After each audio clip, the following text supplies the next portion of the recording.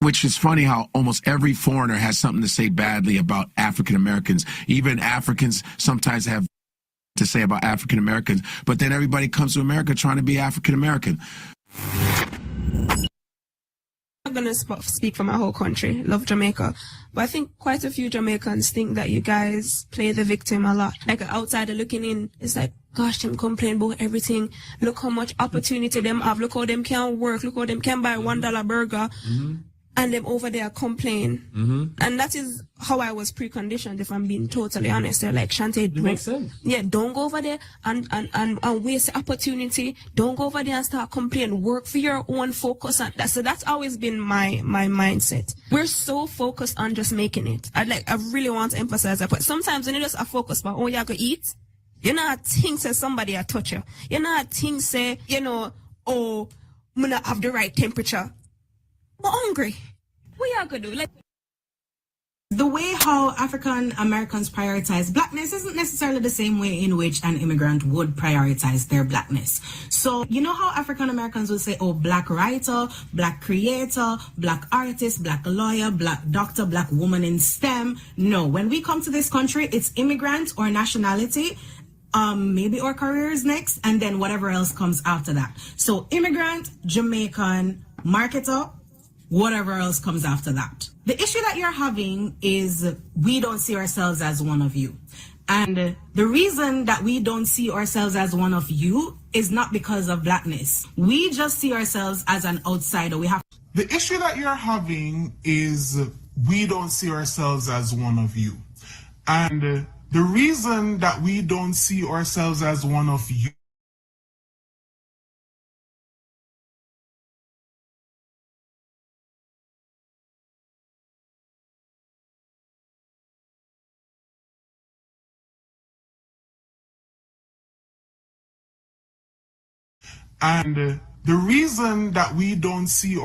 as one of you is not because of blackness. We just see ourselves as an outsider. So now let's move forward. So as an immigrant, I'm here in this country. What do I want to do? Put my best foot forward. What do my parents want to do? Put their best foot forward and give us the best opportunity they possibly can. Thank you, Lord, for my parents, because they did exactly that. But it's my turn as their child to hold the baton. And one thing I always say, my parents did not risk their lives to get to America for me to get involved in some political warfare. My parents did not risk their lives for me to get to America, for me to sit here fighting people all day. That makes absolutely no sense. And I think because you guys have never taken that level of a risk, you don't understand that level of responsibility and accountability. That's really the problem here. Because if you really risk your lives to have something, if you really risk your life to get something, you're not willing and ready to throw it away. Just fully American. You're African American, bro. That's it. How was that see you in 30? That wasn't an insult. That was strictly, you're black. You're not Trinidadian. You're not Jamaican. You're not African. You're not, word. You're not Ghanaian. You're not Dominican. You're not Puerto Rican. You're not Cuban. You are American. I farted so loud. Black Americans people, I don't like them because they take lots of drugs. Really? That's what I think. But have you met any black Americans in real life? No, like in the movies. I didn't meet them. Now, what do you think about the black American culture? Fucked up. I'm sorry. Is it like okay, the fucked up humanity group that's black Americans, yeah. And I actually feel bad for saying that. It's true. I know it's true. Now, why do you believe that? Because they mostly don't belong where they are. They're Americans. We all know they're Americans. They know they're Americans, but they don't belong there because they are minor. One for that. They are minor, and the racism and everything. They don't belong there actually. So they belong here, and they are not here. So they are fucked up. That's really interesting. So, I have no idea. So I have this tweet by McBeanie_, And they said African Americans are by far the worst representation of Black people. They are obnoxious, self-righteous assholes that make people's lives a living hell anywhere they go. And then she got like 390 likes. Is she also Black? No, I don't know what she was. This is what she said. Yeah. Wow. That's really a lot of hate, I feel like. But like my mom would agree with that comment. She would agree with that post. She would say like, you know, lazy, like loud, rude, all the negative connotations. That's interesting. So let's explore that. That's really interesting. But I also will say that like my parents definitely came over here with stereotypes about African Americans. When Africans are immigrating to the United States, their idea of African Americans, like, take away modern times where we have like the internet and everything, it's coming from TV, right? Where they're just seeing these rappers and these music videos, and you're seeing these movies and TV shows with people shooting guns and like cussing.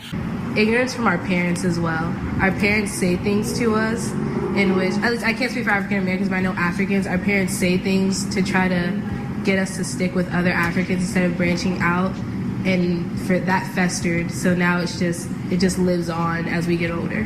So I agree with her in that aspect, but also another thing I feel like isn't talked about enough is the way our parents will talk about Black Americans. Because if we're being honest with ourselves, our parents are not respectful. They will say things to try to instill within us to divide away from them, but like being lazy or not as clean or stuff like that. And I feel like that also helps perpetuate the divide, which also needs to be acknowledged.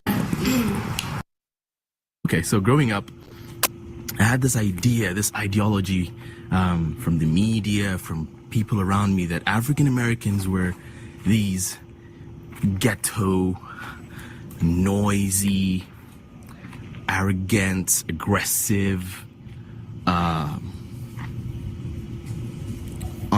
just criminal. So I think this was the intent of my elders as they reminded me to stay away from akatas. Akata is a derogatory term for African Americans. I didn't understand why at the time, because I knew nothing about propaganda, media, or anything else we'll discuss today.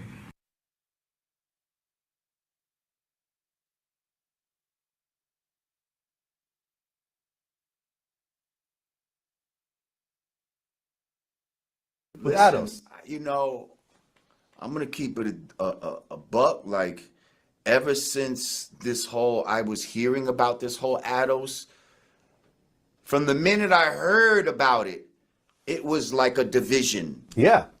Amongst Black people. Yeah. It was a division. It seemed like some sort of, well, you're not American enough. Like, what's your lineage? Like, ADOS. I'm gonna keep it a buck. Like, ever since I was hearing about this whole ADOS, from the minute I heard about it, it was like a division. Yeah. Amongst Black people. Yeah. It was a division. It seemed like some sort of, well, you're not American enough. Like, what's your lineage? What's this whole ADOS movement?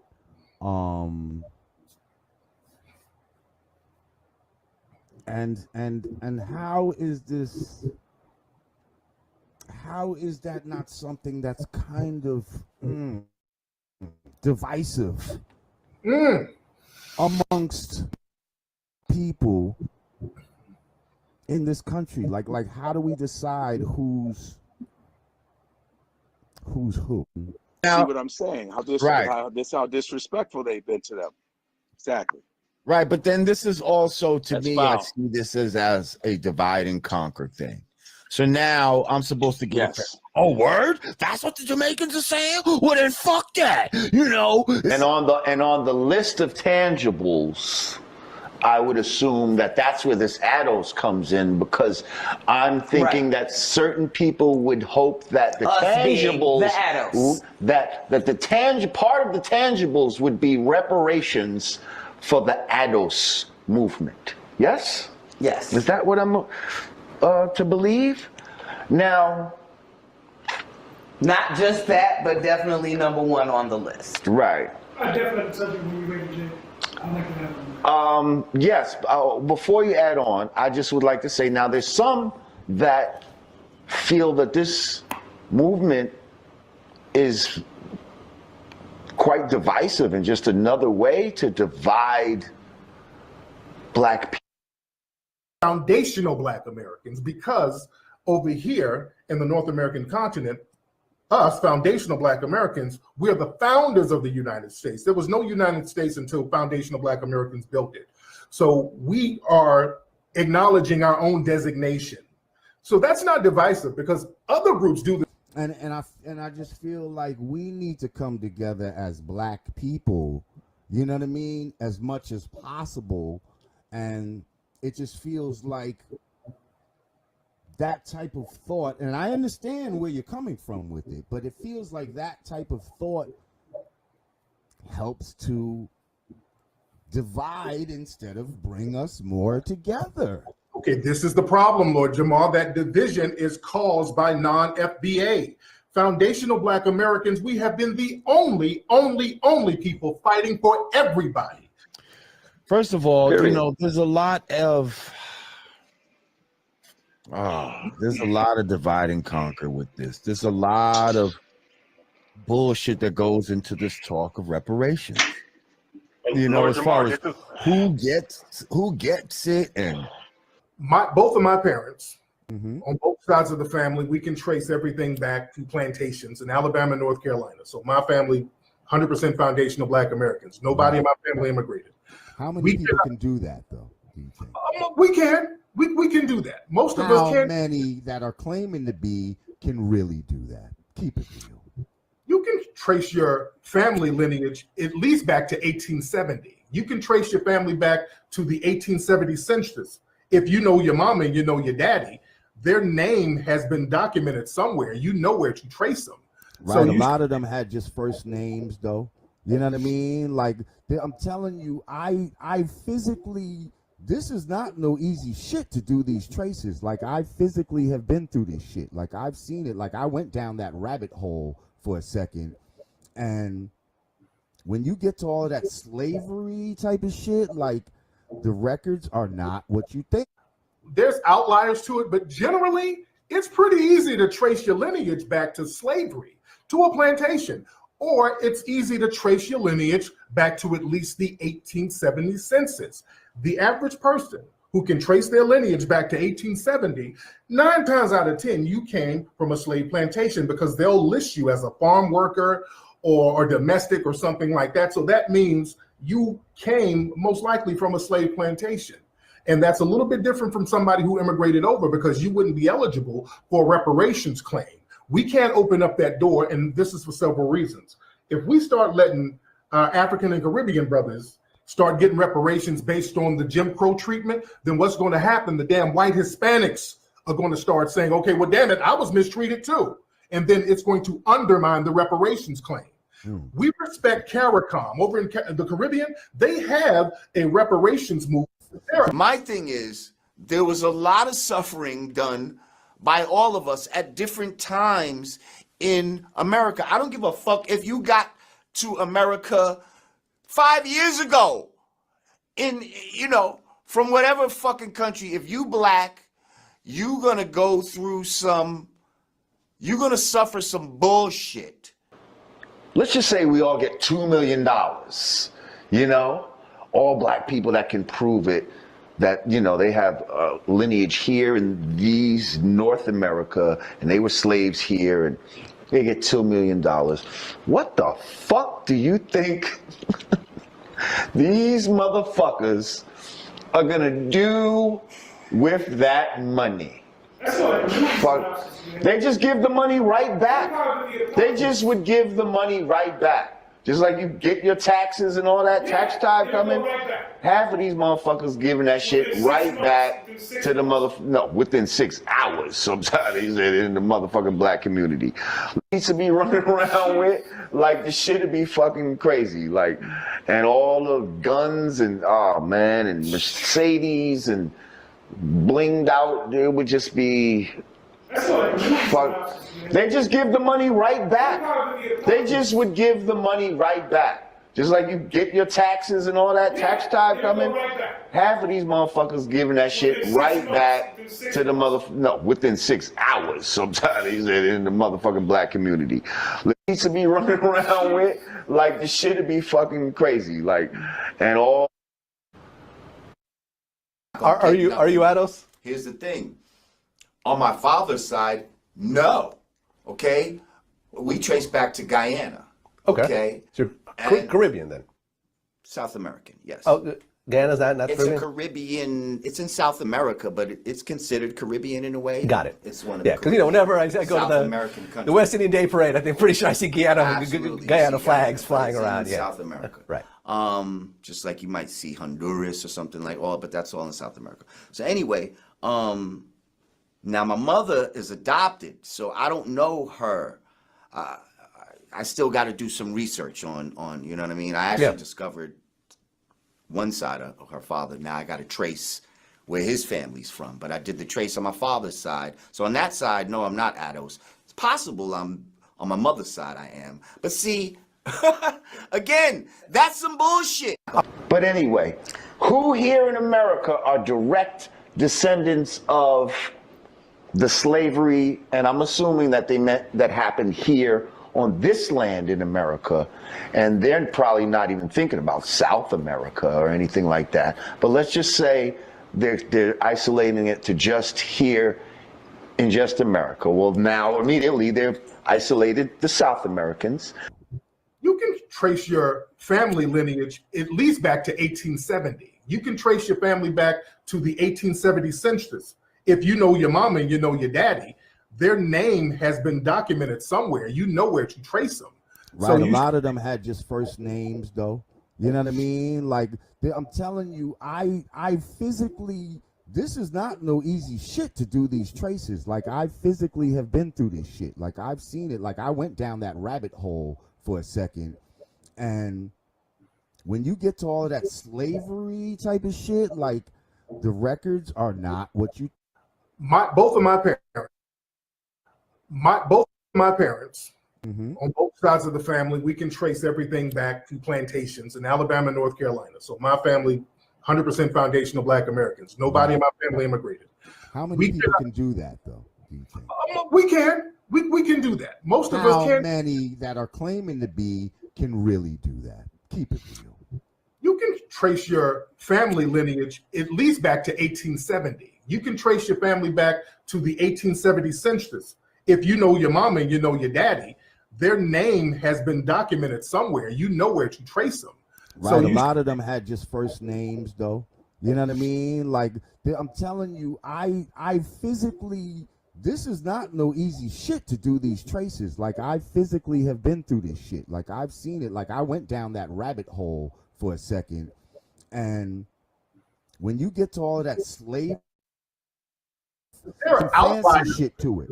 There's outliers to it, but generally, it's pretty easy to trace your lineage back to slavery, to a plantation, or it's easy to trace your lineage back to at least the 1870 census. The average person who can trace their lineage back to 1870, 9 times out of 10, you came from a slave plantation because they'll list you as a farm worker or domestic or something like that. So that means you came most likely from a slave plantation.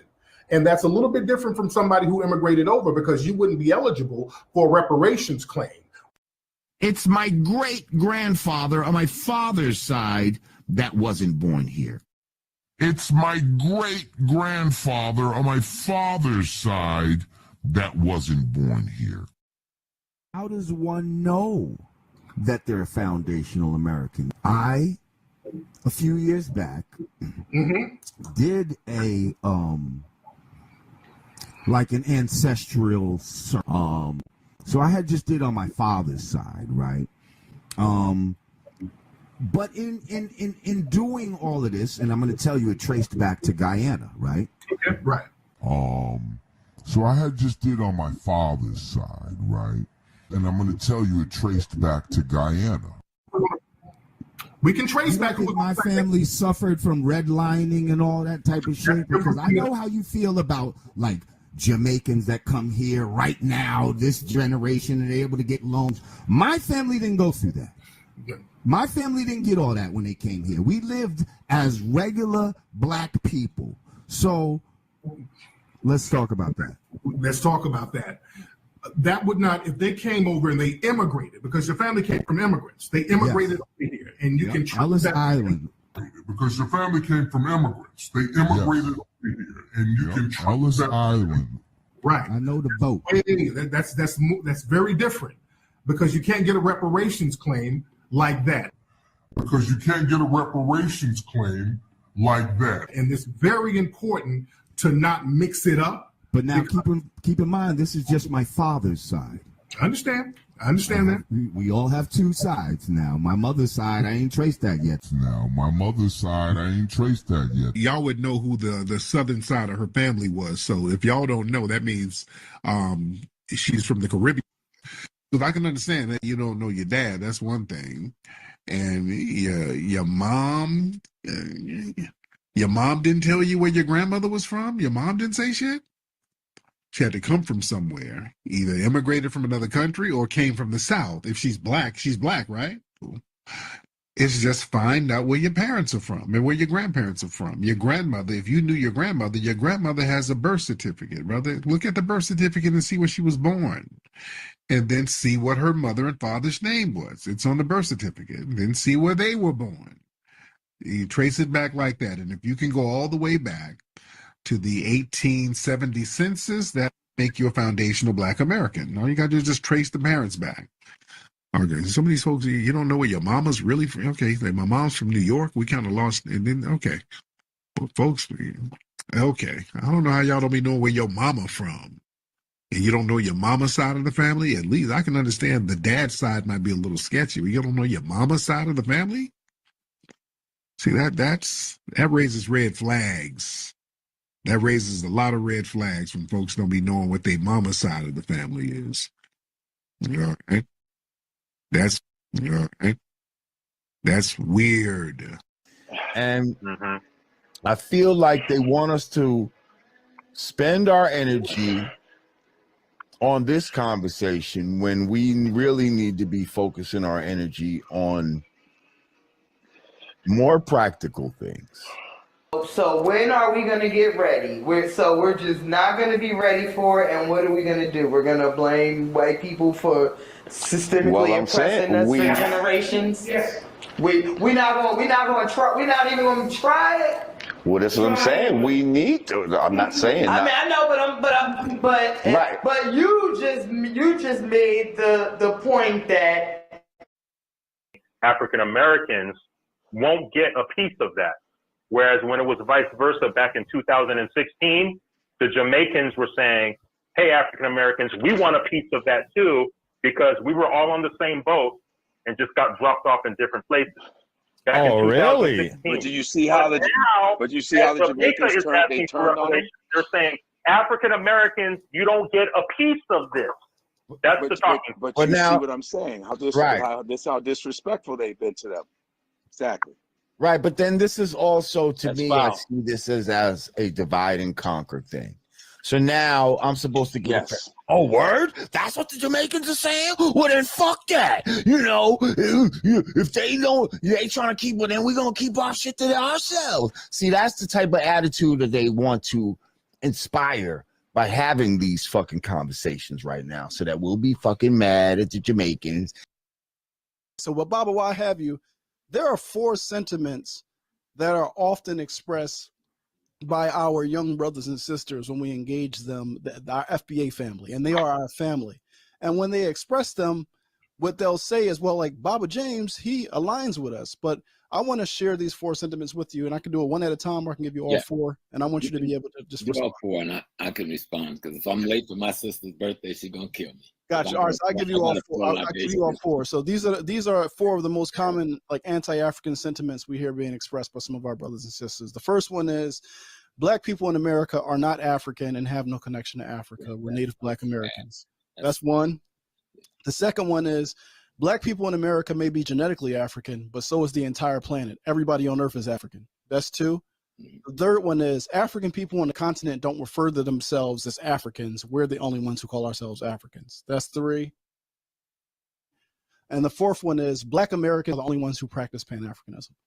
Those are the four most common kind of like retorts that we hear. And they always say, well, Baba James Smalls agrees with us. Like, well, Baba James Smalls is going to tell him I don't agree to none of that shit I just heard. Because none of it makes sense. You're going to give me the white slop and then give it a name like Foundation of Black America. Don't label me with slop. Now, if you use that because you're trying to find an identity, I'll help you with that. Because you deserve to have your own identity like everybody. Yes. Don't bring the same white slop. And let me be clear, my FDA brothers and sisters, I love them. I am not going to abandon them. I am going to teach them. And I am going to work to get them to see. Because the ones I've met, these are not young people who hate Africa. They just don't friggin' know. They don't know what they don't know.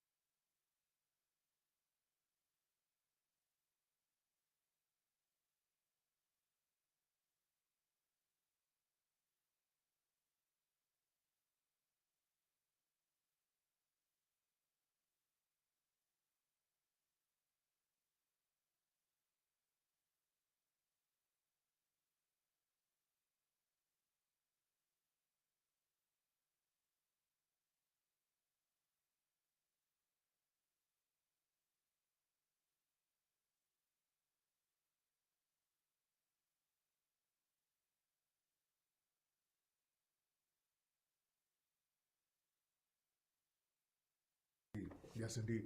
So now, recently, there was you were on a broadcast on a YouTube stream, and there was a dude who's kind of known in our circles as being a troll, and he gave you some real. He basically lied to you and gave you some misinformation about some of the stuff that we've said, and then tried to use you against me, and some of these other trolls tried to use your words against me. How do you feel about that, sir? Right. Well, part of it is the young man, Omawale, called me yesterday. And his position, he says, I wasn't the one putting that out there like that. And I said, what do you mean?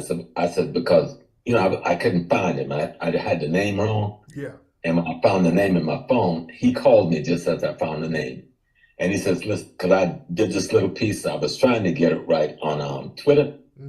Calling people out for doing that, because I'm saying, wait a minute, that was not what really happened. Right. Now, he did raise these things about Foundation of Black America. And I go like,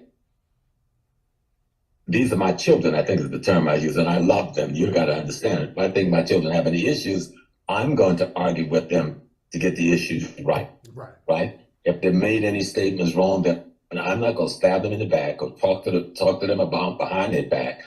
Now, if you call me and say, Brother Small, I heard something about Tariq, is that right? I would have told you, no, that ain't right.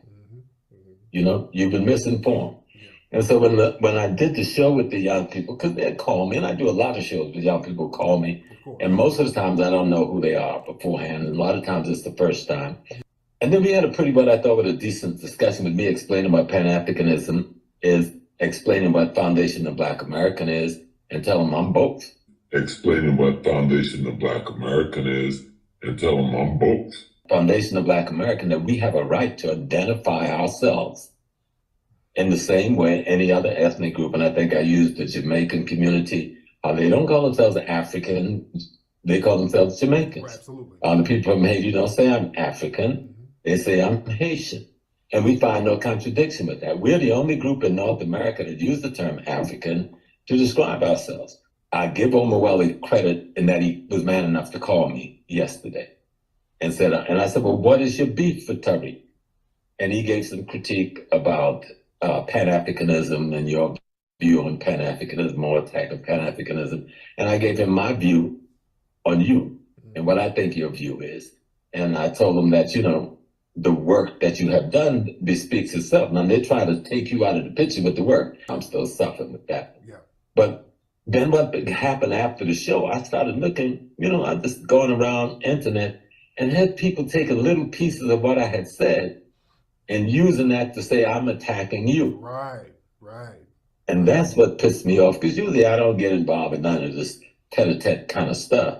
So I had to then try to say, okay, let me make a statement. Anyone that took what I said in that show and twisted to be an attack on you was being straight up evil. Collaborators, if not agents themselves. Yes, indeed. I don't like to call people agents straight up, but collaborators can come from just being ignorant or selfish or being anti-freedom. Notwithstanding, I'm saying to my friend, this thing is 2 hours. In the 2 hours, I'm praising Africa. I'm praising Pan-Africanism. But I was trying to settle an argument where the brothers from the continent were siding with the Arabs and the Asians against the African-American youth merchants, okay? And it pissed me off. Yeah. And so when I hear people going and attacking you, and when I ask them, why are you attacking? I mean, you can have a reason to criticize a brother. That's one thing. But criticism is one thing. Outright attack, defaming, that's something else. Absolutely. And that's what I'm seeing on the internet. There's defamation because somebody disagreed with something that you said. I've watched your work. I choose to work with you.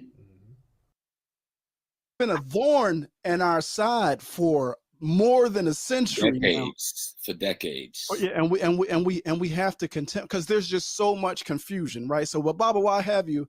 There are 4 sentiments that are often expressed by our young brothers and sisters when we engage them, our FBA family, and they are our family. And when they express them, what they'll say is, well, like Baba James, he aligns with us. But I want to share these 4 sentiments with you, and I can do it one at a time, or I can give you all 4. And I want you to be able to just do all 4, and I can respond, because if I'm late for my sister's birthday, she's gonna kill me. Gotcha. All right, so I'll give you all 4. I'll give you all 4. So these are 4 of the most common like anti-African sentiments we hear being expressed by some of our brothers and sisters. The first one is Black people in America are not African and have no connection to Africa. We're Native Black Americans. That's one. The second one is Black people in America may be genetically African, but so is the entire planet. Everybody on Earth is African. That's 2. The third one is African people on the continent don't refer to themselves as Africans. We're the only ones who call ourselves Africans. That's 3. And the fourth one is Black Americans are the only ones who practice Pan-Africanism.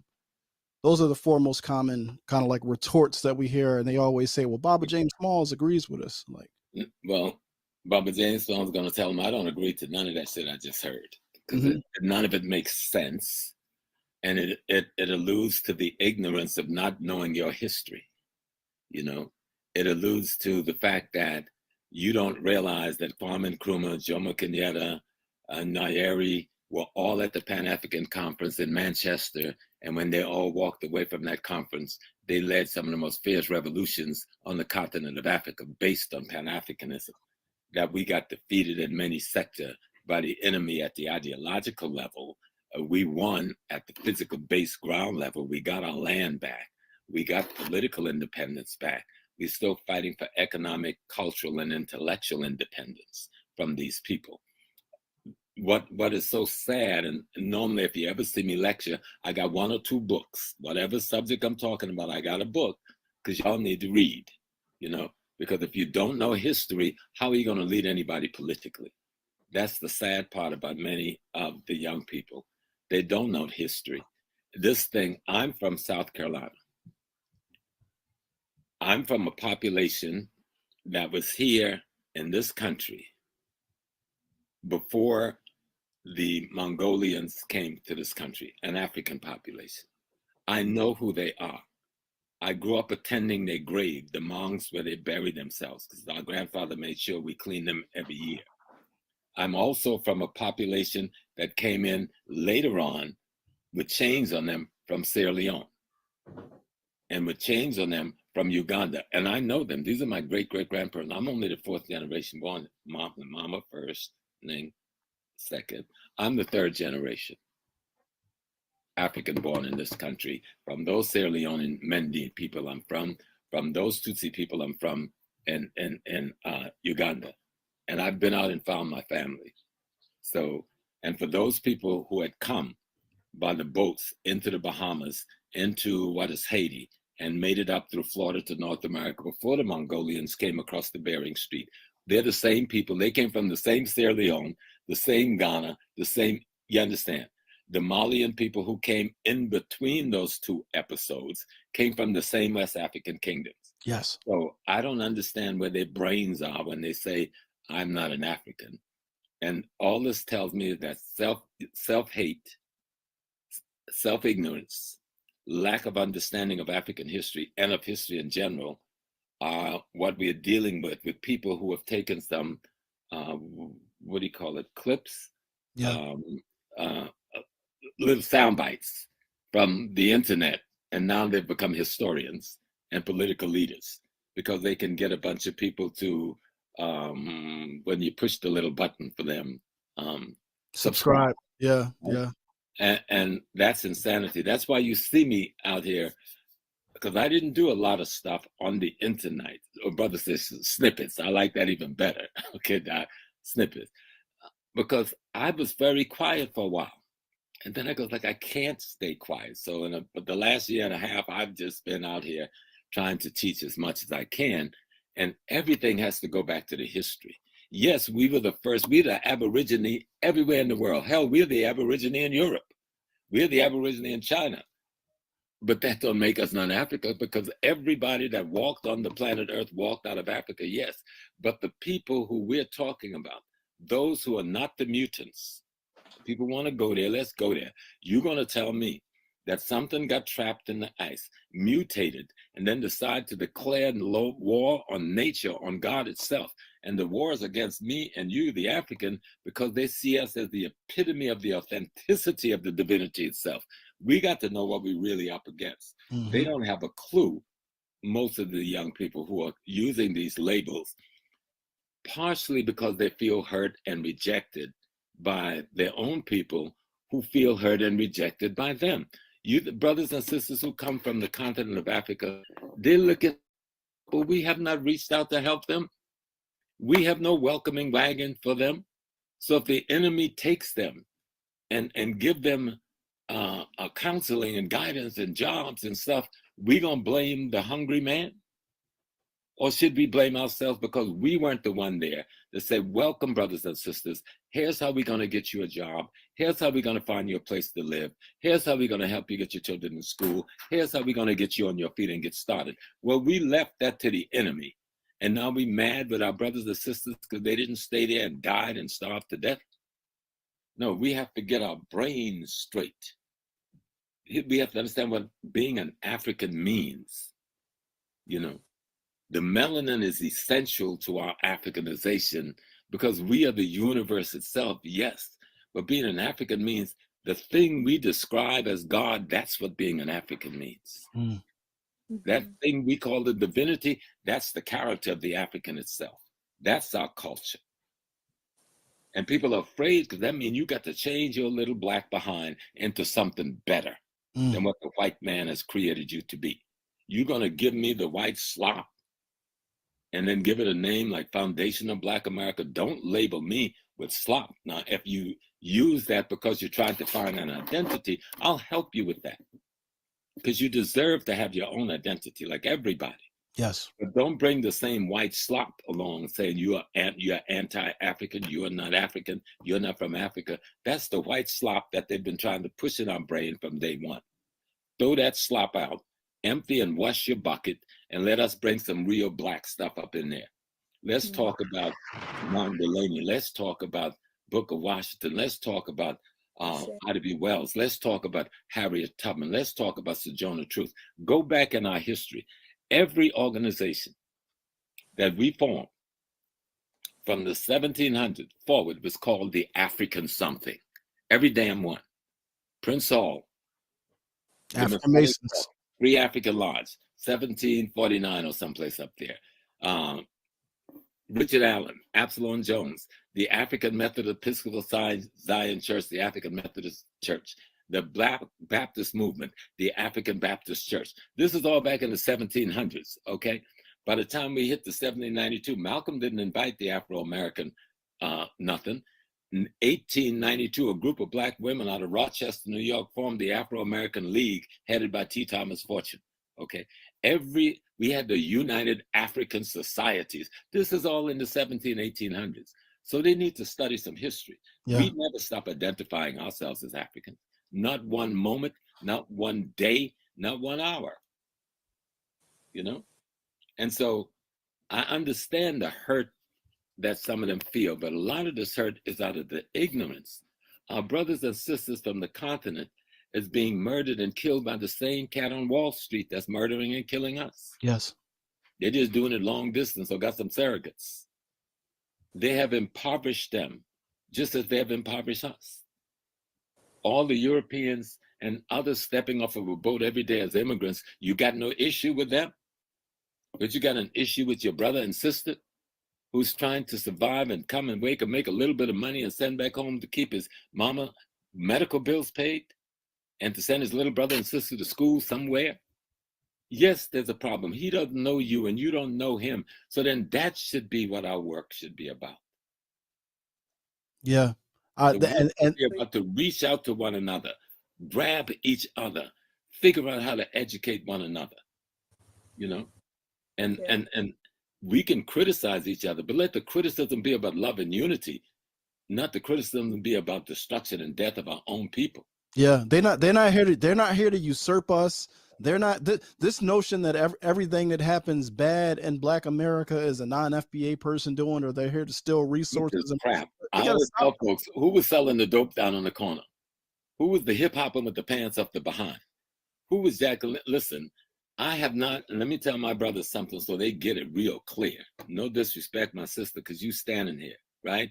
But 95% of our Black women is molested and raped by Black men right here in African America before they're 15 friggin' years old. So you got some shit to deal with. And so you better deal with looking in the mirror and see what you're calling a Black man as a white man in blackface. Now, if you want to get to being a Black man, you got to study the history of your African self. And you got to look at the work of those who have gone before you. And you can't belittle Fannie Lou Hamer by just calling her name and not seeing the work that Fannie Lou Hamer was doing. You can't talk about Malcolm X and not seeing the transformation that Malcolm went through. The point of Malcolm's life was to say, I brought myself through knowledge of self from the garbage can and the trash of white supremacy to an African man. The last name he took for himself is Omowale, the child who returned home. Yes, sir. Not Malik, okay? So we need to study history. And let me be clear, my FDA brothers and sisters, I love them. I am not going to abandon them. I am going to teach them. And I am going to work to get them to see, because the ones I've met, these are not young people who hate Africa. They just don't friggin' know. They don't know what they don't know. When I spoke in DC and I talked about I'm an African, I'm an American, I named all the labels we can use, but at the end of that label, I'm an African. They cheered. It's just that nobody's explaining it to them. Nobody's showing them how to link it up. Baba, let me make, because those in the leadership don't know how to do it. Well, a part of that is that there's this plausible deniability. They're saying that there is no leadership, and I think that's they don't understand what influence is.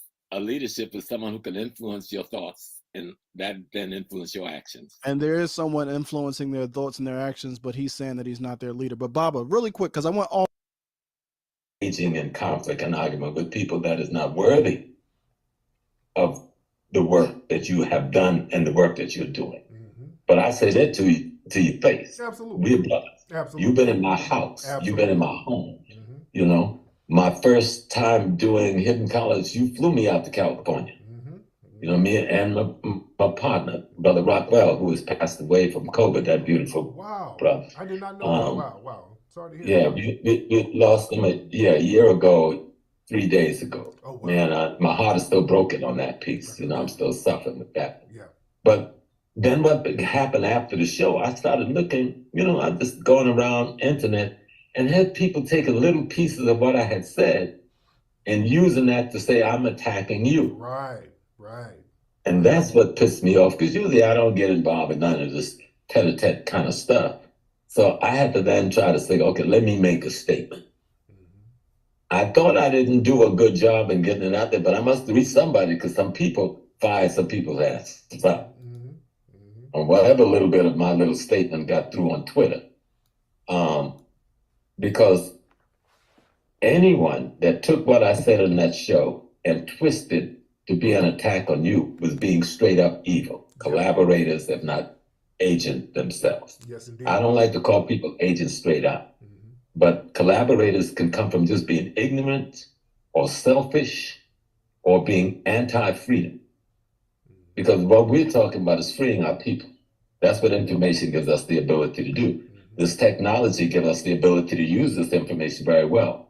No one has done it like you have done it. And yet, like me, I get criticism too, because I remember I did a piece about 8 years ago where I was encountering a situation on 125th Street with Sarnetta. I went off on the brothers and sisters from the continent of Africa. It was a 2-hour speech, but somebody took 3 minutes out of that and sent it to Ghana, my home base. I was in the middle of a $500,000 negotiation. No, $750,000 negotiation of investment in my hotel at the table. And when the guy saw that piece, he pulled out of the negotiations the next day. Notwithstanding, I'm saying to my friends, this thing is 2 hours. In the 2 hours, I'm praising Africa. I'm praising Pan-Africanism. But I was trying to settle an argument where the brothers from the continent were siding with the Arabs and the Asians against the African-American youth merchants, okay? And it pissed me off. Yeah. And the African-American youth merchant was saying that let's come together. Those of us from the continent and those from here, let's go to the National Black Theater. Let's sit down and come together in united force. And our brothers from home didn't want to do that because they got caught up in the immigrant identification instead of the race identification. And that's what I was addressing. And I was harsh. If you've ever seen it, I was a little bit brutal. I could be brutal. Okay. And so, but sometimes our brothers and sisters from home have earned that criticism. And there are many of them who haven't earned it, because I've also worked with the multiple organizations from the continent at City College, housing them for decades. Liberia, Nigeria, Ghana, Kenya, where I was the lead man in making sure they had space in place. And we worked together on political issues, but there was also those who felt that the alliance was not with us in our struggle, and that the alliance was with the Europeans, not realizing that this is an enemy we're at war with. We should take some criticism, because we need to reach out more and tell them, hey, yo, when you land here, this is what's up. And I don't think we do that enough. And I think if we do that more, we may find more people, beginning, because they're hearing you all over Africa. They're hearing us right now. Yes, indeed. All over Africa, people are hearing us. I was on Susan Tatas yesterday. People called in from at least 30 different African nations, okay? So people are listening to us because they want some direction on how to free themselves from the tyranny. And so when I hear people going and attacking you, and when I ask them, why are you attacking? You can have a reason to criticize a brother. That's one thing. The criticism is one thing. Outright attack, defaming, that's something else. Absolutely. And that's what I'm seeing on the internet. There's defamation because somebody disagreed with something that you said. Hell, there's a lot of things I said. Even my wife downstairs, we've been together 50-something years. And she just, when Carol disagreed, I'm the most humble dude in the world. Because I ain't messing with that lady. But she don't defame me. She don't attack me. When she go to bed at night, she give me a kiss on the head and said, I love you. And we move on and we do our work to raise our family, build our family, do the things we have to do. I've watched your work. I choose to work with you. You don't pay me no money to talk about. People don't know when you do documentaries. I've done a number of documentaries. Big folks with big money. They don't give you no money to do documentaries because it's a contradiction, right? Because if you pay somebody to do a documentary, they can lie. Right. They're going to say what you want them to say. Kind of shit. Yeah. So they don't pay you to do documentaries. You the only dude that give us a little complimentary stuff, but it ain't nothing to buy a cup of tea. It's almost just a respect token, right? Which we appreciate because we understand what that's about. So this ain't about no money. Right. You ain't buying nobody. You certainly couldn't buy me for it because I'm expensive. You know what I'm saying? But I want to tell, I'm giving a little bit to Omawale because he called yesterday. And he said to me, and I told him I'm going to be meeting with you. I'm going to be on your show. I thought we were going to do it last night. And he says, I'm not Tariq's enemy. Then I said, well, what is going on? And he laid out, and I forgot a little bit, that he disagreed with you on some things concerning Pan-Africanism. Okay, that's a discussion, not an attack.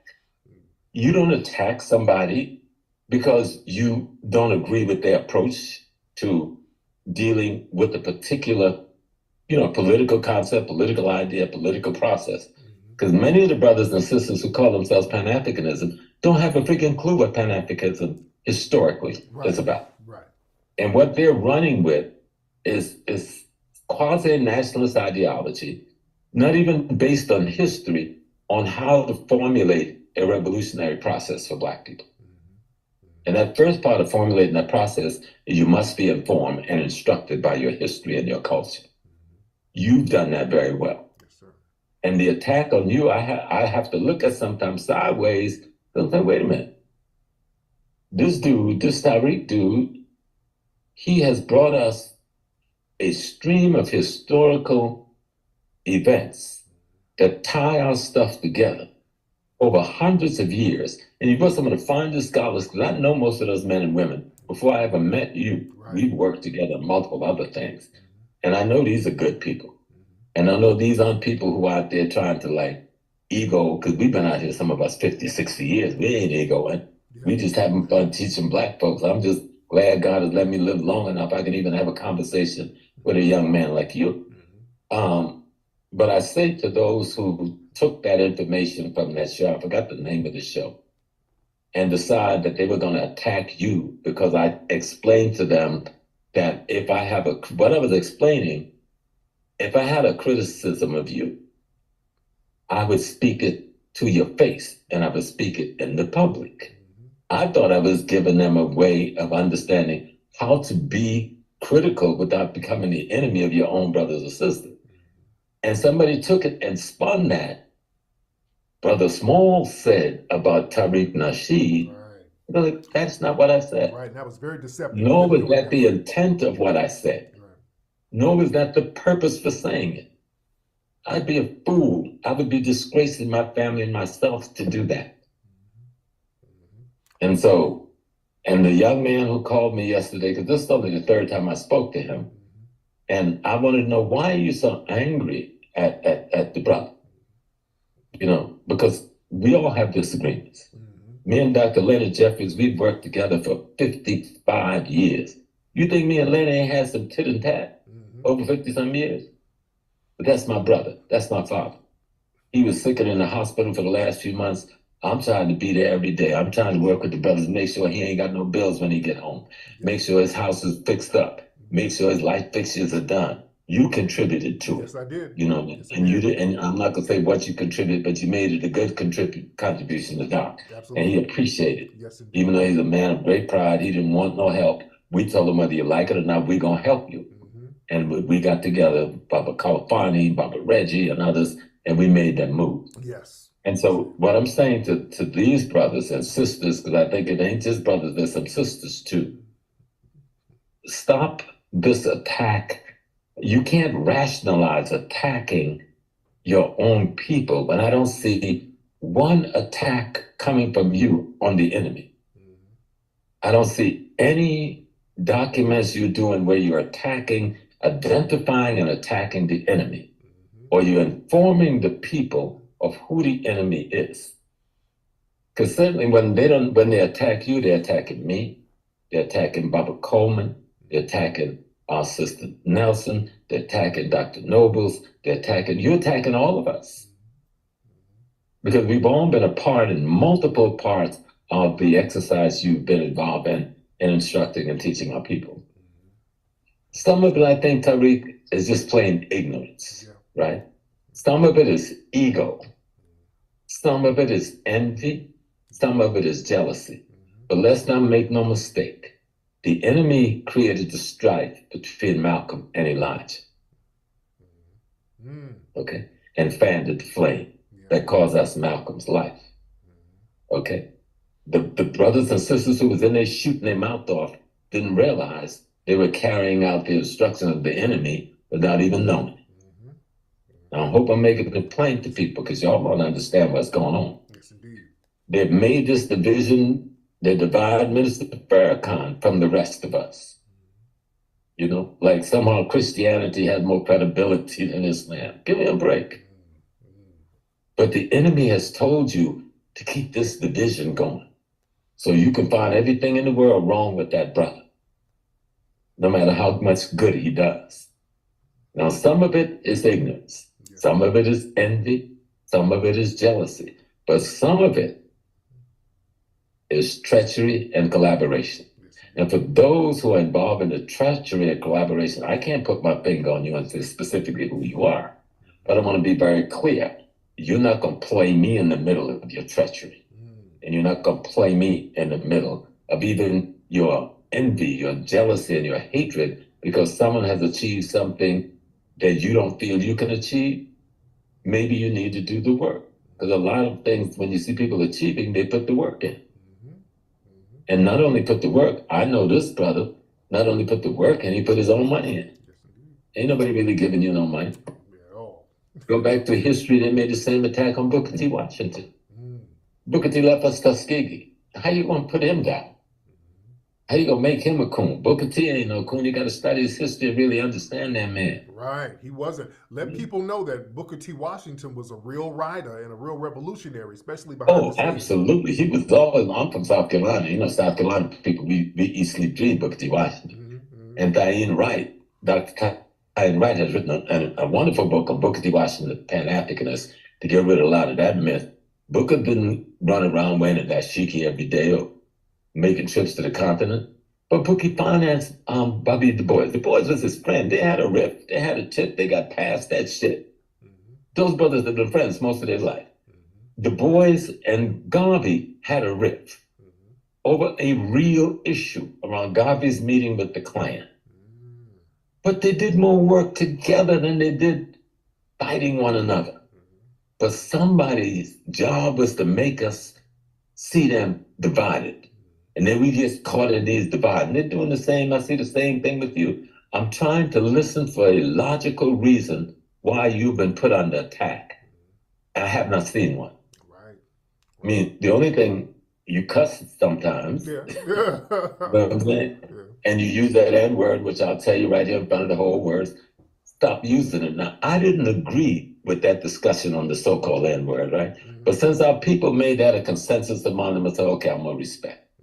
Y'all took that position that we don't use it, then I won't use it. But I thought I had different views on it because of how white folks arrive at it in their ignorance, couldn't even pronounce negrito, so they came up with another pronunciation. No matter what we were called, they hated us because they wanted what we had. And they set out to take it. But back to this division that people are trying to cause in the Black community. The division, they said you weren't gonna open the museum. They said you had stole the money. They said all of that stuff I've heard on the internet in different spaces. You used the people and you took their money and you never had any intentions of ever opening a museum. In the meantime, your museum was almost open when they were saying these things. You were almost completed your work. And I hope that it has flown in their faces that they see that there is a museum and it's a real museum.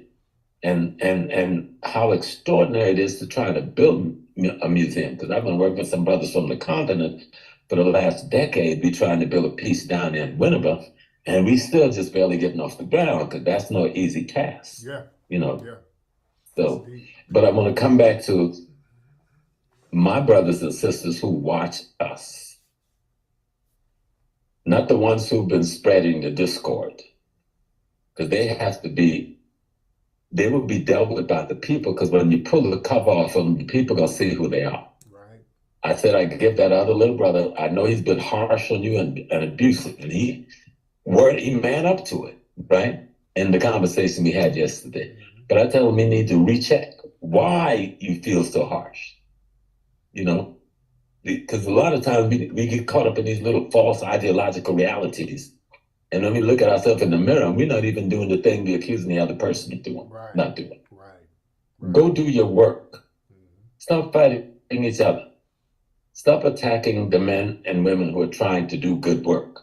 If you have a disagreement with them, pick up the telephone. The brother, can we talk? Have that conversation. All right? But just using social media as a way to create fratricide in our community, that's making the FBI and the CIA happy. COINTELPRO ain't got to do no work because we're doing it for them. And it needs to stop. Yes, indeed. Yes, indeed. It needs to stop. Absolutely. So we can get more work done.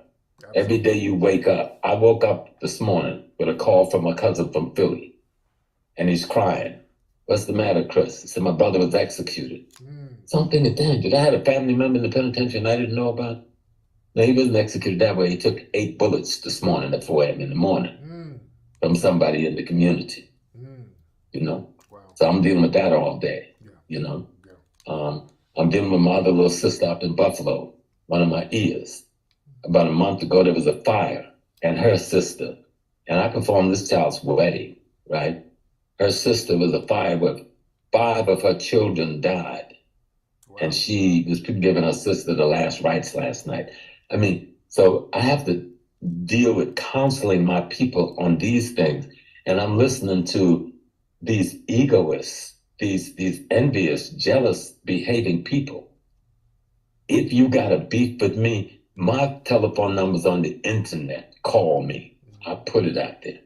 Don't get on the line and say, Brother Smalls said this, Brother Smalls said that, and you've misused my words. You've misused my statement. I was trying to make a point on how we can criticize each other without attacking each other. And y'all flipped exactly what I said. They're just the opposite of what I said. Yeah, yeah. It's the opposite of what I said. Yes, indeed. Well, brother, I'm glad. Malcolm, I know I'm going to leave you. See, I'm actually on another program, right? Okay. When you call me, I told the brothers I left your body and I'm in Houston and told them I'm coming to you and I'm coming back. Yeah. But I want to make it clear to everybody, one, do not use me, because if you think Tariq could be hard, you really don't want to see me go hard. I've come today like the father, right? With gentleness, asking y'all to cease and desist. If you really have a real beef and you're really about liberation and you're really true Pan-Africanist, then sit down and write a letter to the brother or make a phone call to the brother. And if you don't feel your element is cool enough to do that, call me and say, Baba, could you call Brother Tariq? We want to have a palaver, okay? I have some differences, but we don't want to put that out in the public. That's what liberators do. That's what freedom fighters do. That's what people who love their race do. And that's what we should do. Absolutely. So don't try to misuse my name. Not just for Tariq, don't misuse my name in any way in the childish conflicts that some of you create so you can get your Cash App hit up. Let's tell the truth about some of that too, all right? Real talk. So you can get some hits up on your Cash App and your, what's the other thing? Your PayPal. Yeah. So you create these false controversies and people run to try to see if the controversy is true and you make money off of that and then tell me you're a political commentator. I'm not accusing anybody of doing that, but I see that. Yes, indeed. And I see people doing that. And I'm hoping this is not that. And Omar Wali, I'm going to give you the credit because you were man enough to call me yesterday like a man. And you said, Small, I'm not the one chopping it up making that move. So others are doing that with the material that you and I did. I'm going to take your word as your word. Because I think it was Kal-El Gibran said, you believe the truth teller and the liar too. And let God handle the rest. Yeah. He ain't off the hook. He ain't off the hook with us because he was deliberately being slick. He knew what he was doing. So we know that guy. We've seen the little stuff he does behind the scenes, but that's something else. I understand where you're coming from. I understand where you're coming from, brother. Brother, what you have made your footstep in the Black community. You have made an imprint. Don't let people throw you off your game. Yes, indeed. Then the other one is with this brother you had conflict with, I got to say, because we here talking in front of the museum. Yeah. We don't know who sent people to throw you off your game, to get you entrapped into shit. That's going to cost you financially and otherwise. Right. All right? Some of this stuff you can let other people handle. you know.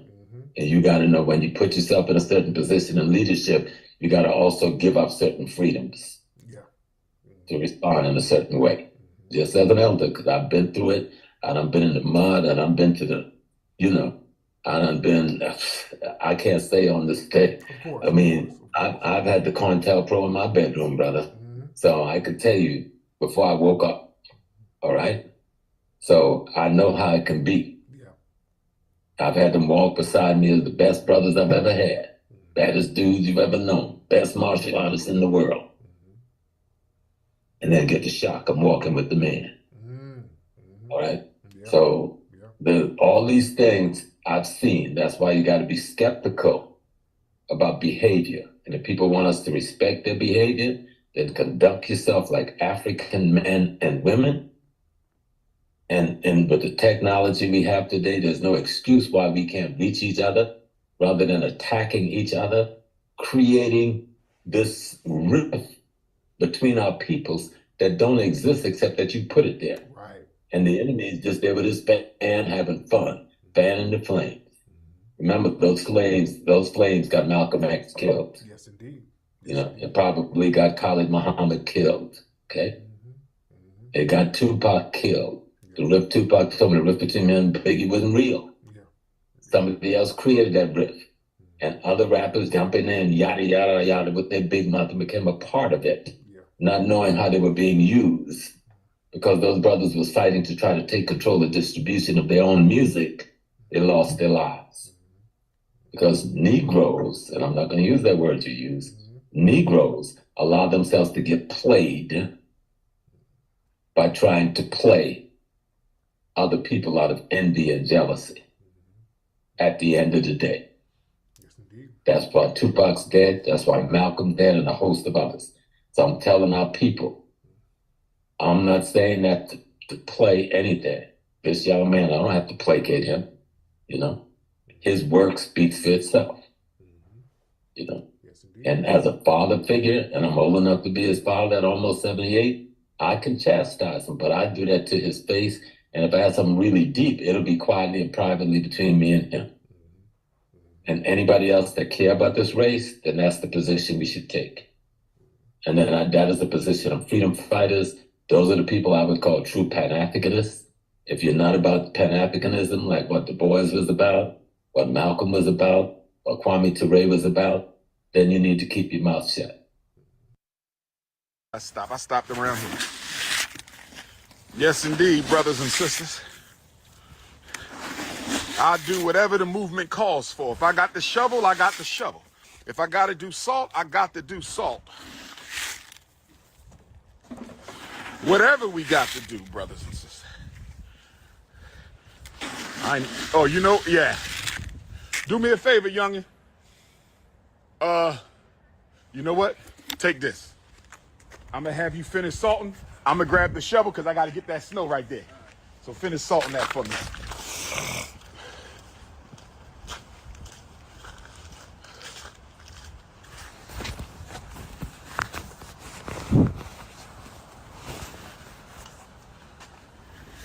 Wow, look at this.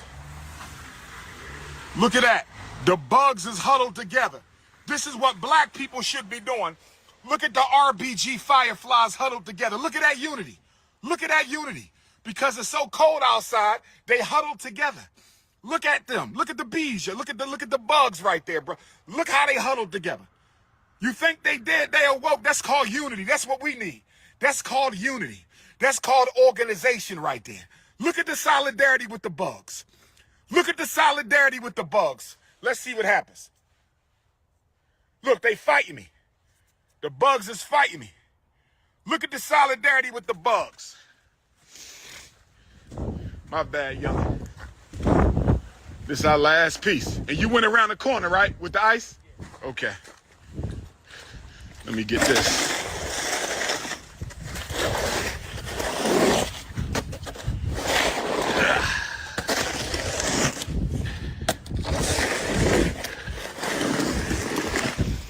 Y'all think everything funny. That's a damn shame.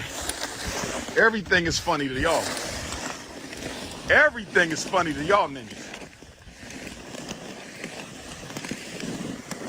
Ah, y'all don't take nothing serious.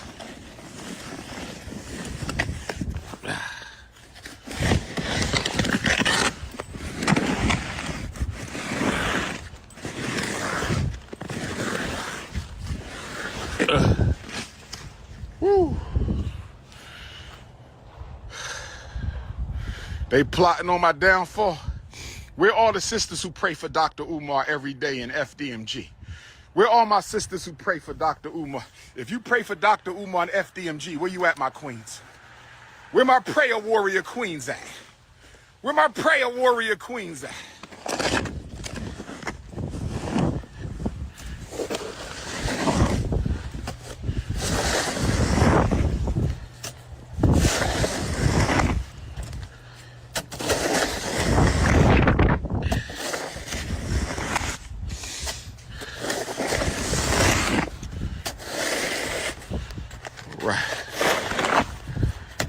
How much you got in there, youngin? Let me see.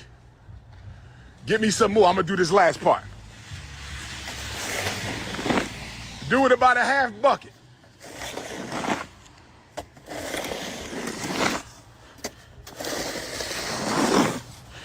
Where are my prayer warrior African queens at? Somebody take that picture right there. That's a nice picture. Me with the mural in the back, the Mount Rushmore. Somebody take that picture and text it to me. Somebody take that picture right there. We're going to call that picture triple RBG. Somebody, we're going to call that picture triple RBG. Somebody take that. We're not worrying about the snow. The snow is on the ground. The red, black, and green is in the sky. The snow is on the ground. The red, black, and green is on the sky.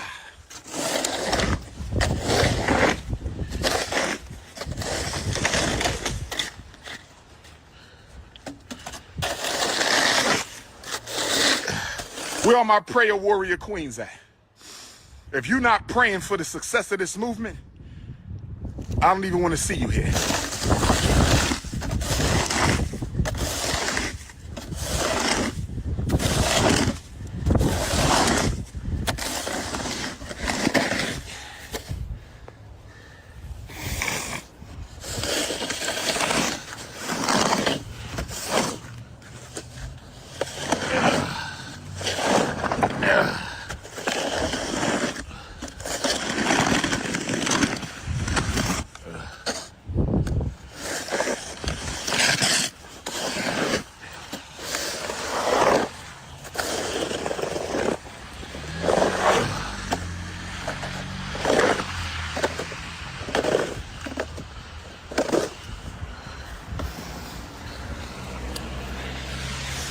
Black children forever, special ed never.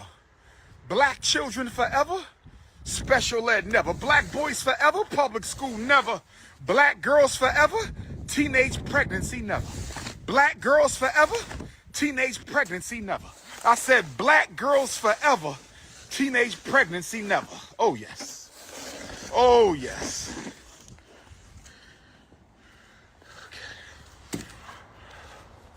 Is the school open yet? No silly questions now.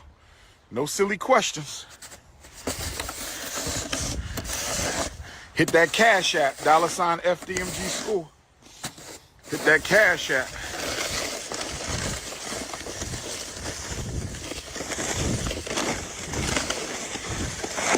Okay. I'm right behind you, young, and I'm gonna push this one out for you. What up, youngin? Don't even worry about it. I just finished it up. I know he called me last second. Now, I didn't even know we had ice. You feel me? Good looking out. It's supposed to freeze rain later. I need you to, because I got to leave town today. So if that happened, I need y'all to come handle it for me. He at the plant now getting all the salt and stuff now. Okay, yeah, because I got to leave town today. So anything happen over this next week, I need y'all to handle me and I'll take care of you. Okay, bro. Okay, let me get that from you, youngin. Put that over there with that other one. Where did you stop at? About here?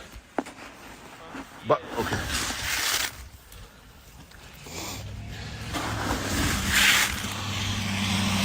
HBCU Edward Waters University, are you ready? Jacksonville, Florida, tomorrow night at the Milne Auditorium, are you ready? I said HBCU Nation. Jacksonville, Florida. I want to see all my Jacksonville Africans. Where my Jacksonville, Florida Africans at? Where my North Florida Africans at? Where my Southern Georgia Africans at? Pull-up season. I heard it's sold out, but it's a waiting list. I heard it's sold out, but it's a waiting list. Young blood, grab that ice bag for me, please, and bring it up to the door. Pull-up season. Jacksonville, are y'all ready? Cincinnati, Ohio, February the 20th, the day Frederick Douglass joined the ancestors. Cincinnati sold out, are you ready? Jacksonville sold out, are you ready? Cincinnati sold out, are you ready? Stockholm, Sweden, are you ready? Stockholm, Sweden, are you ready? Where my European Africans at? Stockholm, Sweden, are you ready? Sydney, Australia, are you ready? Melbourne, Australia, are you ready? Queensland, Australia, are you ready?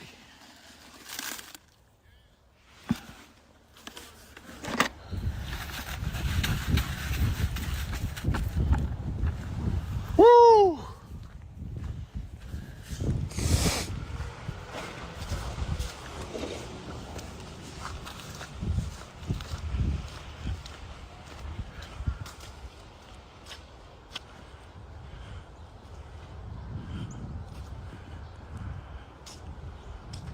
Hit your PayPal, paypal.me/FDMG Academy. Hit your PayPal, paypal.me/FDMG Academy. Hit your Cash App, $FDMG School. Hit your Cash App. Melanin Drip, Jacksonville, Cincinnati, double sellout, back-to-back sellouts. There's a waiting list for both of them, though. There's a waiting list for Jacksonville, Edward Waters tomorrow. I gotta do one more little piece, and then we're gonna wrap for a minute before I hit this road. A little bit left, perfect. You know what? Let me put them in here.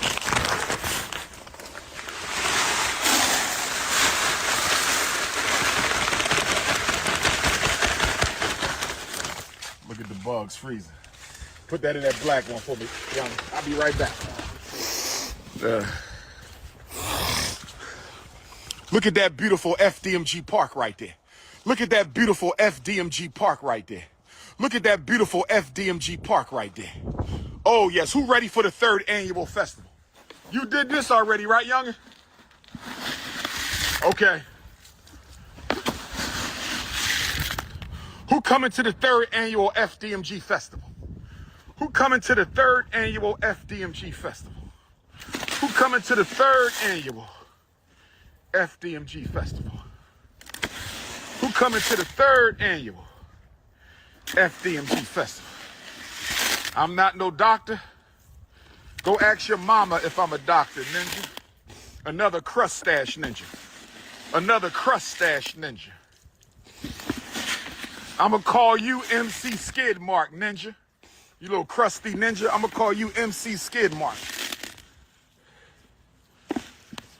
They said shout out to the young brother helping. We done. The job is done. The job is done, y'all. We finished. How y'all like that? We shoveled it. We sorted it. Can I get an ashe? Can I get an amen?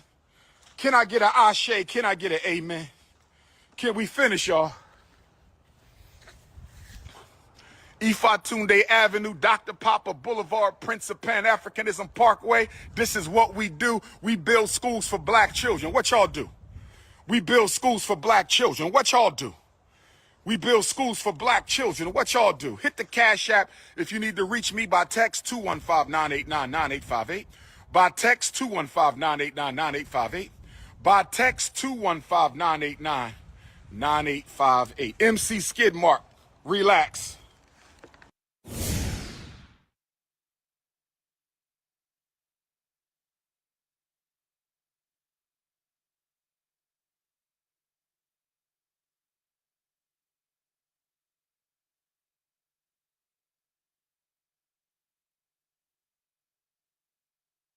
Everything is in the present day.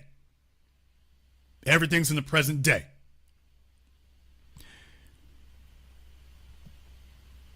There's another issue here. Like I say, when you allow folks to ask questions, they just go off on tangents. So you got to be careful about that. You have to be careful about that. You got folks going on tangents here. How can we galvanize? I think you meant galvanize without the D. Develop enough people with the right mindset and approach to get reparations. We're doing it right now. We're doing it right now. How can we get reparations? We're not making political donations nor have any leverage. Okay. The very fact that you've gone from not talking about it at all to it's a national question. So folks here who are just way behind and they're thinking like they're failed relatives, they just walk around in circles. So that kind of happens. Should a national program be implemented to place the majority of our labor under employers who are likewise of the emancipated? I believe blacks working for whites is the number one vestige of slavery. So folks, that's speculative. That's not about reparations. It's speculating forward. So before you speculate forward, you really need to have it in your head. Hey, what am I doing here? That's not the reparations discussion. I don't want folks to get involved in intellectual masturbation where they setting up whole kingdoms of Wakanda. You haven't gotten the first step accomplished yet. You're focused like a fire beam, like a laser beam on step 1. You focus on that one with a general idea where you're going for step 2, but you don't sit up here and skip past step 1 and step 2 and then go leap straight to step 8. And then, well, how will the community look here? No. Reparations. We aren't focused on reparations. We're focused on getting that.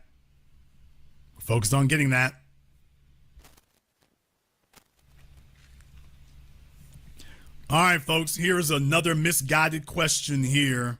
If everyone who listens to you emailed the White House stating that substantial cash reparations of the descendants of American slaves before November 2024 would earn my vote for President Biden, what do you anticipate would result? Nothing. They would ignore that. If they lose the election, they're going to ignore it.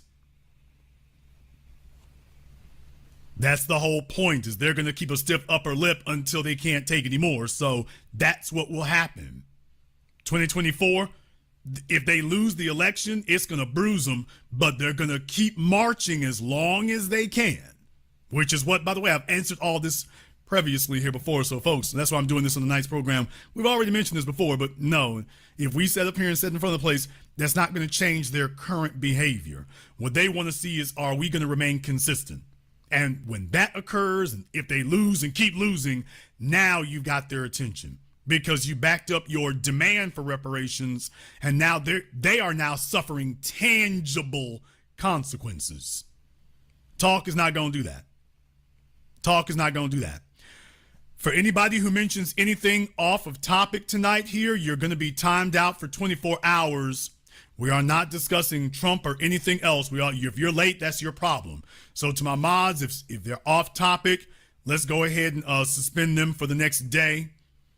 Since they want to show up and play with themselves, we are on code tonight. If that bothers you, there's the door.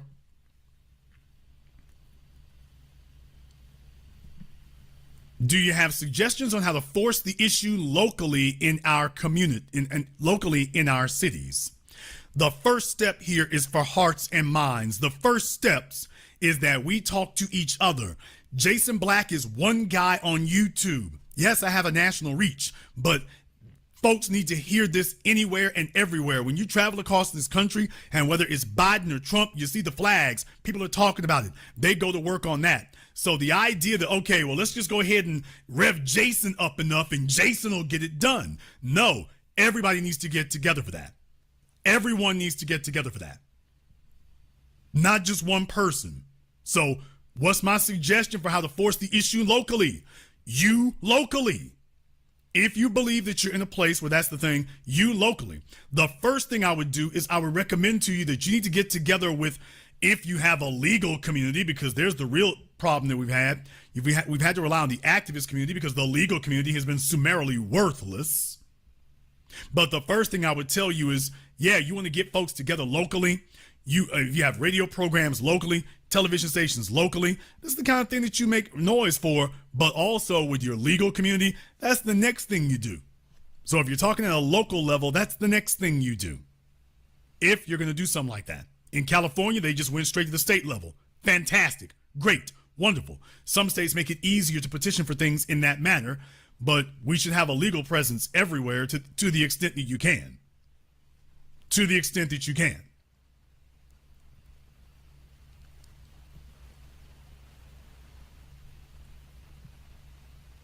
Okay, you see what I mean here? Can we also demand the Vatican open their archives?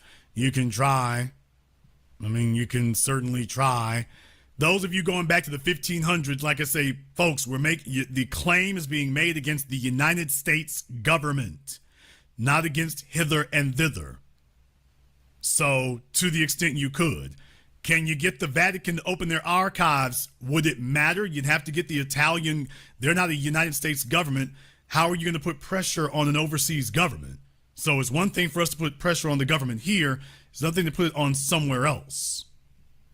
Even if you deal with the archdiocese and whatever in America, that's going to be iffy in that regard. So sure, can you get them to open it? Certainly. Some of y'all are going back to 1500s and not. I guess that's why I'm doing the program here tonight. We're not making the claim against when slavery, quote unquote, started. We're making the claim against a specific government that has a specific policy that we can prove unequivocally that this government here, which is still in existence, is liable for. We're not making a claim for racism. And we are not making a claim for global slavery or the transatlantic slave trade. That is not what we're doing. When you start talking about, well, what about the Vatican? Well, now you're including Jamaicans and Haitians and anybody else.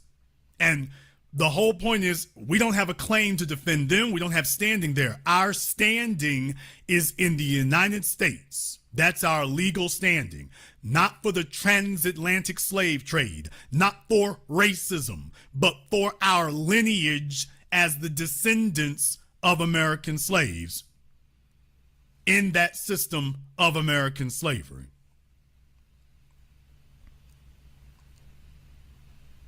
Should there be a lump sum or continuous ongoing payments like an annuity? Doesn't matter. It doesn't matter. Once reparation payments are secured, what's the next step? Why don't you take care of the first step first? Looking past the first step. This is like a boxer sitting up here. He's only fought 4 fights. He's looking past his next 6 opponents and planning what he's going to do with the championship belt. Why don't you win the fight you have tonight? Win the fight that you have tonight. Win this one.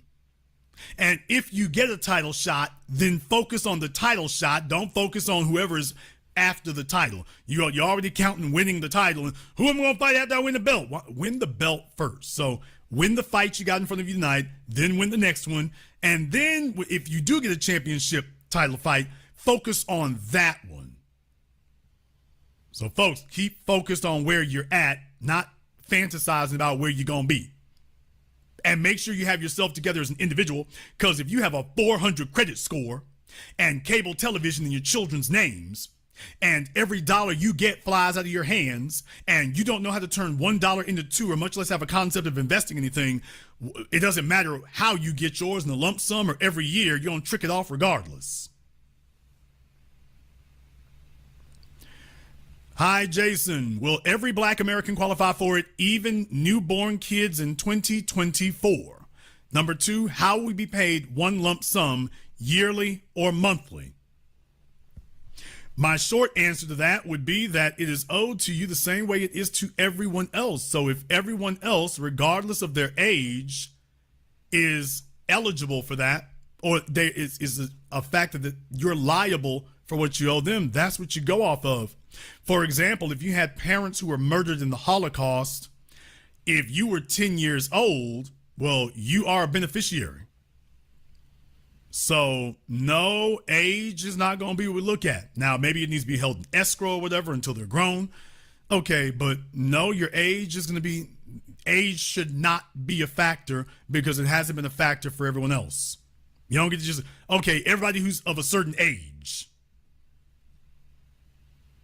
How will you pay lump sum, yearly and monthly? We already covered that. Doesn't matter. Choose whatever you want.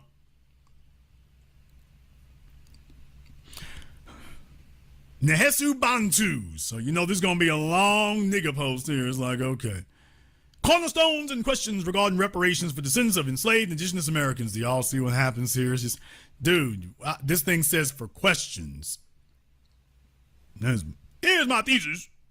I will take 2 questions in here and we'll see what happens. Okay. Because all this is gobbledygook here. How will reparations address the ongoing legacies of enslavement, forced relocation, and cultural suppression? So, you know, you get these Hebrew Israelite Pan-Africanists who love talking in highfalutin, convoluted terms. When they have an opportunity to speak, it turns into their 6th grade English dissertation, and they think they're impressing people. This is a question with no reason for existence. You don't know what you're going to do?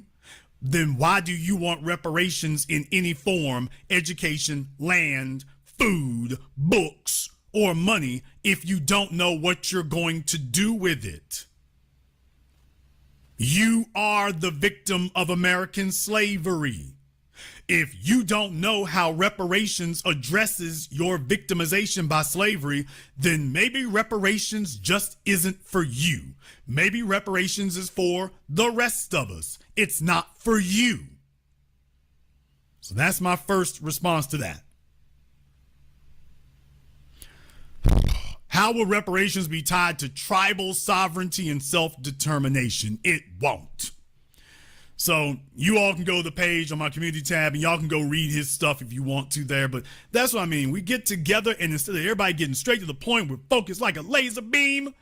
Next thing you know, somebody wants to jump up here and say, can I be seen? My name is Brother Muhammad Ahmed Farik Fazood Ahmad Aziz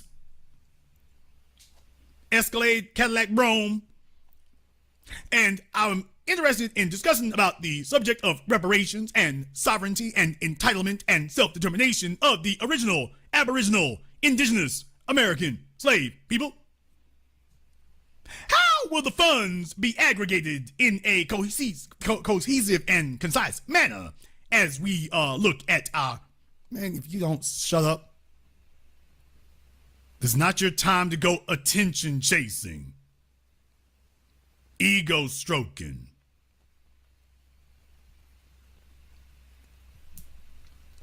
How much should each FBA receive when first payments are issued? You see what I mean? We should receive the max. How much should we receive? The maximum. Folks, do you realize that when I talk about reparations, I don't really throw a number out there. I'm just like, yeah, you got to pay that. Holocaust victims did not put up a number. Holocaust victims did not put up a number. They told you you owe.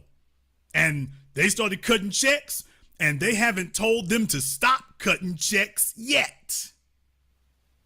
So that's the lesson I'm trying to teach you all about negotiation. By the way, these other folks that you all are talking about, they didn't give a number. They said you owe. Start cutting the check. And then they said, okay, can we stop now? Nope, I'll let you know when you can quit. Next check. Come over here to us. How much you think it should be? This is how niggas get caught up with Cadillac Records. Sell all their publishing and masters for a Cadillac. How much can we get right now? No. No, the folks you're talking to don't have a number. You shouldn't have one either. The number is all of it.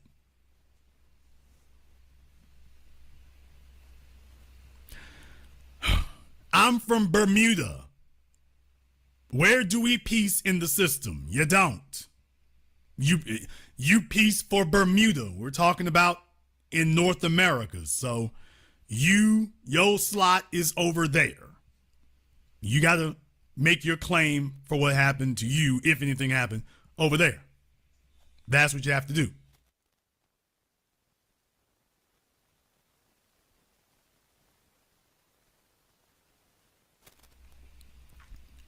Mr. Black, can you explain the political steps it must take for reparations to become law? The same political steps it takes for illegal aliens, the same political steps that it takes See, we don't get up into plebiscite babble and folks telling us we need to hold a plebiscite and hold a commission. No, we don't. The illegal aliens didn't have to hold a commission. That was their political step. I want the same political step you gave these illegals who shouldn't even be standing on the soil. I want the same political step you gave them. I want the same one you've given the Ukrainians. I want the same one you've given the Afghans. I want the same one you gave the Japanese. I want the same ones you gave the Jews. I want that one. The political step they did, that the one they had to go through. I want that one. I want that one.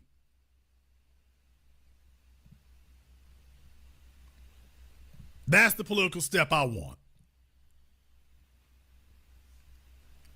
Second question, as it stands now, the Dems need our vote in the not too distant future. They won't need it and the Republicans don't need it. What is the outlook for reparations once neither group needs our vote? We're always going to be a swing vote in that regard. So your projection there is in error. And I've already explained these other so-called minority groups. What happens is they're only rabid to vote Democrat in their own interest. These folks, they fled because they're self-interested, not group-interested. So when they first show up here, they vote like Democrats because that's what they need to get through the door. As soon as they get themselves settled and get some stability up under them, they start voting like Republicans. So that's what happens. Okay, some folks are late here tonight. It goes back as far as the establishment of the continental United States government. So you can start at 1776 and go forward.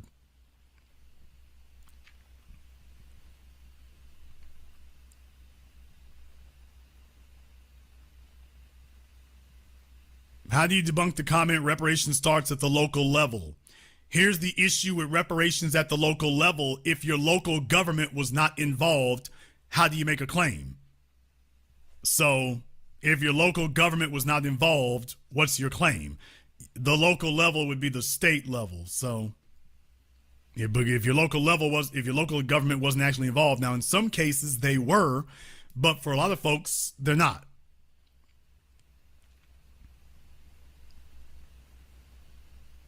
Okay, for the late kids who were sitting up here playing around, watching videos about Trump and whatnot tonight, for the late kids, we already answered. You can't make a claim against a government that didn't exist. Your claim is against the United States government. In case you just fell asleep in civics class, and a lot of you apparently did, that didn't start until the official would be 1776. Technically, it wasn't 1776. It was actually right before it, but we can make it official as 1776.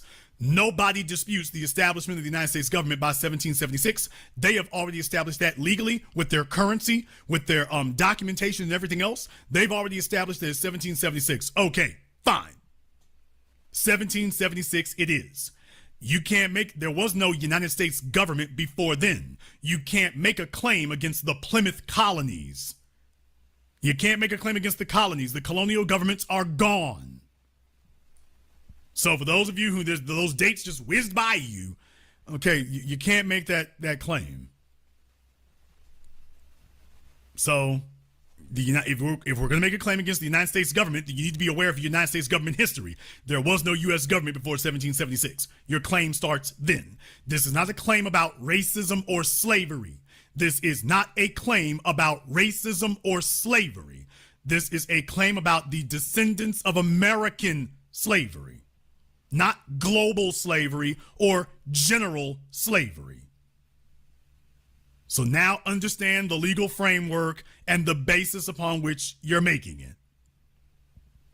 You can't make a claim against the Jamestown colonies.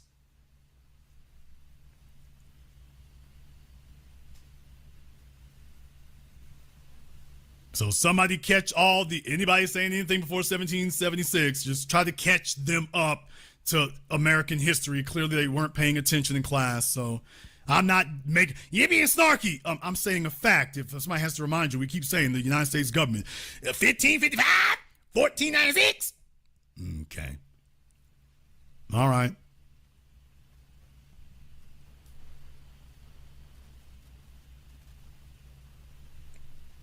Will we be able to get annual reparations for the continued use of our land and resources? Like I say, that depends on whether it is given as an annual payment. I would slightly favor that one, quite frankly, or a lump sum payment. But remember, at some point there, once you finalize whatever it's going to be, it's either going to strengthen your negotiating position or weaken it.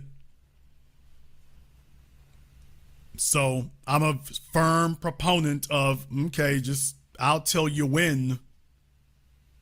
I'll tell you when. But this ain't get reparations for the continued use of our land and resources. Well, that's what reparations is for. So if that is the claim you're going to make, here's the issue.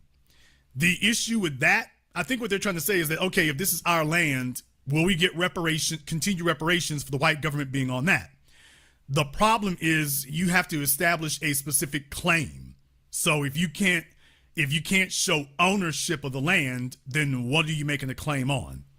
You can't just make a general claim, I was born here, I have ownership. No, you have presence, not ownership. So just be aware that if that's the argument you're trying to make, that's why it wouldn't hold. Which banks or SNLs would be available for deposits and ultimately loans? Wherever you want to, I suggest to be FDIC insured. FBA funding for infrastructure development, what? Please don't respond with let's not put the cart before the horse line. Well, yeah, nigga, because you in the cart on top of the horse. If you don't know where you're going to put your money, now you're intellectually masturbating again. He's already sitting up here counting his empires and counting his enterprises and counting his institutions. And we're saying, by the way, do you have a question about how you gonna get the reparations? Well, as I build my financial empire and institutions here, the rest of y'all need to get in line for group economics as we have cooperative economics. And that is what we need to be doing here. Is what we need to, okay. Not Papa Doc, Papa Dunce. So, dude. You don't have a cart or a horse. This is just a naked nigga walking down the streets. You don't even have a plan how you're going to get the reparations. And he's already talking about the financial institutions that need to be in place for it there. Don't we need to handle step number 1 first? No, I've lived my life 3 steps ahead. Is that why you're a perpetual failure? I have not failed. I have discovered all the avenues that do not work. So, yeah. Yeah. Some dudes are already fantasizing. Well, I've had way for reestablishing the Freedmen's Bank, and those are the kind of guys who stand around in their tighty-whitey underwear in front of their girlfriends in the middle of the living room floor, declaring themselves to be a boss. It's crazy. Do you think they'll pay reparations by 2030? They need to pay it now. When do they need to pay it? Now. When will they pay it? They need to pay it now. When will they pay it? I'm not going to accept anything now. The answer for everything. Jason, what do you want? Cut the check. When do you want it? Now.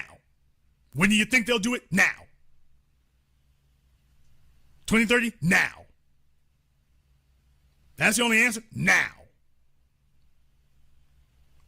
Is it more important to get the money first, then other things like reforming the justice system and banking system, or is it more to do vice versa?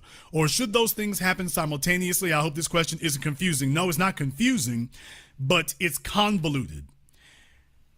How are you going to change the banking system if you have no money? Just think that over for a moment. You're going to change the banking system and you have nothing to bank? This is a logic question. Reforming the justice system. First of all, it's a court system. It's not a justice system. You want justice, call a priest. Reforming the court system, that doesn't require reparations, though reparations damn sure help. But dealing with your court system is a different matter. You don't have to, because what matters in that regard is being organized as a people. We got black judges and district attorneys and everything else. Have we insisted on a black agenda from them, or have we just accepted, well, a black face in a high place? We got plenty done when George Floyd got killed. I know. I was a part of it. So even if you did try to deal with those other things, without the finances, you won't be able to hold it. There's the other problem. You can't hold the education, the political, or anything else without the financial. Because, folks, let's be clear. If you think white supremacist society is just going to roll over,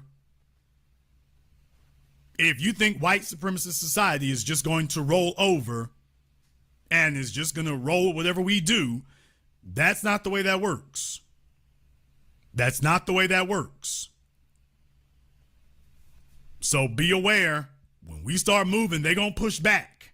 They are not going to just sit there and take it. You start getting institutions together, you start aggregating in one place, they're going to start trying to figure out how to undermine you. Just like they do everybody else, although they'll have a particular bone of contention for us. So be aware. They're not going to just roll over. Where's the best place to go to trace our lineage? Well, hopefully the best place for you to go would be your family to begin with. There are a number of different institutions that do that. You know, everybody talks about the Mormon Church. You have, the real thing is what you want to look for. Well, there's several things you could look for. If you want to, you can have a genealogy study done. If your family tree is particularly difficult because somebody was just laying up with a bunch of dudes and there's ambiguity. I ain't dissing anybody, but if that's what the basis of that, if there's ambiguity, if it needs to be, you can always have a genealogy study done. But these are questions that most people haven't even looked into themselves. But you have a mother, hopefully you know who your mother is. You have a father. Those are things that you can look into. So yes, it'll take research, but people do genealogy studies all the time. So you have ancestry.com. If you haven't started there, that's another avenue that you have. So there's a bunch of folks who know a bunch of things about us. I think what really happens is most people who ask that question haven't actually looked into it. So there's the thing. But yeah, you definitely want to go ahead and talk to your family members first. And then if they're not being cooperative, you know, you can go around them. There's genealogy records. There's ancestry records. If you need to, you can also pay for that kind of thing. But you can that would definitely be the place to start. That'd definitely be the place to start. What if the government offers partial payments of Bitcoin non-starter? So I don't even know if I need to go in the rest of this here. That's a non-starter. I don't even want to go any further than that. If they offer Bitcoin, did they take Bitcoin from us? Is Bitcoin what they took? To all the folks who are, well, Jason, what's wrong with that? Was Bitcoin what they took from us? Or did they take something else? Okay, if they didn't take Bitcoin, don't hand me no Bitcoin. Negroes sitting up here thinking like Nigerian money scammers. And how about some crypto? Oh, I'm sorry, take a look at his name. Crypto not. Okay, if you want them, here's what you do. You go take your check and go trade it in for some Bitcoin. So that's what you can do. If that's what you want to do, you go trade your cash money in for Bitcoin. You have the freedom to do that. Land, tax exempt status, etc. Or should one argue for cold hard cash only? Folks, I'm the guy who made the phrase cut the check. You know where I'm going to fall on this. That's the one thing they're fighting the most. That's not negotiable. Cut that check. I'll buy Bitcoin, land, and tax exempt status. Yes, because the folks in this country who make the most money, they're basically tax exempt. So cut the check. I'll buy those other things. Cut the check, I'll make myself tax exempt. I'll take care of that myself.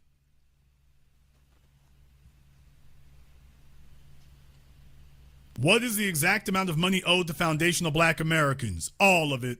When will the other forms of reparations kick in? If you can't get one, don't worry about the others. You start one, and once you do that, it rolls downhill from there. It rolls downhill from there.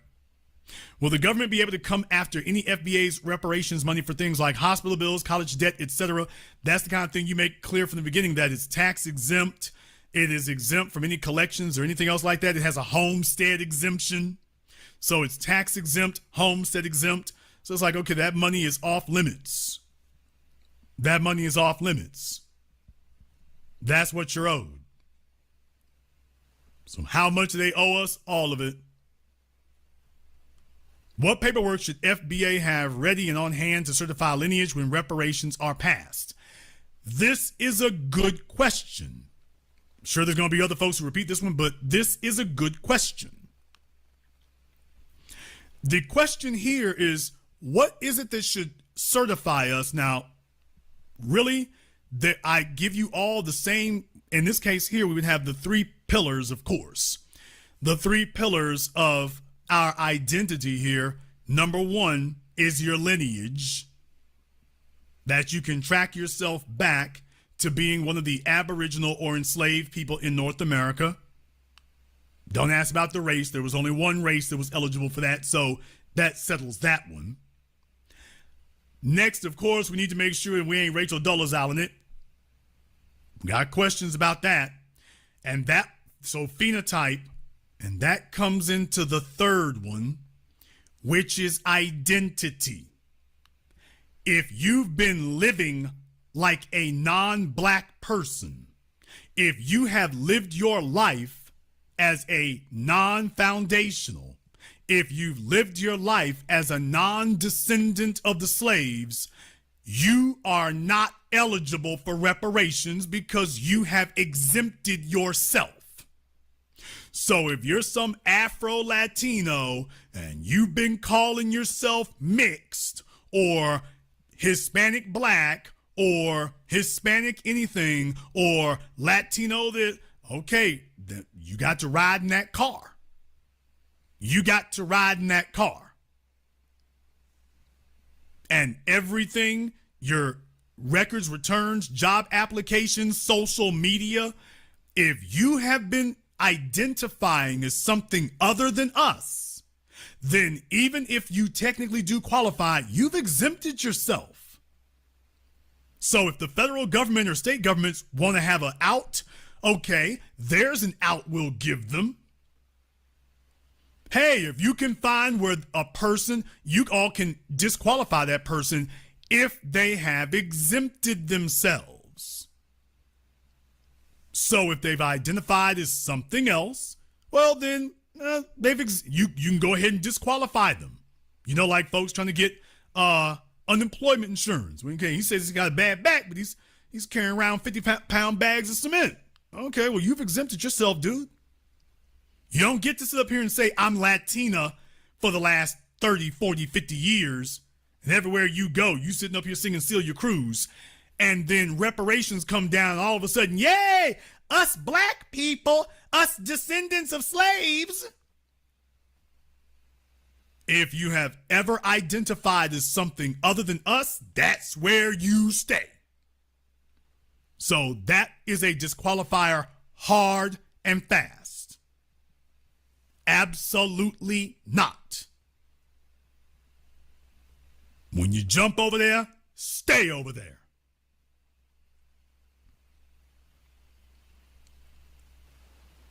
I'm FBA, but I recently found out I'm Cherokee Indian too. Okay, let's go ahead and have this discussion. When you talk about specifically the Cherokee Indians, my family is on the Dawes Roll list as Cherokee on my father's side. My mother's side is FBA. Will I get reparations from both sides of my parents? Please, TBA, answer my question. You only need one parent to be able to establish legitimacy for reparations. So if either one of your parents is a descendant, all these supposed spooky religiosity people talking about, your lineage, according to the rules of my aunt, your lineage is passed down through your mama. Your brain was passed down through the straws. If either one of your parents qualifies, then you qualify. If you are a descendant through either one of your parents, that is your claim. Just like with Jewish people, just like with Japanese people, just like with Native Americans. That is your claim right there. Your folk being Cherokee, I don't know about that. Were they enslaved? Because remember, there was a bunch of these so-called 5 civilized tribes who took part in the slave trade themselves. So the question is, do you have a descendant who's one of us? You said your mother is. Okay, then your claim would go through her, not through your dad. Unless you can substantiate that he was a slave, then it goes through your mom, not your dad. Should FBAs that marry outside the culture get reparations too? That's up to them, but their claim isn't dependent on whatever decisions they're currently making now.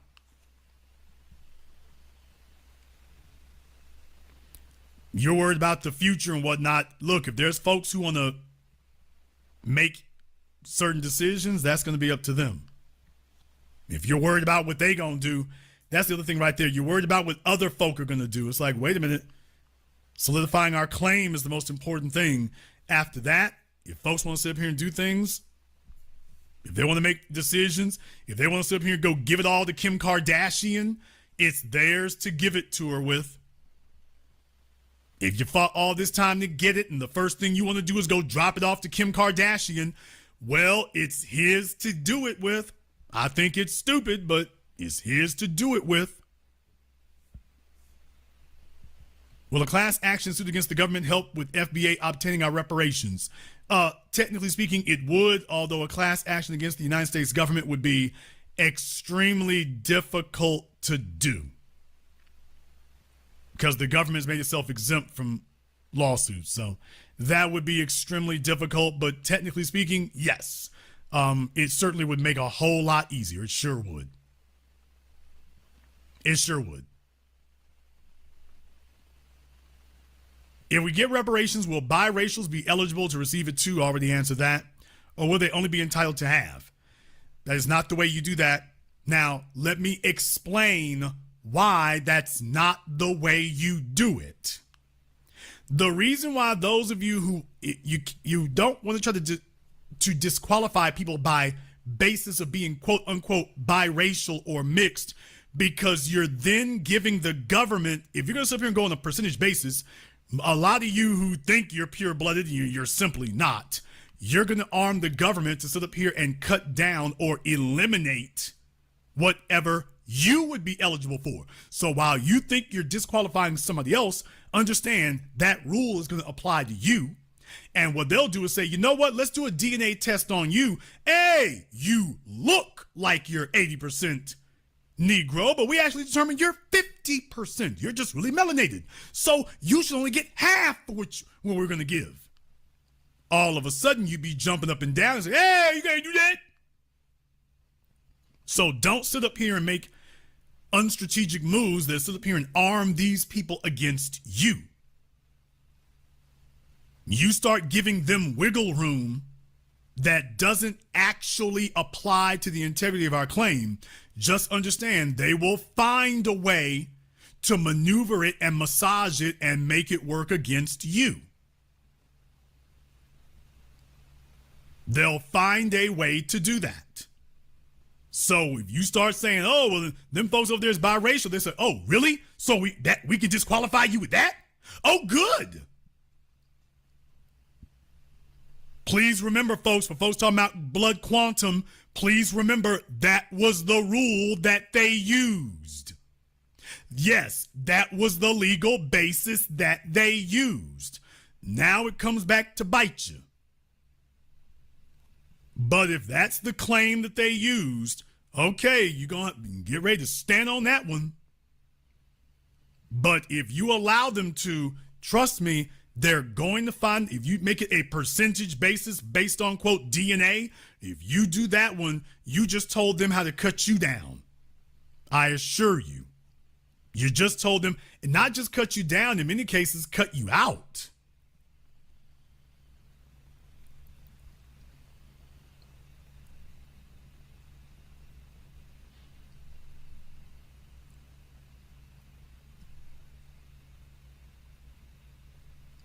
Okay, how can, you got to understand, it's things like this right here.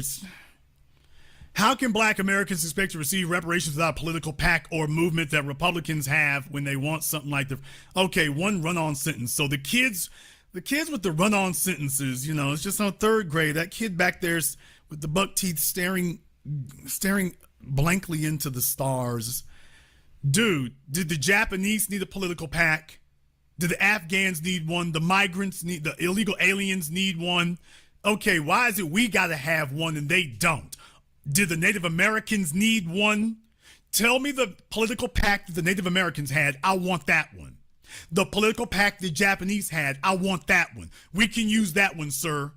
So how can I expect it? I expect it the same way they did. So name for me the political pact that they had, because I certainly know the political movement, and we got that going right now. But as far as a political pact, folks sit up here and watch Fox News and CNN and MSNBC, and then they think they're political scholars. And it's like, dude, you don't even know how this works. Them other folk didn't require that. Yeah, but we need more. And after we get the pact, then we can have the plebiscite. Okay. Somebody go grab your dude. Come grab your dude. Will entire families be taken into account or by each individual? Individually. Individually. You will not say that we will give $2 million per bloodline. That isn't what you did in Nazi Germany. It's not what you did for the Japanese. You will not sit up here and say you're going to break us, group us all together. And so if you got a family with 100 members in it today, they get 2 million, and a family with 10 folk get 2 million too. No. We were victimized as individuals, we'll be compensated as individuals. We were victimized as individuals. We were broken up as individuals, sold off separately, individually. Therefore, we will be compensated individually. That's the rule you use to wrong us. That will be the rule you use to right it. How do we handle people who say reparations are unnecessary handouts? You ignore them. You don't even talk to them. You ignore them. These other folks didn't, the Native Americans, the Japanese, the Afghans, everybody else, Jews, nobody sat up here and listened to anybody tell them that you want a handout. So no, there is no conversation with somebody who says that. They're just ignored out of hand. Boy, I really need to catch up. You do. Complete tax exemption should be part of the package. Since the petro is declining, okay, we got another petrodollar scholar who clearly didn't listen to that program. Maybe we should ask for gold. Do you all see what I mean? So when these folks start talking about petrodollars, crypto, the gold and crypto talk is right around the corner. So if you want to know why it is we have issues, you got folks who have their feet firmly on the ground, and then here come the internet, crypto, NFT token people. The NFT token people who didn't make any money because they don't have any. Here come the NFT people. I'm getting Bitcoin. We should ask for gold. Okay, let me go ahead and deal with this now for those of you who are listening. Well, Jason, you've explained what the problem with Bitcoin is. It's not cash. It's outrageously volatile. Okay, what's the problem with gold? People, for the umpteenth time, if you had $1,000 of gold in 1985 and $1,000 of Microsoft stock in 1985, which one would be worth more today? Stock market has its ups and downs, but let's go ahead and ask the grown-ups for once. This is simple math.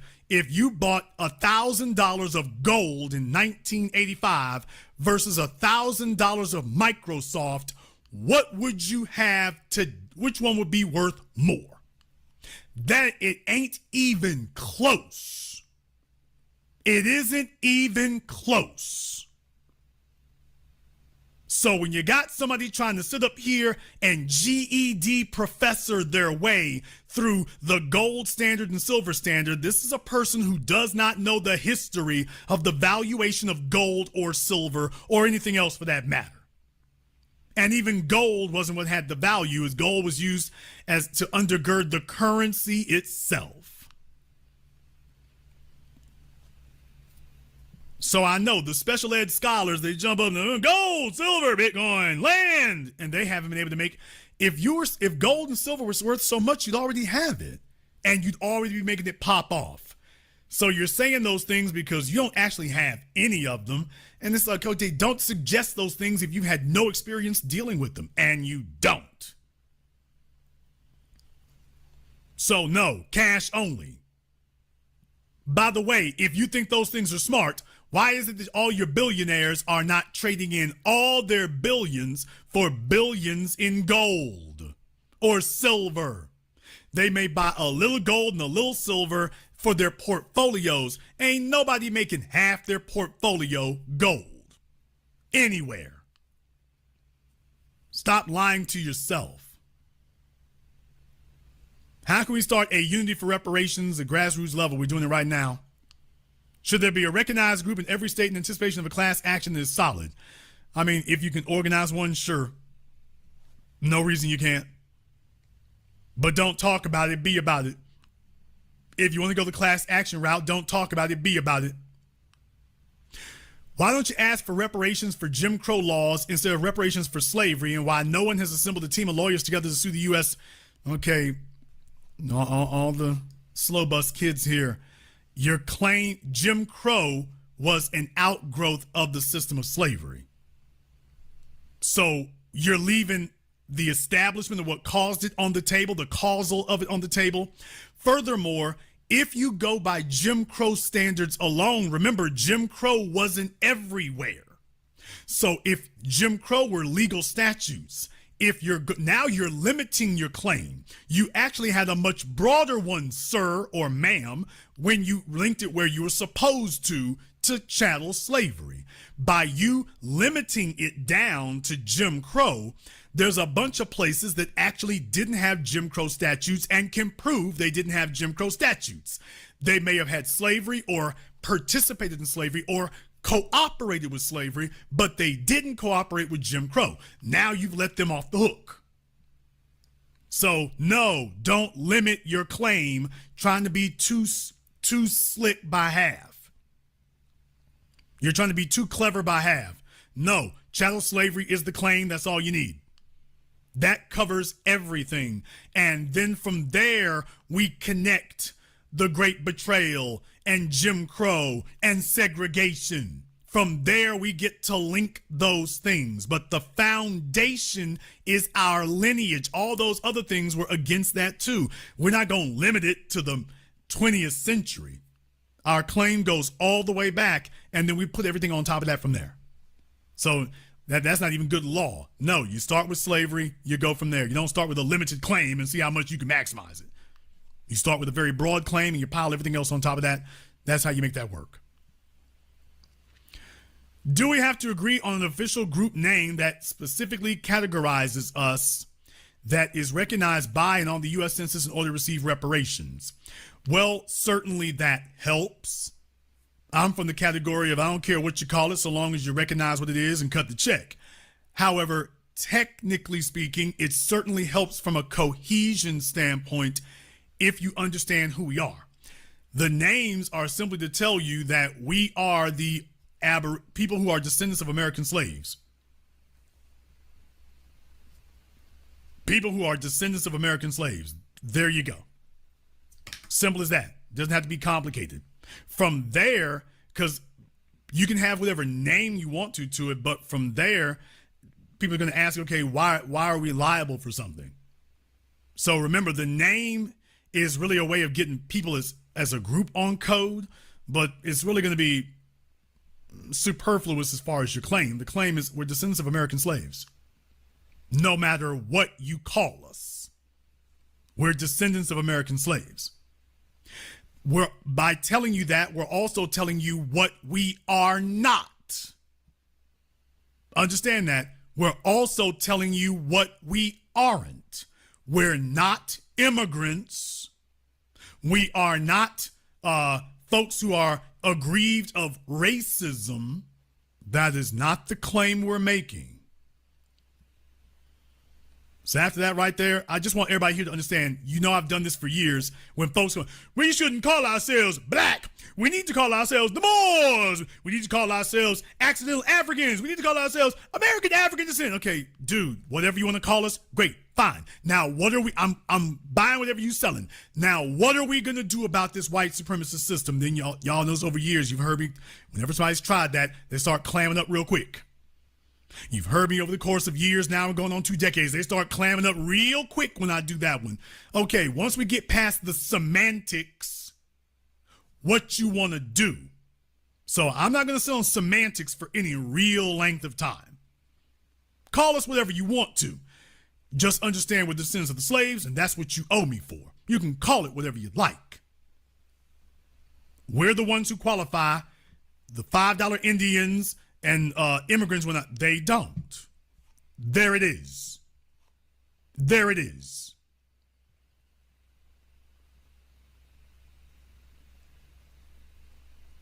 How are you planning to deal with whites trying to deny black people reparations in America by complaining speciously about Africans sold us too? How do you deal with whites trying to deny us reparations? They're doing that right now. So it doesn't matter what you're saying here, is they're already doing it. Jason, well, how you plan to deal with it? The way we're doing it right now. We play past that. We ain't paying that no attention. Disregard. We're black and we say so. Disregard. Yeah, you ain't got that. Doesn't fly here. We're not making a claim against Africans. Whoever those tribes were, whatever those governments were, you can't prove they still exist. You can't do none of that. So we don't have a claim in Africa against Africans. We got a claim right here against this government. This one. We are not letting you take our eye off the ball and discuss unrelated things. This is not, people, listen, this is not a general slavery argument. We're not arguing about slavery in general. We are arguing about the crimes of the United States government. Don't let them take you off in some unrelated direction and start arguing for claims you can't even make or you can't substantiate. That's why they want to talk about Africans sold you too, because they know you can't really substantiate that. No, we are talking about the United States government, and that's all we're going to talk about. If they want to talk about Africans, tell them, look here, there's plenty of Twitter spaces and Twitter rooms. You can go talk to Africans all you want to. We talking about something different. We talking about something different. That's where we are. When we get our reparations, how should we use it? Spend it, distribute it, and or maximize it so that our generational wealth continues. Okay, I'll have some patience here since I'm trying to do a comprehensive program. We'll have some patience. Folks, just understand, one of the things you have to keep in mind is that you're going to have to invest some time now.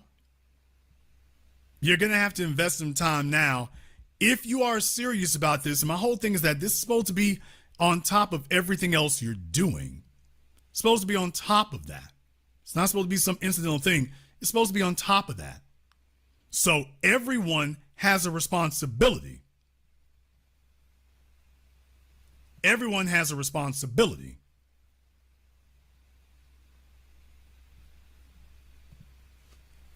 Understand that. All of us have a responsibility to make sure we don't screw it off, but remember, that's your personal responsibility.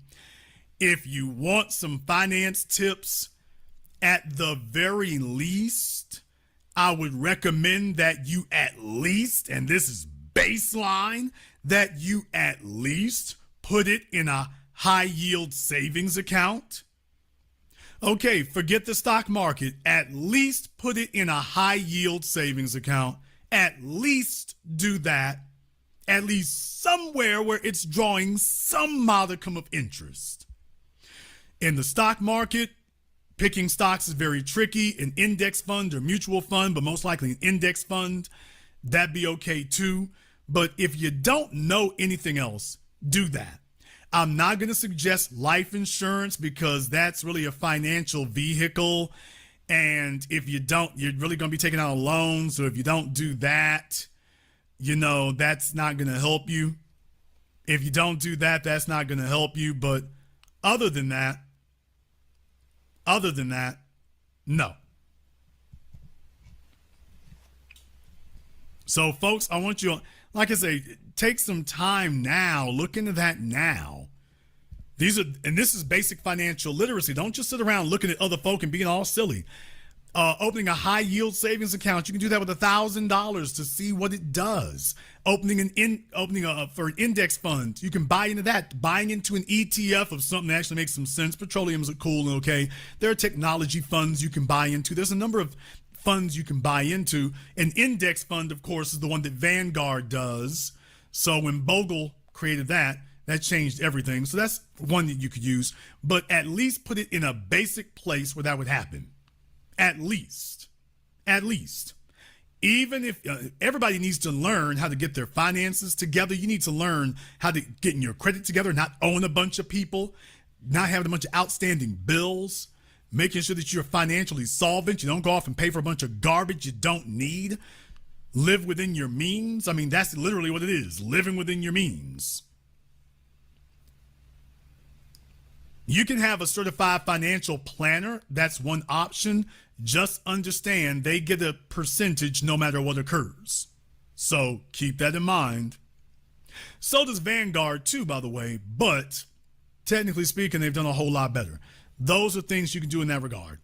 But if your personal finances are in a shambles, that's the first thing you need to fix, is not having your personal finances in the shambles anymore. You got stuff you owe. It's okay, get your personal finances together so you're ready. And then your kids are ready.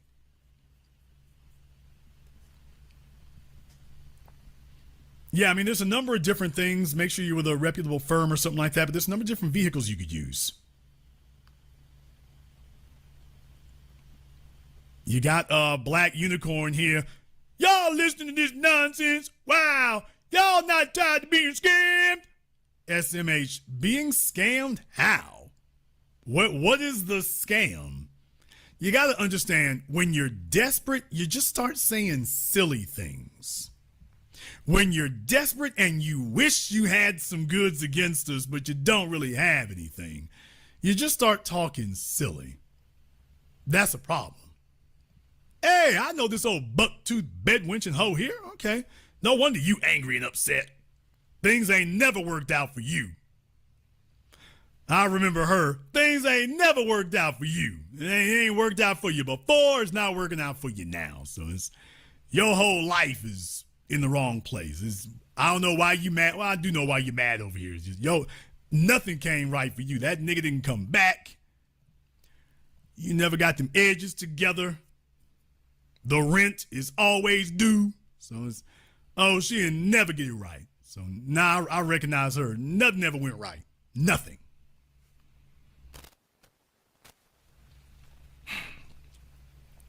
Even though a lot of bootlicks and sellouts and their families will benefit from reparations, why do you think that there is so much pushback from them? Because their emotional allegiance is to the dominant society. If negotiations for reparations fall apart, are we willing to accept sales, property, and income tax exemptions? No. No. Income tax exemptions on what? They've already got you economically repressed. Black folk already don't make enough money to be significant for income taxes. They've already got you suppressed. Property, if you don't have the money to develop the property, you probably won't be able to hold it anyway. So without the money, it doesn't work. Sales, property, income taxes is no. Well, we can come to tax exemption later. Let's make sure the money come in first, and then all this other stuff. People, one more time, did the Jews fight for tax exempt status? Did the Japanese fight for tax exempt status? All these other folks who got reparations, by the way, were they sitting there fighting to be tax exempt? Bitcoin? Even the folks that you gave land to, remember they gave the Native Americans land, people. They gave them land. How did that turn out? They spent the better part of the next century trying to get money. So the slow bus kids talking about building your Afrocentric farm in the middle of Maryland somewhere. By the way, they gave the Native Americans land. How did that work out? They gave them land and then they're like, oh, damn, this land, bring us some money. Okay, we supposed to be smarter than that. Yeah, I saw what you did to the Native Americans. No, no land, no wasteland. Cut the check. I'll take care of the land after that. Cut the check. Just cut the check. If I need land, I'll take care of it. Cut the check.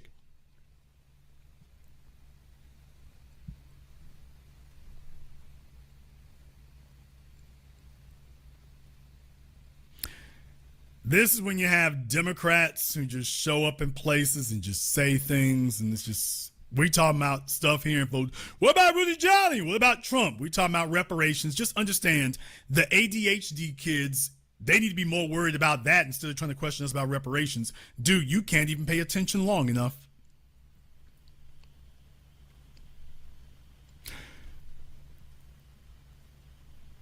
As a white man, if you think I'm going to work hard to pay taxes to fund this reparations BS when you or I have never had a single thing to do with slavery, you have another guest coming. Fortunately, it's not up for a vote by you. But the fact you're sitting here talking lets us, the fact you didn't dismiss this and you stopped to say something, you're worried. You should be. How to protect ourselves from fraud.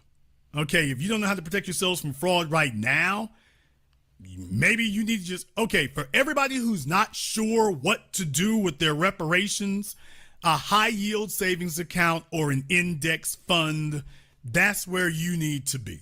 You go there. You put it there until you figure this out. At the very least, there will be more than there was when you left. So start there. Start there. Start there.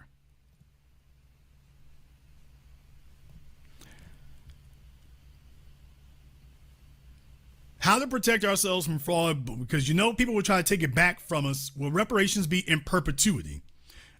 Could be. What strain is that? Okay. It's the bi strain.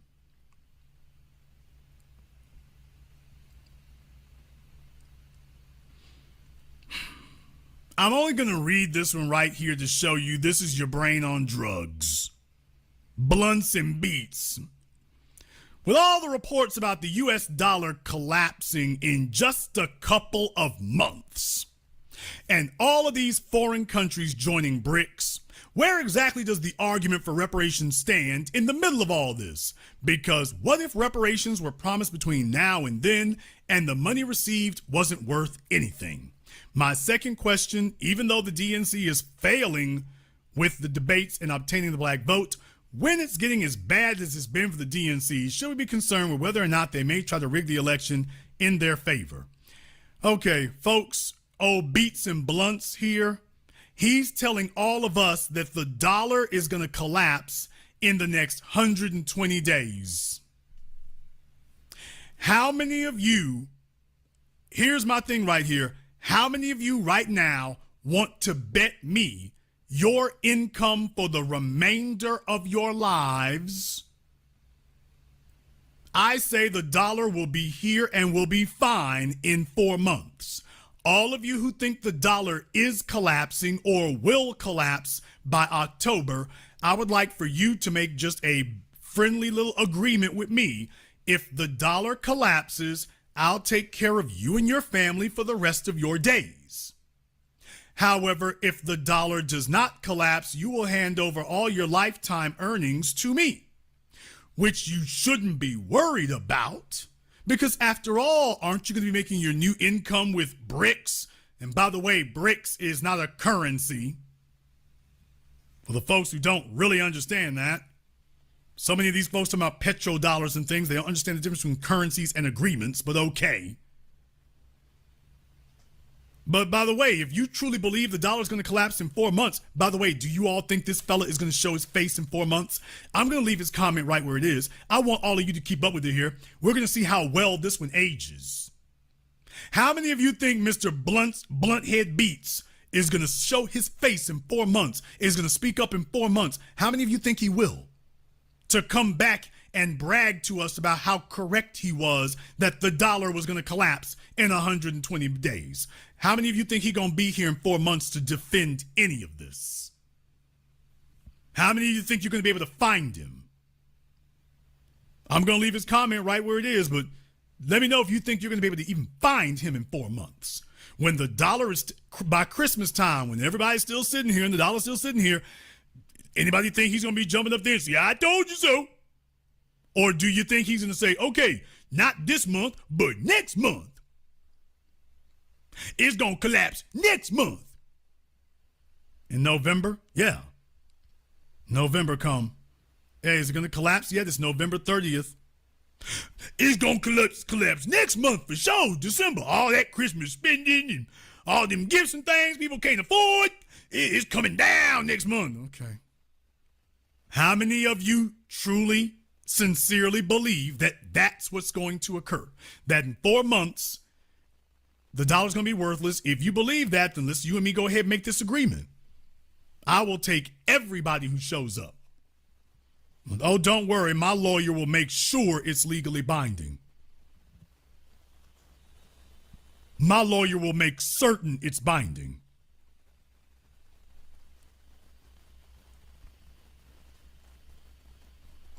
What's the criteria to be deemed eligible for ADOS reparations, lineage, birth, DNA, genealogy results, all the above? But starting with your lineage. So for those of you who don't know, the claim is lineage. Okay, some folks just ain't paying attention. The claim is lineage.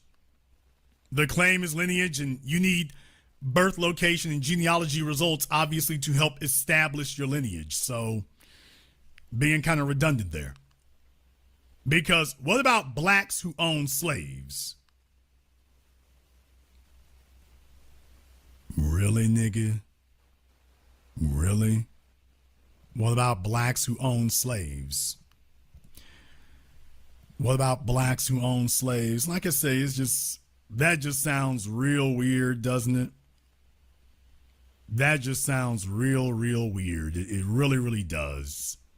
So I'm picking up some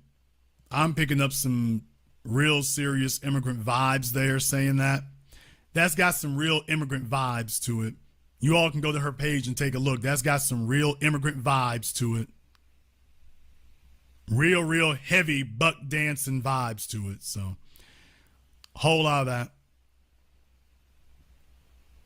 Folks, remember one thing when people try this little con job.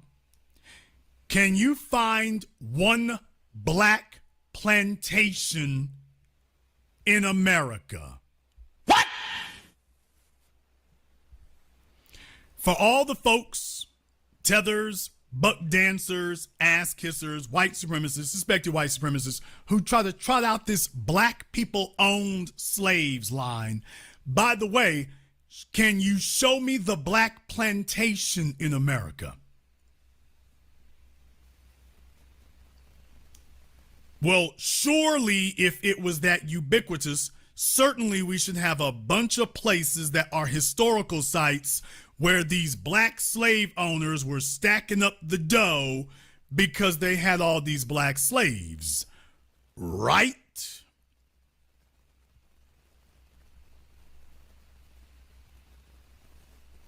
Certainly that should be the case, right?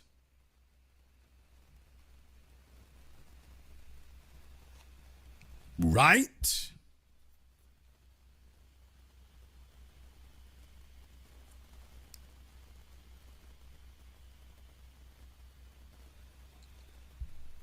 Isn't Cornell married to a dude? What's your point? See, this is what happens when you have open mic. It's just folks sit up here and do their drugs, and then they sit up here and say silly things. It's just, okay, dude, what does that have to do with anything? What does that have to do with anything? Does state and municipal reparations efforts harm the federal effort, which covers all Black Americans everywhere? No, it doesn't. No, it doesn't. But just keep in mind, like I say, it's just make sure that you actually have a claim in that regard, because when you get serious about that, that pushes back. Now, just understand, you have certain states that have tried to be preemptive about this. So certain places have tried to be preemptive, Florida, things like that. That is something to keep in mind.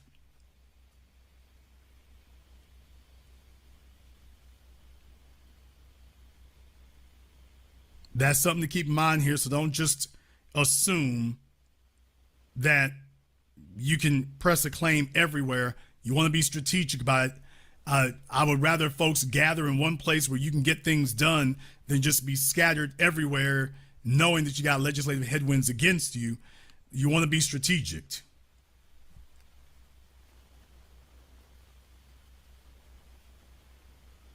You want to be strategic.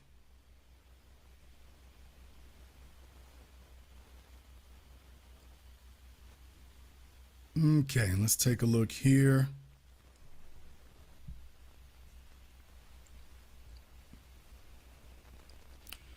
Folks, I mean, just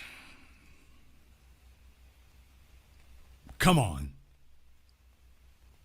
Are Caucasians descendants of freedmen, and will that make them qualify for reparations? No. No. We've already covered that they will not be identifying as nor genetically qualify as, so no.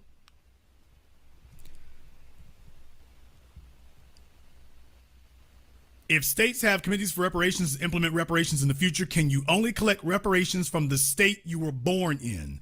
Most important, should we reject that and our only support and advocate for reparations at the federal level? Already answered that. Ideally, you'll have it at the federal, state, private sector level once you get started with that, because once you start setting a precedent, it goes from there. However, with that being the case, we should press for it wherever we can, period. It shouldn't stop at the federal level. However, when you set a precedent at the federal level, that rolls downhill for everybody at that point. But it doesn't really matter which way you start. If you get it at the state level, that sets a precedent for the states. If you do it at the federal level, that sets a precedent for the states. So either which way. It's not about where you were born. It's about who you are. You're a descendant, so it doesn't matter about where you were born. However, if there's a state that was paying reparations and one that isn't, just understand that could be problematic, just hopping from state to state. Oh, I was born in Mississippi, but I'm going to make a reparations claim in a state that you weren't born in or don't live in. Now you're going to get in legal trouble there. If you try that, I mean, that's going to be very, very difficult. That's going to be if you're not a resident of the state, what claim are you making? What if you're Black and your family moved here from Jamaica in early 1900s? Then you're not doing anything. You were still affected by segregation, Jim Crow, and race laws. This is not about segregation, Jim Crow, or race laws, as I explained to the person previously. Our claim isn't for those of you who are wondering, does this limit you? Now you see what I mean. No, our claim is not based on segregation, racism, miscegenation, or Jim Crow. Our claim is based on slavery. Specifically, slavery in North America administered by the United States of America's government. That's our claim.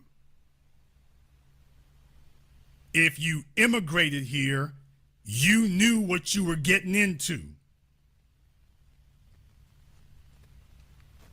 You knew what America was, and you made a conscious decision.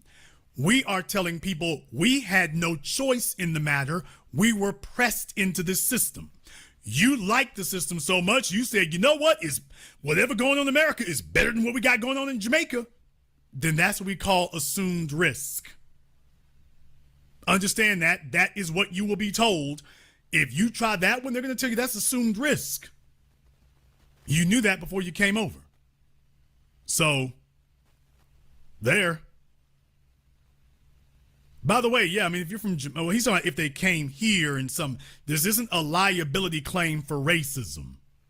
We're not making a racism liability claim. That's the difference. It's not a racism liability claim.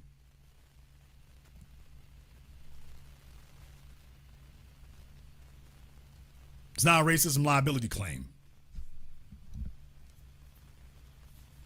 What if you are black?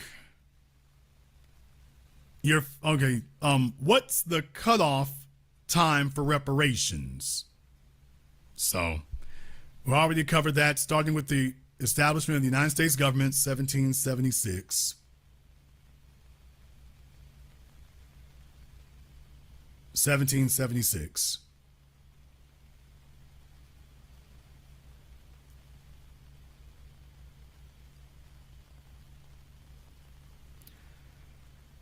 Well, they ask it anyway.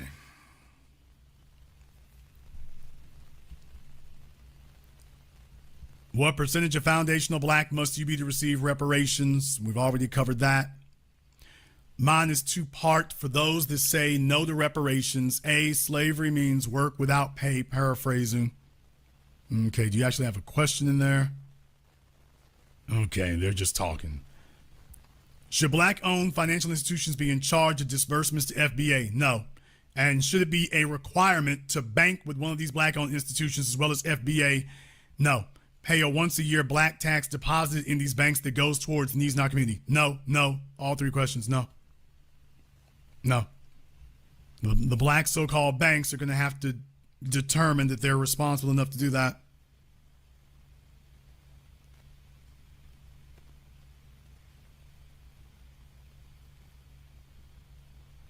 So no, they're going to need to demonstrate that first.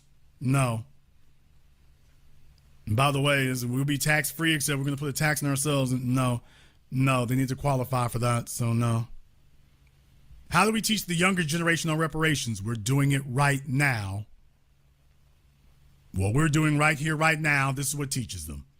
With the distribution of our reparations, how can we guarantee 100%, that only FBAs will receive reparations and not other black groups that are from other countries are born here? We already covered that. Everybody's going to have to show their paperwork. Everybody's going to have to establish that. Everybody's going to have to establish that. So no, you don't just get to walk up and say, well, I was a victim. No, everybody's going to have to prove themselves and show themselves. Just like when you have to register to vote. Okay, let's be clear, folks. Think about this like getting a passport, okay? Think about this like getting a passport. When you get a passport, do you just get to sit up here and say, hey, give me a passport? It doesn't work that way. It doesn't work that way. If you want a passport, you got to show documents. You got to send them off to Washington. They have to process, well, Washington or Utah, whichever one they use, because there's more than one place they actually do that stuff from. But long story short, when you want to get a passport, and there are millions of those out there. So folks, there's already precedent for this. When you have to get a passport, you have to establish that. You don't just get a passport. You got to prove, where's your documentation? Okay, we're going to need some weeks to validate this. Do you have any other corroborating documents? You're welcome to give us that too. Okay, we already do that for a passport.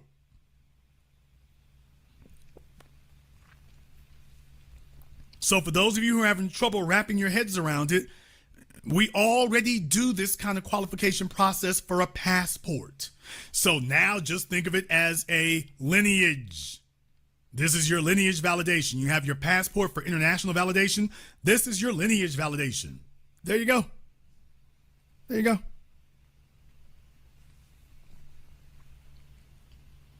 If the harms to our people were in the moral, mental, physicals.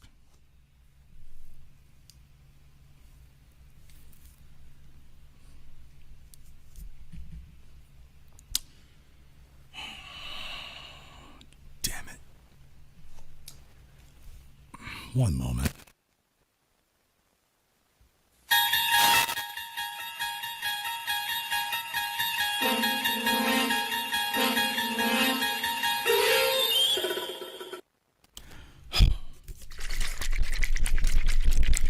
I got a full bottle tonight. I didn't think I was going to need it, but I got a full bottle tonight. Let me just, so I can't even take a teaspoon of this. I got to take a drag.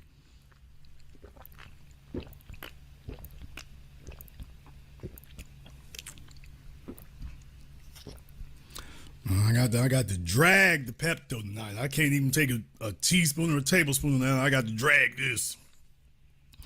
It's going to be a long night. All right. Where the hell was I? If the harms to our people were in the moral, mental, physical landscape, y'all thought plebiscite babble was the craziest stuff you was gonna hear. What do you see as the remedy across those three domains to our, this ain't even a reparations question, just nigga, get some therapy. Just, wow. I asked about reparations in the middle of physical moral landscape.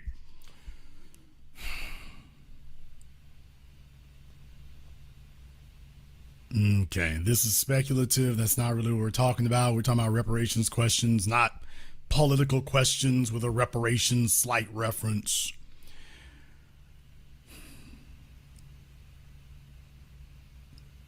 Okay, same thing here. I'm in Asheville, North Carolina. We have a reparations task force that is ending, but they acted like I was speaking Chinese when I brought up lineage based, and they went with black instead. How can I get them moving in the right direction? The same way we've been doing it over here. Everywhere you all and whatnot. You have to be vocal about those things. They're going to pretend they didn't hear what you said. Even if they do go off and do something else like, okay, that wasn't what our claim was. So if you're giving folks stuff for being black, that isn't what my claim was. So we'll be back to discuss lineage. We'll be back to discuss lineage. They're playing dumb with you, but we're not going to, no, we're not going to play that game.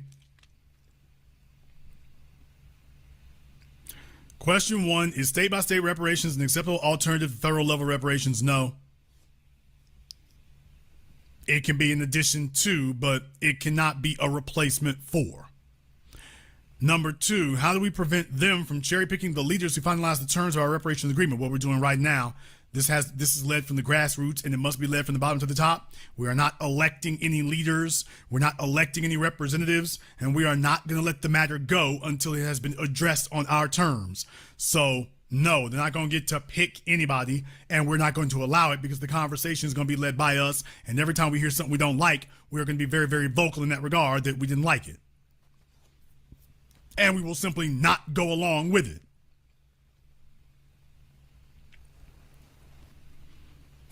Okay, what would be the best mechanism for cash disbursement? Direct deposit? Would federal and state be assessed together? Okay, folks keep asking about that, so we've asked and answered.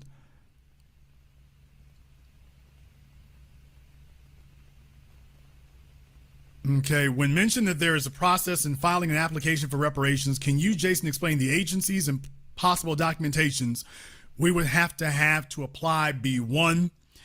Like I say, just like when you have your passport going to the State Department, certainly that's one option, because once you have it, it's really about which state agency would administer it.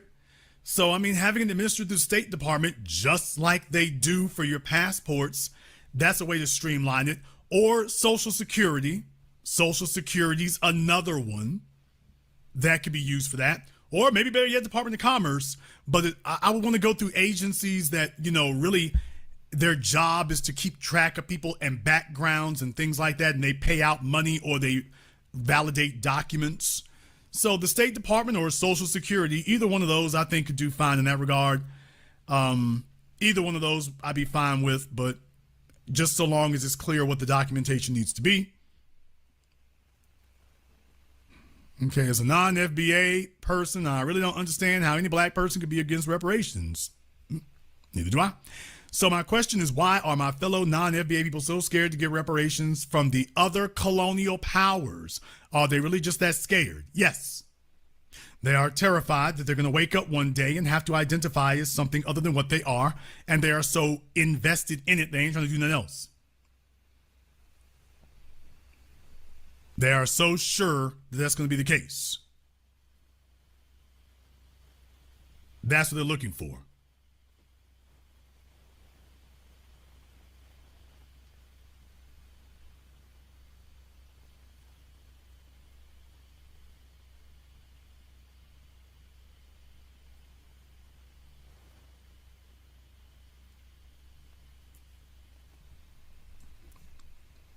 Okay, I'm not really sure about this one here. My parents are born in Trinidad. I was born in New York City in 1996. My question is, would I still qualify for reparations, being that I checked off Black and African American on most data forms my whole life? No. No. Your parents were born in Trinidad. No. You have to, if you have a reparations claim, you would go with them.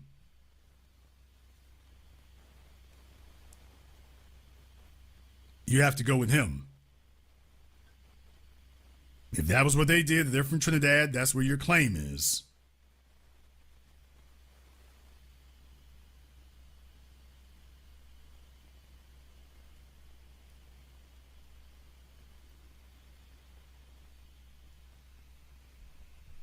Would I qualify because it wasn't part of American national slavery? Like I say, this is not a case of racism. My heritage was still affected by slavery because we carry the last name of a slave master. Remember, if you're immigrants, though, they chose that. They chose that.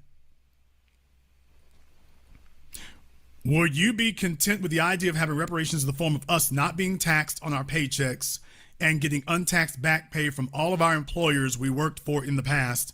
That would be definitely an issue.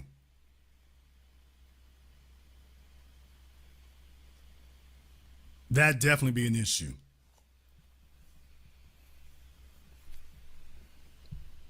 I don't see how you would enforce that. I think that's going to be a bit convoluted.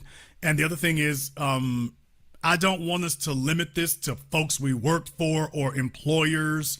I don't want you to limit that, because then you're going to have to start substantiating things, and you don't want to make a claim based on that anyway. If you're going to be tax exempt, you'd be tax exempt going forward. So it doesn't really matter about previous employers.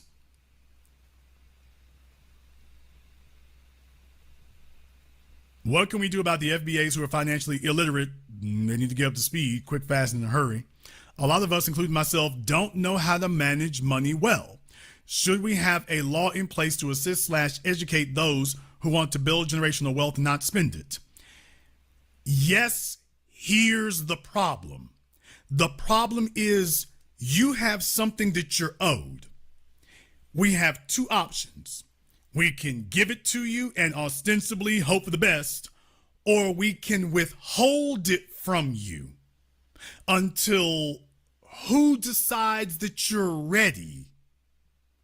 This is called adulthood, people. If you give the government the power to withhold your reparations, remember that becomes a rule for everybody.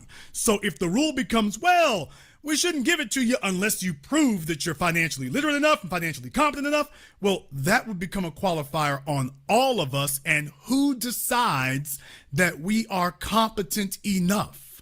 Who does that? They'll use that as a weapon against all of us. So there are upsides to these things. There's downsides to these things, folks.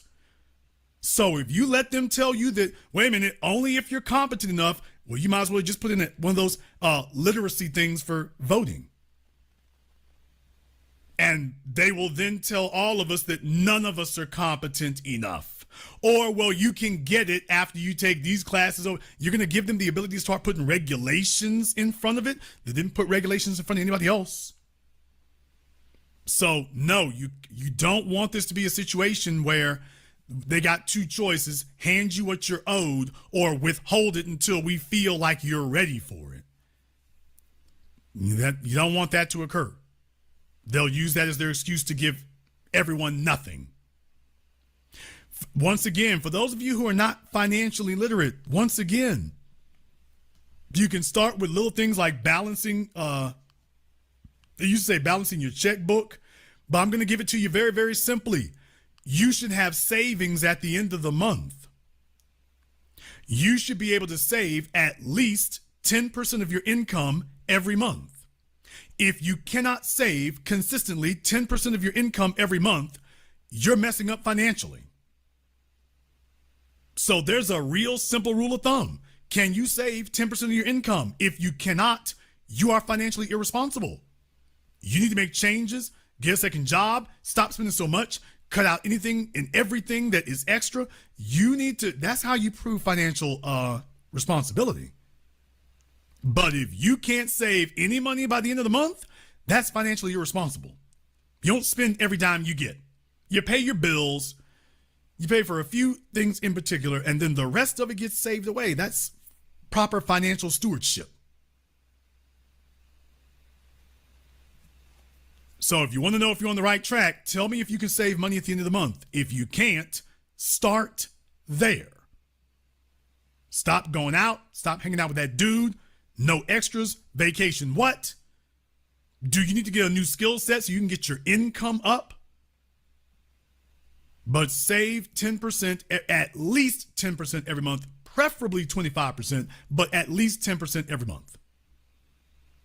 How do we know the government won't, and I've already explained about high interest yield savings accounts and index funds and whatnot. I already explained about that. How do we know the government won't pull some trick like Black Wall Street? They'll definitely try. Folks, they're going to try. This is not going to go off without a hitch, and we are not going to get them to sit up here and say, okay, we're going to go ahead and cut the checks and everything's going to be fine. No, it's not. They're not going to just hand it over. It's going to be a fight every step of the way. It'll be a fight even after we get it. So everyone be prepared right now. This is what it's going to be. Where they give us the money, land, and resources, then attack us. They're going to do that. I promise they will do that. How can we protect ourselves from getting tricked again? What we're doing right now. Folks, they're going to try to claw it back. They're going to they're definitely going to try to claw it back, period. Point blank, in the discussion. If you know what they're going to do, how can you get caught unaware? How can you get surprised if you already know, by the way, they're going to go, this is what they're going to do. This is what they always do. That's the whole point of us being on code, because it's one thing to go after individuals. If we fought for reparations as a group, then we need to defend our reparations as a group. Is there any actual reparations proposal that exists and is ready to present to the American government? Yeah, we've already done that. They already know what it is. HR 40 ain't it. Cash payments, they already know what it is. You heard what Bernie Sanders said. You heard what Elizabeth Warren said. They already know what it is. Ice Cube and everybody else is talking to them. They already know what it is. So yes, it's already been presented. It's not ready to present. It's already been presented. They said no. They got another thought coming.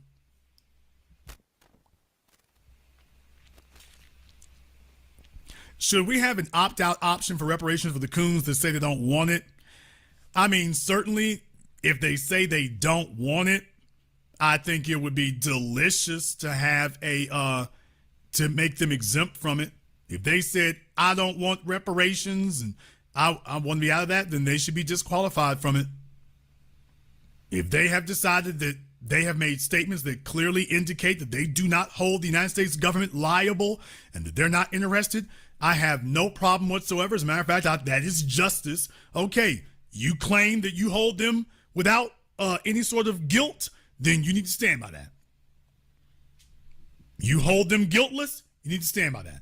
So just like the folks who don't want to identify as black, you don't want to identify as descendants of the slaves, you don't want to identify as them being liable to you, okay, you should have to stand by it. How feasible that is, I'm not 100% certain, but I would love to see it. I am all for it and would love to see it.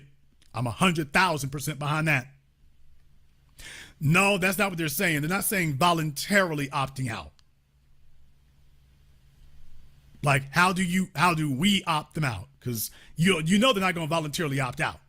You know, that's the way coons always operate. Coons run with whichever side is winning.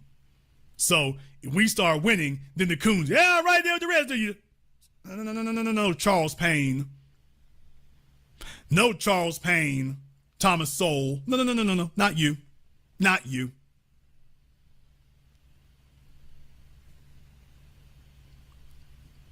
If cash reparations are granted, do you believe there'll be a violent backlash from white supremacists and extremists? Of course. But they're doing that now. So what's the difference? Now we'll just be better prepared and better resourced to deal with it, but they're already doing that now.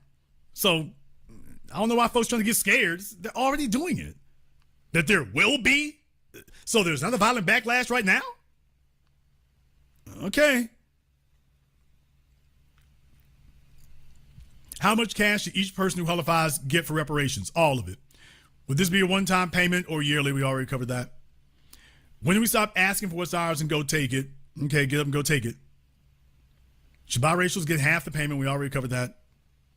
Non-Americans, lineage-based, should support, not on basis, eligibility, your reparations case, because once you win, the British and Europeans will also have to pay for their reparations too. Well, ostensibly speaking, because we're the most powerful black people on the planet. So as we go, so goes the rest of the black world. So if we set that precedent in America, and these up that puts super heavy pressure on everybody else. We get the W here in North America, and that sets super heavy pressure on everybody else. So yes, you should be behind ours because that's actually the shortest pathway to you getting yours. Do you think people, descendants of people that were white passing, living as white, and birth out their blackness, should their descendants receive via lineage basis? Like I said, I think we covered that. The only difference would be, like I said, if there's a difference in identification, because if your kids are like, look, I'm black, and grandma's over here talking about she white, or she's identified as white or Latina or whatever, grandma got to hold that. But you will not be held to that because grandma's a dingbat. If grandma has disqualified herself, she gonna be disqualified. If you follow her, so will you. If you didn't follow her, then you can't be held to that.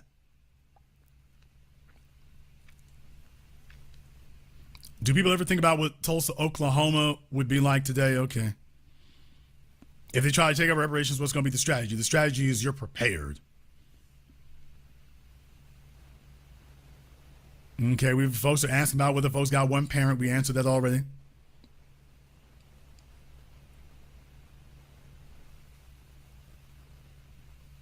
Okay, what time we're taking our reparations? 9 a.m. All right. You can do it at 8 a.m. if you like. Should we take back all the land stolen, the music, the inventions, the entertainment rights, and everything else we built along with the cash payments, and also built black banks to put the cash payments in? I mean, that's the whole reason for us protecting our cultural legacy now. You can't protect, but how you gonna take it back if you don't even claim it? So there's the whole reason why we are carving out very clearly and very starkly who we are and what we got. So you have to put up firm boundaries. You can't get shy and bashful about defending your cultural legacy. Otherwise, there is no music to protect. So all of that, we don't have to wait for that. You take that now. You take back your music now. You take the inventions. Remember, inventions only have a certain amount of time frame. You can make money off of them anyway, but you take that now. You take your cultural legacy now. You do all of that now. You don't have to wait for that. You do all that now. You make your claims now. You get them other people up off of your culture now.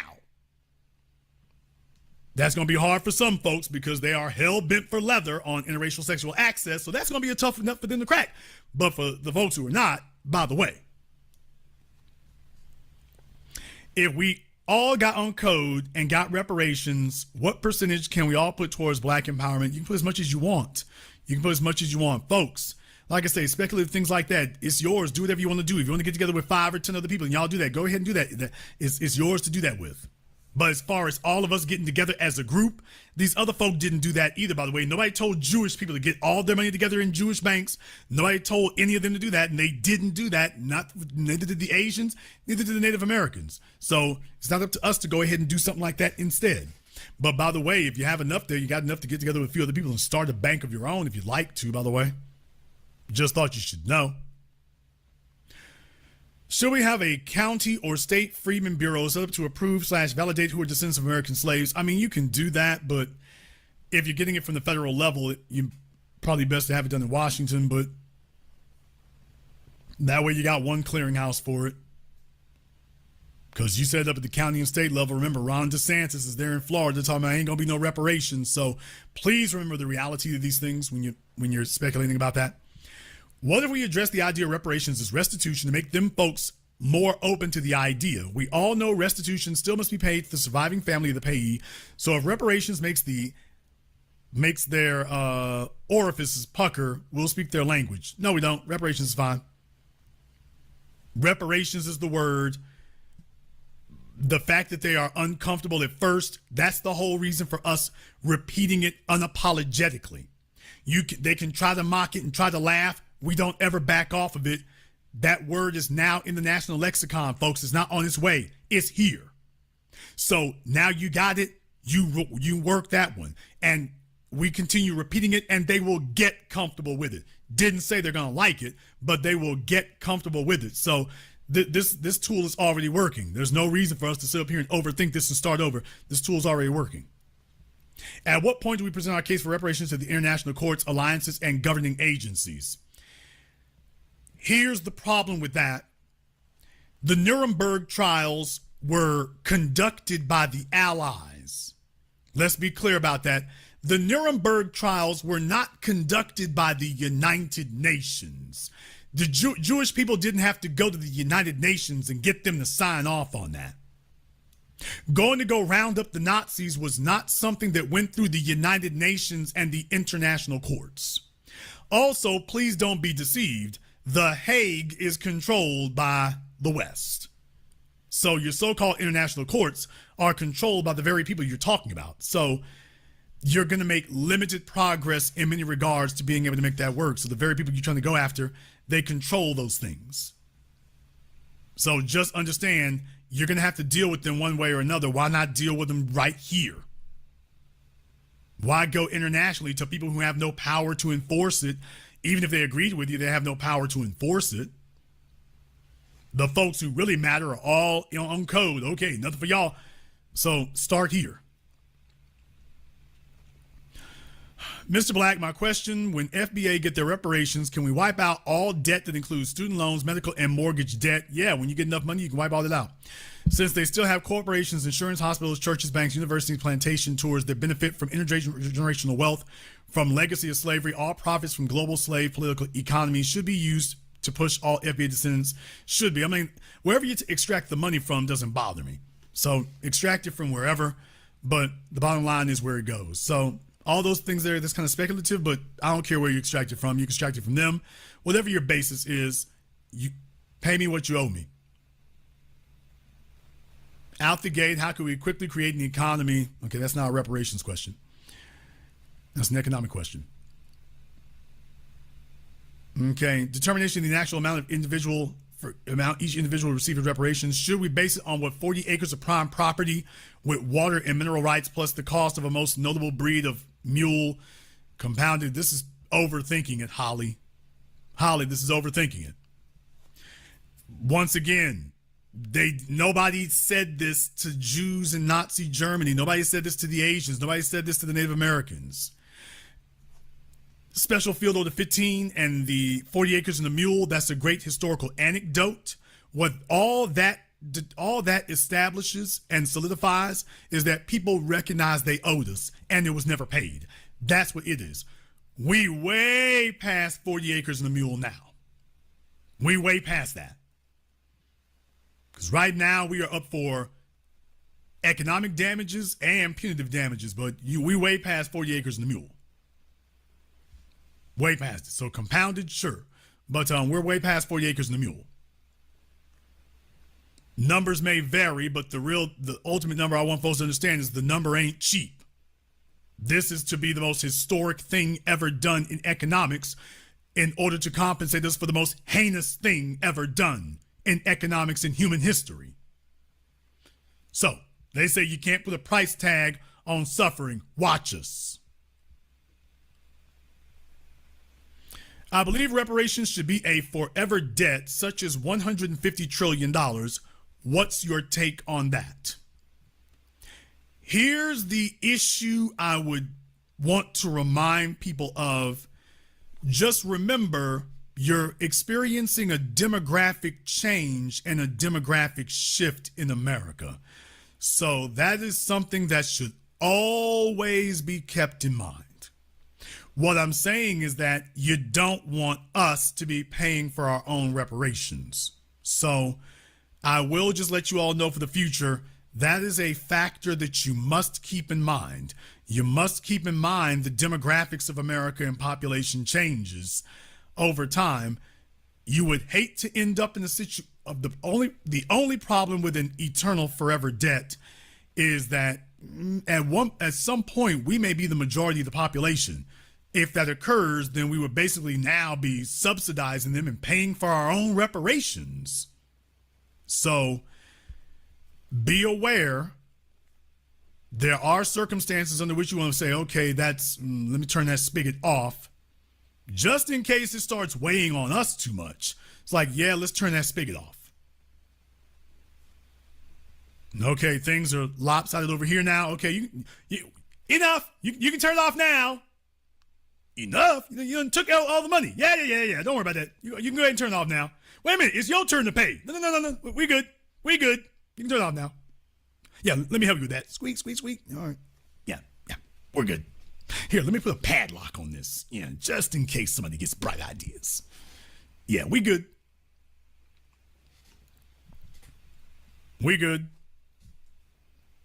Since slavery lasted generations, so should reparations.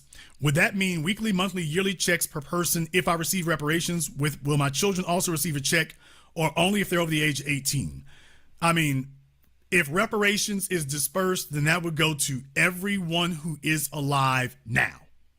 You can't project out to future generations. So if you have a payout, the recipients would have to be the people standing here now. Which is why they tried to string this stuff along, because they're hoping a bunch of us will die out, and that ain't working out very well. So no, the recipients would be the people who are alive today. It's not something you pass on to future generations. If your kids are here, they're recipients, but they got to be here to be a recipient. So we covered that before, but I just wanted to go ahead and elaborate on that. Can we address the black peoples who say we shouldn't get reparations? No, we don't really need to. Will my reparations check be taxed? No. This is not a pension. This is not earned income. This is a legal damages. No. Okay, I'm not from the U.S. Okay, did you ask something before here, Desmond? Since white supremacy is vacillating and trying to backpedal, is reparations through land compensation? No. Or half land and half money option? No. We already covered that. Folks, remember two things here. They can do heavy manipulation with land, stocks, gold, Bitcoin.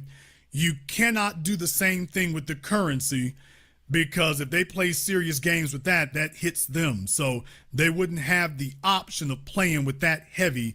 And this time it only affects black folk and doesn't affect them. You can't do that, because at the end of the day, you only have one currency. Folks, don't overcomplicate this. You don't get land to have land. You get land to get money. You get land to capitalize on it. So at the end of the day, if you get land, but you don't have access to currency, the land is worthless. The land is worthless.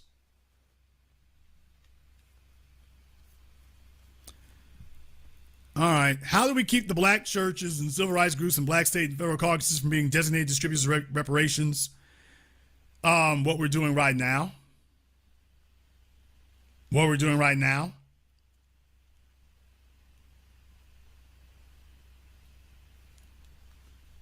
The conversation we're having right now, so that it's communicated to as many people as possible that this is the deal. So no, we don't want the black church, any civil rights groups. We don't want them involved in determining who gets it. And we damn sure don't want them involved in distributing it. So no, they don't have a seat at the table except to back our play. That's their seat at the table.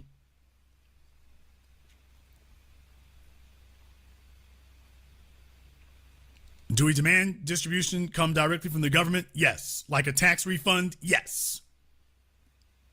So, answers itself. No, we don't need any middlemen. Straight from the government, cut the check. You know how to cut Social Security and everything else, cut the check.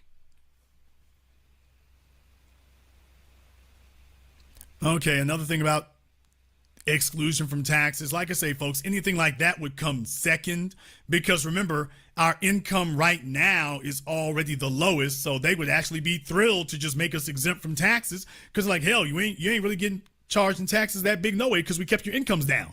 Nah, get that money up. We'll take care of the taxes later. Oh, we're not going to get taxed on that. Never mind. Going tax exempt for 400 years is a good option. Here's the issue there is that 400 years, what are you going to do with that? You're tax exempt, but if you're already not making any money, what good is, most black folk are not really paying taxes to begin with. If you're just going to make the rest of them tax exempt, what good did that do you? Our issue isn't taxes on our income. Our issue is the stranglehold that we have been in economically, which has stifled our income. That's the issue. Should we have a Freedmen's Bank established? I mean, I don't want to complicate things by making yet another federal agency that they can play chicanery with unless we control that. But regardless of who distributes it, as long as they distribute the check, that's all I'm concerned about.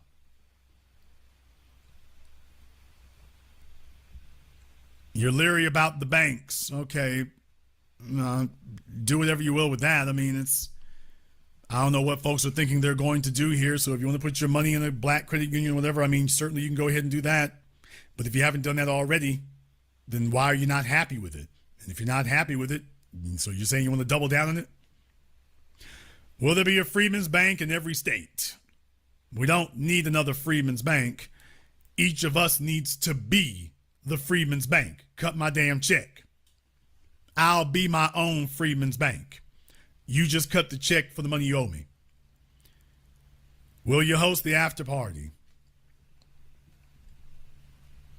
I don't do holidays.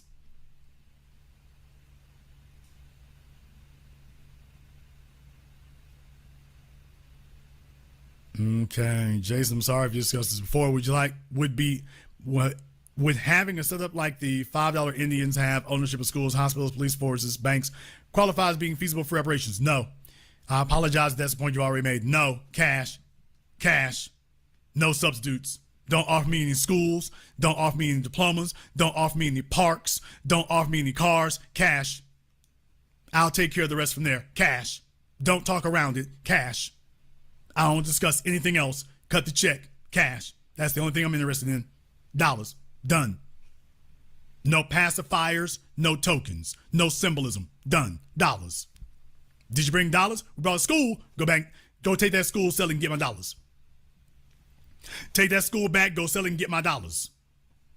You didn't bring the Native American schools. You didn't bring the Native Americans. You brought the Native Americans land, and they came back saying, hey, we need them dollars. I learned from that lesson. You didn't give Jews schools. You didn't give Asian schools. You didn't give Afghan schools. You didn't give Ukrainian schools. You gave dollars. Break the bread. Break the bread. Don't. We're not going to get off into some intellectual excursion into how these other things could be useful. I ain't talking about useful. I'm talking about restitution, what you owe us. You took cash, you owe us cash. As soon as we get talking serious, somebody wants to go divert off into politics. Wouldn't actively supporting Cornel West run for president as an advocate for reparations make sense? We already covered why that wouldn't be. Clearly, this person doesn't even follow his platform. What punitive actions can we take against the anti-reparationists in the future? You got to get to a point to doing that. But the biggest action you can take right now is getting all of us codified together and on point together. Folks, the reason I'm having this conversation with you all here right now tonight is please understand, this is how you get folks on code. Having this discussion right here, which is why I've spent the last 2 hours going through this painstakingly point after point to address all the questions. You want your plebiscite? We having our plebiscite right here, nigga. While you're stealing folks' money. But to anybody who wants a plebiscite, you're having your plebiscite right here, right now. It's being held right here, right now. You want your commission, your get-together, your national forum, your national town hall, we holding it right here, right now. You want to have that national education movement? I'm doing it right now. Right here in front of your eyes, right now. I'm wondering when reparations will be paid, cover that. How much will be distributed, cover that. Wondering if the British government should pay out our reparations to FBA as well because they enslaved and sold black people for profit in America. Our claim is against the United States government. If you're trying to go back before the establishment of the United States government, that's going to be a different matter. If you're going to try to make a claim for that. So definitely, if that's something that you think is worth looking into, then by all means, go ahead and do that. Go ahead and do that. I think you're going to find it to be logistically difficult, especially if you're not even a resident or a citizen of that nation. So I think it's going to be a hard road to hoe to get reparations from the British government when you're not a citizen of that nation. Furthermore, if all they were doing was facilitating our transport to North America, it's like, okay, it's because here's the thing, it's not like we were British subjects. So now in the Caribbean, that's a different matter. In the Caribbean, that's a different matter. But we're talking about this government. So pressing anything else, I think is going to be extremely difficult. What would you recommend for the financially illiterate folks who want to invest? Okay, we covered that, folks. Get a high yield savings account. Index fund, hell, 401k, I suppose that's another option there, but it needs to just be some basic things, at least where your money isn't being liquidated and you can't be going in there tricking it off neither. Could we continue to establishing a new black media corporate building? Okay, new black media corporate building in response to mainstream media's centuries old attack on foundational black Americans. I mean, sure, we're doing it now. Cut the check is priority number one. I hope so. Okay, so folks are asking, I guess these are substantive questions here about how to invest it. At the very least, number one, make sure you save at least 10% of what you're making. You need to become a person who saves more than they spend. That's what wealth is, stored wealth. And then if you don't know anything else, you don't have a skill set to be able to use, you don't have people to go in on it with, until you get to that point, at the very least, put it in some place where it's just gaining value. At least put it someplace where you're not spending it and it's accruing interest. At least do that. How do we trace our lineage to the 1870 census, first census to include us as free people with first and last names? Once again, remember, folks, if you're in chattel slavery, they were usually categorized as property. So we already covered this before in the program I did here a few weeks ago, that you can go and take a look at county records and you'll probably see that your folks were listed in the property records of the plantations, right next to the spoons and the couch. So for folks who didn't understand that when they said you were property, they meant you were property like a stool, like a chair, or like a glass vase. You were property. We call it chattel slavery. Chattel, like animals, like cows. You were property. So there is a record of it. Usually what will happen is your record will go back to the plantation and then things will kind of just disappear from there. Although in some cases, some families have been more studious about it and have they've recorded their history, because they don't have documentation, but they recorded their history to where they were before the plantations. So that's why you hear about some people who claim they come from Native Americans, but in reality, remember, the indigenous people of America, let me go ahead and deal with this right quick. The indigenous people of America, folks, they got here really only one of two ways. They either were brought here, they came from Africa on their own, or they were brought from Africa on a slave ship. Those are the two categories of indigenous people. You can literally look up the currents from the ocean that would take you from Africa to the Western Hemisphere. That's literally what we had, and Africans were using it way before then. So there's really only two people that we would classify with when you're talking about indigenous and enslaved: those who came from Africa on their own, millennia before the white folk came here, or you were brought here on a slave ship much later. Those are the two categories. Your reparations claim, however, lies in the fact that you were eligible to be enslaved no matter which one it was. Who wasn't eligible to be enslaved were non-black people. Those were the only ones who were not eligible to be slaves. You and me were eligible to be slaves. We were eligible to be taken back into slavery even after slavery was ended. See the movie 12 Years a Slave and the book 12 Years a Slave. So that's what makes us distinct and unique. They made us distinct and unique. We were the only ones eligible to be chattel slaves. We were the only ones eligible to be generational slaves. That's why anybody who tries that indentured servitude con can get out your face. Indentured servants' children were not born as slaves. Indentured servants were just that, servants. You owed a debt. You weren't born into that debt. You entered into a bad 360 record deal. What? We were put into slavery. You signed a bad deal so you could get over here. But you were not a slave, and your children were not slaves either. So y'all need to know your history. That's why I'm doing this tonight. So we cover all of this once and for all. I'm just going to tell people, go take a look at my reparations program. So no, indentured servants, their children were not slaves. They were not born slaves. If you were of African descent, you were a slave, and if you had any children, they were born slaves. You were chattel slavery, and any of your offspring were automatically chattel slavery. That's the difference.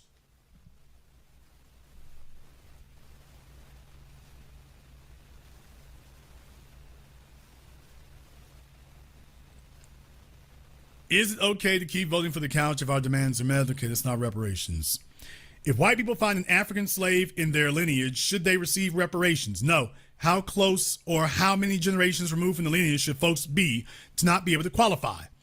Are they identifying as one of us? This is not about, do you have some ancient black relative? If you and your family have not been claiming it, you are not going to be able to turn around under false pretenses and start claiming it now.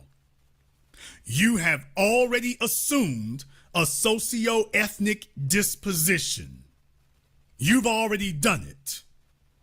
So if you and your family have been living and operating as white people, you are white people.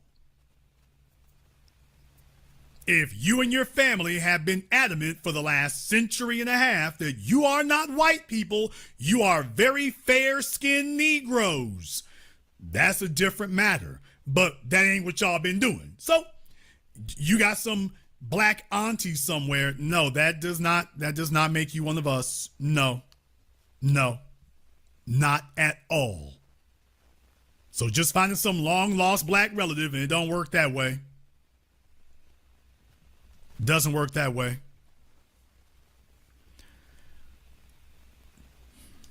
Do we need to push for the rights of the Jawara people?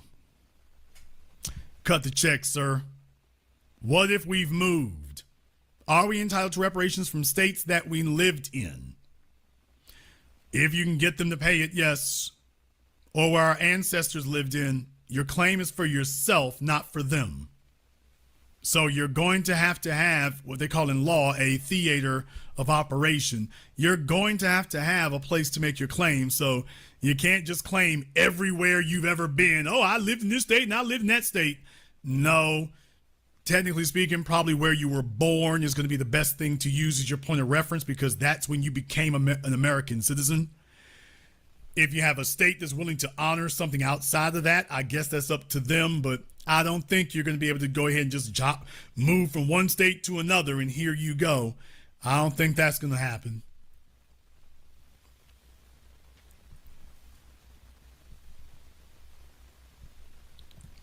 Once again, like I say, what you're going to need to do here is, you're going to be able to find some documentation substantiated. You'll be able to find that. Once you have that, that's what you need. Okay, should it be one-time payment or a pension? Doesn't matter. Can it be tax-free? It will. Can it be structured for future generations? Can also get payment recipients? Legally, that's not going to work. I have no questions. All right. First, thank you. All right. Is there any way you can format your response to the questions in a bullet point where FBAs can direct non-FBA to the website for a brief description, history lesson on our claim? Watch the video. I'm covering all your questions tonight. My question would be we be better off identifying ourselves as American Indian like we were long before black came along? No. Semantics, people, semantics. Descendants, is lineage of people who were enslaved here in North America. So are you describing somebody who was enslaved in North America, and can you as an individual prove that you are one of them? There you go. Call it whatever you want after that. When our reparations hit the FBA children who aren't born yet in our lineage, would they get a check as well? No, we already covered that.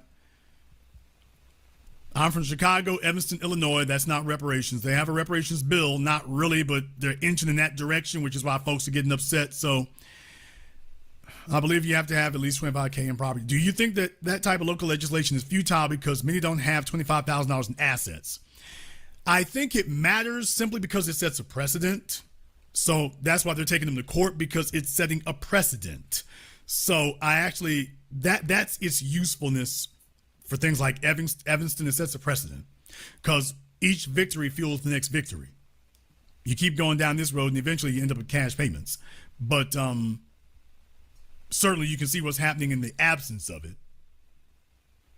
So just giving folk money for houses and things like that, that's basically, you're calling a housing voucher reparations. And that's the thing right there. It's, reparations is not a housing voucher. What would be the criterion used to determine who will receive reparations? How much? We already covered that. Will land in the South that was stolen due to terrorism be returned as well? It should be, but remember, you're going to have to press that issue. Remember, the United States federal government, that was where we were able to push through our biggest gains. You had the terrorism in Wilmington, North Carolina, and Rosewood and the rest of those places. Remember, all that happens, Black Wall Street, Tulsa, Oklahoma, all that happens afterward. So we've actually had a far better record with the federal government than we've ever had with state, much less city government. Please keep that in mind. So the federal government goes down, and it really makes it easier to get a bunch of the rest of these folks to get knocked down too. That does not mean that we don't have action at the state level or the city level necessarily.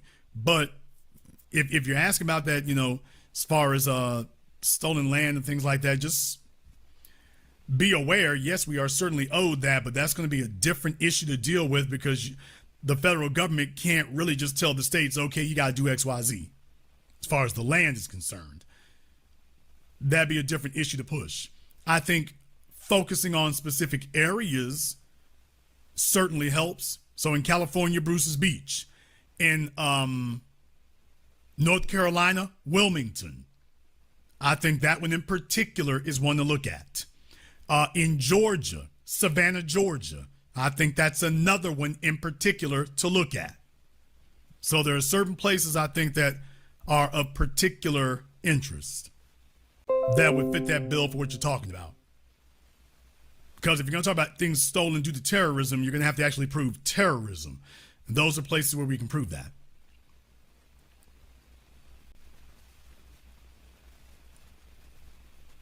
Okay, how do we skillfully develop a framework to avoid the possibility of inadvertently putting reparations money into securing white supremacy? We're doing it right now. Don't put your money into white supremacy. Become financially literate and capable so that you're spending your money wisely on your own. At the very least, be able to put it in vehicles where it accrues interest. Maybe your kids will be smarter financially than you were. Don't go spend it. Maybe they'll have a chance of doing something with it even if you don't. How can we start to push legislation that will bring back the Freedmen Bureau's bank We don't necessarily need the Freedmen Bureau's bank back. We need a reparations agenda, which we currently have. At that point, you can call the bank whatever you want to, so long as it's cutting the check. My question is about the black farmers who have been denied adequate bank loans for years. Once reparations are disbursed, what will be the steps to force economic reparations to the farmers' lost earnings and land at the hands of the federal government? That's already an issue that's already being pushed, so that's a different matter. Because there's a difference between being discriminated against for an enterprise versus lineage. So you're asking about something that's separate from reparations. And that issue is already on the front burner already now. This is why when Obama was president, folks wanted to sit up here and play the game. And they played the game right until the man left office. And then they found out they really played themselves. They weren't playing the game. So we're not playing games anymore.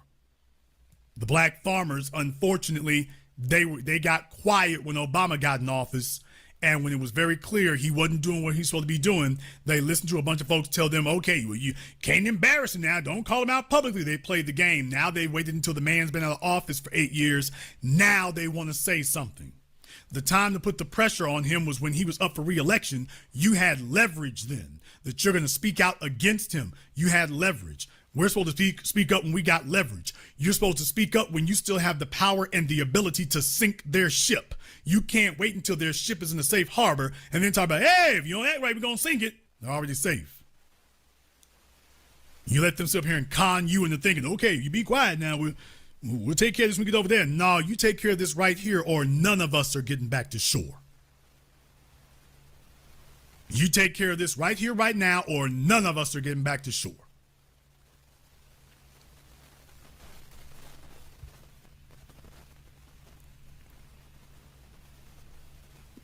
Would it be useful to enumerate the billions of dollars heaped upon the other demographics versus the self-evident deprioritizing of FBAs? Thanks.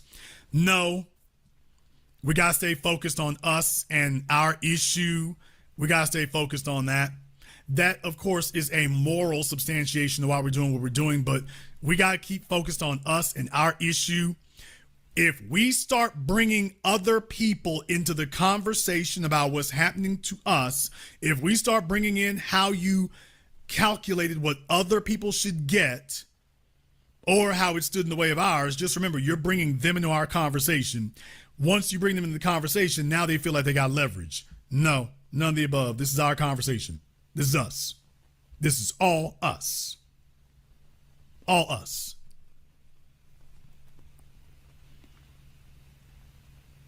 Okay, who's a greater threat to our reparations, Tethers or Coons? Both. They're both equally a threat. Anybody who's against it, but especially people who, quote, look like us and speaking against it, certainly that doesn't help. That certainly does not help our situation.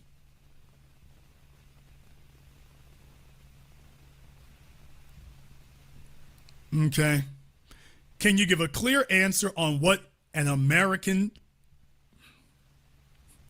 I think you mean American descendant of chattel slavery is.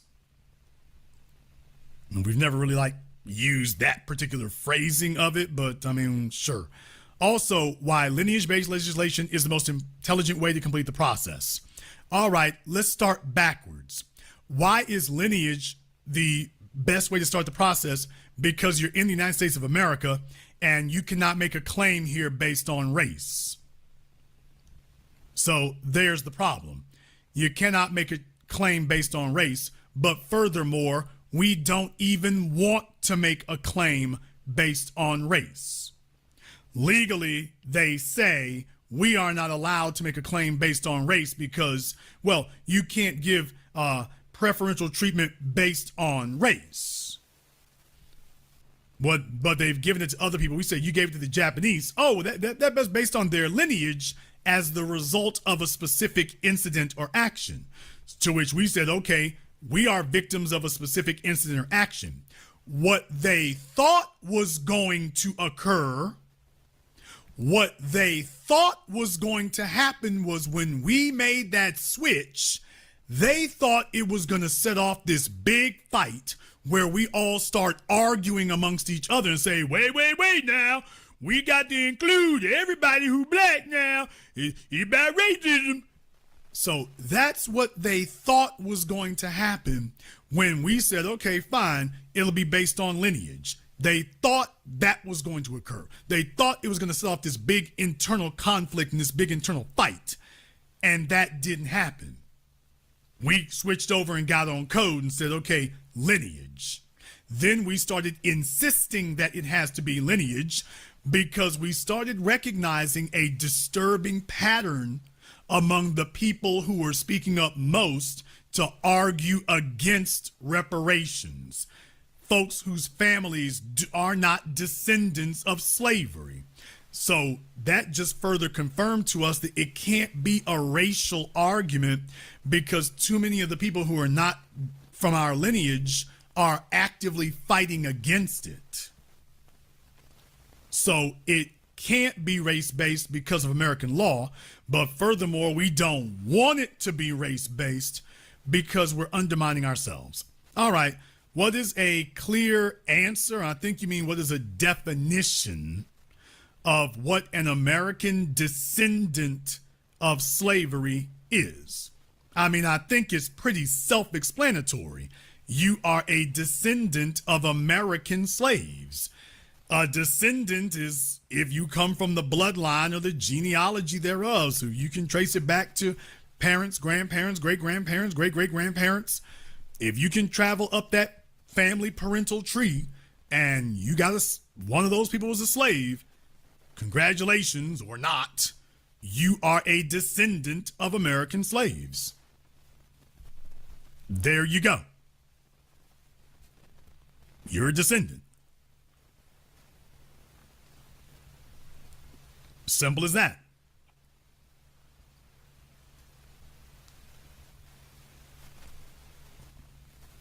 When are we going to get the reparations movement going in Louisiana? Louisiana is one of those places that has a hardcore white supremacist government. So there are going to be certain places where we simply are not going to be able to move the needle in an effective way. We will have conversations, but I don't want us all running around looking like Gary Chambers. You take a look at Florida. Florida is going hardcore white supremacist, and Louisiana, as always, is going further than that. Hell, they just broke up the city of Baton Rouge. Please understand that. They just broke up the city of Baton Rouge. This is how concerned they are about this, and this is how far they're willing to go. The state capital of Louisiana, and they just broke it up in order to segregate and isolate A, the black vote, and B, the black economy. They just did that. So please understand, in the headwinds that we're up against in that regard, right now, it can be very discouraging to people. This is certainly a conversation for us to have and to continue having. We are to be on code the entire time, and we are to keep advocating for reparations until it's viable. We don't ever let it go. That's supposed to be like your religion. We don't ever let that go. We are always to be looking towards that, no matter where we are. How do we get the reparations movement going? It's going right now. It's going right now. Have we organized our own reparations council? Yeah, we got it right now. Who will police and enforce the reparations process for FBAs? We already covered that. What is the best way to document and be prepared to prove your FBA? We already covered that. Is 70 trillion what is owed? Could be. If true, to cut the cost, cut the cost. Can we have a Black Wall Street in every state? The rest dish out in cash? Okay. I don't know why you want to reduce that, but folks, I want you to understand something. Can we have a Black Wall Street in every state? You are Black Wall Street. You are the Freedmen's Bank. Take responsibility. Stop looking for somebody else to do that. Stop looking for someone else to set it up. You are the Black Wall Street. You are the Freedmen's Bank. Being responsible with your money is the first thing that you do to prove that you are a part of that. But don't wait for somebody else. Start where you are. Will reparations be eligible to FBAs outside the United States? No. For example, those who went to Canada, particularly Nova Scotia, many of their children present and spread across the country. That's going to be a difficult thing because you are no longer citizens of the United States, and that is going to dilute your claim. Please understand, if you fled the United States and you are now a citizen of Canada, how are you going to exert rights in Canada and a lineage in the United States simultaneously? So you're actually going to be diluting your claim. So to folks who gave up their U.S. citizenship and didn't stay, please understand that legally speaking, you really disinherited yourself. You're going to have a very difficult time trying to substantiate that you're a Canadian citizen whose family left decades and decades ago. Oh, but they're handing out reparations in the U.S. It starts to look real tetherish. You see what I mean? It starts to look real. It starts to look like that. So you can't be black when convenient and American when convenient. You can't be black when it suits you and American when it suits you.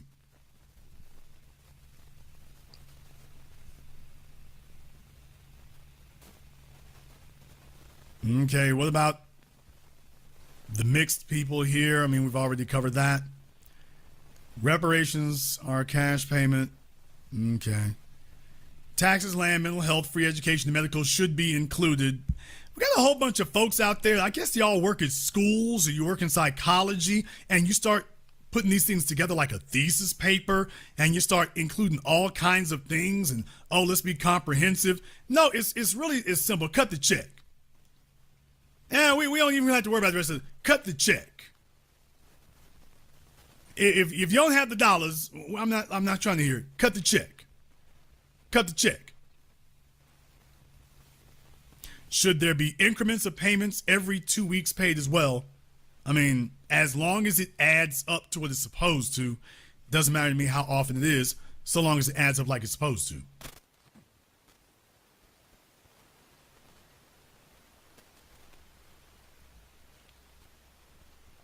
Okay, what's the best way to prove? We already covered that. When there's another hearing on reparations, how do we ensure our brightest and best advocates are there? Folks, this is why we're having conversations like tonight, why I'm having broadcasts like tonight. So that we make sure that everybody is talked to about this. You know what the basis of our argument is.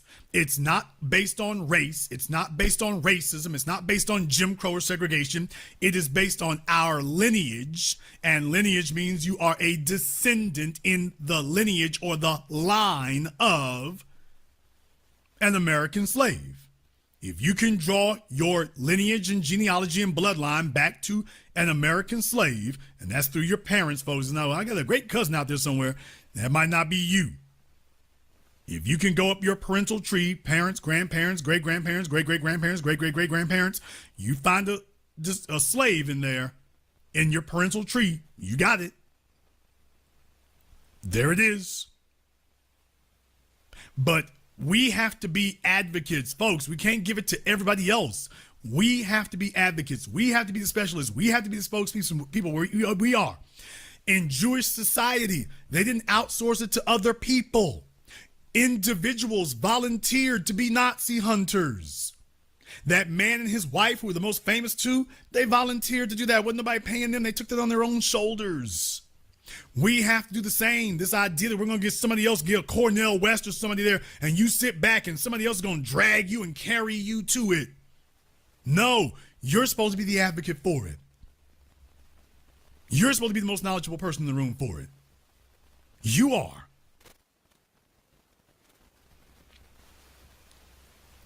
If for nothing else, so that you will serve as a check and balance on whoever else is speaking. So just in case you see it sliding off in the wrong direction, you're supposed to jump up and say, hey, no. No, lineage. That's it. But there's racism. We're not making a racism claim. But everybody else chose to be here. We exclusionary. You're damn right.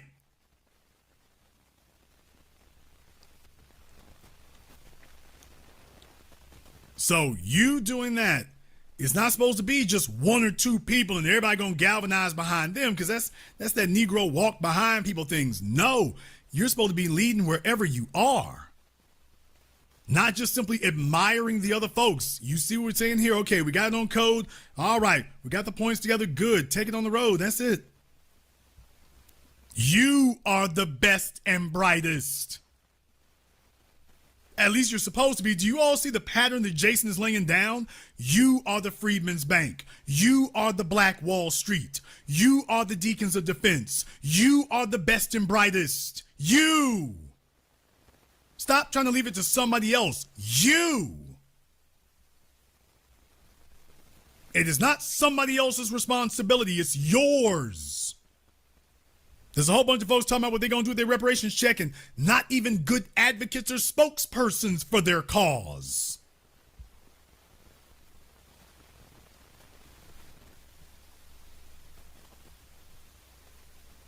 Don't worry, this person here will be the first one in line. Joanne will be the first one in line with her Schlitz malt liquor and her size 22 dress. I always knew he was going to get. You always got one of them. That's the ultimate mammyism.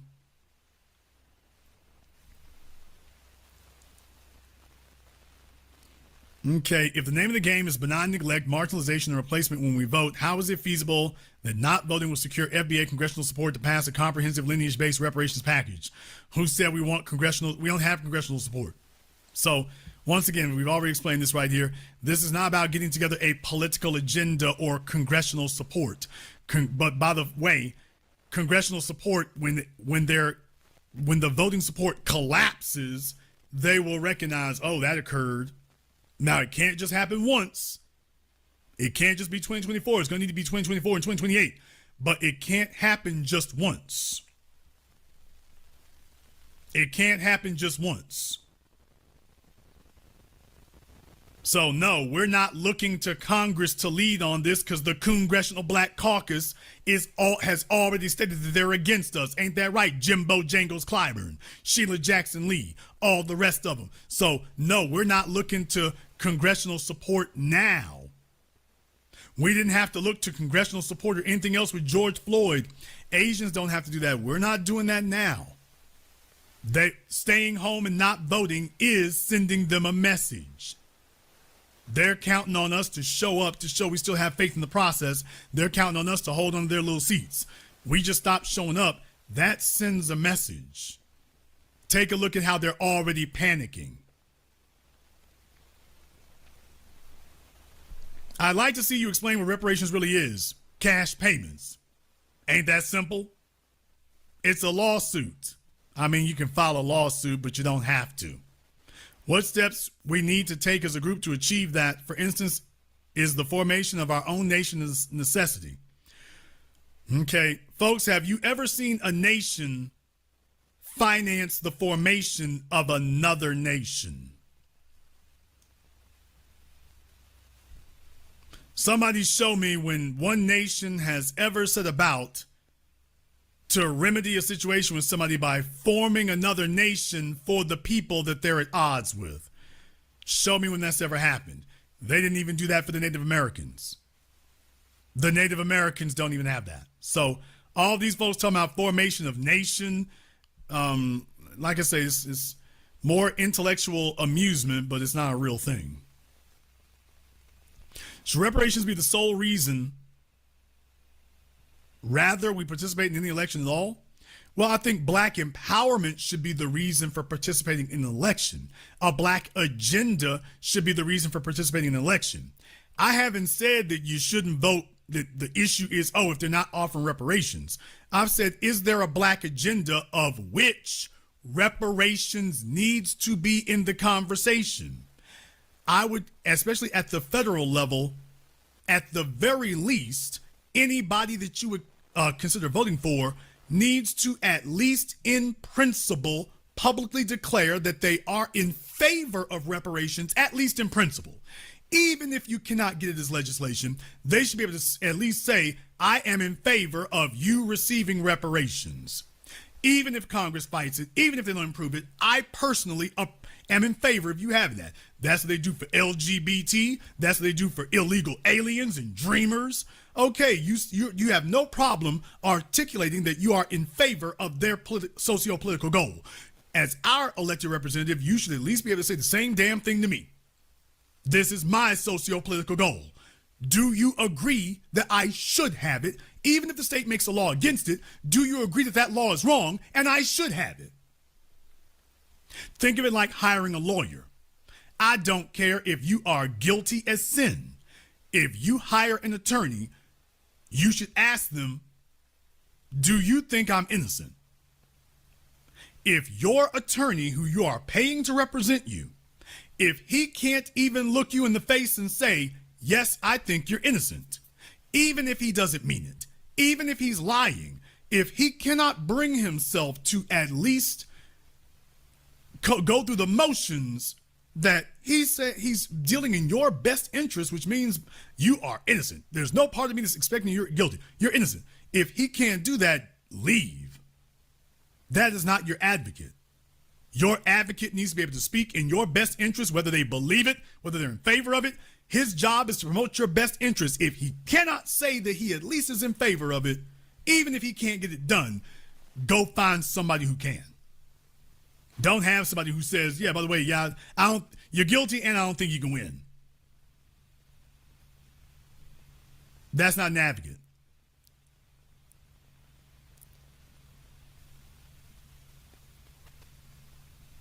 Okay, let me go ahead and deal with this one here. These are more in-depth things. Now, let me be clear about something. Like I say, for some folks there, I'm not going to say you're 100% of people, because in some folks' cases, not really sure about their circumstances. This woman here is saying she doesn't know her lineage. She's 54 years old. Her mother passed 2 years ago. Her father only knew his nickname, nothing else. I never knew the man or his family. I was born out of my mother's affair with a married man. All my 3 siblings have different fathers. Only grandmother I knew passed when I was 20 years old, with no stories of the past left behind. No known grandfather. I was born in Buffalo, New York. My mother spoke of Jacksonville, Florida, once picking pecans, I think. I have no history. Not true. I know without a doubt I'm FBA, and lack of proof can change that. I'll never receive reparations, right? Please be gentle in your answer. I know it's no, it's not pathetic, but folks, like I say, this is where you're going to have to dig through the crates. Please understand, the American government knows where your folk came from. Grandmother doesn't have to pass down any stories. She's got documentation somewhere. Grandmother got documentation somewhere, so you're not going to be able to be lazy about this. You knew who your father was, so had an affair with a married man. So I only knew his name, nothing else. Okay, that means investigation. Just because it's an uncomfortable subject does not mean that you're not going to have to go digging for that. So you have a place to start. Your father, you know your mother's name, you know your father's name. So you've got at least half the equation. I understand for some people, you know, from the bastard baby generation and whatnot, these will be uncomfortable conversations to have. And I understand that. But it's time. It's time. Kirk Franklin, he found out who his dad was by a friend of the family at a funeral, but only because he started asking questions. And then other folks started asking questions, and somebody came to him. So this is most likely you have not been asking questions, and you've just been dealing with folk in good faith. It's time to go beyond good faith and start asking some impolite questions, start doing some digging. We got websites, we got county records. Like I say, you can always hire a genealogy expert, but this is the time to be doing that. You cannot, if your family is not dependable, it's time to start making some folks uncomfortable. And once you start uncovering 1 or 2 stones, watch a whole bunch of folks start jumping up with what they know then. Once you get a couple of things figured out on your own, watch and see as other people in the family will start jumping up asking why you digging through that. So don't be deceived. And there's a bunch of folk who were giving her answers and responses beyond that.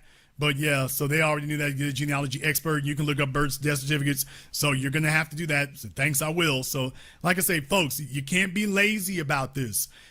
Your family has dark secrets and stuff. And okay, mama was honing up. Okay, it's time to pull them skeletons out the closet. Time to pull them skeletons out the closet. First off, thank you for asking this question and requesting input in lieu of the exponential rise and push for interracial marriages. How does this affect who qualifies for reparations? It doesn't. Already answered that. Okay, question 2. Should we start calling out major UN countries for not placing more pressure on America? I mean, you can try it. Examples: China, Russia, Iran, South Africa, India. So this is somebody talking about BRICS. It's, okay. They are not in favor of us. China is not in favor of us. Russia is not in favor of us. Iran is not in favor of us. India is not in favor of us. Julius Malema in South Africa is in favor of us, but South Africa as a group is not. So, I mean, folks, you're talking about allies you don't have. China is not one of our allies. India is. At what point were they our allies? When have they shown that they were? So it's just, no. Why don't these nations sanction racism, white supremacy worldwide like the Americans sanctioned terrorism? They have. In all these places you named, black folk are equally hated in all these places. Even in South Africa, they're letting the Afrikaners run things. Black folk we're not welcomed in China or Russia or Iran or India. So I'm like, okay, well, we can't fantasize our way through life. We can't do that. Is there some way that we can just for starters, demand an FBA hate crime bill? We've already done that. That's not reparations. So we've already done that. That's already moving, but that's not reparations. Given our history, how should we be prepared to protect ourselves? We already covered that. How can we prevent some of those vulnerable among us from being disenfranchised? We already covered that. The objections we get to reparations often revolve around the feasibility and practicality of cash payments. What would be the actual economic impact on the U.S. economy paying out reparations to FBAs? The same as it is for the military-industrial complex. You're just taking the money and putting it somewhere else. They had no problem pulling $2 trillion out their ears when the pandemic hit. They have no problem pulling out trillions of dollars when they want to go to war, trillions of dollars when they want to spend money on something, trillions of dollars when they got a special occasion. And they always got a special occasion. Only when we show up, all of a sudden, it's going to cause inflation and this, that, and the other. Okay, but it didn't bother them otherwise. Otherwise, it was the thing to do. As soon as we show up, here comes the damn po-mouth excuses. We're just saying the office of po-mouth excuses is closed. We ain't having it. Where they going to get the money from? That money you gave the Afghans. You're going to turn off that spigot over there. You're going to turn on this spigot over here. New York City is spending billions of dollars on illegal aliens. There's our money right there. There it is. Nobody asked about how it's going to affect the U.S. economy till we show up. We show up and all of a sudden, we paying attention now. We got to watch our P's and Q's now. What would be the immediate social ramifications of FBAs receiving reparations be given our current position in America's racial hierarchy? The same as it is right now. Nothing's going to change. Jason, they're going to hate us. They already hate us. Hello, that's why we're in this position. They might try to attack us. They attack us all the time. What's your point? So we're already in that position. So this is it. We're rolling from here. What is the strategic answer against the tethers that say we are not the group that actually suffered during slavery? They don't get a vote and their opinion doesn't apply. They're not part of the conversation, which is why we have made this a lineage-based conversation. If you are not of our lineage, your opinion, unless you're backing our play, but your opinion is irrelevant unless you're backing our play. That's it. You don't get a say. You don't get a vote. It doesn't matter what you think.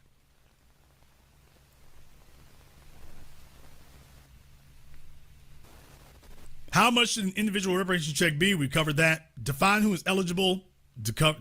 Already said that. Beware of lowballing the amount and pretendians. We already covered that. Hey, Jason. Hi, Cocoa Sweets. Do you feel tax relief for the American black working class is a good form of reparations? No. Of course, cash payments for all masses as well. Like I say, we're already economically oppressed. In several U.S. cities, almost 50% of black men are unemployed or underemployed. So they've already got us in that tax box. That's not going to help us by making it. It's not like if you didn't have to pay taxes, you'd be free. It's not like if you didn't have to pay taxes, oh boy, if I didn't have to pay taxes, then man, everything would be straight. It's not like that's the case. It's not like if you just, that little old earned income tax credit is not going to set you free. So, no. This is not a tax-based argument. And for the people who do pay enough in taxes for it to be important, their income is already high enough that that's not really an issue for them. So for the overwhelming majority of black people, that's not going to help you. There's a reason why you get an income tax return, because your income is not actually high enough that you owe taxes.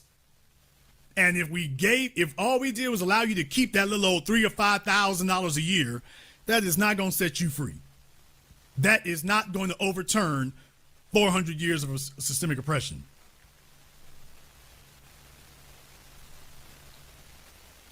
Okay, this person said, you can please go to the census online and start tracing your roots. Ask your grandparents for the oldest relative they know. That's all you need. Okay. How do we find upcoming events where politicians speak so we can voice our demands and ask their position? Very good question there. Every political candidate tells you where they're going to be, so that's why they have their websites. They tell you where they're going to be, so wherever you are, they make their campaign stops known. How do you think they just tried to kill Trump today? They knew where he was going to be. It's like, okay, he coming to Pennsylvania. Let me get the strap. So you know where Biden's going to be. You know where the politicians are going to be. It's just, did you go to their website and check and see? Did you ask? If they're campaigning, they let you know where their campaign stops are. Be it what Marcel Dixon can find them. If Marcel can find them, it's okay.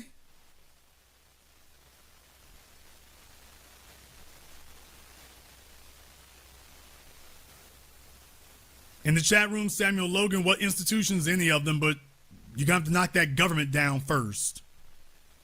You're not going to get it's going to be hard to press the private sector until you get that government down. So state government or federal government, you're going to have to knock those down. That private sector is going to be the hardest one to fight because they're all going to claim that they're not liable because they're private. When the government takes liability, private goes after that. Private will fall after that. When will it be deposited in my account? Now. Love Black history. Great. This is not really a question, but an idea. Okay, I'm looking for questions. How can we get reparations without being a nation or even recognized? The same way that Asians got it, the same way that Jews got it, the same way that Native Americans got it. Folks, this is really redundant. The same way they got it.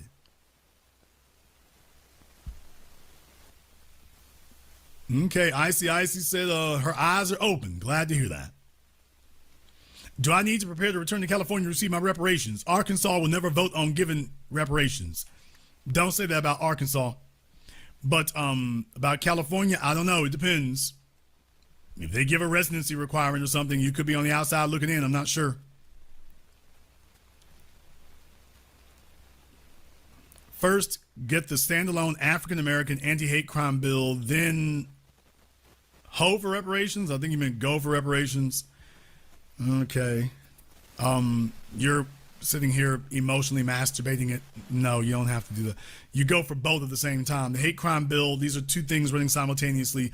Yes, we can walk and chew bubble gum and toss a frisbee at the same time.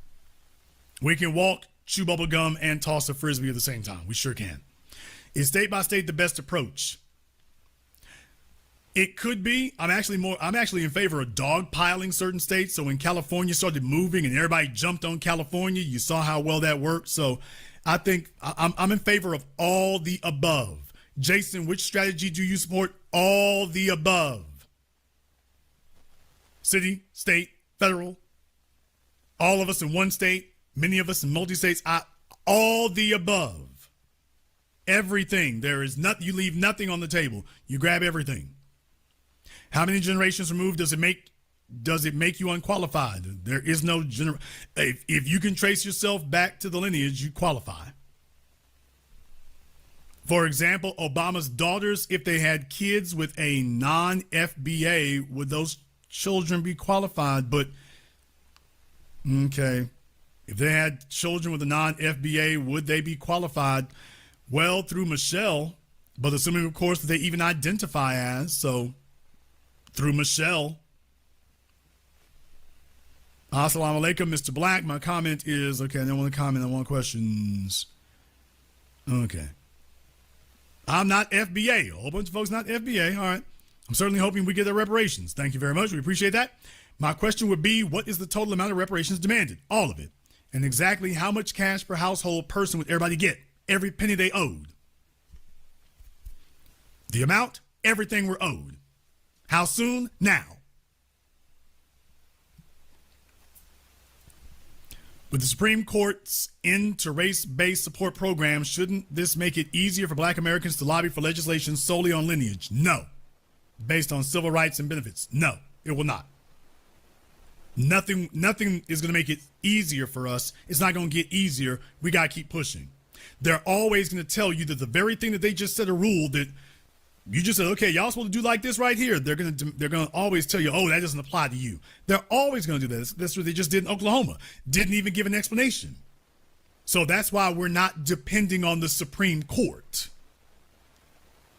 We're not depending on the Supreme Court for this.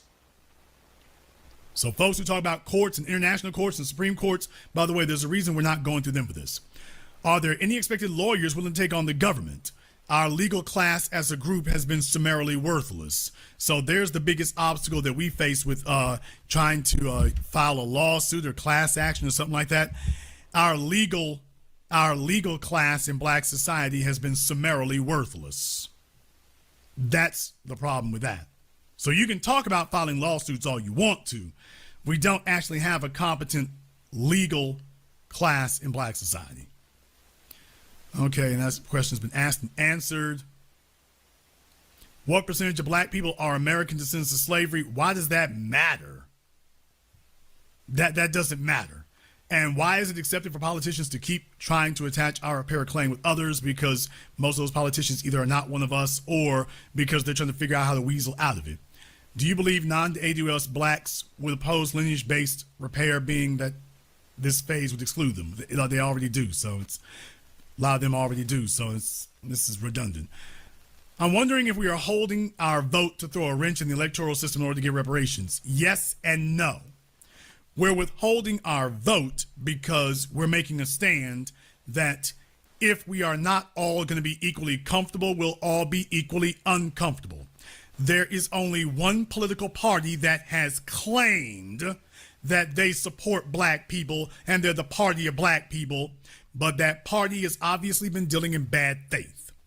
What we're doing is offering a correction that we see what you're doing, and you're no longer going to play this game where you talk like you're doing something for us and then you don't actually do anything and tell us that that's the best we can expect.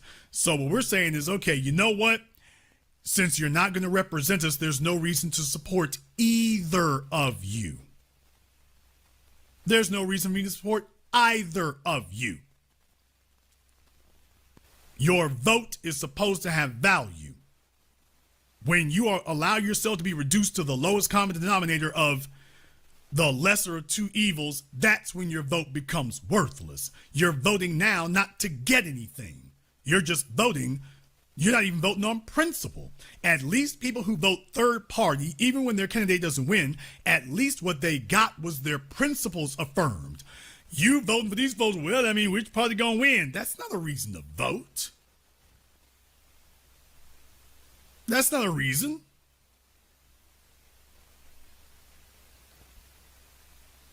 How do we make them honor their empty promises? By punishing them when they don't.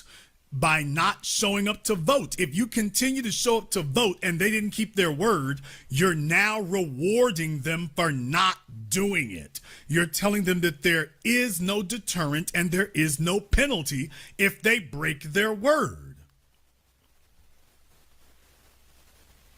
How can non-FBAs contribute, and what would be the overall effect of non-FBAs economically when FBAs do get their reparations?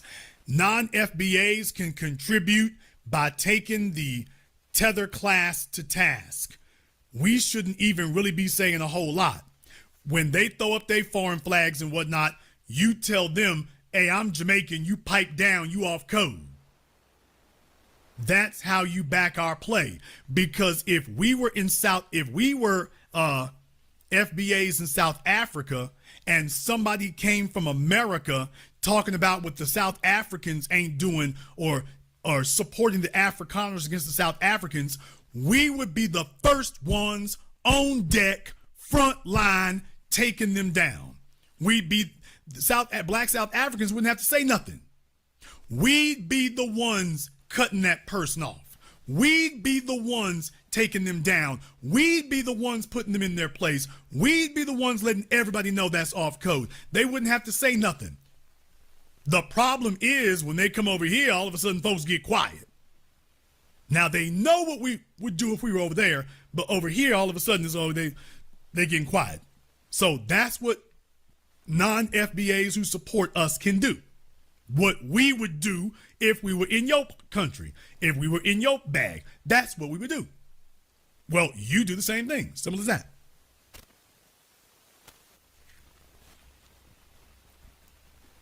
Okay. I think she meant Jason. I am 59 this year, and I remember my grandmother telling me that she doesn't know about any slavery in our family. That's irrelevant. We are all from America, though. Could that be possible? I still want my damn money. Yes, you're going to have to go through your lineage. You're going to have to go doing the looking. Some of y'all got to understand, some of your grandparents and whatnot, they might not want to tell you some things. Some of your grandparents might not want to tell you some things. They might have reasons for not wanting to do that. Here's the problem. They don't have the option of concealing that. They don't have a right and they don't have the option. So if somebody laid up with somebody that they're not proud of, you got to hold that L. But we're going to have to dig. We're going to have to uncover that. You're going to have to hold that L. You're going to have to hold that L.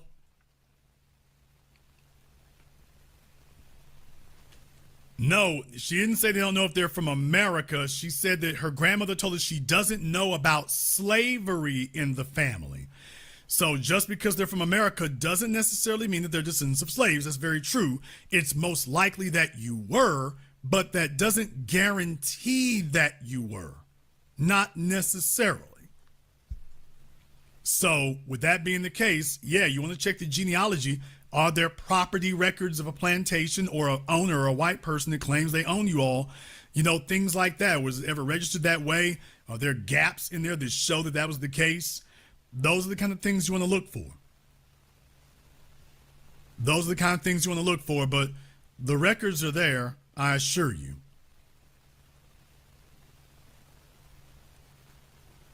Okay.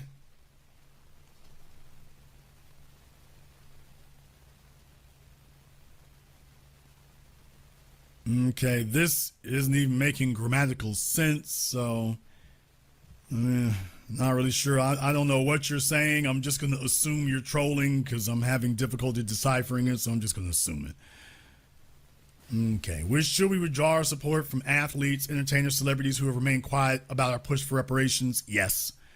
Can we put a stop to non-FBA speaking on our behalf and undermining our cause? Well, like I say, certainly we need to make it very clear who has a right to speak and who doesn't. That's how you do that. As far as the entertainment class and whatnot, absolutely, we shouldn't be supporting anybody who doesn't support that. Everybody got to toe the line. Don't matter where you at. You ain't never going to be so big you ain't got to toe the line. Once you put yourself out there as not toeing the line, remember about Tamir Rice. Everybody who's off code, you're going to get it. And believe me, they do hear about this. They do hear about when we talk about these things, they do hear about it.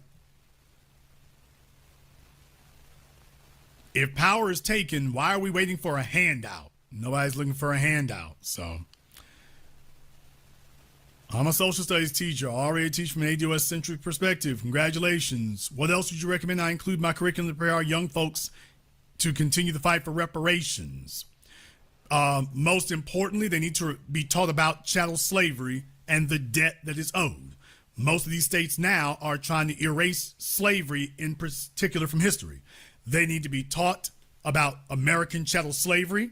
They need to be taught that America and the states were implementing it, and all the successor historical practices, Jim Crow, segregation. And they also need to be taught the difference between chattel slavery and indentured servants, since now we know that they're trying to weaponize that and use that. They always mentioned indentured servants before, but now trying to make some correlation or some equivalence between us and them. No. So you got to make sure you're clear with them on that. If we start the Freedmen's Bureau, I mean, we don't necessarily need to, but okay. What are your thoughts on how we should construct the selection process for leadership council hierarchy? I mean, we covered that right there. The bottom line is, do you qualify for it? You don't have to have a counselor hierarchy for your passport. There's the qualifications for getting a passport. You either meet those qualifications or you don't. No council required, no hierarchy required. No council of elders, no civil rights groups administering it. Either you meet the criterion or you don't. The federal government owes. We get them to say, okay, we do owe it, and this is the criterion on which you prove that we owe you. Case closed. Just like with your passport. If you can show it, you've done it. Once they confirm that what they're showing is legitimate, you've done it. You've done it. Simple as that.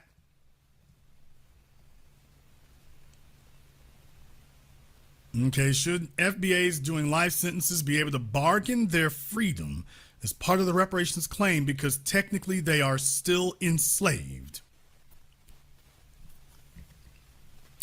This is a good question. Okay, let's deal with this question legally and logically. Now, here's a question that I've never been asked in regard to reparations. So let's deal with this question legally and logically. Are prisoners, even those serving life sentences, American citizens? The Supreme Court has always upheld, yes, you are an American citizen with all of your civil rights. Now, of course, you are being held in confinement because you violated that one loophole to it, but you are still an American citizen with all of the rights inherent. So you still have that. Now, in some cases, they might be restricted for felons and stuff, and you can't vote and things like that, but you still have your rights as an American citizen. You do not lose your citizenship simply because your freedom of domain has been taken. You don't lose your citizenship because of that. So, now that we've walked that exercise through, we have determined that even people who are imprisoned are still American citizens with all of their legal rights. Therefore, it only goes to follow and goes to reason that if we determine that there's a settlement, or if we determine that you're entitled to things based on your lineage, your current place of residence is a non-factor. Now, is it in their best interest to distribute it to them in prison? I don't know. That could be problematic. I don't think that it should be subject to taking, but like I said, you got some folks, if they committed crimes and they have to pay restitution or something, that could get sticky. That could get sticky. But as far as somebody who's in prison bargaining their way out based on reparations, no, you can't bargain your way out. If you shot 3 children, hold this life sentence. If you ran over some little old lady, hold this life sentence. Whatever else we got going on out here, that doesn't supersede that. So no, our reparations fight does not exempt you and give you amnesty from some bull crap you was out here doing. So no. You are still going to be a guest of the state for the remainder of your life. So there's no technicality that exempts you from that. Which generation will get reparations? Now, should it go to biracials? It shouldn't go to people who, it goes to people who can draw their lineage back. It goes to people who can draw their lineage back.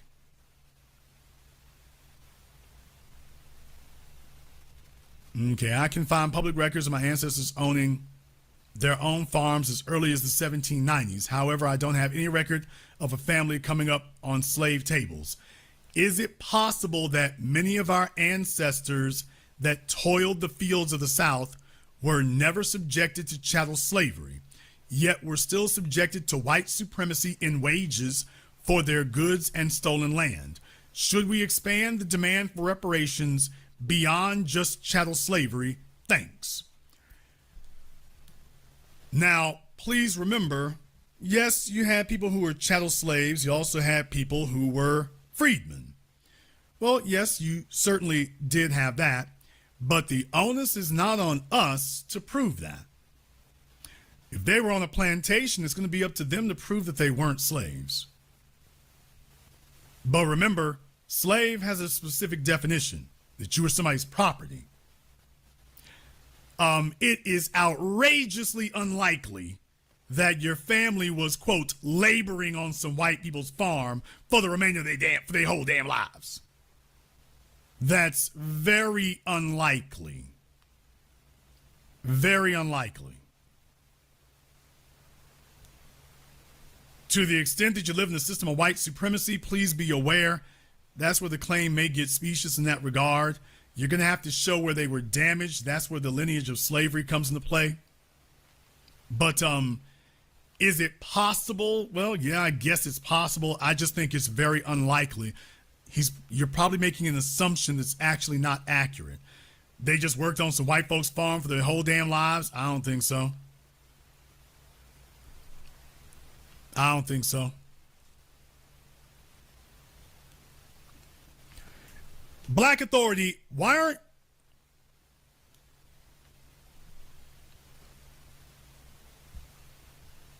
nigga, please.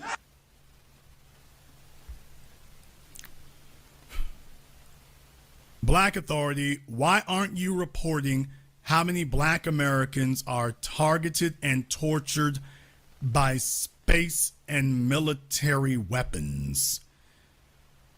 Thousands of us are targeted and tortured daily. No Black media. Black Authority, why aren't you reporting how many Black Americans are targeted and tortured by space and military weapons? Thousands of us are targeted and tortured daily.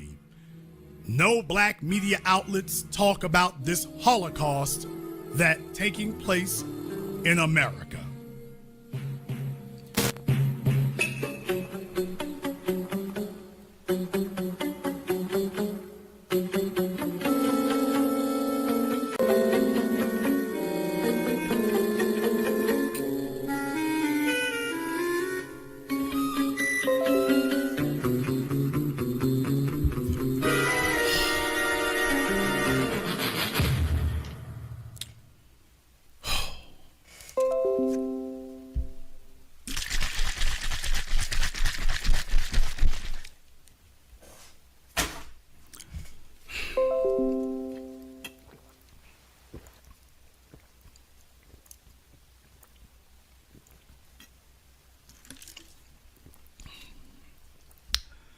Heartburn creeping up.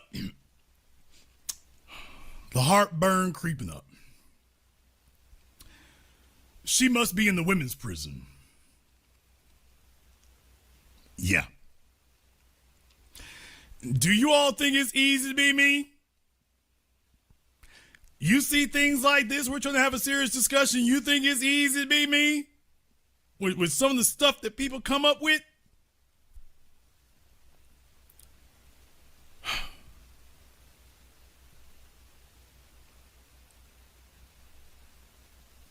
What is the difference between giving reparations to the descendants of foundational Black Americans versus the descendants of Native Americans who have been receiving all the benefits, discounted free education, healthcare, etc., plus cash payments and access to self-employment and contracts for years.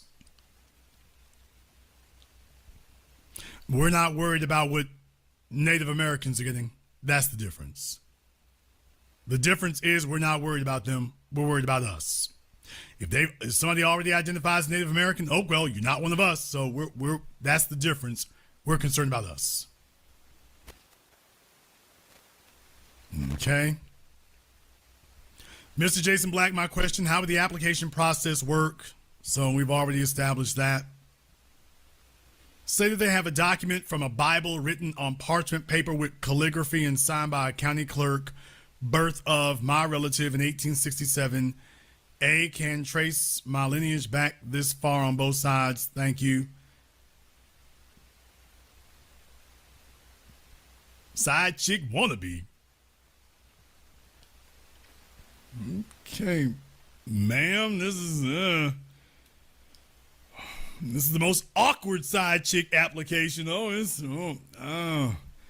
is kind of awkward here, but yeah, definitely. Like I say, look, if you have documents and they can be authenticated, if you have a document that can be authenticated. So if you have a document that can be authenticated. It's certainly, if you got it from the county or something like that, then they should be able to authenticate that very quickly and go from there. How can we determine which Black Americans qualify for reparations? I would imagine being Black would suddenly become extremely popular. Yeah, so we've already covered that about who qualifies. But more importantly, remember what I said about who's not qualified. All right. Mixed people, we already covered that. Okay. Includes a lot of $5 FBAs. No, we're not going to have that. We already covered we're not going to have it. You're going to have to fight to make sure you hold the line on that, which is why we keep telling them lineage, lineage, lineage. We're defining the rules now, and we will not budge. So this is why we're having that fight now. I keep saying it, not just about who qualifies, but specifically about who is not qualified.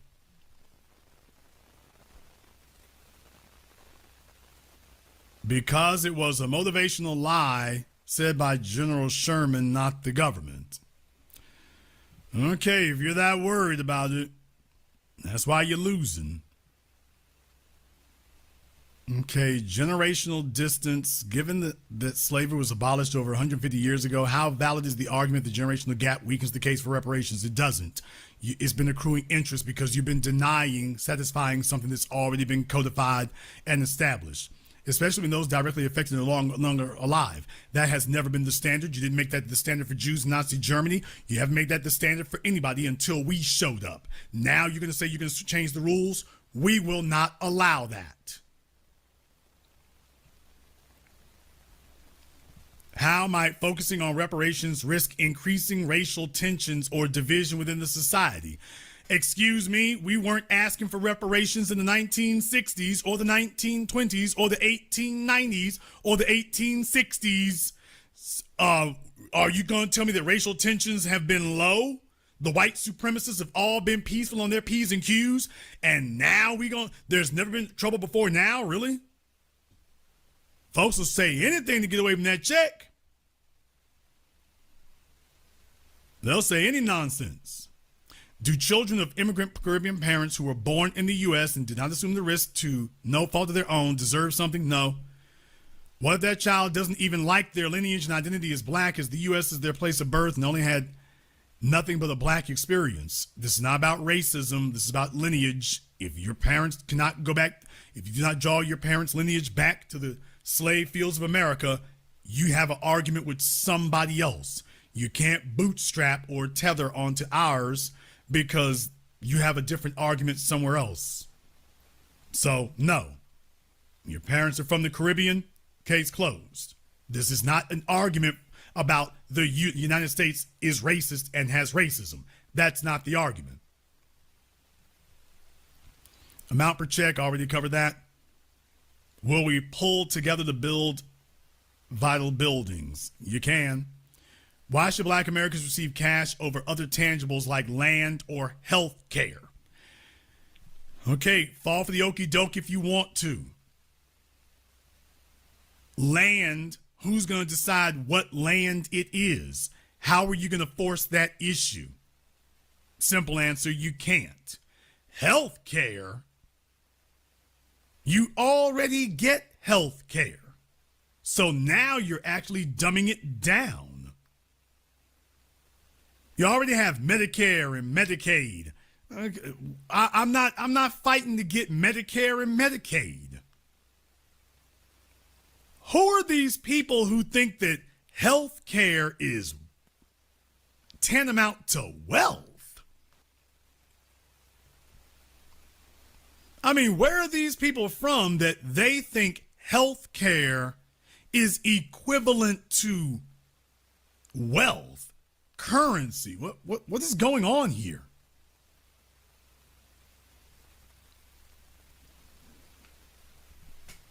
Should we use the 1870 census to prove our FBA lineage? I'd like that.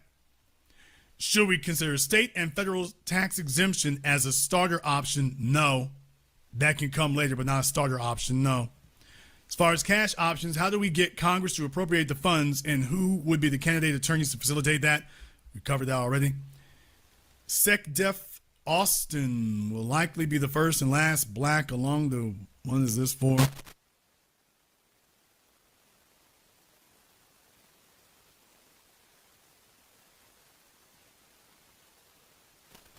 Okay, I don't know what you're talking about here. How about getting our religious leaders and law officials that's Black on our side or called them? All right, folks are just saying general stuff here. What's a good response for Black people who state they will never get us reparations whenever the topic comes up in discussion? These are the same folks who also said we would never get out of chattel slavery. They're also the same people who said that they were going to put us back on the plantations after we were out of chattel slavery. They're also the same people who said we weren't going to survive Jim Crow. They're also the same people that said we weren't going to be able to beat segregation. So you've always got cowards. Every people in every generation has cowards. Those are just cowards talking. As soon as we get something, the same folk who told you what we wasn't going to get and what wasn't going to happen, those are the first folk in line talking about, yep, where my check at? So in addition to people who don't claim their lineage, I think it would be justice to get all the people who say we ain't gonna get it, or we don't deserve it, or they don't need to pay it. Oh, good. If we can prove you said that, you're exempt. The rest of us will get yours. So don't worry, we're exempt.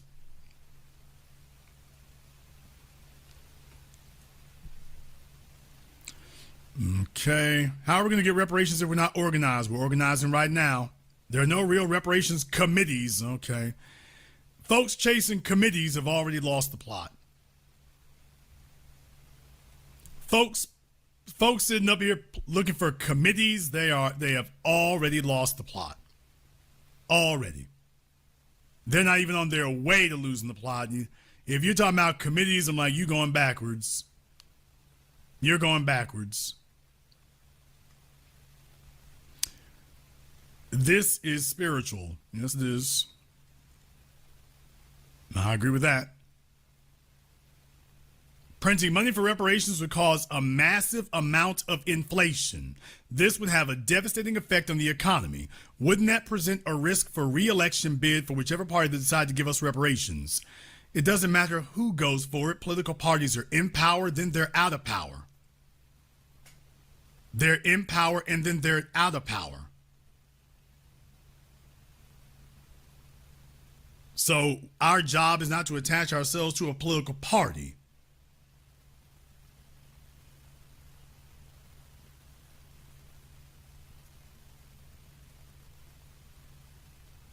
We're not here to protect a political party and get married to that.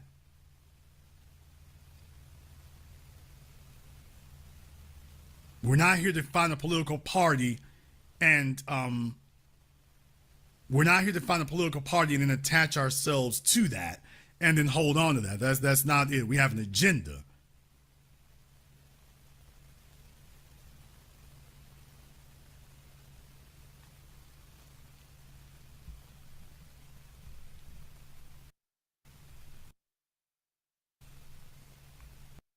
Okay, is anyone in the five branches of government even advocating for reparations? No, that's why we're advocating for it. That's why we're advocating for it.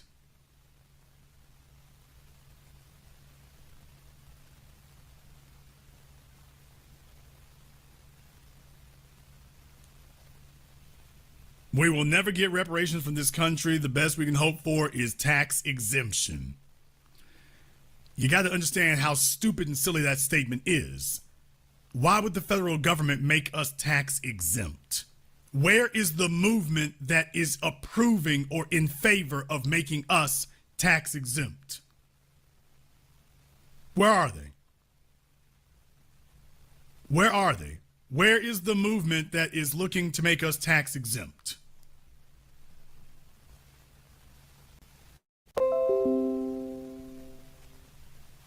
Show me the politicians who are in favor of it.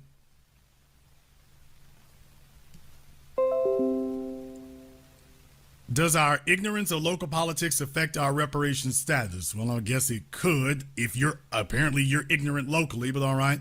Why is financial literacy such an obsolete topic within the reparations conversation? It isn't. You're just not paying attention clearly.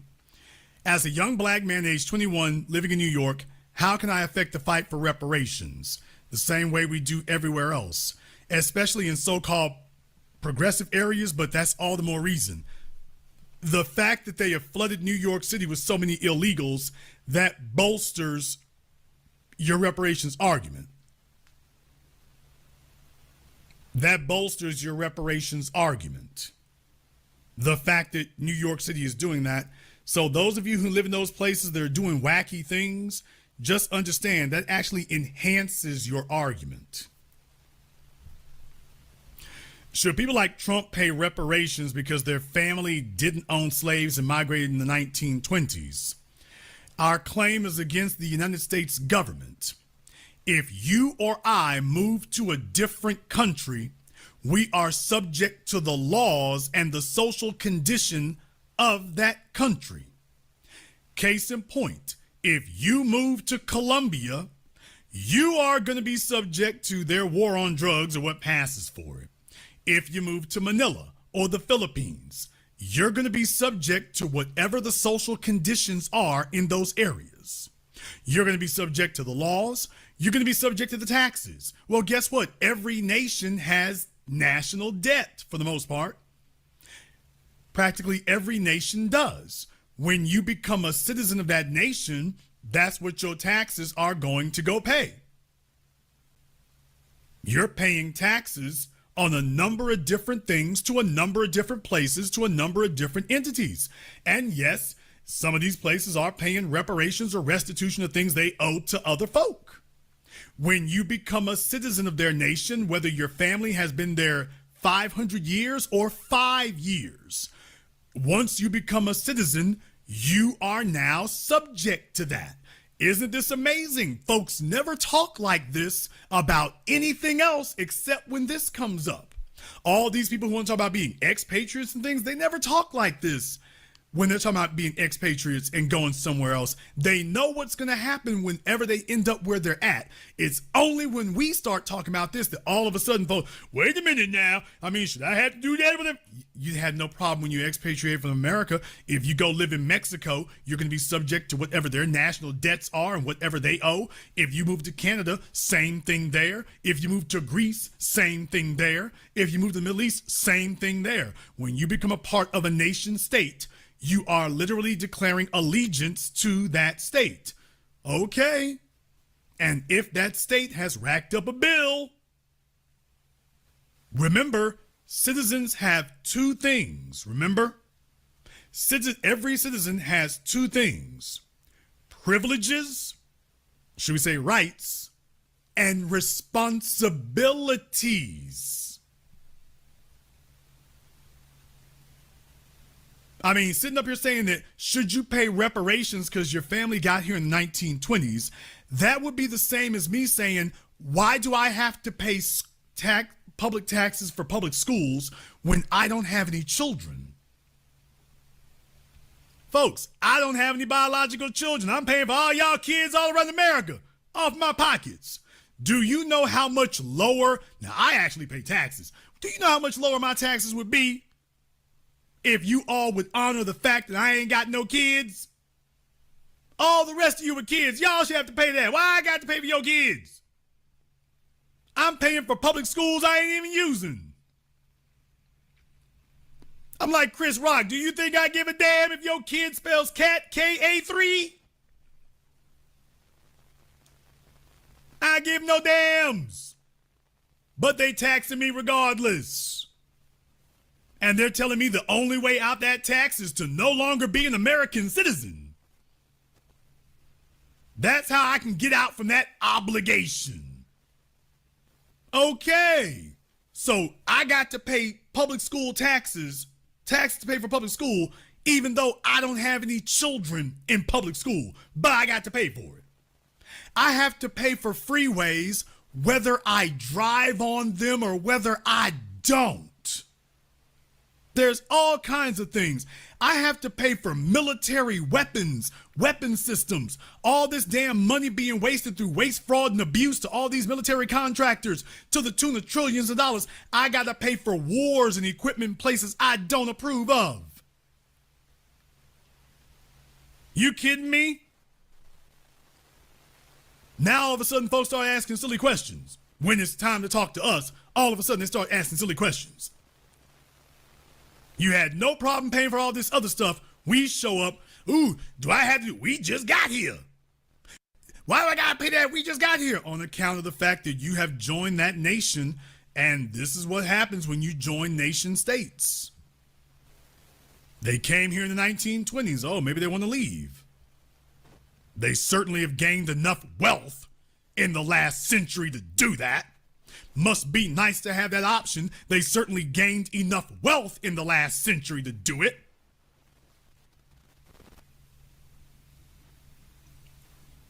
Should reparations be paid to descendants of black slave holders? There were few registered black slave owners in the South, so this is a suspected white supremacist here trying to deflect.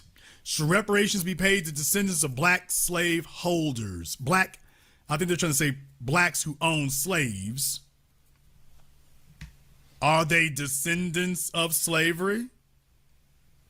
And if you're trying to make, I hope you're not trying to make some moral argument, because the bottom line is no black person created the slave laws, and no black person held a white person in slavery. So if you have a beef with these rules, and if you have a beef with their repercussions, take it up with Thomas Jefferson and George Washington and the rest of the white supremacist hierarchy who created this. Your beef is not with any black person.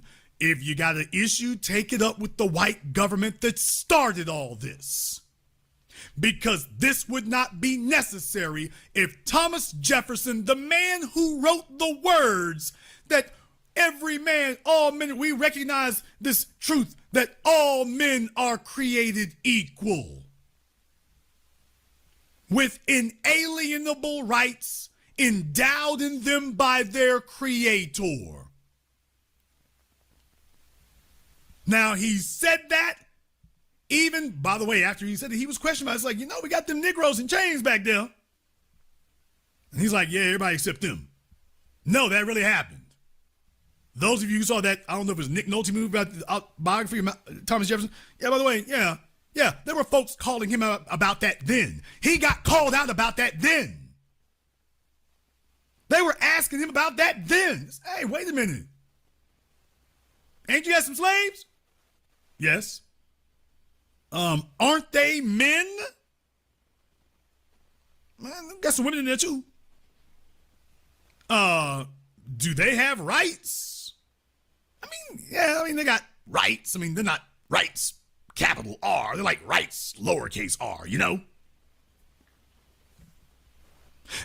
Is the king going to be able to tell us that we have rights, lowercase r? Oh, hell no, we're going to shoot him. Really? So if you got an issue with this, take it up with the framers of the Constitution who sat there on their bald-faced asses and said that we hold these truths to be self-evident. Self-evident. That means that it speaks for itself. It doesn't even need to be explained. These truths are self-evident that all men are created equal with inalienable rights granted them by their creator, not by a government, not by a president, not by a Congress. He said we are separating ourselves because of our God-given rights. No one can take that from us. While he was literally rationalizing a few sentences later, everybody said, you niggas, not you. So if you have a problem with the repercussions, you should take it up with, get a Ouija board and go take it up with Thomas Jefferson for his hypocrisy. He started this. Oh yeah, and one more thing. The framers of the Constitution knew what they were doing. And I'm talking about with slavery. They knew that they were kicking the can down the road. They were so determined to found a nation so quickly that they didn't sit up here and wait. They knew that they were not actually fixing the issue. Empower your students to be more authentic and 3/5 compromise that was literally them kicking the can down the road. And they all understood what they were doing. They knew that they were deferring this issue into the future. And less than a century later, there's a civil war on account of the fact that you couldn't kick the can down the road anymore. But they knew what they were doing. They knew that they were stalling this. They knew that they were stalling for time. They knew they were doing that. And they were questioning whether or not it was worth it to just have it out here and to resolve this now. There are 4 sentiments that are often expressed by our young brothers and sisters when we engage them, our FBA family, and they are our family. And when they express them, what they'll say is, well, like Baba James, he aligns with us. But I want to share these 4 sentiments with you, and I can do it one at a time, or I can give you all 4. And I want you to be able to just respond. All 4, and I can respond, because if I'm late for my sister's birthday, she's gonna kill me. Gotcha. All right, so I'll give you all 4. I'll give you all 4. So these are 4 of the most common like anti-African sentiments we hear being expressed by some of our brothers and sisters. The first one is, Black people in America are not African and have no connection to Africa. We're Native Black Americans. That's one. The second one is, Black people in America may be genetically African, but so is the entire planet. Everybody on Earth is African. That's 2. The third one is, African people on the continent don't refer to themselves as Africans. We're the only ones who call ourselves Africans. That's 3. And the fourth one is, Black Americans are the only ones who practice Pan-Africanism. Those are the 4 most common kind of like retorts that we hear. And they always say, well, Baba James Smalls agrees with us. Like, well, Baba James Smalls is going to tell him I don't agree to none of that shit I just heard, because none of it makes sense. You're going to give me the white slop and then give it a name like Foundation of Black America. Don't label me with slop. Now, if you use that because you're trying to find an identity, I'll help you with that, because you deserve to have your own identity like everybody. Yes. But don't bring the same white slop. And let me be clear. My FDA brothers and sisters, I love them. I am not going to abandon them. I am going to teach them. And I am going to work to get them to see. Because the ones I've met, these are not young people who hate Africa. They just don't friggin' know. They don't know what they don't know.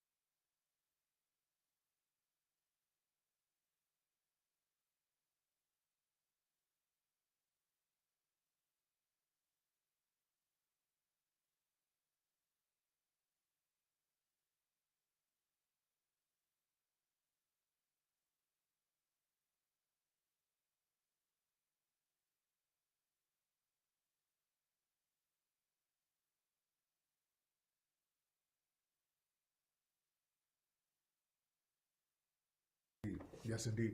So now, recently, there was you were on a broadcast on a YouTube stream, and there was a dude who's kind of known in our circles as being a troll, and he gave you some real. He basically lied to you and gave you some misinformation about some of the stuff that we've said, and then tried to use you against me, and some of these other trolls tried to use your words against me. How do you feel about that, sir? Right. Well, part of it is the young man, Omawale, called me yesterday. And his position, he says, I wasn't the one putting that out there like that. And I said, what do you mean? I said because, I couldn't find him. I had the name wrong. Yeah. And when I found the name in my phone, he called me just as I found the name. And he says, listen, because I did this little piece, I was trying to get it right on Twitter, calling people out for doing that, because I'm saying, wait a minute, that was not what really happened. Right.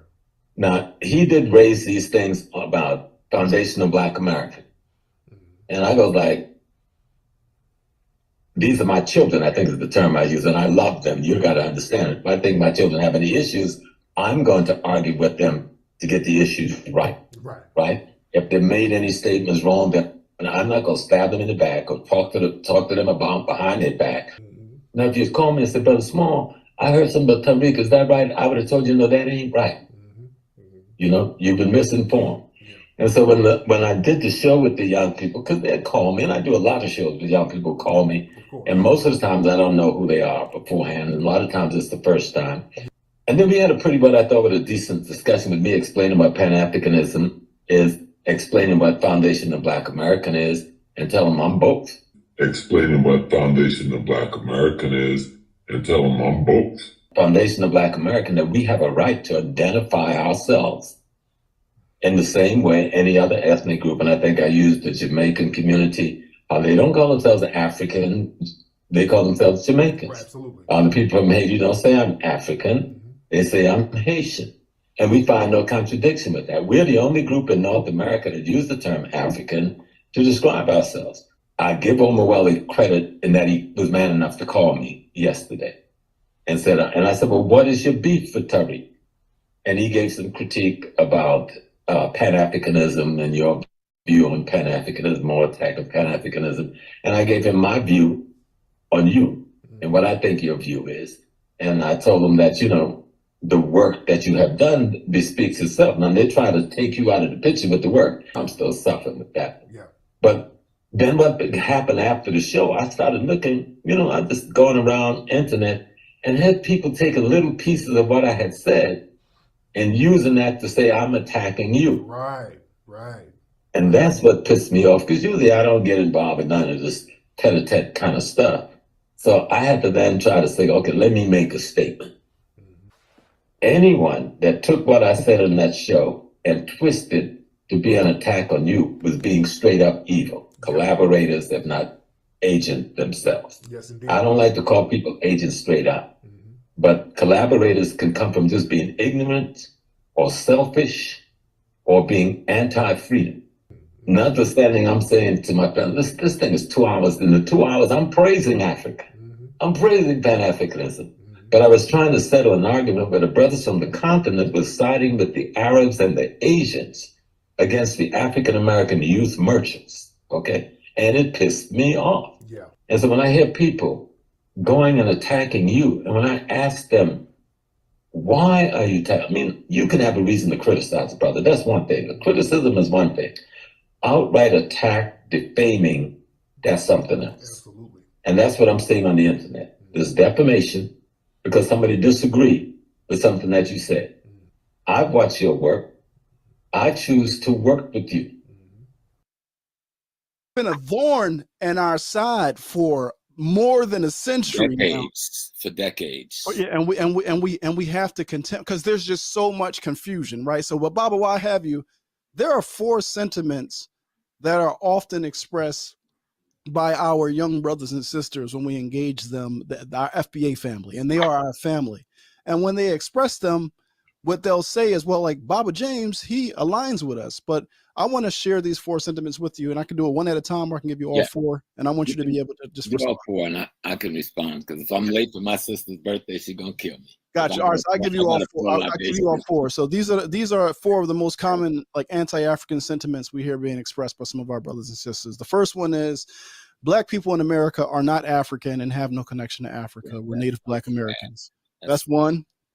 The second one is, Black people in America may be genetically African, but so is the entire planet. Everybody on Earth is African. That's 2.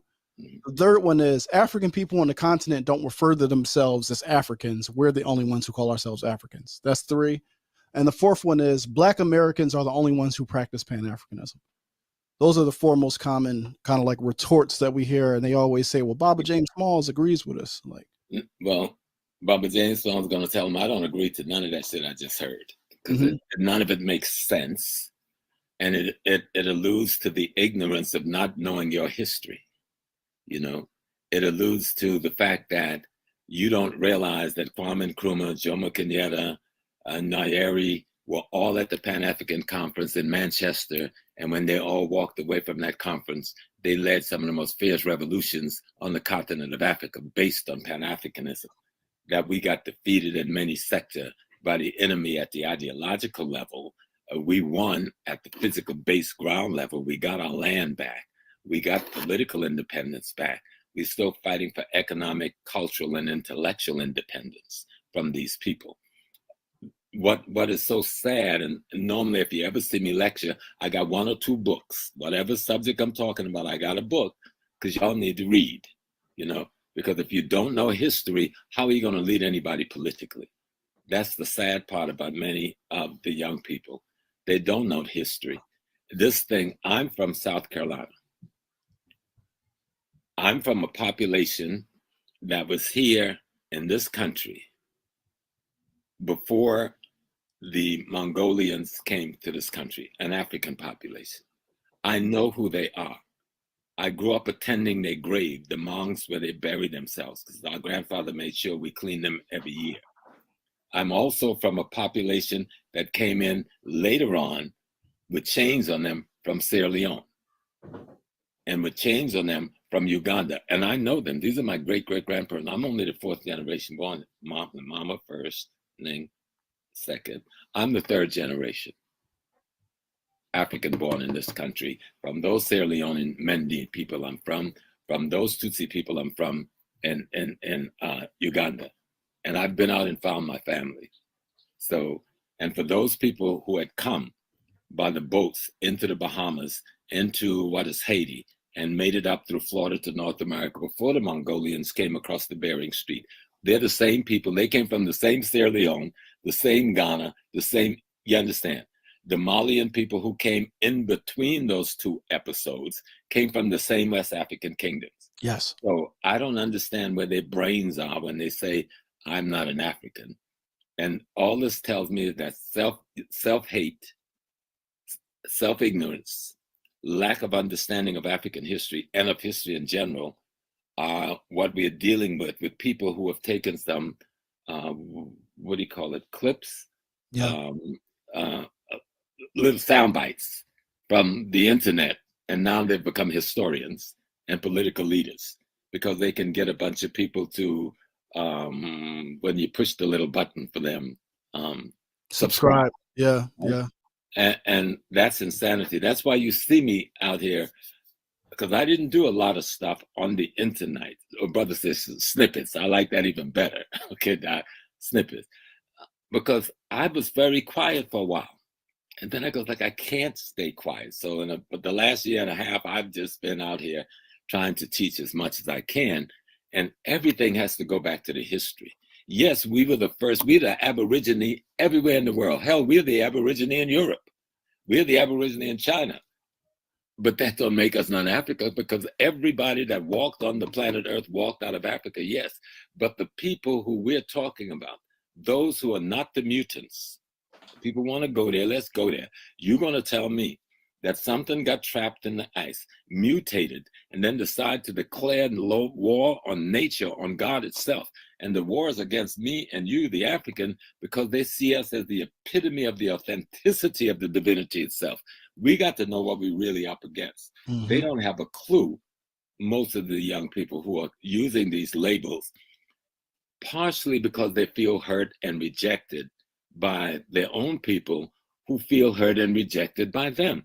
You, the brothers and sisters who come from the continent of Africa, they look at, but we have not reached out to help them.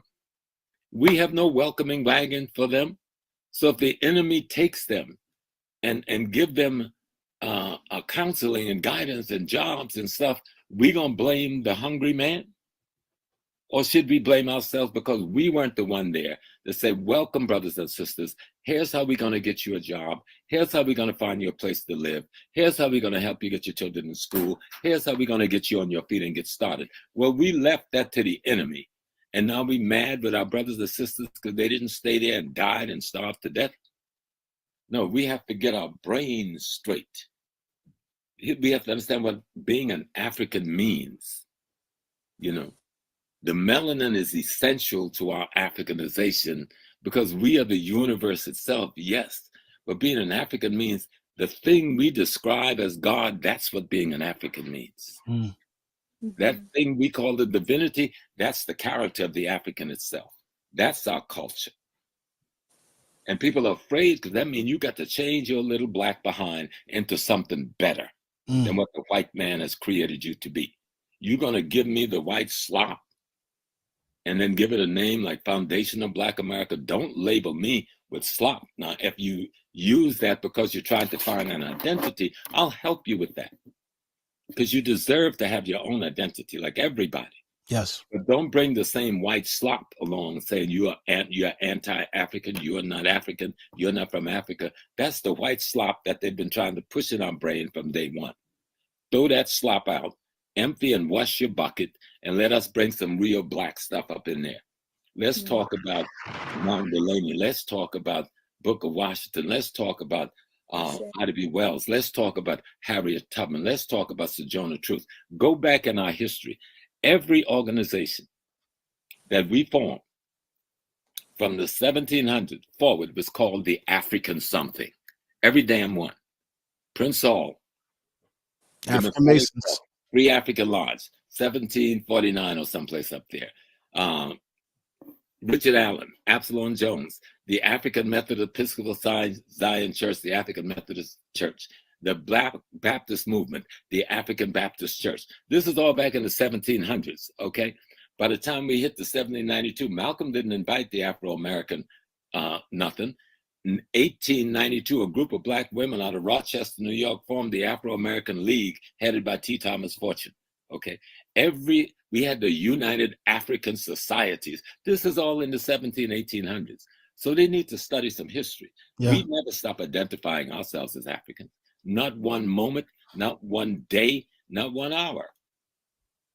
You know, and so I understand the hurt that some of them feel, but a lot of this hurt is out of the ignorance.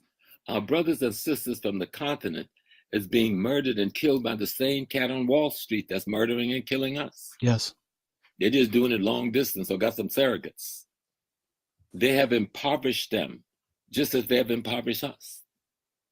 All the Europeans and others stepping off of a boat every day as immigrants, you got no issue with them, but you got an issue with your brother and sister who's trying to survive and come and wake and make a little bit of money and send back home to keep his mama medical bills paid and to send his little brother and sister to school somewhere. Yes, there's a problem. He doesn't know you and you don't know him. So then that should be what our work should be about.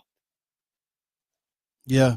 About to reach out to one another, grab each other, figure out how to educate one another, you know, and we can criticize each other, but let the criticism be about love and unity, not the criticism be about destruction and death of our own people. Yeah, they're not here to usurp us.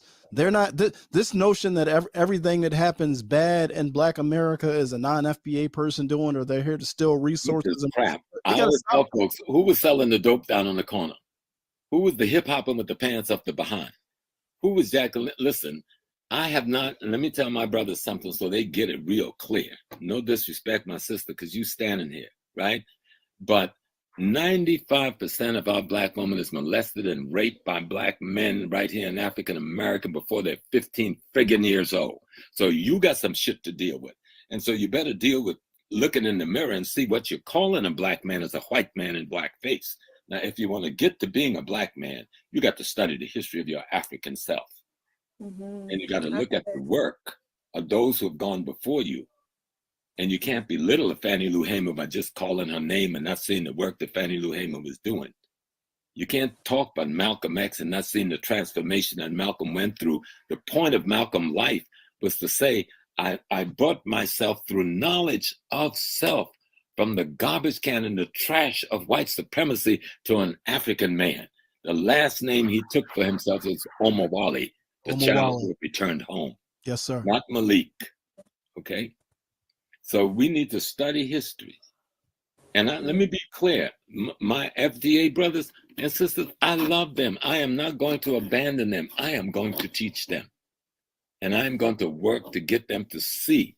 Because the ones I've met, these are not young people who hate Africa.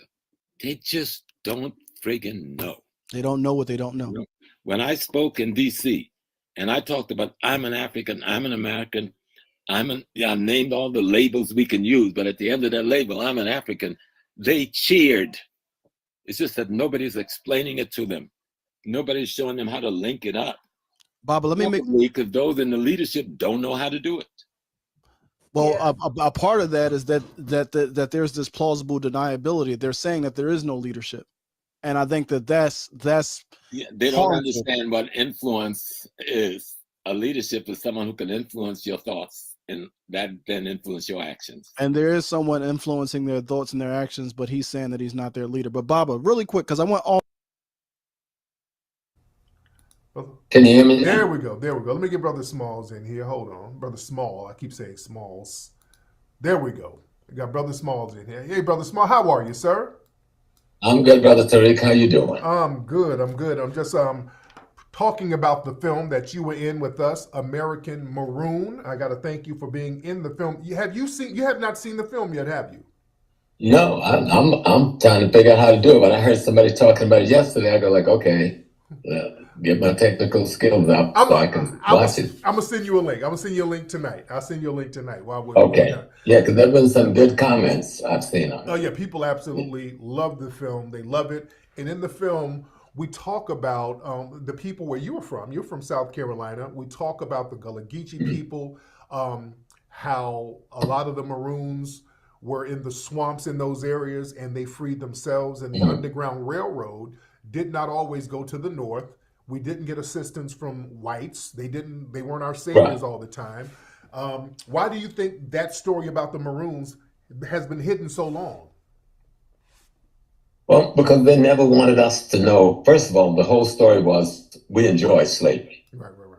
We were loving it, and it was the good life, and we were docile, and we didn't resist all of those silly, inhuman comments. And so until I think Apdeck, when did Apdeck do his work when he wrote that piece on the rebellions, the multiple rebellions in North America? Until that first book came out, no one even wrote about the rebellions. Yeah. Let alone, and still no one has, until you did this piece on Maroons, I'm one of the few people that even talked about there being a Maroon community. Yeah. Multiple Maroon communities, but we call them the Freewood. And the white folks refer to it as the free wood and word. I'm not going to use that word. I'm always arguing with you about it. So I grew up in one of those communities. I was just with some cousins the other. I never met them. Gave a lecture at BMCC, Birmingham Community College, and there was these ladies in the audience. And they came because the lady that invited me was a cousin I just discovered from the Maroon community in South Carolina, a place called Burgess, which is down just south of Myrtle Beach off of what is called Paulus Island. We didn't really come out of those bushes till the 1970s. Wow. Some of the communities out there, like in Conway, Andrews, South Carolina, people were just walking out the woods in the 1970s. white folks didn't come up in there. They had to hire black policemen to send them in there when they thought there was an infraction that some of us, they didn't come in there. What they now call North Myrtle Beach, South Carolina, that, I remember that, the Tin Top Alley is what it was called. Grandpa Joe, my Uncle Joe T. Austin, lived up in there. Policemen didn't come up in the Tin Top Alley until the 1960s. You know, that's where them black folks would build their homes, going all the way back to the, you know, the 1600s, and they lived in their world. They came out of that world and worked in the white world after the 50s or so, or 40s, but they go back into their black world. And no one ever referred to those communities as maroon. But the biggest maroon community in North America was what is now the state of Florida. Okay. And the misrepresentation of an Indian race called the Seminoles. There was no such thing. Right. It was the Spanish word for runaway African was Cimarron. And this crazy, not speaking anybody language dude from Europe somehow got that to be Seminole. But Andrew Jackson, when he had the first two wars against that population, came back and wrote the president, and it's in his letters are in the Library of Congress. He said, "You sent me to fight Indians, and all I found is niggas." He put that in writing. And that's a matter of record today. It wasn't until the third so-called Seminole War that we said, okay, let's make some peace. Now, everybody didn't leave Florida. Many of us went to different parts of Florida and are still there till today under the banner of Seminole. Some went to Mexico, but Brother John was John Hart. John Horse. And many of them got killed along the way when white folks, that Trail of Tears. Yeah. When they make movies, they always make white Indians doing that. Right. That's not who they was. That was us. And we settled in what was called the Indian Territory, which is what is called Oklahoma today. And that's why we think of Tulsa and what occurred there. But those people who built Tulsa was the same people who left Florida, the same Maroons. But Tulsa was only one of 30 black communities in Oklahoma at that time. You know, where we were pretty much in control of those areas. And so I haven't seen the finished product, but I knew the direction you were going in. Yeah. And I knew that story needed to be told. Yes, indeed. Yes, Excuse me. Yes, indeed. Now, brother, And, yeah, go ahead. You can take your time. Take your time. Yeah. And no one wants that story told because part of that story is the indigenous Africans who was here before the slave ships came, who gave sanctuary to those who ran away from that process. Yeah. And then those two groups would amalgamate to produce much of our community that we know in North America today. But nobody talks about them. And I remember when I first encountered them, when I first came to New York, one of the biggest Indian museums in the Northeast was in Harlem, on 155th and Broadway. They've since moved it down to downtown on the other side of Wall Street in what they call the houses where they used to sell us and the products. Yeah. But it was out here. And I would go there and they had these mummies, right? These shrunken little black people. And they were calling them Indians. Wow. I can never figure, why is these little nappy heads, short people, like pygmies, what we call pygmies or tall people, right? They had them mummified. Wow. And they had them on display as the people who, they didn't lie. These were the indigenous population in North America. I'm not talking about a drawing now. I'm talking about the mummified bodies. Yeah. And I'm sure it's still there. It's in the Customs House now. Oh, wow. In downtown Manhattan, the Customs House. And I was baffled because I couldn't process that. In the first few years, I think it was about 25 before I really got it. I first saw them when I was 18. Yeah. But I came to New York. I love to go to that museum. Something just kept bringing me back there. But there was these black people. And when these little black. Right. And when we look at maps from the 1500s, the early maps that the European explorers drew, when they drew the indigenous people, they always drew them as dark-skinned and nappy head. We show a lot of this in the movie. Have you seen that? Yes. And because they knew, I think it's Brother Chase wrote the book where he talks about the 19 Europeans who writes. Yes. Who they encountered. We know Columbus called them Ethiopians. We know Verrazano called them Ethiopians. We know William Penn called them blacks and Africans and Ethiopians. So multiple of the people they call their exploring heroes wrote about the population they found here. And that population was an African population, a black population, a nappy-headed population. You know what? Because we were the first people everywhere in the world. Yes, we were in China and Japan and all the islands of the Pacific before anybody. We were in Vietnam. We were in Philippines before anybody. We were in Australia before anybody. We were here before anybody. And if anybody understands the water current that brought Columbus here, he was lying about being lost. Okay, that was a lie. They had to lie because if they didn't lie, they'd have to tell how he got here. The black folks showed him how to get into the Gulf Stream, which landed him automatically right in the Bahamas and in the area of Haiti and Dominican Republic. You could drop a paper bag and it'll float right there till today. And when they wanted to get back to Europe, they had to follow that current to the coast of what is now Cape Hatteras, North Carolina, and that water would bounce off and sail them right back to the Canary Islands or off of Guinea-Bissau in the Cape Verdes. And that became the triangle slave trade. Yeah, because we were taking that trail for centuries, hanging out, visiting our cousins who were the indigenous people here, trading with them. When I first went to Ghana, my first time ever to Ghana, with Dr. Leonard Jeffries, and we went to a hotel in Takoradi, and they had one of the biggest murals I've ever seen, about 30 feet by 30 feet, on this big wall in the lobby of the hotel. And what was the mural? Africans trading with Africans in North America. And they since then, I think Best Western has taken over the hotel. And I went there last year to see if they still had that mural I saw 20, 30 something years ago. And they said they have it, but it's downstairs, that they didn't destroy it. They took that wall down, put it downstairs. But it was this mural in Africa, a hotel built by Kwame Nkrumah, showing Africans trading with Africans in North America pre-Columbus. So we over here seem to be the only one that just got the 411 on the blacks going on in North America. Yes, indeed. Yes, indeed. So now, recently, there was you were on a broadcast on a YouTube stream, and there was a dude who's kind of known in our circles as being a troll, and he gave you some real.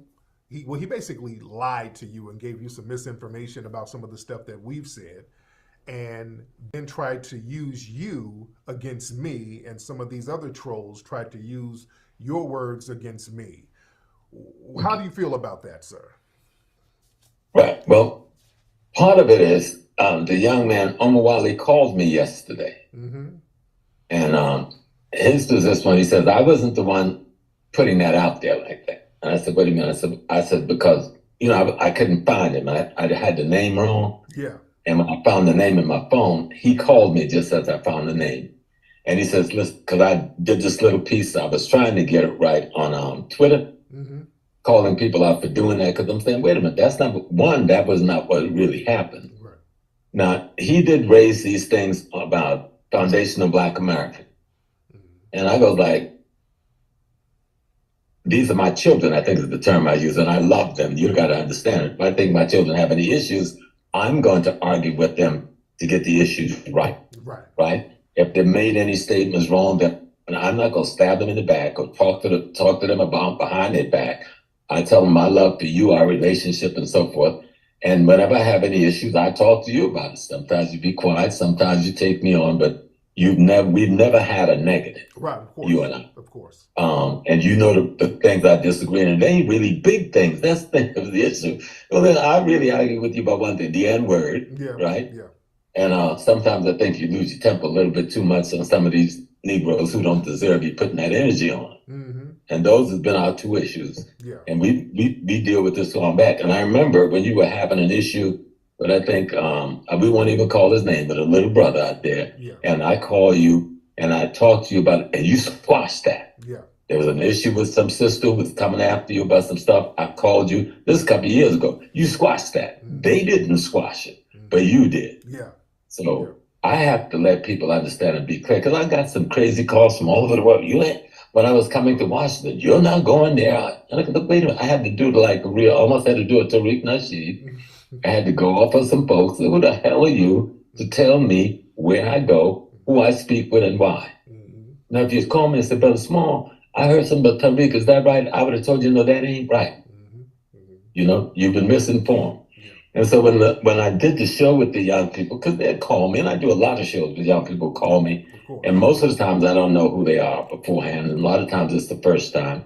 And some have played me out of pocket, you know, because they just want to say I got Professor Small on there and blah, blah, blah, blah, blah. Right. And on this show, when the issue came up, and I told them, when I want to speak to you and make a criticism, I do it to your face. I'm not a backstabber, you know. I'm going to tell you, and I'll say right out in the public that I own it. That's how men do. Right. You know, that's how men be. And then we had a pretty, what I thought was a decent discussion with me explaining what Pan-Africanism is, explaining what Foundation of Black American is, and telling them I'm both. Because for me, Pan-Africanism is how we unite the Black people all over the world to be one force. Right. Now, we can call it Pan anything we want to, but all the Pan means is unity, nothing else. And that Foundation of Black American, that we have a right to identify ourselves in the same way any other ethnic group. And I think I used the Jamaican community. They don't call themselves African, they call themselves Jamaicans. Right, absolutely. The people from Haiti don't say I'm African, they say I'm Haitian. And we find no contradiction with that. We're the only group in North America that use the term African to describe ourselves. And I always appreciated that word African American, because African, when we left there, the Berlin Conference hadn't happened yet. And the place hadn't been chopped up into all of these names yet. It was just one continent called Africa. And we were these people. Now, there can be some argument about the name, where that name come from. And that's a good discussion, because it's hard to really get to the source of it, even though I know what may be some probable sources for the word Africa. Right. But when we come back to what happened when I was on the show, so bring it back to center, I give Omaweli credit in that he was man enough to call me yesterday and I said, well, what is your beef for Tariq? And he gave some critique about Pan-Africanism and your view on Pan-Africanism, or attack of Pan-Africanism. And I gave him my view on you and what I think your view is. And I told him that, you know, the work that you have done bespeaks itself. Now, they try to take you out of the picture with the work. They said he used them other historians. No.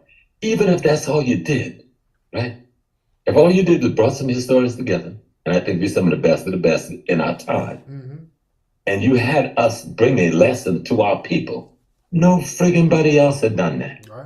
Right. No one had done that. And you did it in a multiple series of topics that woke up the Black world. If you had only done that, I have to respect that. My argument with you was a simple argument. Don't let people defame the good work that you've done by engaging in conflict and argument with people that is not worthy of the work that you have done and the work that you're doing. But I say that to your face. Absolutely. We're brothers. Absolutely. You've been in my house. Absolutely. You've been in my home. You know, my first time doing Hidden College, you flew me out to California. You know, me and my partner, Brother Rockwell, who has passed away from COVID, that beautiful brother. I did not know that. Wow. Sorry to hear that. We lost him a year ago, 3 days ago. Oh, wow. Man, my heart is still broken on that piece. You know, I'm still suffering with that. Yeah. But then what happened after the show, I started looking, you know, I'm just going around internet and had people taking little pieces of what I had said and using that to say I'm attacking you. Right. And that's what pissed me off, because usually I don't get involved in none of this tete-a-tete kind of stuff. So I had to then try to say, okay, let me make a statement. I thought I didn't do a good job in getting it out there, but I must reach somebody, because some people fired some people's asses out. On whatever little bit of my little statement got through on Twitter. Because anyone that took what I said in that show and twisted to be an attack on you was being straight up evil. Collaborators, if not agent themselves. Yes, indeed. I don't like to call people agents straight up, but collaborators can come from just being ignorant or selfish or being anti-freedom. Because what we're talking about is freeing our people. That's what information gives us the ability to do. This technology gives us the ability to use this information very well. No one has done it like you have done it. And yet, like me, I get criticism too, because I remember I did a piece about 8 years ago where I was encountering a situation on 125th Street with Sarnetta. I went off on the brothers and sisters from the continent of Africa. It was a 2-hour speech, but somebody took 3 minutes out of that and sent it to Ghana, my home base.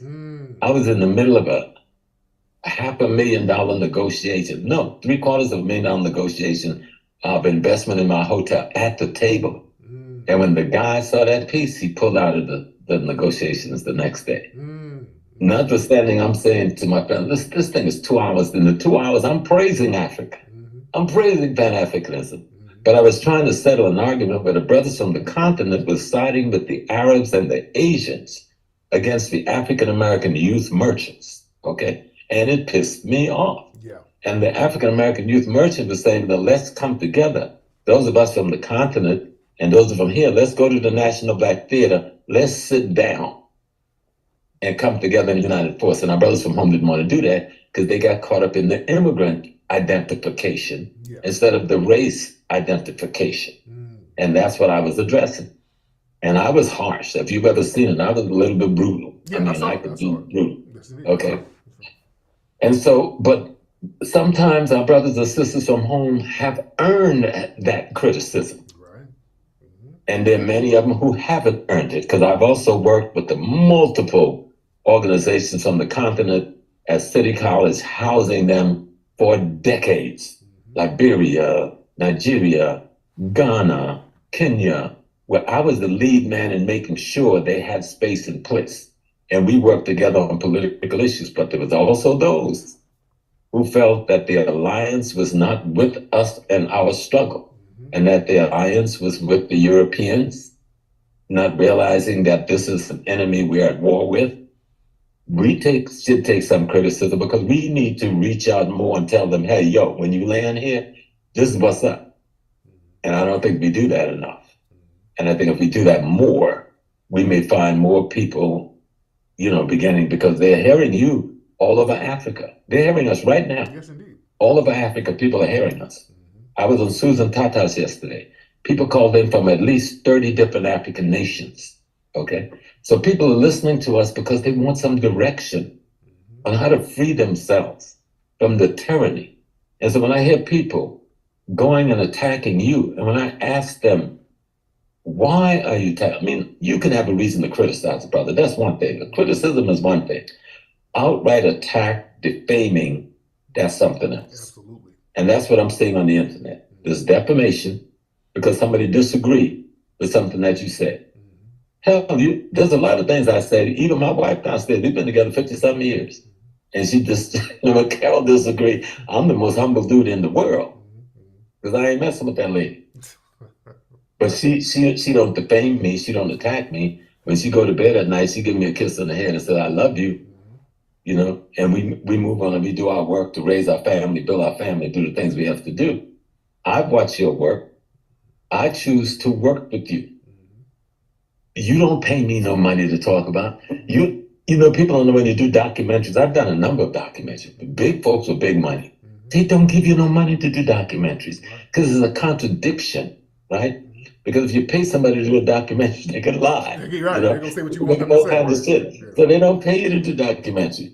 You're the only dude that give us a little complimentary stuff, but it ain't nothing to buy a cup of tea. It's almost just a respect token, right? Which we appreciate because we understand what that's about.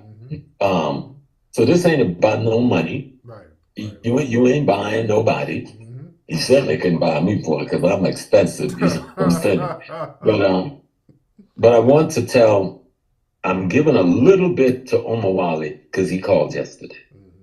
And he said to me, and I told him I'm going to be meeting with you. I'm going to be on your show. I thought we were going to do it last night. And he says, I'm not Tariq's enemy. Then I said, well, what is going on? And he laid out, and I forgot a little bit, that he disagreed with you on some things concerning Pan-Africanism. Okay, that's a discussion, not an attack. You don't attack somebody because you don't agree with their approach to dealing with a particular, political concept, political idea, political process. Because many of the brothers and sisters who call themselves Pan-Africanism don't have a freaking clue what Pan-Africanism historically is about. Right. And what they're running with is quasi-nationalist ideology, not even based on history, on how to formulate a revolutionary process for Black people. And that first part of formulating that process is you must be informed and instructed by your history and your culture. You've done that very well. Yes, sir. And the attack on you, I have to look at sometimes sideways and say, wait a minute. This dude, this Tariq dude, he has brought us a stream of historical events that tie our stuff together over hundreds of years. And he brought some of the finest scholars, because I know most of those men and women. Before I ever met you, we've worked together on multiple other things. And I know these are good people. And I know these aren't people who are out there trying to ego, because we've been out here, some of us 50, 60 years. We ain't egoing. We just having fun teaching Black folks. I'm just glad God has let me live long enough I can even have a conversation with a young man like you. But I say to those who took that information from that show, I forgot the name of the show, and decide that they were going to attack you because I explained to them that if I have what I was explaining, if I had a criticism of you, I would speak it to your face and I would speak it in the public. I thought I was giving them a way of understanding how to be critical without becoming the enemy of your own brothers or sisters. And somebody took it and spun that. Prof.Smalls said about Tariq Nasheed, that's not what I said. Right, and that was very deceptive. Nor was that the intent of what I said. Nor was that the purpose for saying it. I'd be a fool. I would be disgracing my family and myself to do that. And so, and the young man who called me yesterday, because this is only the third time I spoke to him, and I wanted to know, why are you so angry at the brother? Because we all have disagreements. Me and Dr. Leonard Jeffries, we've worked together for 55 years. You think me and Leonard ain't had some tit and tat over 50-some years? But that's my brother. That's my father. He was sick and in the hospital for the last few months. I'm trying to be there every day. I'm trying to work with the brothers, make sure he ain't got no bills when he get home. Make sure his house is fixed up. Make sure his light fixtures are done. You contributed to it. Yes, I did. And you did. And I'm not gonna say what you contributed, but you made it a good contribution to Doc. Absolutely. And he appreciated it. Yes, indeed. Even though he's a man of great pride, he didn't want no help. We told him, whether you like it or not, we're gonna help you. And we got together, Baba Kalfani, Baba Reggie, and others, and we made that move. Yes. And so what I'm saying to these brothers and sisters, because I think it ain't just brothers, there's some sisters too. Stop this attack. You can't rationalize attacking your own people when I don't see one attack coming from you on the enemy. I don't see any documents you're doing where you're attacking, identifying and attacking the enemy, or you're informing the people of who the enemy is. Because certainly when they attack you, they're attacking me, they're attacking Baba Coleman, they're attacking our sister Nelson, they're attacking Dr. Nobles, you're attacking all of us. Because we've all been a part in multiple parts of the exercise you've been involved in instructing and teaching our people. Some of it, I think, Tariq, is just plain ignorance, right? Some of it is ego. Some of it is envy. Some of it is jealousy. But let's not make no mistake. The enemy created the strife between Malcolm and Elijah. Okay? And fanned the flame that caused us Malcolm's life. Okay? The brothers and sisters who was in there shooting their mouth off didn't realize they were carrying out the instructions of the enemy without even knowing it. Now, I hope I'm making it plain to people, because y'all want to understand what's going on. Yes, indeed. They've made this division They divide Minister Farrakhan from the rest of us. You know, like somehow Christianity has more credibility than Islam. Give me a break. But the enemy has told you to keep this division going. So you can find everything in the world wrong with that brother, no matter how much good he does.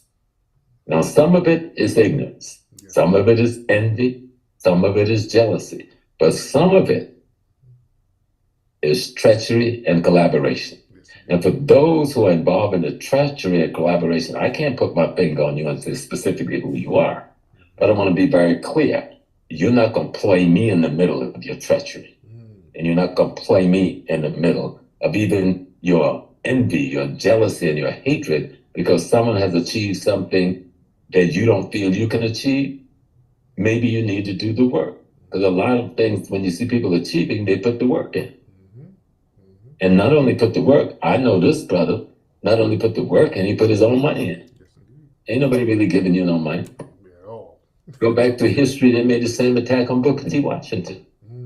Booker T left us Tuskegee. How you gonna put him down? How you gonna make him a coon? Booker T ain't no coon. You gotta study his history and really understand that man. Right, he wasn't. Let people know that Booker T. Washington was a real writer and a real revolutionary, especially behind the scenes. Absolutely. He was always, I'm from South Carolina. You know, South Carolina people, we eat, sleep, dream Booker T. Washington. And Diane Wright, Dr. Diane Wright has written a wonderful book on Booker T. Washington, Pan-Africanist, to get rid of a lot of that myth. Booker didn't run around wearing a dashiki every day or making trips to the continent. But Booker financed Bobby Du Bois. Du Bois was his friend. They had a rift. They had a tip. They got past that shit. Those brothers have been friends most of their life. Du Bois and Garvey had a rift over a real issue around Garvey's meeting with the Klan. But they did more work together than they did fighting one another. But somebody's job was to make us see them divided. And then we get caught in these divides. And they're doing the same. I see the same thing with you. I'm trying to listen for a logical reason why you've been put under attack. I have not seen one. Right. I mean, the only thing, you cuss sometimes. Yeah. You know what I'm saying? Yeah. And you use that N-word, which I'll tell you right here in front of the whole words. Stop using it. Now, I didn't agree with that discussion on the so-called N-word, right? But since our people made that a consensus among them, I said, okay, I'm gonna respect. Y'all took that position that we don't use it, then I won't use it. But I thought I had different views on it because of how white folks arrive at it in their ignorance, couldn't even pronounce negrito, so they came up with another pronunciation. No matter what we were called, they hated us because they wanted what we had. And they set out to take it. But back to this division that people are trying to cause in the Black community. The division, they said you weren't going to open the museum. They said you had stole the money. They said all that stuff I've heard on the internet in different spaces. You used the people and you took their money and you never had any intentions of ever opening a museum. In the meantime, your museum was almost open when they were saying these things. You were almost completed your work. And I hope that it has flown in their faces that they see that there is a museum and it's a real museum. And how extraordinary it is to try to build a museum. Because I've been working with some brothers from the continent for the last decade. We're trying to build a piece down in Winneba, and we still just barely getting off the ground because that's no easy task. Yeah. You know. Yeah. So, but I want to come back to my brothers and sisters who watch us. Not the ones who've been spreading the discord. Because they will be dealt with by the people, because when you pull the cover off of them, the people are going to see who they are. Right. I said I give that other little brother, I know he's been harsh on you and abusive, and he man up to it, right? In the conversation we had yesterday. But I tell him he need to recheck why you feel so harsh, you know? Because a lot of times we get caught up in these little false ideological realities. And then we look at ourselves in the mirror and we're not even doing the thing we're accusing the other person of doing, not doing. Right. Go do your work. Stop fighting each other. Stop attacking the men and women who are trying to do good work. If you have a disagreement with them, pick up the telephone. The brother, can we talk? Have that conversation. All right.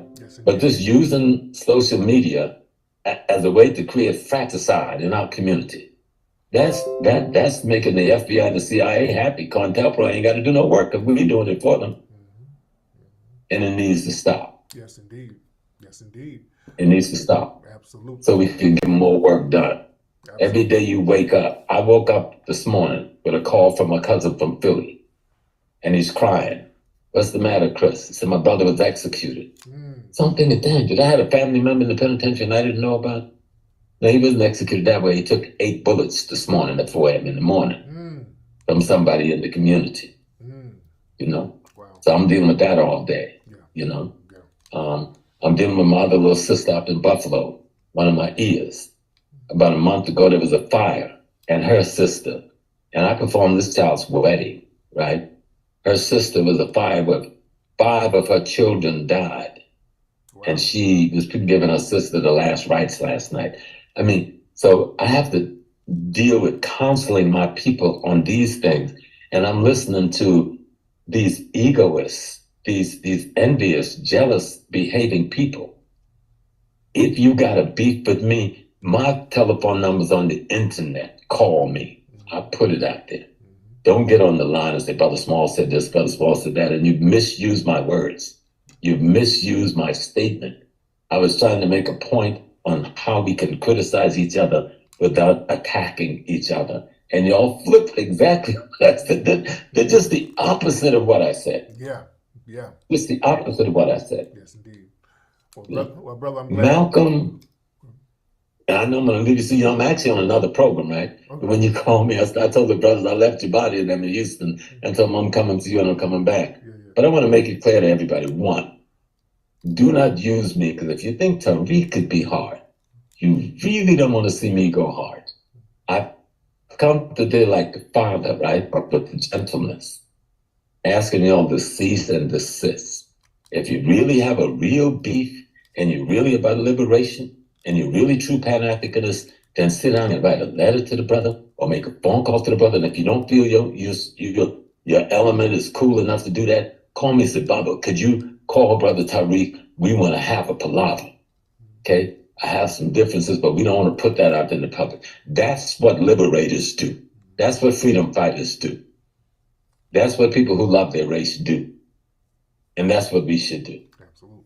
So don't try to misuse my name. Not just for Tariq, don't misuse my name in any way in the childish conflicts that some of you create so you can get your Cash App hit up. Let's tell the truth about some of that too, all right? Real talk. So you can get some hits up on your Cash App and your, what's the other thing? Your PayPal. Yeah. So you create these false controversies and people run to try to see if the controversy is true and you make money off of that. And then tell me you're a political commentator. I'm not accusing anybody of doing that, but I see that. Yes, indeed. And I see people doing that. And I'm hoping this is not that. And Omar Wali, I'm going to give you the credit because you were man enough to call me yesterday like a man. And you said, Small, I'm not the one chopping it up making that move. So others are doing that with the material that you and I did. I'm going to take your word as your word. Because I think it was Kellel Gibran said you believe the truth teller and the liar too.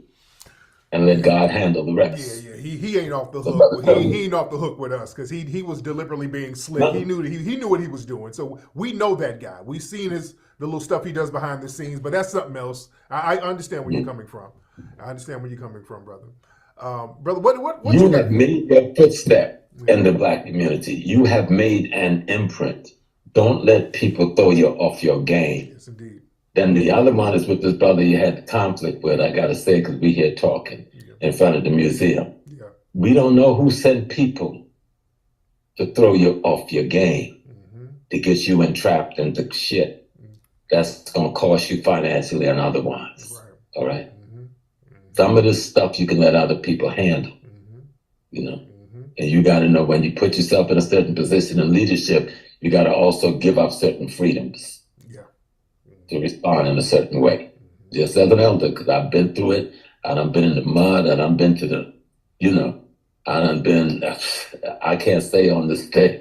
I mean, I've had the COINTELPRO in my bedroom, brother. So I could tell you before I woke up, all right?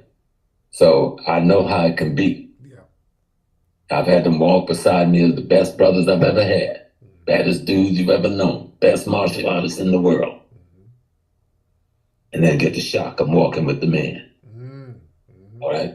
So all these things I've seen. That's why you got to be skeptical about behavior. And if people want us to respect their behavior, then conduct yourself like African men and women. And with the technology we have today, there's no excuse why we can't reach each other rather than attacking each other, creating this rift between our peoples that don't exist except that you put it there. Right. And the enemy is just there with his band having fun, fanning the flames. Remember, those flames got Malcolm X killed. Yes, indeed. You know, it probably got Khalid Muhammad killed. Okay? It got Tupac killed. The rift Tupac told me the rift between me and Biggie wasn't real. Somebody else created that rift. And other rappers jumping in, yada, yada, yada, with their big mouth and became a part of it, not knowing how they were being used. Because those brothers was fighting to try to take control of distribution of their own music, they lost their lives. Because Negroes, and I'm not going to use that word you use, Negroes allow themselves to get played by trying to play other people out of envy and jealousy at the end of the day.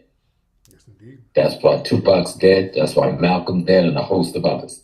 So I'm telling our people, I'm not saying that to play anything. This young man, I don't have to placate him, you know. His work speaks for itself, you know. And as a father figure, and I'm old enough to be his father at almost 78, I can chastise him, but I do that to his face. And if I have something really deep, it'll be quietly and privately between me and him. And anybody else that care about this race, then that's the position we should take. And then that is the position of freedom fighters. Those are the people I would call true Pan-Africanists. If you're not about Pan-Africanism, like what Du Bois was about, what Malcolm was about, what Kwame Ture was about, then you need to keep your mouth shut. My bad. Hey, man, peace. Who am I speaking with from the chat?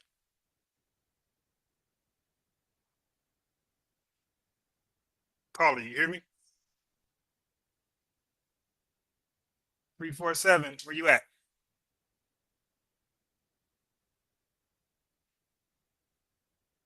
Where you at? You just called in. Make sure my microphone works. 347, you called in. Okay, he hung up. All right.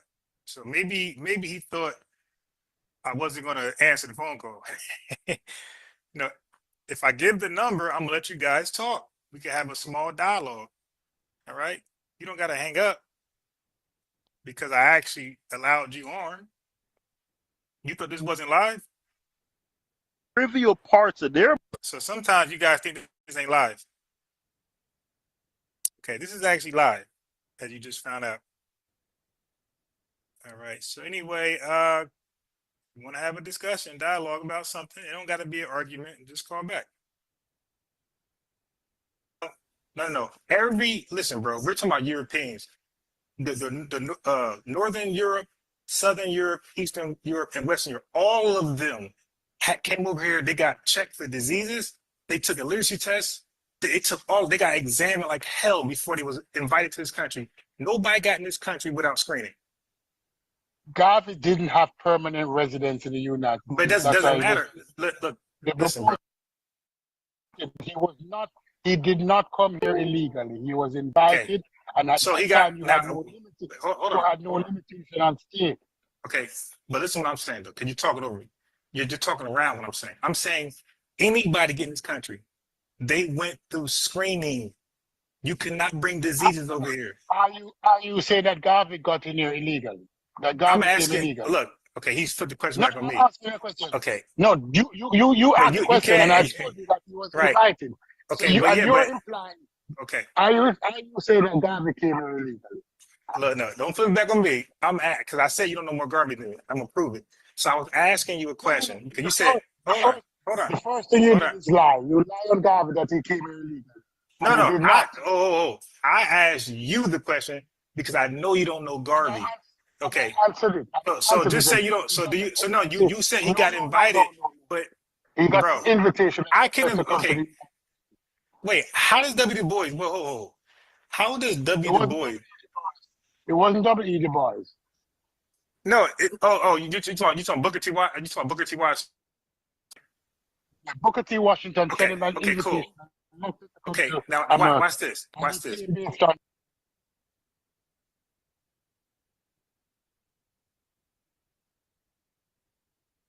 Hello? Oh, I'm on mute again. Give me 1 second to change your name so your number won't show.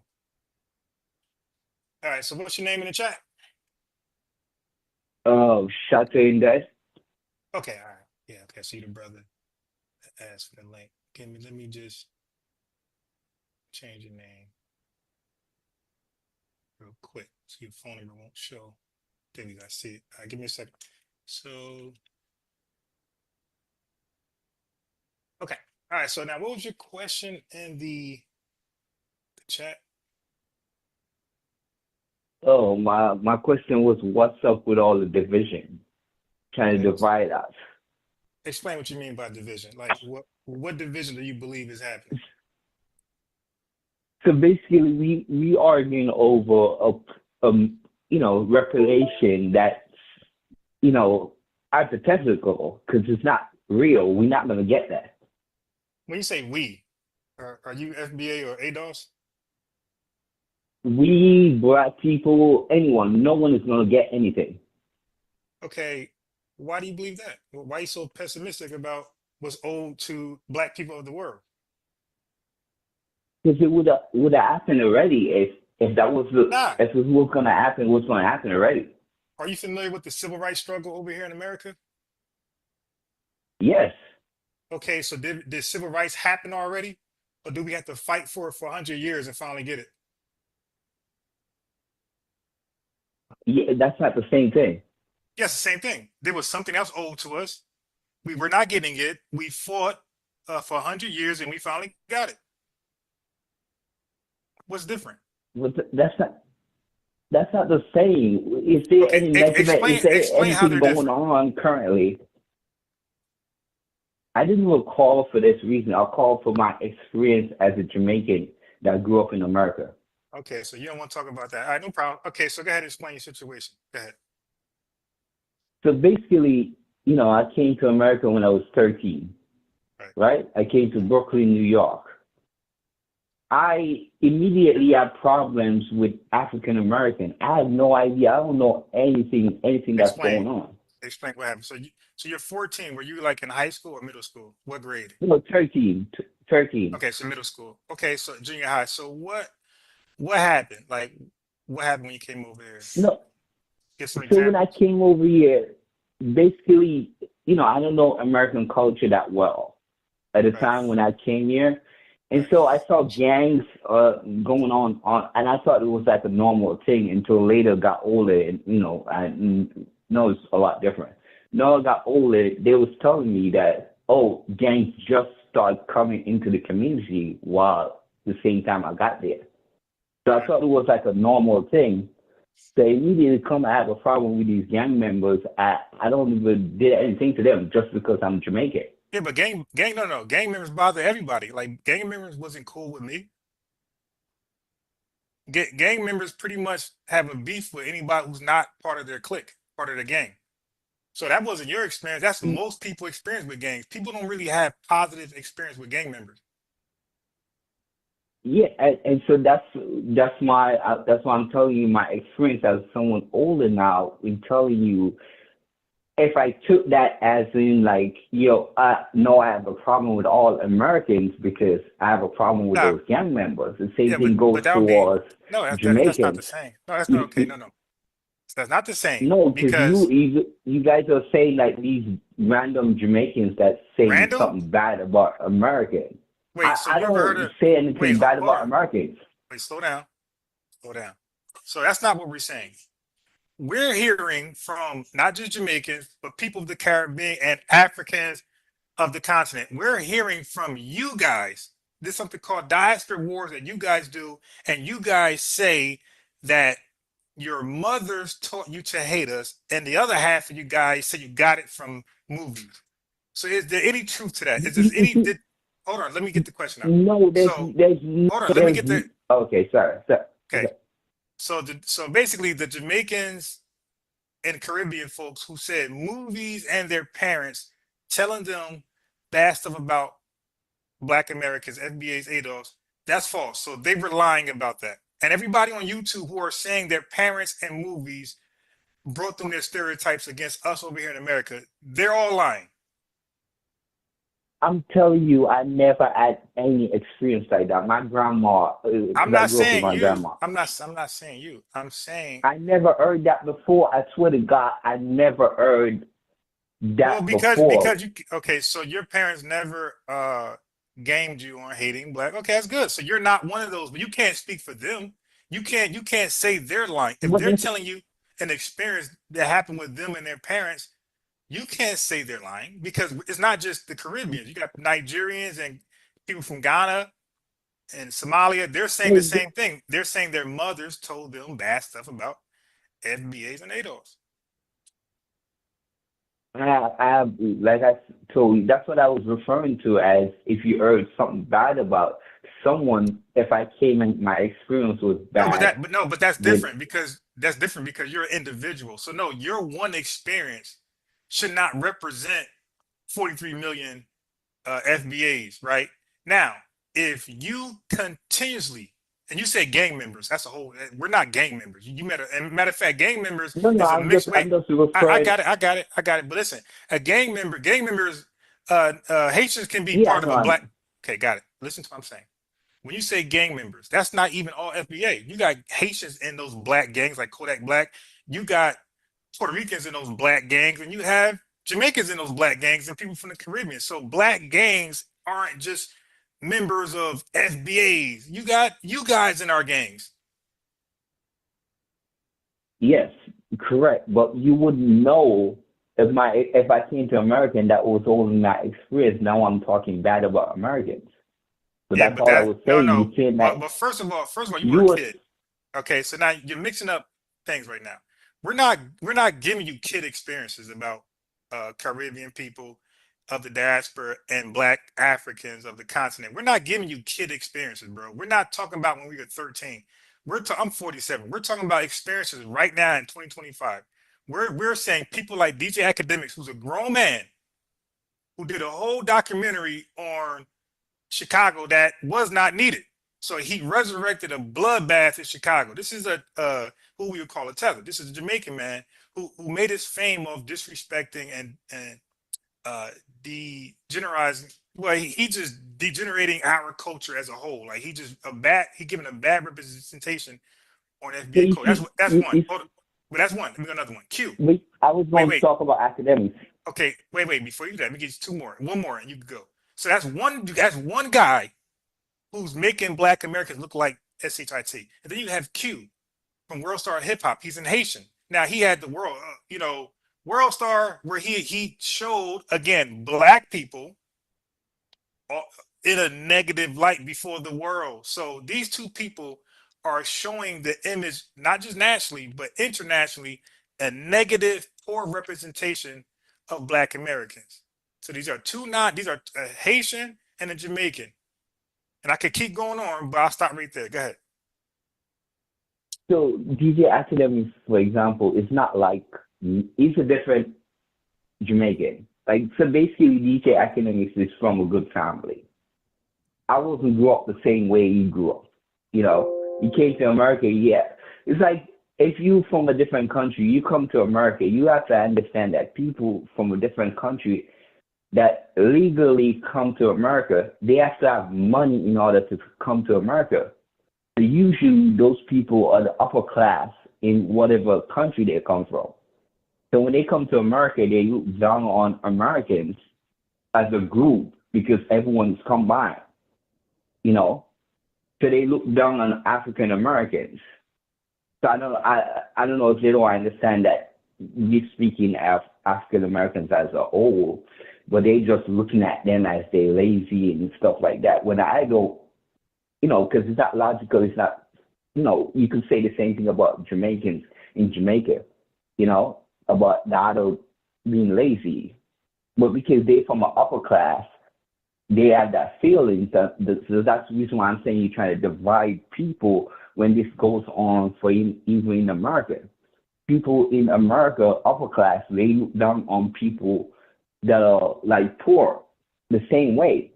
So if you're from a different country now, you have the same, but you think it's like it's because they're from a different country when it's really people in general think that way. You understand what I'm saying? Hello?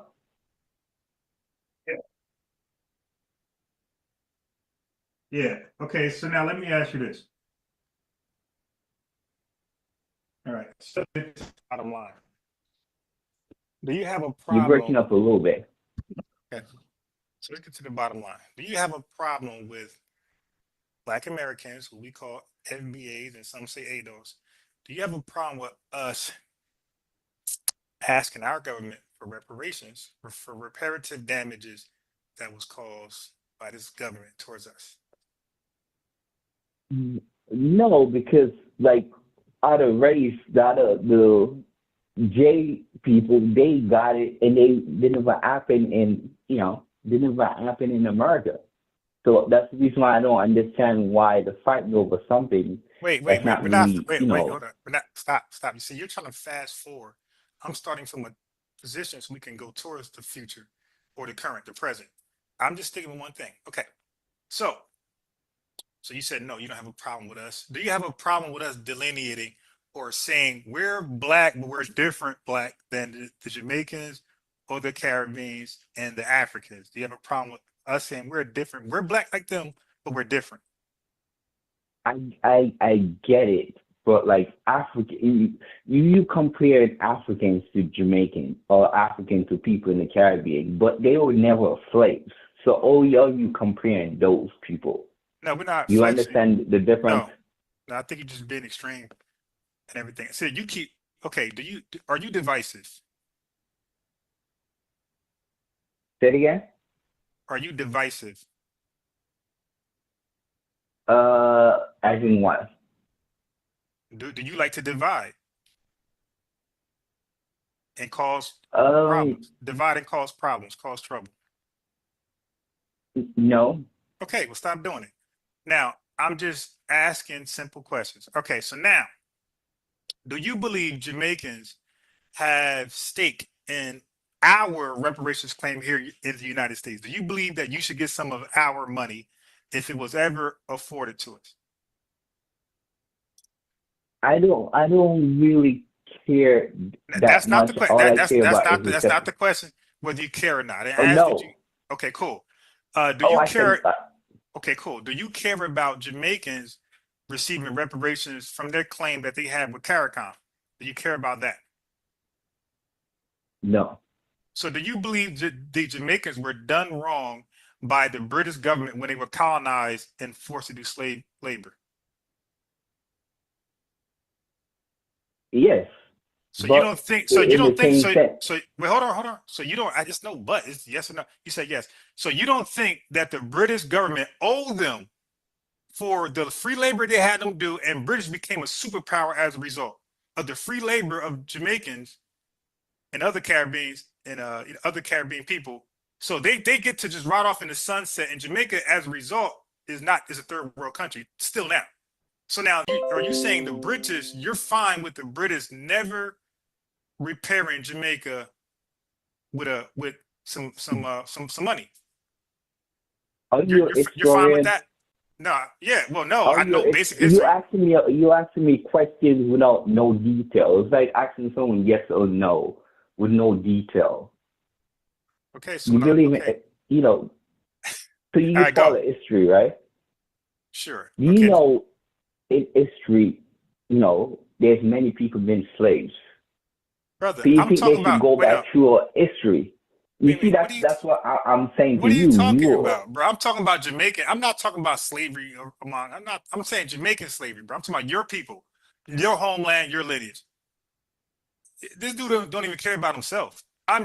Dude, you do want to hold them responsible, right? You think that was good? You think that was a good thing for the British to take Africans from Africa, bring them to the Caribbean, enslave them, make them do free labor, then colonize them for another 130 years to get up into their third world country fleeing? Could I ask you a question? Do you think it was right for Africans to catch, to sell their own people? No. Well, are you going to punish them? Are you going to do something about it? We're working backwards. Well, we're starting from the present. We work backwards. So we're not going to spread ourselves thin. That's stupid. We're going to focus on one government first, and then we'll go backwards and eventually get everybody involved, including UK. But we're going to start what's in front of us. You work a problem by dealing with what's in front of you. Then you go back to the root cause, but you got to deal with what's in front of you. So, for example, if you got a toothache, you got to deal with the pain right now, and then you go back to the root cause of the pain. Okay, so I get your mindset. Yeah, I get that. Okay, so I mean, but Jamaicans are not fighting for any reparation from Britain. So yes, they are. There's something, but you don't know. You don't know your history. There's something called CARICOM in Jamaica. I'm fully American now. So that's fighting that's fighting for reparations. What are you talking about? They're literally fighting for reparations. I grew up. I've been in America for over 30 years. Okay. I lived in America I've never been back to Jamaica. Okay. Well, why? Why you don't want to go back? I tell anyone, if I thought Jamaica was better to live in than America, I would be in Jamaica. Yeah, but it could be better if you go back and help build it up. It's never going to be better if y'all keep coming over here. What do you mean we coming over here? I've been here. Do you know how the government works? You need immigration. No matter, we don't produce enough people, so you need immigration. That's normal, right? One more time, say that again. Go ahead. Do you know immigration is normal? We need people to come to America. It doesn't matter, but you need them to come legally. But that's our problem. I'm talking about Jamaica problem. Jamaica has a problem with. No, but what I'm saying is, I came to America legally. Okay, no problem. Yeah, a lot of Jamaicans come here legally. So, but you tell me to go back to Jamaica. That's not what I said. Only I'm came here legally. No, that's not what I said. Only I said your country need your. Don't you think you're smart? You're smart. Yes, but okay. You see, Jamaica is the same. Bro, listen. I asked a question. Let me go. You asked a question. I answered very quickly, and I was quiet. So you're smart. So Jamaica needs more smart people. The smart people of Jamaica are leaving, and it's leaving Jamaica just with the degenerates there to run the country. That's why your government is in a sham. Now, how many jackets do you have? Do you have any? Well, you talking about? I don't have any jackets. Were you talking about kids? Is that what you're saying? Yeah. Oh, I have 2 kids, but they're not jacket. Jacket referred to. I know. If you didn't know, that was your kids. Well, no, jackets is a woman deliberately lying, saying the kid is yours and it isn't. So it's a scam. It's a scam system. Yes. Yeah, it's the worst in the world. Yeah. But I have literally my kids that I divorced and take full-time custody.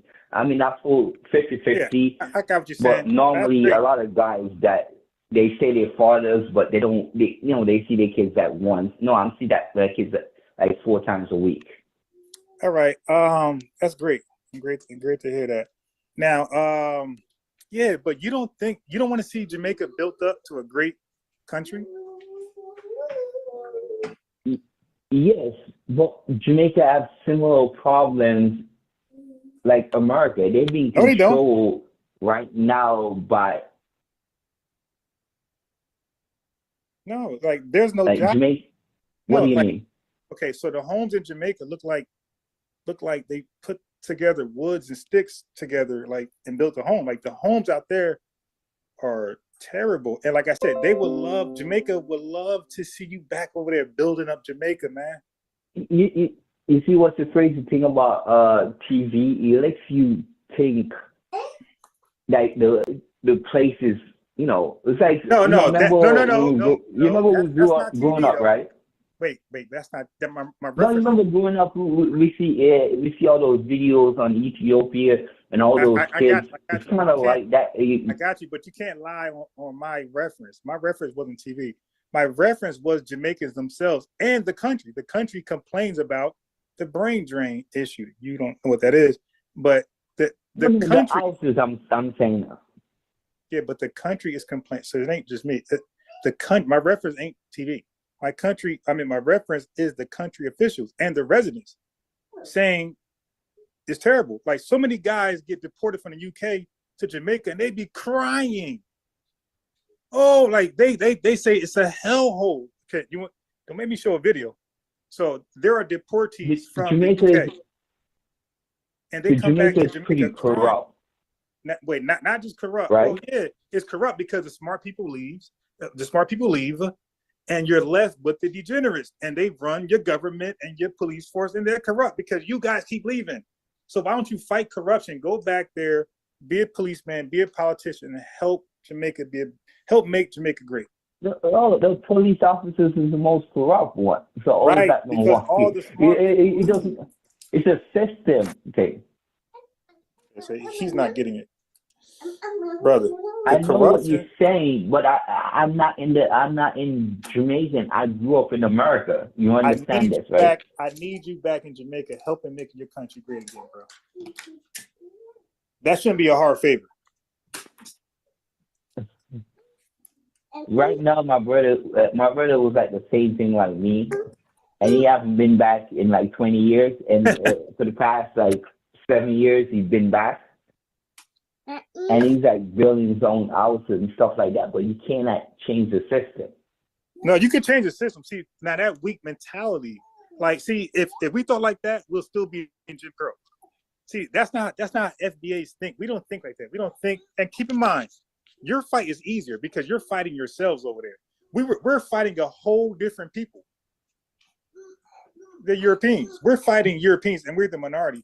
We don't have that mindset that you can't change the system. We say F that. We ain't living in this current system as it is. We're gonna fight like hell to make changes, and we so far been victorious. But all right, let me ask you a question. Yeah.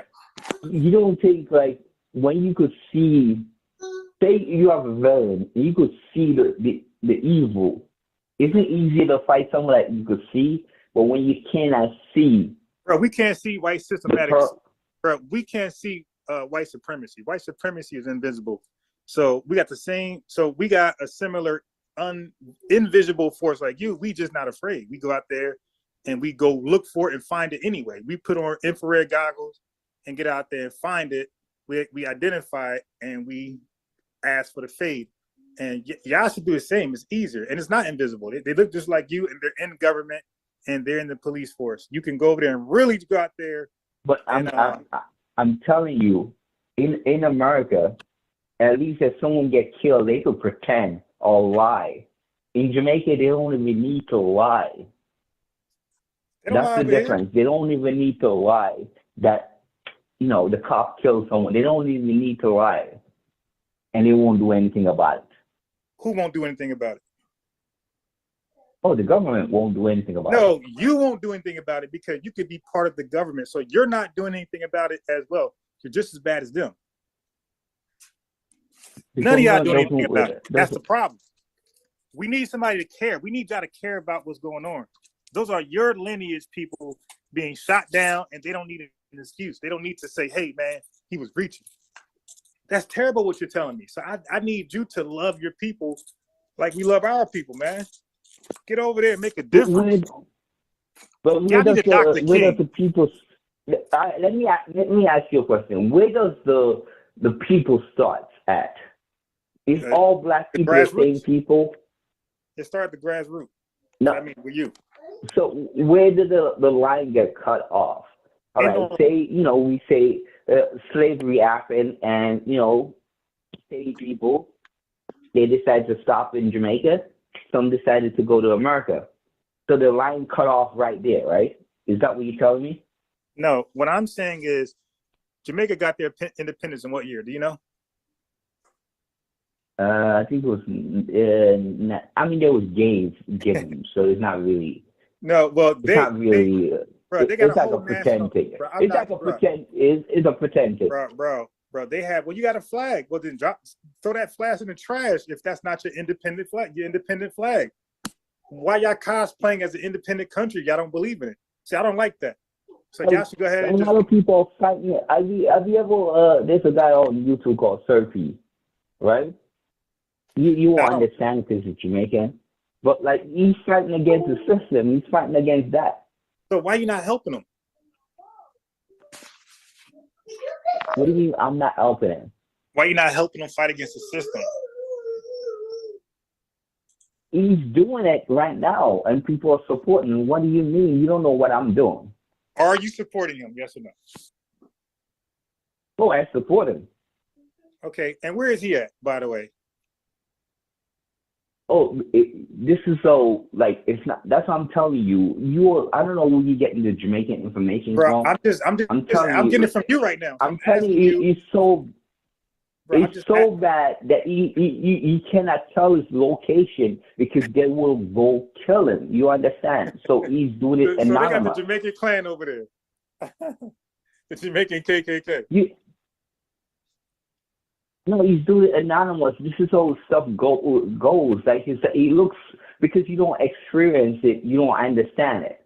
Right. So I'm asking you about the experience. I could try to empathize. I could try to sympathize. So I'm asking questions, brother. It's okay. Now, is he in the country? Is what I was asking. Yes. Okay. So how are you helping him? Do you plan on joining him?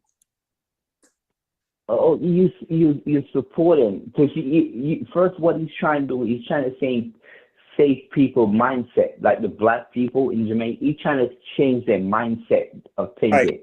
You know, the way that in America, like people, hip hop, rap and stuff, people celebrate being like who's the toughest, who's the gangster. People celebrate that the same way in Jamaica. That's why we don't celebrate that over there. Hell no, there's a few. Oh, I mean, your group doesn't, but majority of people do. That's the reason why rap is so popular. No. Stop. The majority of black Americans, we don't do what rappers do. We don't buy them. No, do what rappers do. But we don't believe do what rappers, but you celebrate them. You look up to them. Stop. No, we don't. It's called entertainment, bro. We enjoy the lyrics, the beat, the flow. But ain't none of us looking up to them. And none of us got quotes. Yo. I was in New York City when 50 Cent came out. Yeah, so he's a celebrity. You ain't no way you gonna tell me that people didn't believe that. Ain't no way. I was there. Y'all got it mixed up. Y'all worship Vibes Cartel, but ain't not. Yo, for example, if 50 Cent touched a kid, well, hold on, just listen real fast to let you know that you're lying. If 50 Cent touched a kid or did something illegal to somebody, hurt somebody in a violent way, we're going to call the cops on that fool and get him locked up. All right. Look how much we loved, let's say Diddy, but look what happened to him. We left. We loved R. Kelly. So you're lying. We loved R. Kelly. Dude, wait. Just stop talking. R. Kelly, video came out. I was in high school when that video came out, and no one did anything about that video. I gotta mute you, bro. You're not listening because you're talking, and we're not like y'all. Y'all definitely not like us. When no matter how much we love R. Kelly and even Michael Jackson to a degree, we fell back from him. So when our celebrities get that stain in the media for doing something like horrendous, heinous, we for the most part back off and we let them hold their own nuts. So Diddy right now, we love Diddy, but right now he's in jail rotting. we love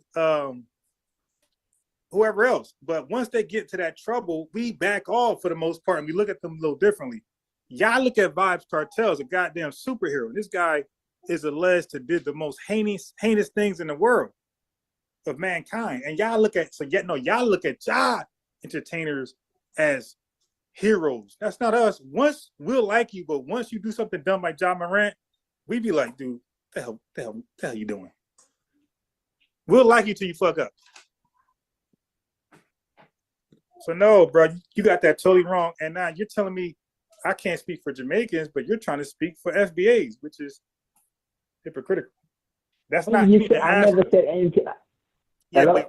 Can I talk? But you're telling us, but you're telling us how we look at entertainers. We don't look at them like that, bro. They look at them as, and for the most part, we never meet them, by the way. We never, ever meet them. They just be TV figures that we just, hey, oh, my guy's lifestyle is cool. Or her, look how beautiful she is. That's as far as it goes. Yeah, can I talk? Go ahead. That's my whole point with you, with what you're saying and what you're doing. You don't understand anything. You will say people look up to Vybz Kartel, but we look at Vybz Kartel the same way we look at Diddy and all of that. But you were saying this and you have no idea. That was cheering like hell when he got free. Oh, because certain people did that. The way that if Key to come out, certain people are going to cheer for that. Those people don't represent everyone. So that's the same thing I'm telling exactly. you. You so do the same thing you're accusing me of doing. Okay, so don't use that on us then. You see how that works? You said don't use that crowd for everyone, but you're using that crowd for everyone over here. See, so you got to take. I didn't say FBA. I didn't say you. I was talking about African American in general. Don't you believe? No, we don't. You believe that all African Americans are the same? In the same group? Because you don't know us enough. Johnson, he believes in something different. But you don't know us enough, bro. You don't know us enough to make that assessment. That's what I'm trying to say. Like, just by your action alone. Well, I go more than 30 years in America. You never spent a day in Jamaica. Right, but here's the difference, though. Bro, your accent alone would not get you to certain doors of conversation within a Black American family. Your accent alone, we won't say certain things in front of you. You do know that, right? Your accent alone reminds us you're not one of us. So we're not going to tell you, we're not going to give our political views around you. We're not going to give you. What I was telling you about division. This is exactly, you're proving my point. How? What does that get you? We say that your action alone is not going to get you. We're not going to say stuff in front of you. I don't know how you took that, what I just said, but it might be wrong. What you just said. Brother. And I was telling you that I support you guys. You're telling me that my action alone, you're not with us. No, I said your action, brother. Come on. I got Spanish friends, right? But I'm not Spanish, so they're not gonna say everything how they feel in front of me. Because I'm not like them. I'm not offended. I kind of expect that. There's some white guys in the gym that I'm cool with in the gym. But if they invite me to, their pizzeria or whatever, there's certain conversations they're going to have with me and certain ones they're not. And they damn sure ain't going to talk about their political ideas in front of me. So that's all. So what I'm saying is, like, there's a filtering system. You're claiming you're in this country with us, so you know us. I'm saying you don't. You only know what we show you. Just like I only know what my Spanish friends show me. I only know what my Caribbean friends show me, but I don't really know. I'm from New Jersey, bro. You got a New York number, so yeah, you already know there's a lot of. Let me ask you a question. Yeah. Let me ask you a question. So if you say you were like me and you spent 30 years in Jamaica, you don't think you would know what's going on there? You think it would be the same thing? That's a big difference. I would know what's going on. You really think so? But let me answer the question, because you're mixing and mingling. I would know what's going on a little bit, but I won't know the mindset of Jamaicans because I'm not Jamaican. So I will never know how they really feel about certain things. If you live there for that time, you don't think. So what would be the difference between if I was born in America Let me ask you this. And I spent the same time in America. I don't understand. What's the difference? No. It won't be no difference if you was born in America. The difference would be if you came to America before 1965 in the South. That would be the difference. See, you guys are not Southern experience, right? And that's what we could see through that right away. You're not Southern experience at all, none of y'all. Because when y'all came here, y'all came to the North for the most part, New York. Okay, y'all didn't come to Mississippi, Alabama, the Carolinas, Virginia. You got so without that experience, you would never know what it is to live like a Black American. Just like if I was in some part of Jamaica, but I never experienced Kingston, you guys can say, yeah, but you really ain't experienced Jamaica. Same thing. So it don't matter if you was born here. The fact that you're not, you don't have that lineage that came from the South at the most violent time in America, that alone would shape your mind differently. That's why you don't really have too many like you could say like rebellious Tupac type of Jamaicans over here. Like y'all be happy as hell. Like I've never seen a Jamaican person or a Caribbean person or African person talks about how much they hate white supremacy. Like show me that YouTube channel so I could see one. But that's how we normally talk. Like the Dr. Khalid Muhammad's and people like that. That's how we normally talk. That's not how y'all talk. Y'all be happy as hell and happy-go-lucky. So like we have this anger. No, they're not happy-go-lucky, but I know what you mean because they can't speak that way because they have to say right now. Because if I come to you, you were telling me I'm not part of you. So how can I treat that way when you're telling me I'm not part of this way? If I say, all right, no, we all Black, okay. So we all need to come together. If I say that, you're saying I'm just happy to be. Okay, but you gotta stop mixing messages. We are all Black, and at some point we should come together. Nothing wrong with that. But right now ain't the time. Right now we need to get our eggs together, and we need to organize ourselves first. This ain't the time to be all inclusive. All right, we need to get our stuff straight amongst ourselves. Like you just said, we worship celebrities. Exactly.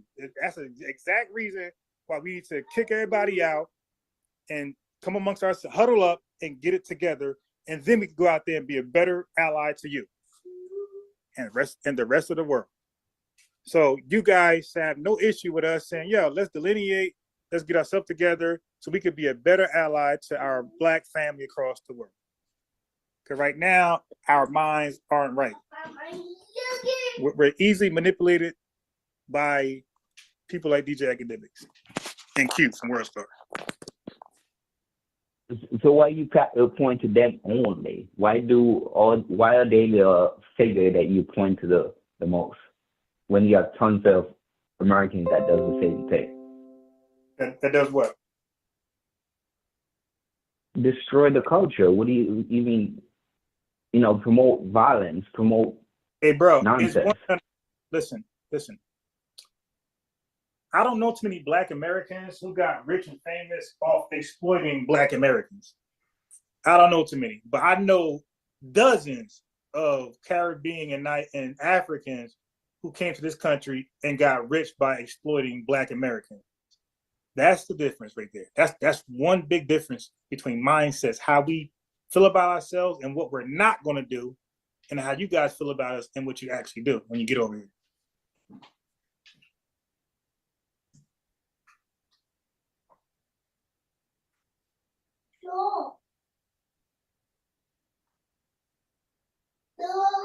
Like I said, if you look at one person and you say all people are like that, I don't know what else to tell you.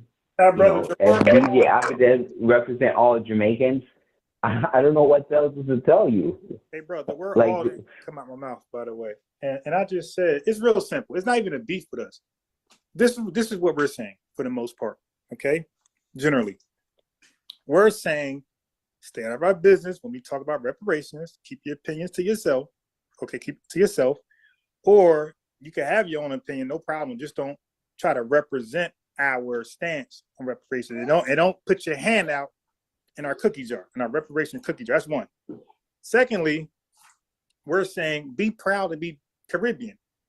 Be proud to be African. Stop cosplaying as a Black American, as an FBA. Be yourself. Nothing wrong with that. If I go to Jamaica, my key question was to you. So you say 1950, whatever it is that you said, that's the cutoff point. So no one after that could say they're African American. Is that what you're telling me? Oh, y'all can say that all day. We don't care about that. You can't say you can't say you're ADOS or Foundation of Black American. That would be historically incorrect and by biologically incorrect. So you couldn't make those two claims. You couldn't say you're ADOS or FBA, but you could say you're African American. You could say you're Black American. We don't got a problem with that. See, you're like mixing up what we don't have a mind, what we don't mind and what we mind. We don't mind you guys saying you're African American or Black American. Now you can't say you foundational. You can't say you're ADOS. You can't say you're a free person because that would be a lie. Right? I just represent that we're Black. That's all I say. Yeah, we are Black. There's nothing wrong with that. Be Black and proud, and also aren't outside of being Black. Aren't you a proud Jamaican?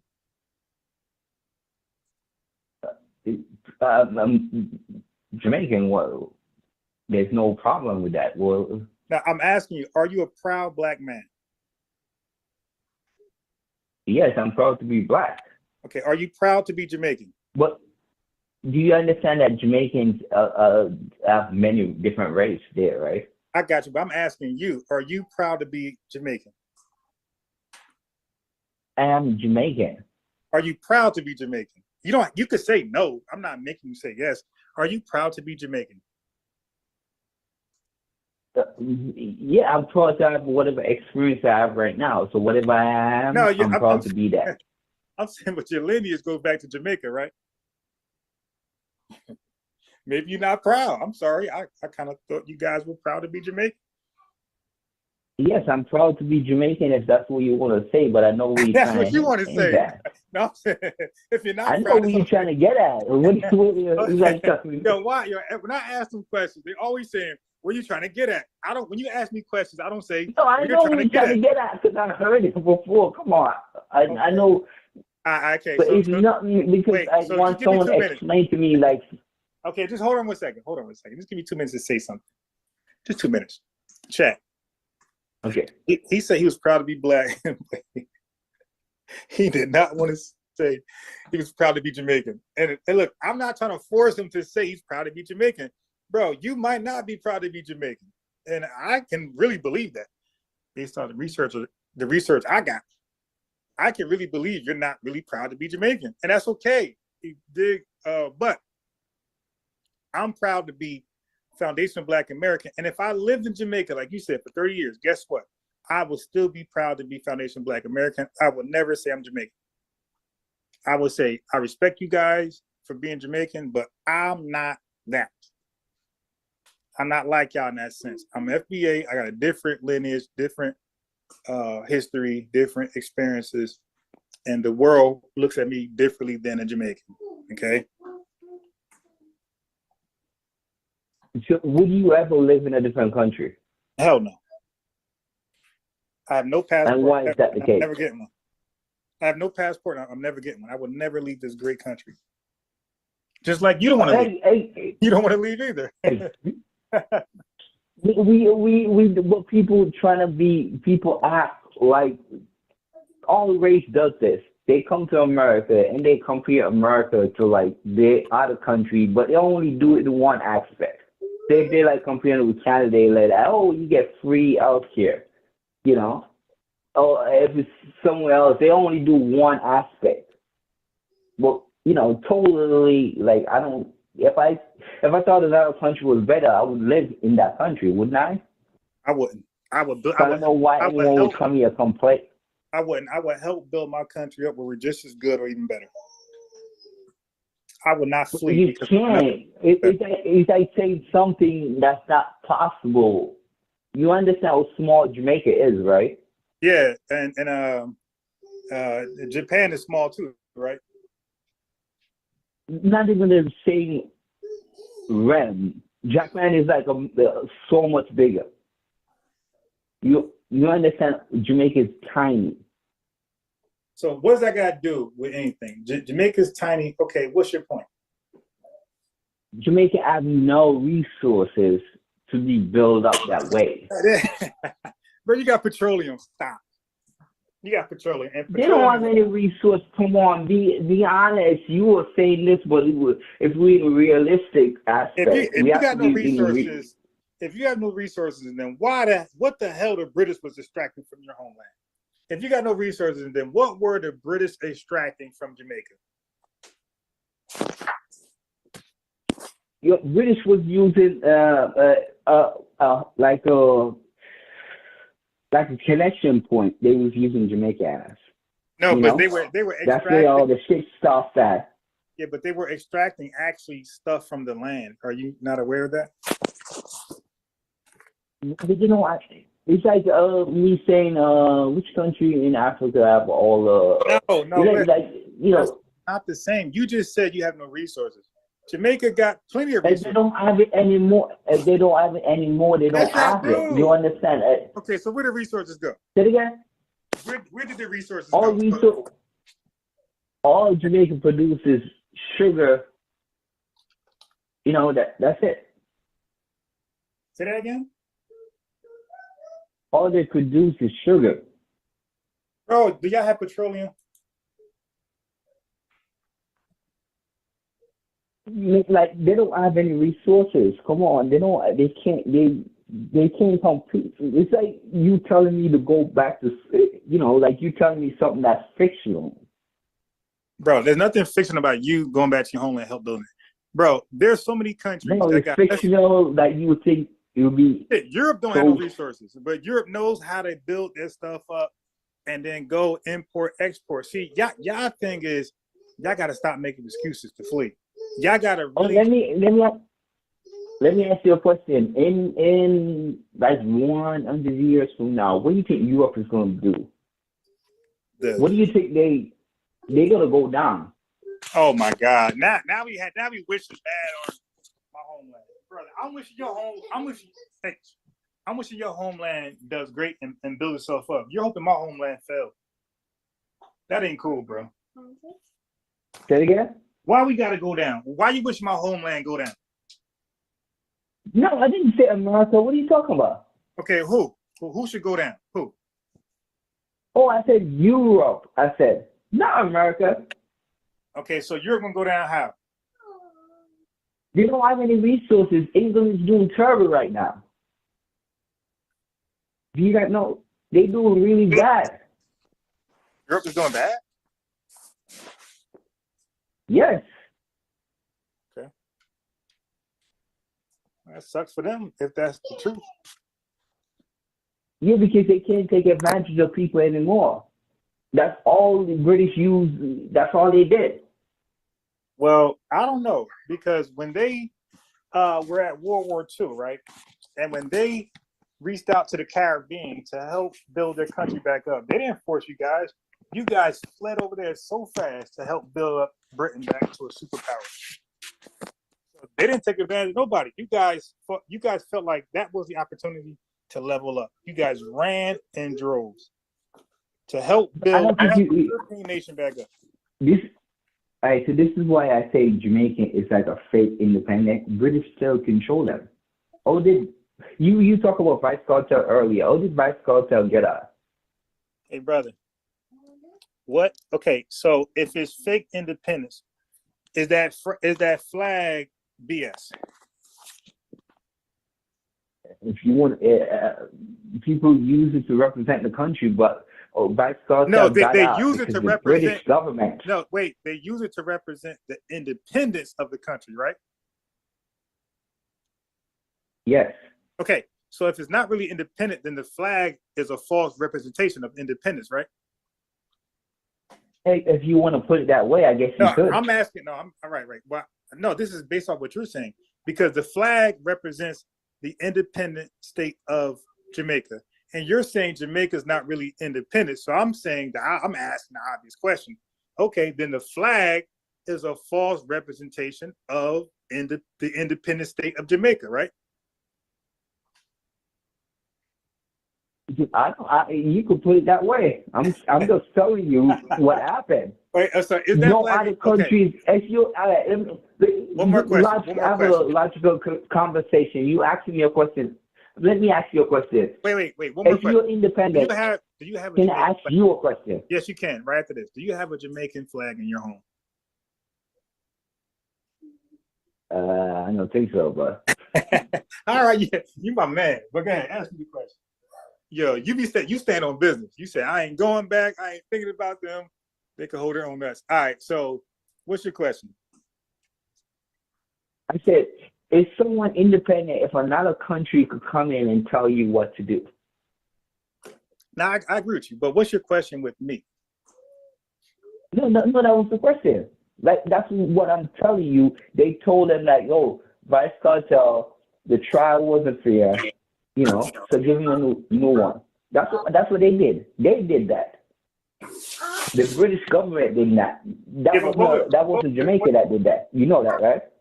Yeah, but what was your question for me? What was your question for me you had?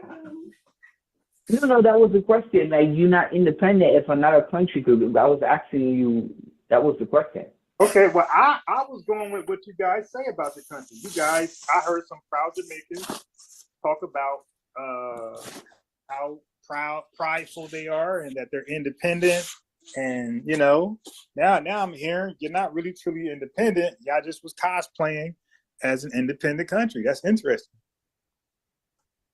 Because people are not realistic. A lot of times people tend not to be realistic.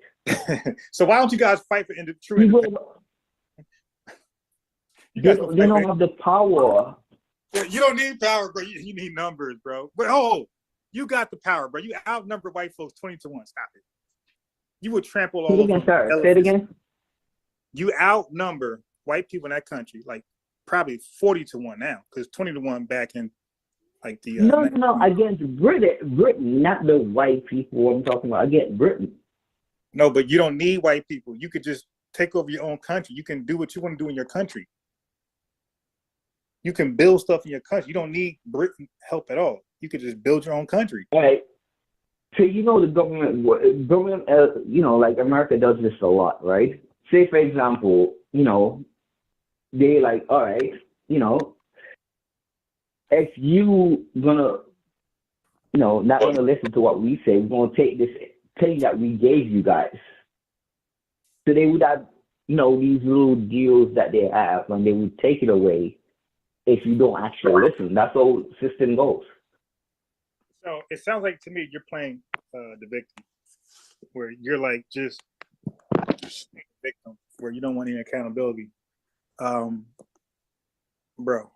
So what do you think? So what would you do as a nation if you run Jamaica? What would you do? Well, the first thing I would do is kick out all the degenerates, and I will stop allowing the brains of the country to leave. I'll say no more. We're banning the brain drain. But you can have these degenerates, though. You can take, just like British did with their illegals and criminal element. Like, they flood them into America, and like early 1800s, they fled them into America. They say, hey, you could take our degenerates, but you ain't taking our best. So they let their criminals come to America. If I was Jamaica, I'll do that. I'll say, listen, Cuba does the same thing. Cuba sends their criminals over here, not their smartest. So if I was Jamaica, I will do the reverse action. I'll stop sending my best to America and Canada and the UK, and I will send our worst over there. Okay. But let me ask you a question. What if the people in the country prefer the worst people? And that's a serious problem, my boy. That's a serious problem. I told you that But that's what I was telling you. The guy on, that I was talking about therapy, he's fighting to change the mindset of the people. Because that's what you need to do first. Remember earlier it said, hey, brother, you had Garvey, right? Garvey changed our mindset way back in 1930 sometime when he came back to Jamaica. But y'all mindset already been changed. Okay, you guys like to be, I don't know, mistreated or whatever. You guys like to be dependent on other people to feed you and clothe you and give you work. I don't know, bro, but that's not cool. It's 2025. The internet is everywhere, even in Jamaica. Y'all should not have that mindset, bro. There's something going on. What mindset? What did I say though? Because I said, what if people prefer people, you know, because that's the culture. That's what culture is. If you not literally, if you know anything about Jamaica, if you haven't killed 2 persons, people say you are a punk. But hold on. So y'all culture is wanting the worst people in charge of the country. That's why I'm telling you, they also do this thing. Yo, when I was like, I think when I was like 20, 21, 22, they're like, yo, you haven't having a kid yet? What the hell is wrong with you? Bro, that's crazy. So what y'all should do, okay, so now let me give a solution. So what y'all should do is this. If y'all have that going on, y'all should, when y'all come over here, y'all should be more on code with us. Y'all should be sitting back there and saying, FBAs, yo, we support y'all, we rock with y'all, we an ally. Instead of dividing yourselves with us, dividing our communities, y'all should be assimilating to our communities and trying to help us when we do stuff. Like when we have our rallies or riots or protests, y'all should be out there. Isn't that what I've been telling you? Yeah, but y'all haven't been doing that. So y'all should have been doing that, and y'all should have brought your flags out there with y'all to let America know and the other countries know that, hey, Jamaica is standing behind Black Americans, FBAs. But you guys don't do that. You come over here and you feel like, whoa, I'm gone. The boogeyman is in Jamaica. I'm safe. Now let me take that degenerate behavior mindset here and let me start talking bad about FBAs. Let me start telling them to get up. You need to walk. And y'all lazy. That's how y'all be talking when y'all come over here. People talk bad about people in general. People just do this on a regular. No, nobody comes to somebody's home and talks trash about them, bro. That's not regular. People respect. We have something called Southern hospitality. No, we don't do that. We have something called Southern hospitality that prevents stuff like that. So no, we don't do that. Wrong. You say you grew up in New Jersey, right? Yeah. In New Jersey, I'm on the West Coast right now, right? Yeah. In New York, for sure, people are more upfront with you. I prefer when people are upfront and let me know that they don't like me instead of when why don't they like you? What are you doing that they don't like you?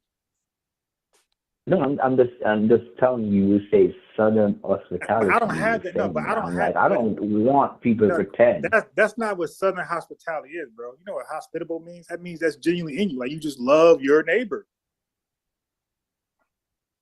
It's not fake. Fake is at your job when that white woman smile at you and wave. That's fake. Or Bill shakes your hand and say, "Hey man, how's it going?" That's fake. But there's nothing fake about Southern hospitality. It's straight genuine.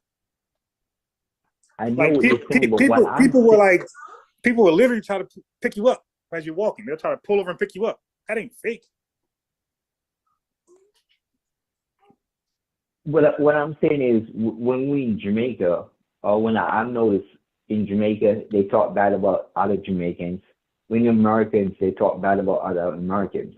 But what you were saying is that because I'm Jamaican and I come to this country, I can't talk bad about Americans. I get what you were saying. And at the same time, people tend to like whatever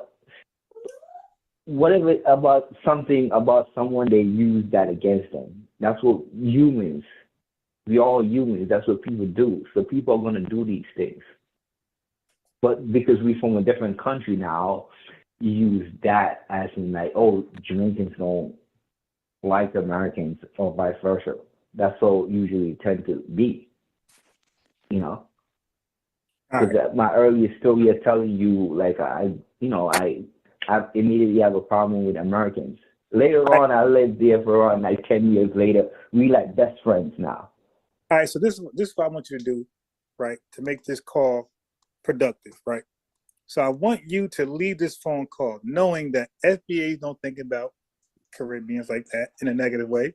We don't think about Africans in a negative way. We're just proud of who we are, and we would like it if you guys just stay out the way. If you guys want to help us, kudos. But if you wanted to just not help us but stay out the way, we're fine with that too. But we don't want you guys cosplaying, pretending you guys are one of us, and getting in a position of power to, again, portray us as this primitive people that white supremacy once tried to do during scientific racism. And this is the DJ Academics, this is the Qs, the Shade Rooms, all these different people out there. I think it's Kendra G. Is she FBA? I don't know, but she kind of do the same thing. Yeah, so as long as y'all stop doing stuff like that, everything will be all good. So I don't want you to leave this phone call feeling like we think about you a certain way. We don't think about you at all, actually. There's not enough of y'all in America. But this is I have a different mindset than people. If I had a bad experience with you on this call right now, I wouldn't but we don't have take a bad that in experience. No, I'm just saying, I'm speaking in general. But that's a bad analogy because we don't have a bad experience with you guys. We don't. No, I know what I'm saying. What I'm saying, I'm just giving you in general speaking, as in if I did. I'm not saying you did or not. I'm saying if I did, I wouldn't take that into my next. No. A bad experience. No, sir. You ain't gonna trick me with that one. If I'm being profiled by police officers in my city, and it's not just one, it's more than enough. At some point, I gotta say, the whole police force corrupt. Even though every cop might not be corrupt, but it's enough to create a system of police brutality or racial profiling. So sometimes enough could be a certain number of them. So again, if DJ Academics is out here shining the light on Black Americans, always in a negative light. Look at his stuff now. All this stuff is drama, never anything good. Oh, you went somewhere else. That's not where I was going at, but yeah, but that's where I was going, because that's where your analogy was pointing at. So I just no. That's what I was going at. I'm just saying that even if I had a bad experience talking to you right now, I wouldn't take that into my next person with someone in the same group as you. Saying that I wouldn't do that. So maybe I'm lost, because why are you saying that? What's the point behind that? Are you just saying something random? What does that got to do with our conversation? No, I'm saying I didn't have a bad conversation talking. Oh, bro, okay, cool. You're not supposed to, but I won't grab a bunch of King Cobras and try to wrap them around my neck. Like, I just can't say something random. What I won't do. It's like, bro, let's talk about what we're talking about. Like, make sure everything you say is relevant to our discussion. Because I'm like lost where you're going, and then you're not going where I think you're going, and you blame me like I'm not going there. Well, let's stick to things that we can relate to based on this phone conversation, okay? Because what you just said about the bad experience, I'm trying to see how that relates to our phone conversation. And you earlier said, you said, if we're going to leave this conversation with a positive, and you go on and you speak. And I was saying, even if I didn't, I wouldn't take that into my next relationship with someone affiliated with your group. That's what I would say. Okay. So when you see these channels, these Jamaican channels, disrespecting FBA's aid of Black Americans, are you going to call in and voice your opinion to them and say, hey, I disagree. Like, what you're doing is wrong. That's wrong to just... I literally, I don't even know, you pop up on my thing. I don't even know. I normally don't see that. Bro, I popped up. But if I did, yes.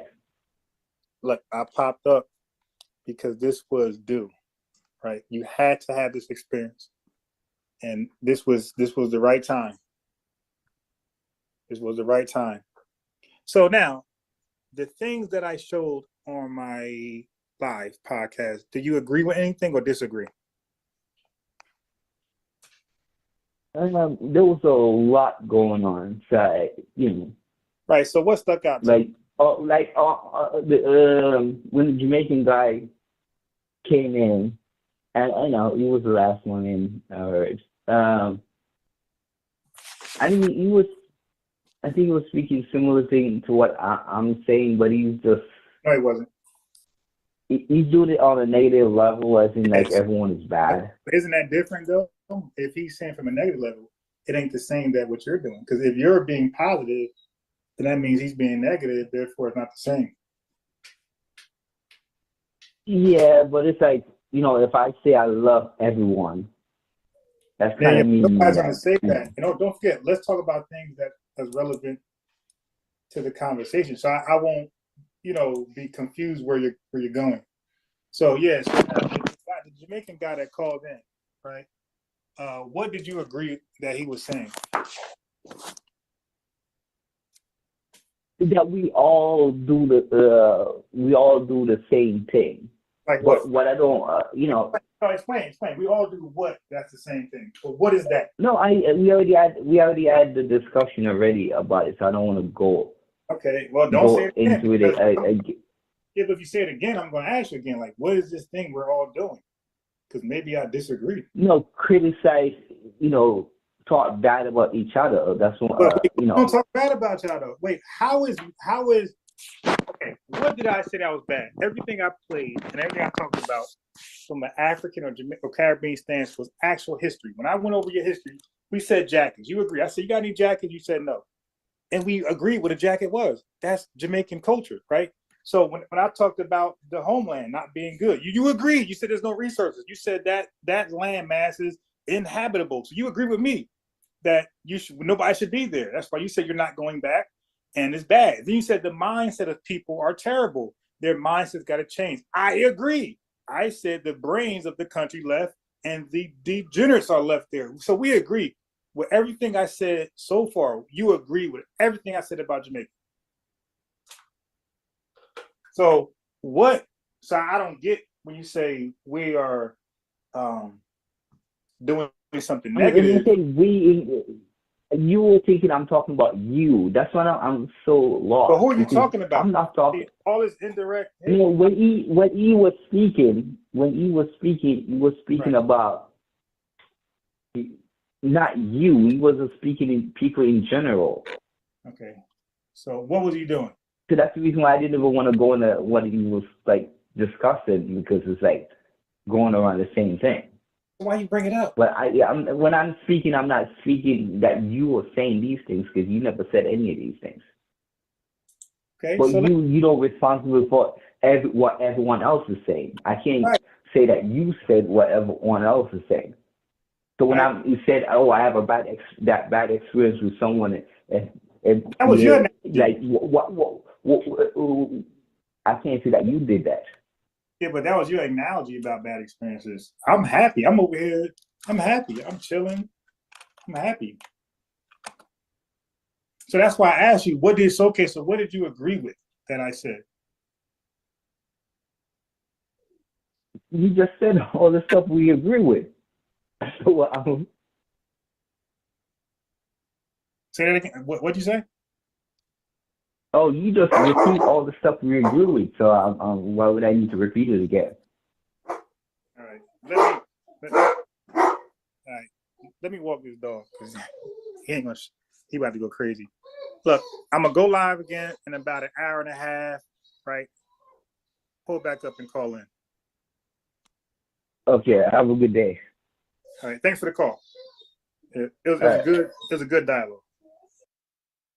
Can't prove it, so you got to take him back. So I'm saying, so you're the person emotional about a character, not me, because I'm not going to lie on you or anybody else because I'm mad. Marcus Garvey is a piece of shit in every way possible, and this is why nobody from the Caribbean would debate with Marcus Garvey, and no Pan-Africanist or no RBG or no African from the country would debate with Marcus Garvey, because they know he's a piece of shit. Brother Reggie, who's probably the most intelligent person on Marcus Garvey, didn't even dare. He said, "Yo, you got it. I'm a knock my king over. I won't even dare debate with Marcus Garvey." He said, "You got it." Brother Reggie, who's Pan-Africanist all the way, he said, "Bro, you got it," because they know that he's a piece of shit. Ron. All right, but okay. So I said enough. I let my play. Yeah, Your sure. turn. It's very simple in this sense, and I'm gonna do also recap for the people in the chat. This whole conversation began because I just simply asked a question regarding the history of Marcus Garvey. In all your points, you came across and said all those things you wanted to say about Marcus Garvey. Did I once? I had more. Did I once even remotely try to defend Marcus Garvey? No. Yes.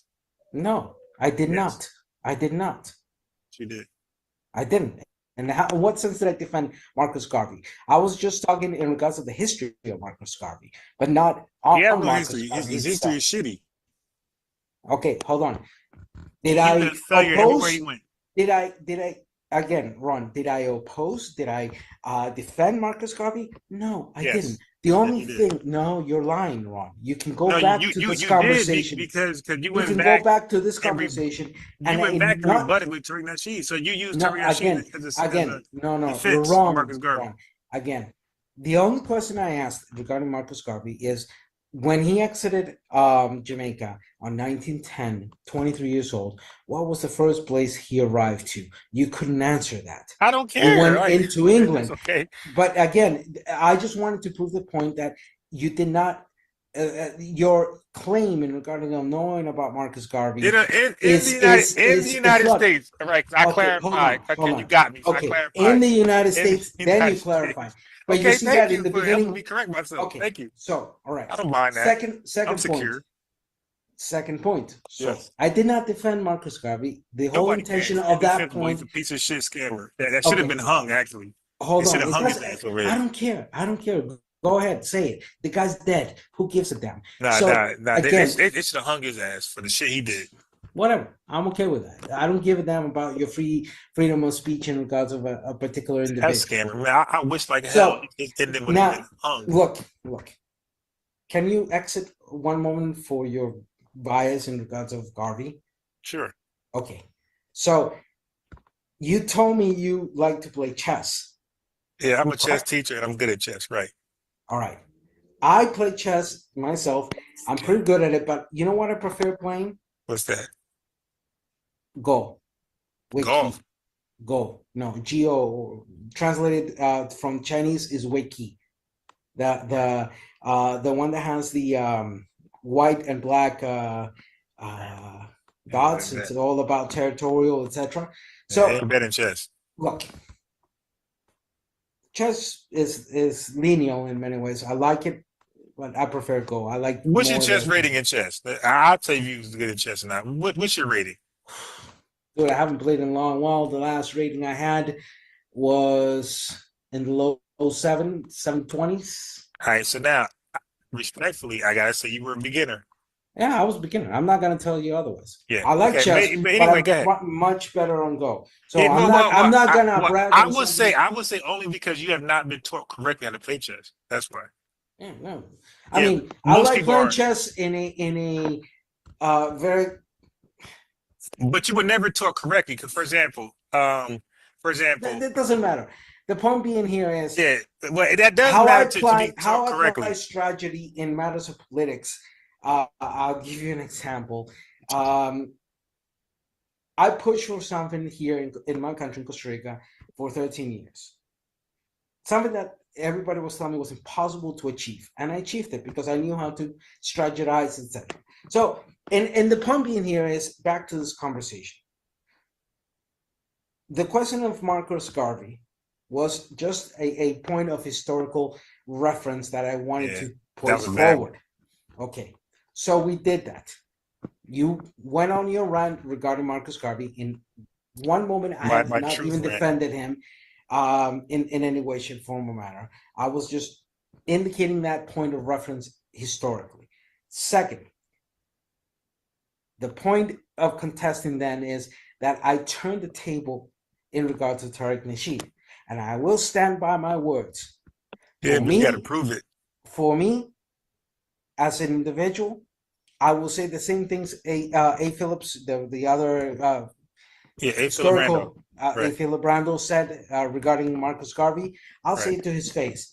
I consider Tariq Nasheed to be a charlatan, a scammer, a liar. But you couldn't prove it though, so it's that like he wouldn't even care. Could Philip Randall prove before the whole thing?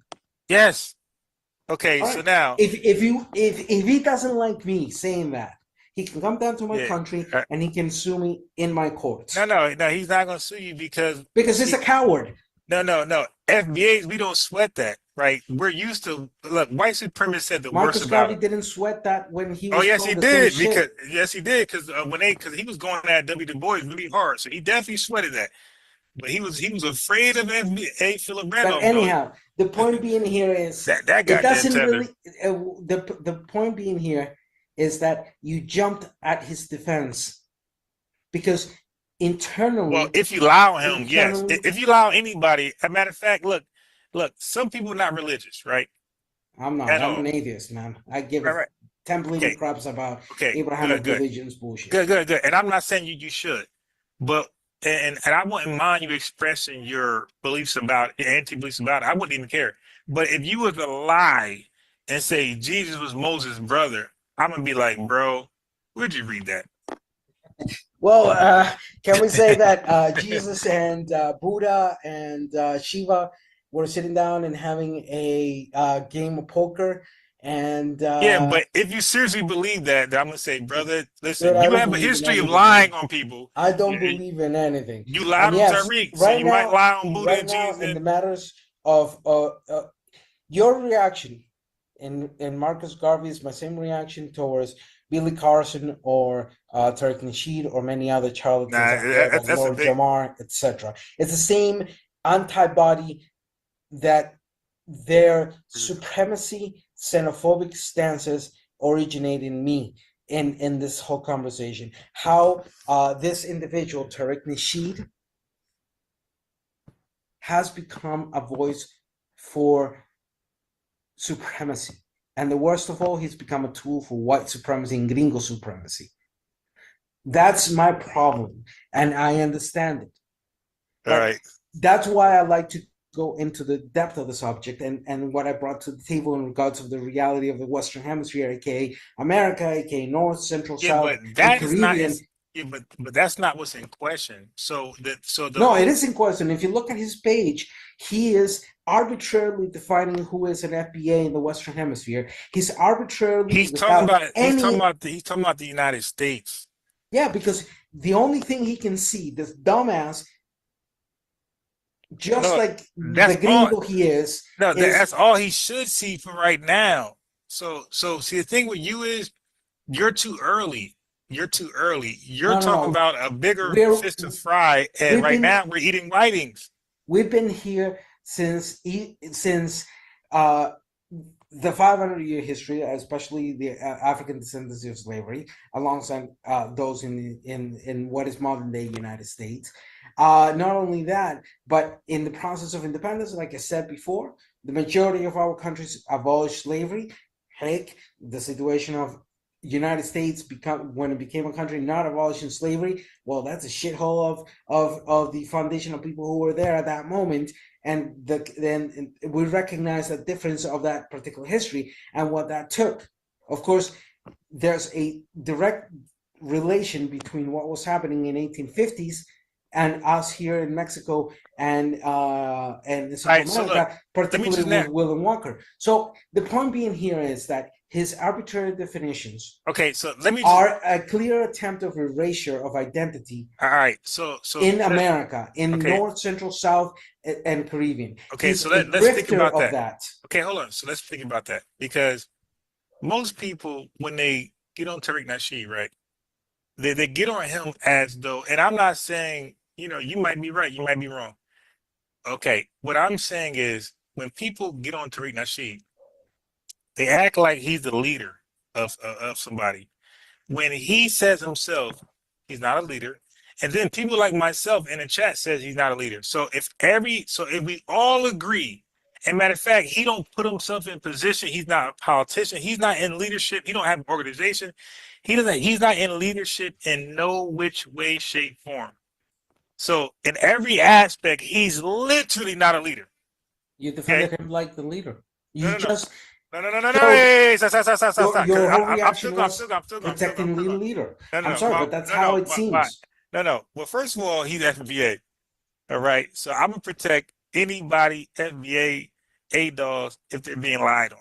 As long as they're U.S. citizens and not from any other place in America. Yes. Okay, that's good to know. Wait. So you're not with the idea and the push towards a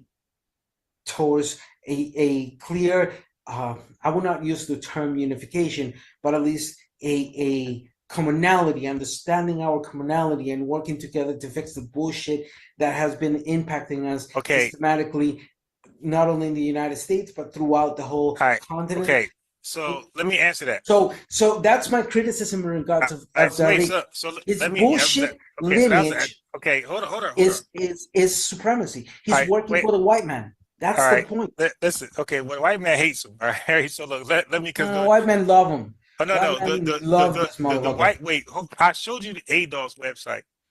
ADOS is asking for $20 trillion. The white man doesn't love that. Okay, no, if you get in that white man pockets, you become his enemy. And us, through our government, CELAC and the CARICOM, we're asking for 10 times that value to the Europeans. Yeah, right, I got it. And look, and it's probably worth it. But what I'm saying is that not you, but the Mexicans, right? Mexicans, they identify themselves as Mexicans. And don't the world identify them as Mexicans? And you're identifying yourselves as quote-unquote American and defining American as just one country in the whole continent. Slow down. I'm talking about Mexicans right now. Don't Mexicans identify themselves to the world as Mexicans, right? Where are you trying to get with this? What's your point of the argument? That's either a yes or a no. Do Mexicans accept the term Mexican? Just like you identify yourselves as Americans, I'm speaking about. See now, okay, so I see where it's going. Okay, what is the point? So he comes off as humble, transparent, full of disclosure, but you see, he's really just insecure. Now he thought coming on here prior that it was going to be a shouting match. I said, bro, I'm not. It hasn't been. I'm glad it hasn't been. Right. Because I kept trying to let you know, bro, I'm not who you think I am. Then you said, hey man, I will be a worthy opponent. I was like, no, you won't. And I was dead ass. And right now it's coming off that you're not. I'm asking you a yes or no. You ask me that yes or no question, I answer yes or no. I'm asking you a yes or no question, and you're intimidated because you think I have. No, I'm not intimidated. I want clarification because I do not understand so it's the point of your question. I got Why are you asking that? Okay, what is the reasoning behind that point? I will let you know after the yes or no. Do Mexicans appreciate themselves being called Mexicans by the world? Yes or no? Yeah, what's your point? Cool. I got it. All right, that's the question. Okay. What's cool. your point? Land the plane. Let's keep going back to us. Okay, but now aren't largely Mexicans? Aren't they largely Native Americans? Out of the 110 million population of Mexicans, 12 to 15% of them are of indigenous origin. Anywhere between another 12% or 15% is a mixture or admixture between European indigenous with African descendants of slavery. What's your point? It's the same. You have the same issue in the United States. What's your point? Why are you singling out Mexico? Okay, slow down, because it's called an analogy. Yo, this guy, he's supposedly my equal, but this guy is insecure as hell. What's your point? Where you going? Let me tell you. I'm so confident when I talk to these guys, because I'm anticipating the move you're trying to make. Bro, you're not a chess player. You just said you're not a chess player. I am. So you're not, and you're 700. You're not my level on chess. Okay, so you're not anticipating anything. I may not be a chess player as you are, but exactly. I'm so you can't anticipate my move. You can't even see it. All right. I've seen it. I've seen it. So why are you asking me that? If you see it, why you asking me? Please land your plane. Please. Okay. What is your reference, your mark of reference to single out the Mexicans to then say, oh, we don't have a nationality? Is that your final point? Is that what you're trying to tell me? No. Okay, so the Mexicans, so just for the Mexicans that apply. So for those Mexicans that show 70%, 80%, 60%, but majority Native American, and a small minority of Spain, right? Spaniard. Are they now? Okay, so remember, I'm saying a person, let's just say person, a person who shows to have 65% Native American in them. and 35% Spaniard, or let's say 30% Spaniard and 1% other stuff. 1% African, 1% this, 1% that, but mainly 30% Spaniard and 65% Native American. That person, will that person be? Is that person a Native American? Is that person Spaniard, or are they just Mexican?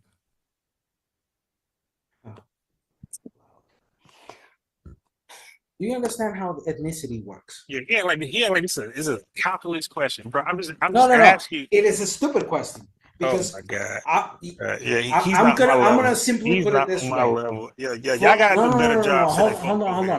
Hold on. It is a stupid question because he's not my level. Okay, so answer the stupid question. I'm way ahead of your level because, bro. Hey, where'd you go with this? Let you play. Y'all just no. You've been playing all this time. You did not land your plane. Your question lacks of any sense of north or any sense of anthropological, archaeological, or even ethnicity understanding. So let me put you in this example. Okay.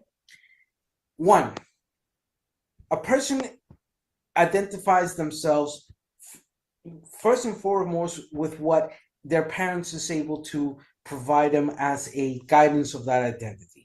Usually that is attached to a nationality from either aka US, United States, Mexico, Canada, whatever. All right. Right. And second aspect, the parents will give that person the cultural tools of the origin they are from, usually or normally. Yes, there are other ways of that happening in that sense. So to understand the cultural, social, that then can derive into political identities as such, your whole explanation was nonsensical, because a person identified themselves by that lineage to which they are born to, and which those parents provide the tools in order to do so. But then as that person grows, that identity is also fed by the social norms that is around that person. So what is the point of you singling out the Mexicans? Okay, cool. Nonsensical. Just relax.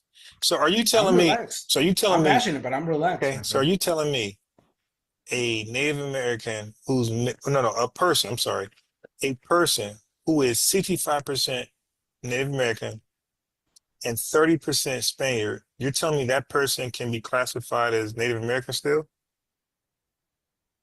Native Americans, of the people who were here prior to the arrival of Europeans, all the populations that were from Argentina up to Canada, plus the Caribbean. That ranges from Chipcha cultures to Nahuatl cultures. Yeah, but I was thinking about one individual. Can that individual claim Native American status? The person who has 35% Spaniard in them, or 30% with 60%, 65%. That's just a simple question. You're trying to apply. I'm trying to apply, bro. Hold on. Let me break your argument in this way. I don't have an argument. I'm just asking a simple question. But you think I'm so smart that I always got a gotcha somewhere. So riddle me this: why do we have to be categorized by the one-drop rule or the? All right, so let me skip past that's only applicable for U.S. Okay, so you don't want to answer. And U.S. citizens. Right, for the rest of us, we don't give a shit. The important thing is that person, if that person is going to identify with a native population in each of the countries, that they at least involve themselves with that culture. That is far more important than the bullshit categorizations of your country that are as stupid as maintaining the imperial metric system. Okay, so that person, no matter how they feel about themselves, will not be welcome to a Native American tribe. Right? They're gonna ask that fool to do a DNA test, and once they see that 30% Spaniard in there, that only works in the United States. Okay, that only works in the United States. That's all that matters right now. Rules that only apply within your country. Because we're the only country that does DNA tests. Y'all don't. No, hold on. That's why you got that huge jacket problem. Let me break away your argument. you are applying principles that only are applicable within the community of the United States to Mexico, which it categorizes groups through other means. So this is the problem of U.S. defaultism. You think that we all work like your country and the shitty ways you do categorization for people. Well, but we can only speak from the context of my country. I don't know shit about somewhere else. That's the thing, my friend. I know the context of your country as well as the context of my country. I don't think you do.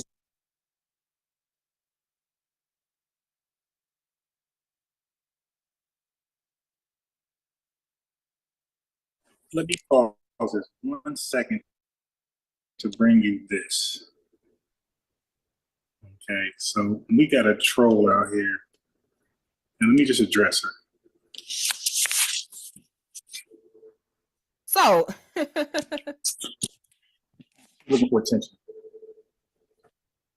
I'm back. Sorry about that.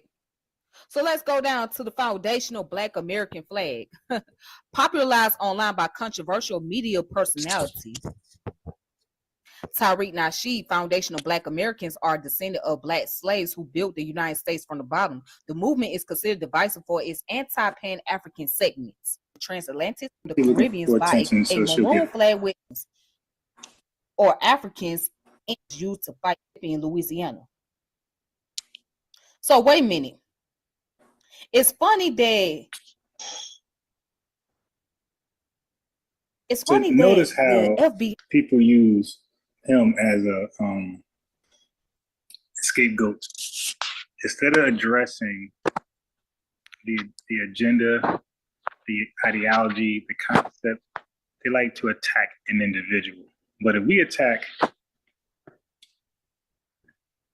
an individual that represents their cult, they'll get mad. Okay, but it doesn't bother us because we don't have a leader. Okay, definitely not have a lineage. Hey, got a flag, right? For the Maroons. But y'all talk so bad about the Caribbeans. Either slow or delusional. She said we talk bad about Caribbeans. We don't even mention them. They're not in our mentions. But we're going to defend ourselves, though, from slander. So I was trying, when I first spoke to her, I was trying to explain that to her, but her ADHD did not allow her to relax. It looked like she took some medicine the last couple lives. But when she was live with me, she was either off her meds or on her meds because she was uncontrollable. But people be intimidated to speak to me. So I get it. Okay, their guard be up, like I'm setting them up like the guy from yesterday. You know, and when I'm just trying to have a sincere conversation, they think I'm always setting traps. It's like, whatever, man. Like, y'all gotta be some secure talking to me like I am talking to you guys. I don't care about your traps. Okay, but anyway, so they attacked the individual, and she said, we attack Caribbeans. So now it's a one-way street, which I tried to point out to her last time. She is willingly ignorant. Okay, she wants to believe that, just like Brother Reggie tried to act like it was freedom of speech when it came to others. But when it came to us exercising freedom of speech, it's called attacking. And I called him on that, and Brother Reggie tried to explain it away. He tried to do the RBG explain. And the Maroons went over there to what we know today is Jamaica, right? When they escaped slavery from the South. But you got the flag. And y'all talk so bad about the Caribbean people. You hear this nut job we talk so bad about. What we actually do is talk about the facts about them after. So it's the saying, don't tell a lie about me, and I won't tell truths about you. So they've been telling lies about us. So then they put themselves on our radars. So we're like, wait a minute. What you say about us? That's a complete lie. Okay, but your lie is not offensive. But is the truth offensive? So we began telling the truth about them. So this is why on my panel, she couldn't even behave herself because the truth for hurting her. I mean, I she just has find yet it to show she can have a civil discourse. very interesting. I find it mighty strange. If you don't see that as a red flag, I don't know. Yeah, not a red flag. Because that's a big red flag to me. Yeah, I bet you see red flags. I mean, just think about it. Just think about it. It's very interesting. And here it is, the foundational Black American flag, and you foundational Black American people always be the main ones saying something. The second flag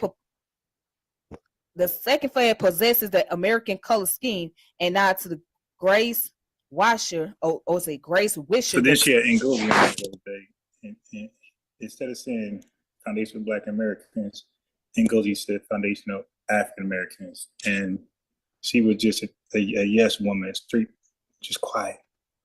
Why didn't you say, hey, I disagree with that as well? Because isn't that your stance, Tiffany? Don't you disagree with us delineating, disaggregating, sectioning off an identity just for ourselves exclusively? Aren't you against that?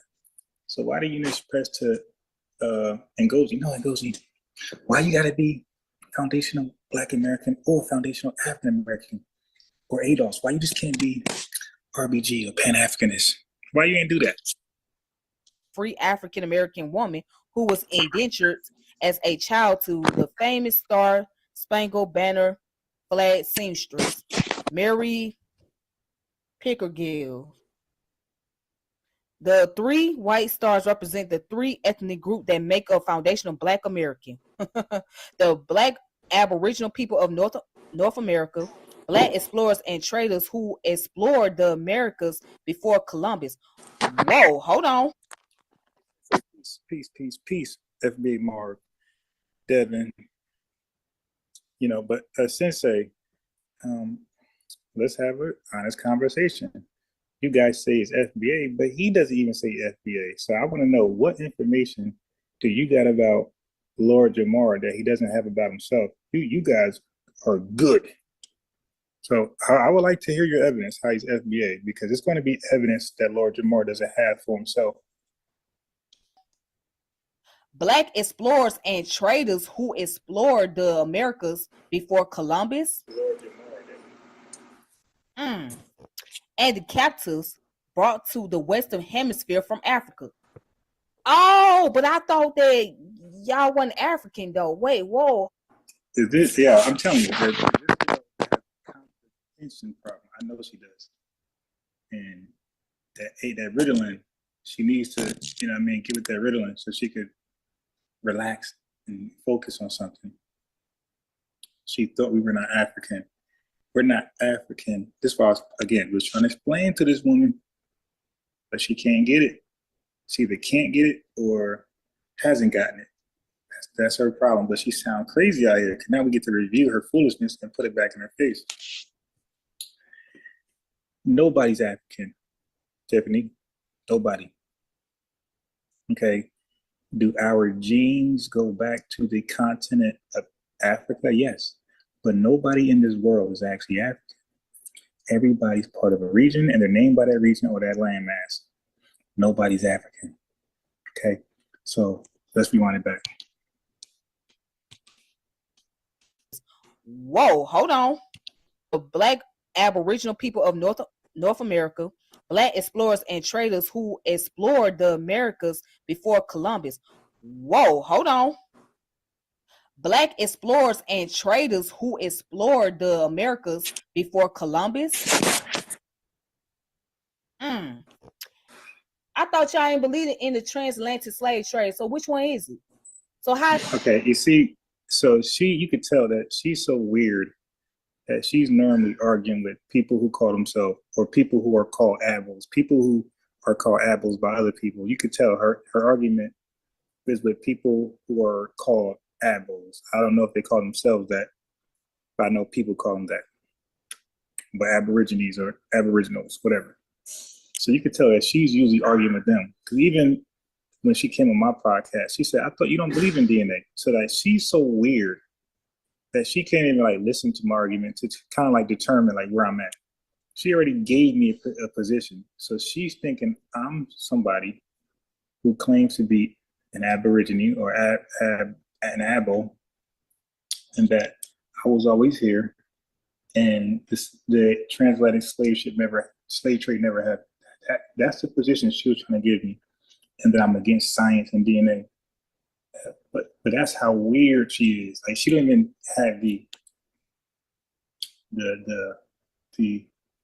brain cells to sit there and listen. Let me see what this guy's about before I give him a position that's not what he represents.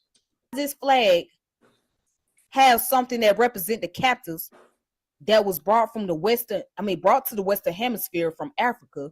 If y'all don't believe that the transatlantic slave trade did not take place.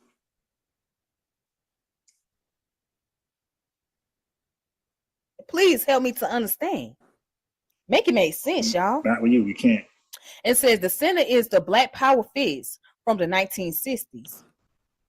The red and blue olive branches are the Black tribe or something. Don't even try, because you're going to confuse the hell out of me. So significant slave rebellions, one of which is commonly hidden, represent the Maroons. The African people presents the Maroons. Please make it make sense. Can't. I just got a feeling that it's going to be some pseudo shit. It's going to be some pseudo information that y'all try to put out there. Some shit that y'all made up. Because there is no way. And what language did these Black Aboriginal people speak? What language did these Black Aboriginal? What's the name of the? I don't even know why the question even came to mind. So I'm just gonna. Yeah, you ask a lot of weird questions. Leave that shit alone.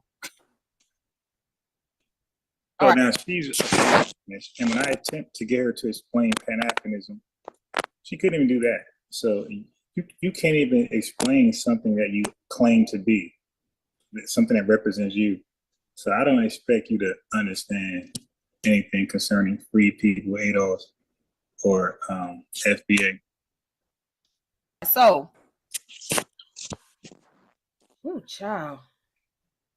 So now let me get the African thing. We're not ethnically African, okay? So you need to know what ethnicity is, all right? That's sharing the same history and culture, okay? We don't share the same history with anybody from that continent, and we damn sure don't share the same culture. We don't speak the same language. We really don't share anything with them. This is why they recognize us as something different than themselves collectively, and we see ourselves something different than themselves collectively. Matter of fact, we see ourselves different from everybody Black. And that's why we decided to self-identify with FBA, ADOS, American Free People.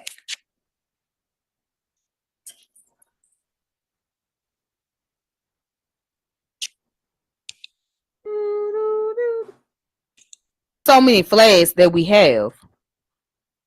It's so many. Weird. I believe, and that we can find out more information about this. Right, and it was used by the neo-Nazi people. Yeah, she's not well studied enough to really have these conversations, but nobody's going to tell her that. People in her circle is gassing her up for a big disappointment on somebody's live, and she better get a reality pill, a red pill, before she find herself on another TV or somewhere where people are going to make clips about her, not knowing what she's talking about. Okay, she did a couple videos on Black history, but man, you got to remember that stuff. You can't just read it on a piece of paper. That means, to me, that comes off as you learned it on the fly. Okay, what we do, people like myself, we are passionate about this. We read it and it sticks to our brain, and we could be anywhere and we can recall it pretty much event by event. Okay, that's when you really do this. But reading something off your screen, nah. Anyway, let me get back to what I was doing. I just want to address it real fast before I continue.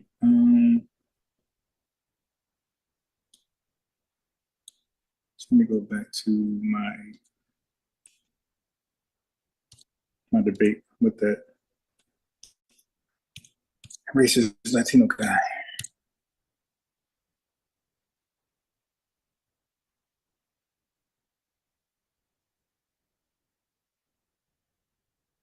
So what I'm doing, what I'm telling you, don't even know what hired out is. What are you talking about?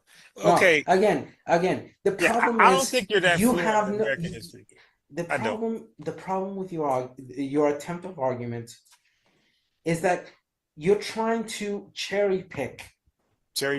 I'm just trying to make a point because I was going to reference that back to why we say FBAs. All right, because what we are similar to like Mexican people in a sense where we're an amalgamation of different things. We're not one thing. So we got 30% So are this. Mexicans, so are all Central Americans. Right. Welcome to the consequences of colonialism, and welcome to the last 250 years of independence. So this is What's why. the point? Got it. Here's the point. Listen and take your pen out and write it down.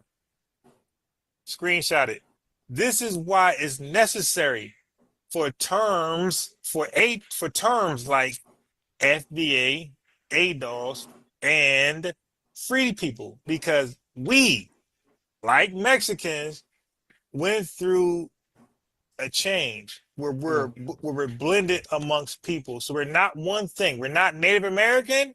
We're not Spaniard, because we are a combination of different things, which makes us totally different than Spaniards and Native Americans. So as a result, we're called Mexicans because we're different from Spaniards and we're different from Native Americans and whatever else is mixed in that. So FBA is the same thing. We're not like Africans, because Africans don't have a large percent of European in them. Africans, if they do a DNA test, they're probably going to be 97% African, 98, 99% African.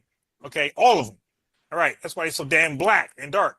We over here in America, we're going to have a small percentage. So basically, if a Nigerian does a DNA test, his DNA test probably is going to show 98% of Nigeria, right? Specifically by name, Nigeria, 90%. With us, we're going to have 10% Nigeria, 15% Nigerian, 5% of this other shithole country, and 3% of this other shithole country. But we're not going to have a large 40, 50, 60% of none of those shithole countries in our DNA. It's going to be small percentages. We might even have more Irish, more German, more Dutch in us than we have an African country over here. Okay, and that's you should be considered European. Why? Is that what you're trying to argue? Okay, so that now you're more proud of your European so lineage than anything else? No, we're proud of all of it, and that's what makes us American. That's what makes us FBA, ADOS, free people, because we're proud of all of it. All of it makes us who we are. Okay, what is the name of the country you were born in? America. The United States of America. United States of America. Yes, the best country in human history, known human history. Look, I don't give templating shit about your fantasy about supremacy and this is everybody want to come over here though, etc. Everybody welcome to the real world. Welcome to the real world. Ain't nobody going to China like that. Ain't nobody going to Russia. Ain't nobody going to Latin America. Okay, nobody going to Mexico. Everybody trying to get over here. Okay, your country in the last 74 years have fucked around so much in our countries that one of the major pillars of irregular migration, aka what you call illegal migration, has to do with the United States foreign policy, aggravating the conditions of political instability that have happened in the different countries. So it's your country's fault. In a great sense. You always make claims you can't prove them. So I cannot prove it. Oh, I can prove that any day. Okay, you can prove this one, but you can't prove Tariq Nasheed the scammer, right? So your word is not that good. I knew it was gonna piss you off.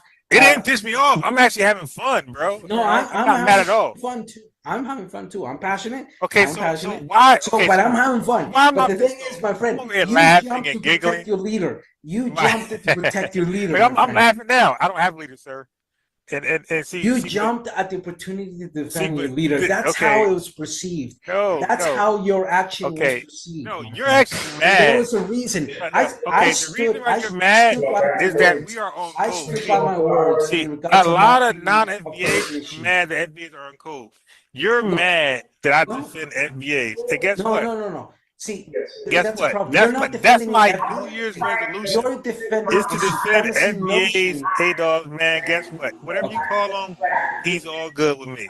You dig? Because he's FBA. Look, you proved on and this even channel Sir that Major, it isn't. if Sir Major got locked up, I don't give a damn. Whatever I called Tariq did affect you emotionally, and you had an emotional response towards that. I've been laughing. You defended him. You defended him. People know when I'm emotional because I cuss, I get irate, I get crazy. Okay, so I did none of the above. Can you see in an objective sense that your response after the conversation of Garvey, your response of my personal position in regards to Tariq Nasheed, you jumped at the opportunity.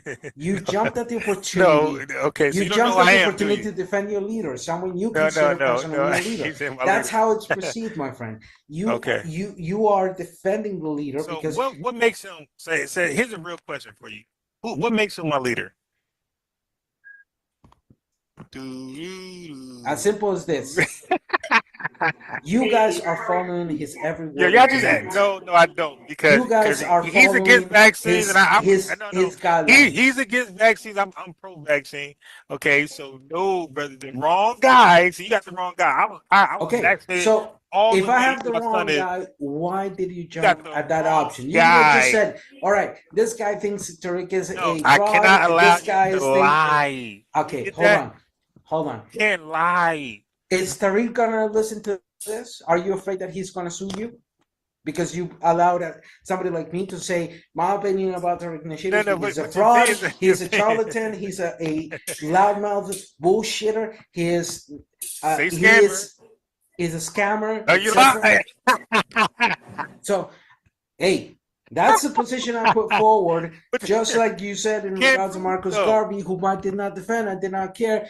For me, your position is Marcus Garvey went slided through. I did not defend him. I did not jump in. Hey, chat. He's mad at me because I won't allow him to lie. That is no. See, he's mad that he cannot be a liar tonight. See, this is the thing. You jumped at defending that man. Dude, is he a scammer you or not? have an emotional response towards him. And is he a scammer? Yes or no?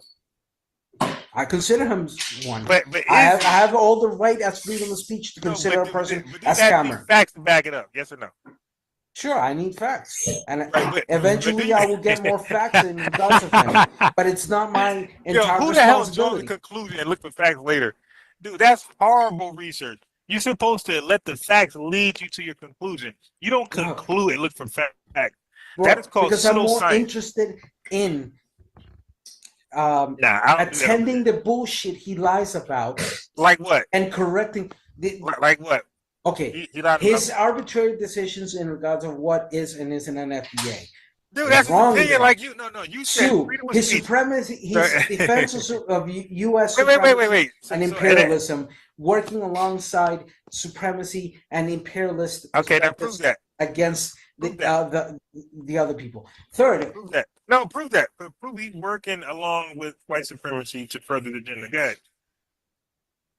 Just go to his FBA page. No, I'm asking the fact of his arbitrary definition of what FBA is, his clear attempts at erasure of identity of others here in the Western Hemisphere.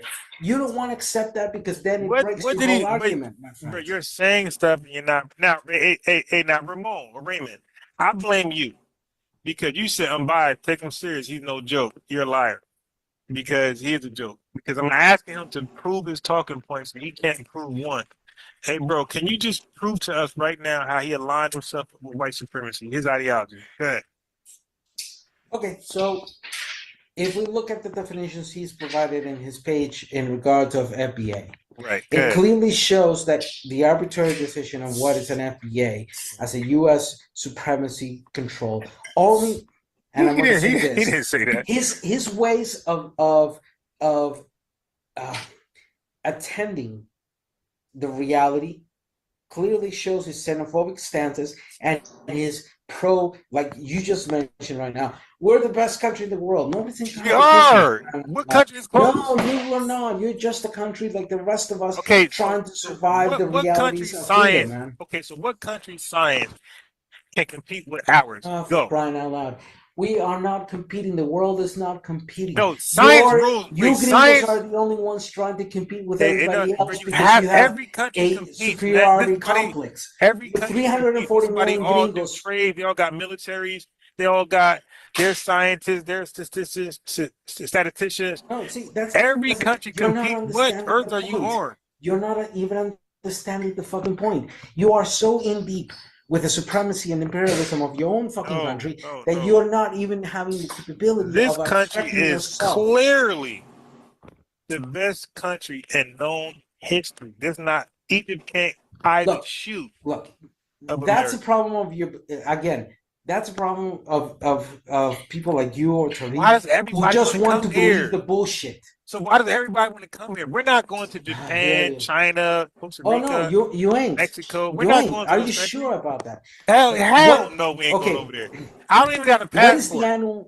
What is the annual immigration of U.S. citizens outside of the United States annually? Small. That shit's small. Small. Compared, What is small? It's What like is small? It's like 400 million of us. It's small. Like maybe I don't know, 100,000. It's It's small. 340 million. You're adding 60 million more than that there. Bro, I'm just guessing, bro. I don't. Annually, U.S. citizens migrate anywhere between 2.2 to 2.5 million.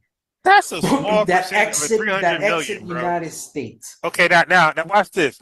There's how many Puerto Ricans? More Puerto Ricans are in America than over in Puerto Rico. You have more colonized Puerto Rico. more shitty Jamaicans are in America than their own country. No. So Let me tell you that's about a big this. difference. And The Nigerians shitty are trying their gringos, the best to shitty get over there. gringos, for example, like the shitty dictator wannabe that you elected into presidency alongside shitty individuals like Maduro or Chavez or Castro or Pinochet or Daniel Ortega. Probably you don't know who the fuck I'm talking about because evidently you do not have that broader sense of understanding the realities that are happening. But here's the thing. That shitty dictator, orange man, wannabe, loudmouth, ignorant, I love Trump. Asshole. Yeah, I can tell that you love a dictator wannabe. I've been fighting against dictators all my life. I can know when a person is incapable of abstracting themselves from their bias and realizing in that sense. I might hate him in the future, but I love him right now. So here's the thing, like I said. Okay, now, sir, you got to be careful because right now, freedom of speech, man. No, I got it. That's the essence of it. I'm in my own country. My constitution provides me freedom of speech, as your constitution provides freedom of speech. In that sense, wait a minute. Let me just say this to you. What I'm saying is this. So I'm saying be careful because Latin America is not on my radar at all.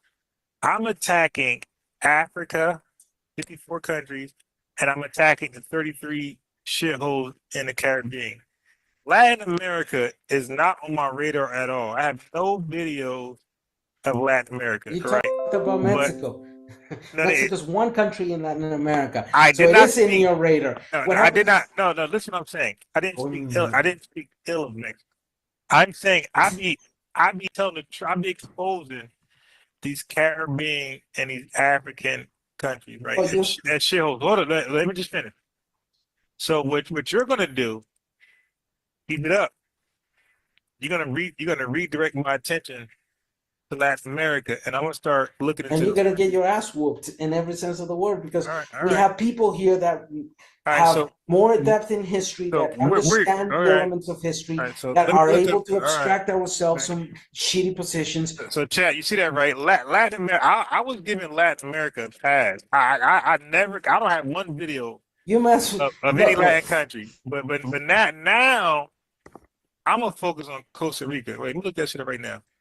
All right, go ahead. Okay, and if you do, okay, so now I will going further. Decipher every single my point video that you will be okay. So now I'm raging war on Latin America because of you. Go ahead, Gringo. You're running your Try. goddamn And mouth. what you're gonna have is what happened to William Walker when he tried to wage war against us within 40 years after our independence. You're gonna get your ass burnt, and you're probably gonna end up like William Walker, dude. Sincerely, in that sense, your fraud of a leader, your scammer of a leader, your charlatan of a leader, you are defending him because you have a Latin America. You are now on notice.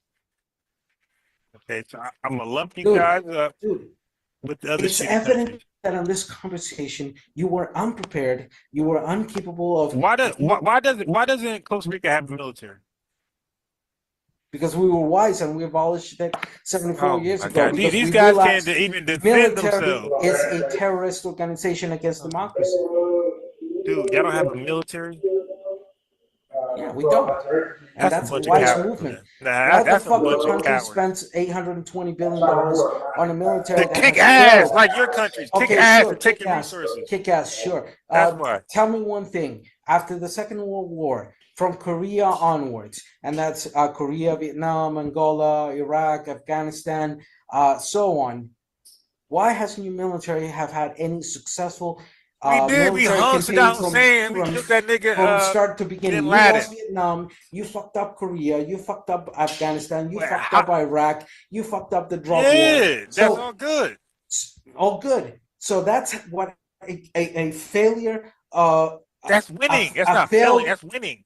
No, you failed systematically. You spent $4.1 trillion in 20 years in Afghanistan. Money that, well, it's not in your people's hands. You've spent $2.1 to $3 trillion in the war drugs in the last 60 years. So if you're gonna bullshit yourself about the exceptionality of your country, Costa Rica gonna put that bill. We're gonna take our ass over there and take your money, and you're gonna foot the bill we did over there in Iraq and everywhere else. Tell them that. Costa Rica, y'all gonna foot that bill. You can try it, but y'all don't have a military. We can just come over and just take it. Almost burned to death and buried in an unmarked grave. You try to advance into that. You don't have a military. Dude, we'll become your Vietnam. That's a lie. Yeah, that's a lie. We'll become your Vietnam. Those just little like ass guys kicked the ass of your military. Because they were hiding in fucking tunnels. Just like Afghanistan, after 20 years, you had to run away. So listen, the problem, Ron, is that you're not unbiased. You're completely biased. Now you are unbiased and you're a liar. And it's evidently that your knowledge in chess is not functioning because I was able to get your emotional responses you did not. The way I wanted. And look, my chat knows when I'm angry, I start cussing, I start cutting off. Dude, I've been nothing but kind. I'm laughing. I'm the opposite. You've been irate because you were. No, I asked you a question. Hey, wait, passionate. Where you get to? Do not confuse Latin American passionate because yes, I speak English you're in more than very passionate. Similar ways than I speak Spanish. So, fortunately, because I speak Spanish, I speak Portuguese, etc., I have clear cultural marks that seed into my speaking English, which means I know how to elevate my voice, I know how to modulate, I know how to do those things, but most of it comes from that cultural lineage that I have of Latin America, where we speak very concise and very to the point as much as we can. But not only that, you have to take into consideration that, dude, I'm translating a whole bunch of information I have in different languages to one fucking language, and you are only able to speak one goddamn fucking language and still not make sense, my friend. Yeah, I'm not speaking none of the barbaric languages. I only want to speak American. Yeah, you speak the language of American. Your overlords, the English from England. No, I actually know. We don't say good day, Mike, and all that bullshit. Still, English, as Spanish, as Portuguese, as French, etc., came from Europe. If you have a native language, speak slang, yo. What is your native language? Yeah, slang. No, you're speaking the language of your colonizers. Nah, we remix it though. They don't speak slang. Sure. We remix the Spanish too. Your point is absurd. All right then. So aren't you speaking? Yeah, and that's why they don't consider your Spanish legitimate Spanish. So when you learn Spanish like I did about a book, they teach Spaniard Spanish. They teach vosotros. Vosotros. You don't say vosotros, right? You don't say vosotros, but they say vosotros because that's what they teach. They teach There are Spaniard 33 Spanish. different in Latin America. There's 33 different ways in Bro, Spanish do you that say range vosotros? from Yes or no? vos to tú, to ustedes. Brother, do you say Different vosotros? utilization. Yes or no? Just like in United States, Exactly. you have 15 my man different states no question. of different ways. Dude, your questions are stupid because I know. I just answered it and you did not listen. I said, do you say vosotros? Yes or no? On occasions, yes, vosotros. Okay, then you want to be Spaniard. All right, I get it. No. Yeah, let me tell you this. That's not Latin. Way. That's not Latin, bro. Oh my God. That's Spaniard Spanish. Here we go. Okay, listen. Yeah, ain't no damn Dominican I ever come across. I'm from New Jersey. Okay, I'm from New Jersey. Where all the Hispanics are at. All right, ain't none of no Panamanian, no Dominican, no Puerto Rican. They say vosotros. You're lying, bro. Stop, bro. I got Puerto Rican friends, Spanish friends in Ecuador. Nobody say vosotros. But you might say it because you want to be Spaniard. You want to be. Yeah. Because you have different countries that use el tú or they use el vos. Nobody say, bro. So Latin America. Now you know every single of the 33 nations that speak Spanish. I'm talking about here the in ones Latin America, that, and you know which ones use tú versus vos. Yes. Wow. Whoever say vos tell me is a Spaniard which are the five major countries that make a combination between tú y vos. Okay, so if you say vos. Y ya que veo que sabes mucho de español, ¿me podrías entonces indicar qué es la conjugación de vos? ¿Qué es vos? ¿Qué se define como vos? Okay, vos. ¿Ah? Si eres tan experto en español, me deberías dar una clase gramatical y lingüística en torno a la palabra vos. This guy think I don't speak no Spanish, right? This guy think he actually I changed to Spanish because I assumed that if you were speaking in regards to Spanish, you would speak. But here, what did I say in Spanish? Okay, so first of all, you claimed I'm in class, all right, and you claim you're teaching, but you're not. No, bro. Okay. Give me a little translation of what I just said in Spanish. I just did. Like, you claim. No. Okay, so what I said to you in Spanish, I said, oh, since you are highly educated in Spanish. Now I'm highly educated in Spanish. I know poquito. You were trying to tell me. But I know vosotros. I know vosotros, though. I know that's being taught in fucking Latin America. You're trying to battle a losing battle with somebody who has a linguistic background in academics, not only in Spanish, but in French, Portuguese, and English. So again, in this sense, you're not in touch. The problem is, do Mexicans say vosotros? Yes or no? Some, and in other areas say tú. Stop. Dude, Mexico has 32 states. Nada. The Spanish between each state differs in minor to middle to somewhat major. The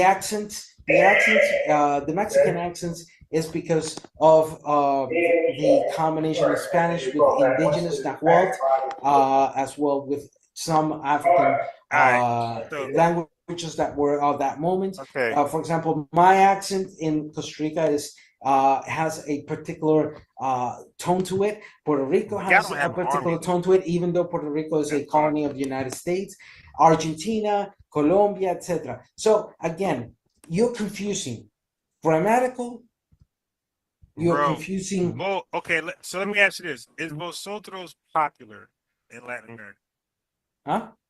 Is vosotros popular in Latin America? In some countries, yes. In others, no. I'm saying generally, is it popular? Like, do Latin America generally use vosotros? There's not an hegemonic response. In some countries, yes. In some others, no. Some countries will go generally. With two, and some countries will go with vos. Okay, so watch this. I'm about to come on Puerto Rican board. So it amongst Puerto Ricans. I'm Puerto Ricans. Puerto Rico is a U.S.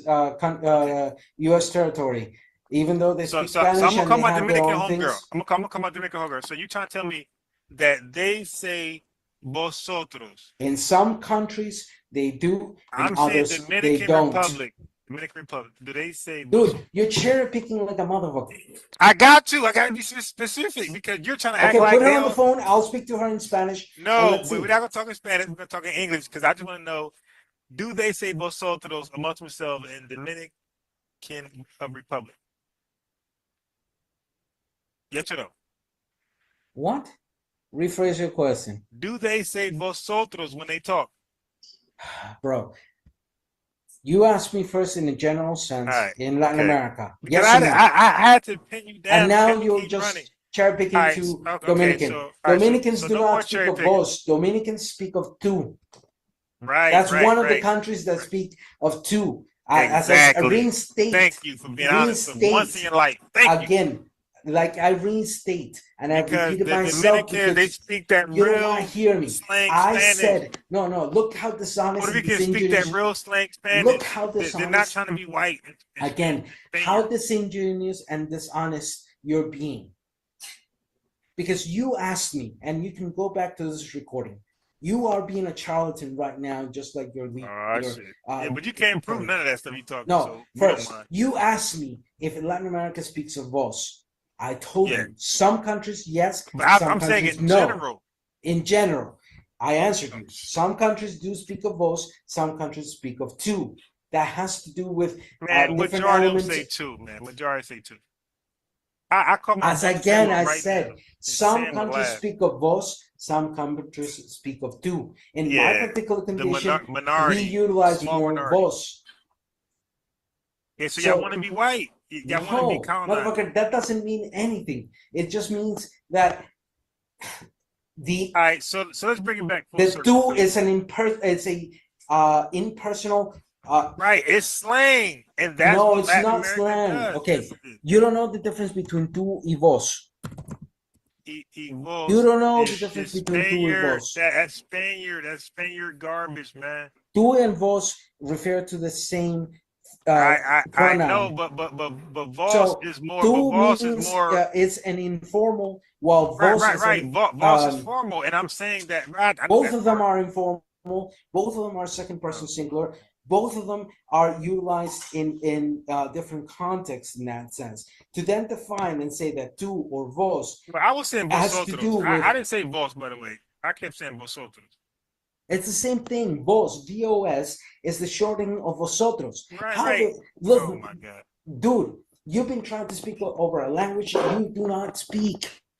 Listen, I know you do not know the grammatical orders. You do not know anything you're saying, and you've been stuck on this point because you've been proven wrong. That you're being disingenuous and you're being a charlatan. That your indication we don't in mind regards your of claims, tú and you can never back up your claims. But okay, so let's get back. Bro, I know you're pissed off on the fact that I attacked your leader. I'm having fun over here, bro. I'm having fun too. But the problem is, so let me ask this question. So you got too much earwax between those ears, my friend. You're not listening. You're no longer listening to me.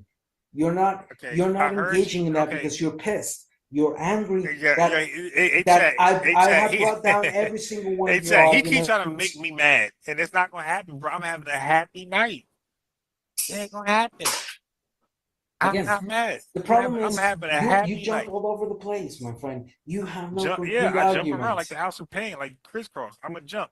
Now look, so let's get back. So what's your problem with FBA, the acronym? Foundational Black American. What's your real white supremacist problem with that? Come on, bro. Be honest. Well, unlike your leader, the white supremacy agent, Tariq Nasheed, the scammer. Yes, you do. No, you can't prove. You can't prove. So again, unlike your leader, I realize that foundational Black American is applicable for all the countries in the Western Hemisphere because there was involvement in Haiti, in Colombia, in Haiti, but not everywhere around of African descendants of slavery or those who were directly in slavery, contributing to the independence and the foundational aspect. As I criticize, we're not called the problem of the so-called fraudulent delineation provided by the scammer and fraud Tariq Nasheed and your leaders he in that can't sense. prove scamming or fraud, but he says it makes him feel good. I So keep on saying it. Yeah, sure. I'll keep on saying it. Just like you will that's the say guy who's angry. on The guy something you who's disagree lying with. and I'll calling use the names, same that's words. the guy who's typically angry. I'll say the same words A. Phillips said about Marcus Garvey. Yeah, but he was right though. Marcus Your Garvey leader. was a scammer though. Yeah, my position is Tariq Nasheed is a scammer, But can you prove fraud, a charlatan, and that his pushing on this BS about FBA. So what is your in response to with the FBA? supremacy and despotism of the United States? What's like your you proved when you felt insulted in regards I of never your felt insulted. best country in the your world. problem? Yes, you did. No, we are the best country in the world, and there's no country close. No, man. Everybody's shithole compared to us. Everybody has shithole conditions, and everybody has good conditions. Your country's a shithole too. You have problems with shithole. Prove it. Well over 34 million, 40 million people in poverty conditions. Yeah, but our poverty is rich compared to your shitty ass countries. What are you talking about? Our poverty is poverty in a rich country. It ain't your poverty shitty country, your shitty country, poor country. Look, your shitty like mentality as gringos, your shitty mentality as gringos. I know what gringos is. Look how disingenuous and dishonest what is gringos? Your whole approach is. You are a gringo, a self-centered, loudmouth, supremacy imperialist who pushes forward the agenda that has been impacting systematically the livelihood of people outside of the United States. So if I called you a possum, would that be name calling? You can call me whatever you want. I'll still call you gringo. Okay, but I still call your fucking country in every sense of the word of the shit things that they have done for the past. If you want to consider, if you as so-called foundational Black American, do you want to know why I call you possum? The funny thing is, do you want to know real foundational Black Americans, as proud as they are of founding that country, of the United States, will they assume the responsibility of the shitty shit that has been done? We are the best country in the world, and everybody else wants to live here. That's why you want to tie us into this global reparations bullshit that we're not interested in. See, that shit pissing you guys off. You've been tying us to the global bullshit we don't want nobody involved in our reparations. Fuck your Donald Trump. Fuck your dictator. I love Donald Trump. Fuck your imperialist bullshit. Your country has its problems like the rest of us. No, we don't. Yes, you do. We don't. Your army, your country doesn't have an army. We don't have that problem. Well, I mean, you spend $820 billion in your military that since the end of the war has been systematically failing. From Korea up to Afghanistan, you've been failing the war on drugs. The war on drugs, we ain't never trying to stop. This country don't care, but this country promote. Look, I am glad that you support the corruption in your country, and I understand. I'm American. Fully. I got to take the good with the bad. No, you don't. You bullshit yourself. You bullshit yourself. You've never exited and lived amongst all the countries to have a better, broader sense. That's why you follow charlatans and scammers and bullshit. Well, I don't follow anybody. You do follow him. I tell you what I do. No, I don't follow him because if I follow him, I would be anti-vaccines, and I've said I'm fully vaccinated. So again, the problem is, and he's not. So that means I don't follow him. You lied about that. So this is interesting. You would agree that at least in this position of anti-vaccine, your leader is a charlatan, correct? That Tariq Nasheed is a charlatan. No, I just think he's just wrong on that. Okay, because he's a human being, and he's not a leader. Okay. So you excuse someone like that. See, that's the problem, man. I don't see the problem, and you're doing a bad job pointing it out.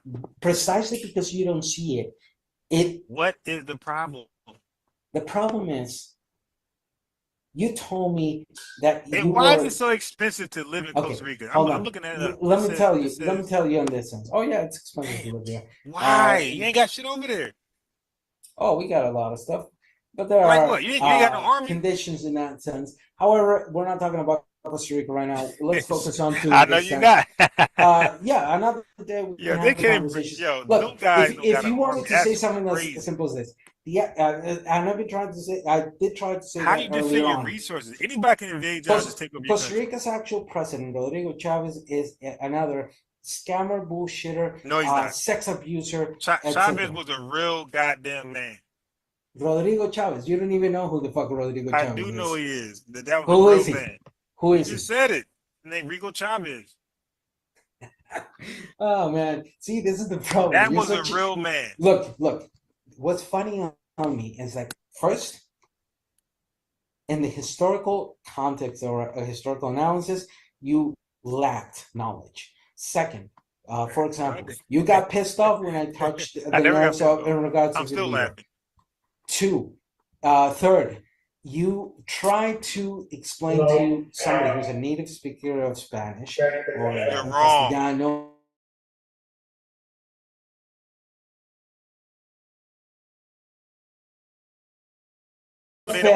You failed because you tried to play the game. You had no basis, no knowledge onto it, and now you're also your emotions are touched because my emotions are touched. Yeah, your emotions are touched. You are in the mad sense of hell. I'm not mad. No, I'm not mad. I've been speaking very. No. You call me I do elevate my voice because it shows. When I want to make an emphasis. You're a gringo. You're a gringo. I'm gonna still call you a gringo in that sense because your mentality shows to us yet again that the gringo mentality is about your racist terms, man. It's not a racist term. It's a reclamation term against the impacts of your foreign policy as a country and the impacts towards our country that have fueled the what you guys call badly illegal migration, the regular migration towards your country. And this whole notion about we're the best country in the world, I'm just gonna say it out loud. Stop bullshitting yourself. You have no fucking clue. You're only repeating what the white man wants you to repeat. That's it. And just like Tariq Nasheed, who functions as that pushing towards the white man. So the point being here, my friend, and what time is it? Oh shit! I might get off too. I gotta go work tomorrow. Wait, before you get off. But Adams, I'm gonna keep it a buck. Like, ever since this whole, I was hearing about this whole ADOS, from the minute I heard about it, it was like a division. Yeah. Amongst black people. Yeah. It was a division. It seemed like some sort of, well, you're not American enough. Like, what's your lineage? Like, but Adams, I'm gonna keep it a buck. Like, ever since this whole, I was hearing about this whole ADOS, from the minute I heard about it, it was like a division. Yeah. Amongst black people. Yeah. It was a division. It seemed like some sort of, well, you're not American enough. Like, what's your lineage? What's this whole ADOS movement?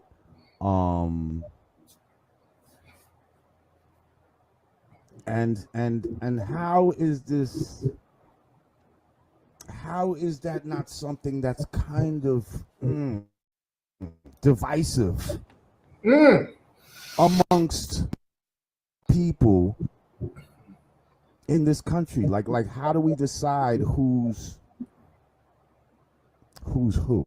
See what I'm saying? How disrespectful they've been to them. Exactly.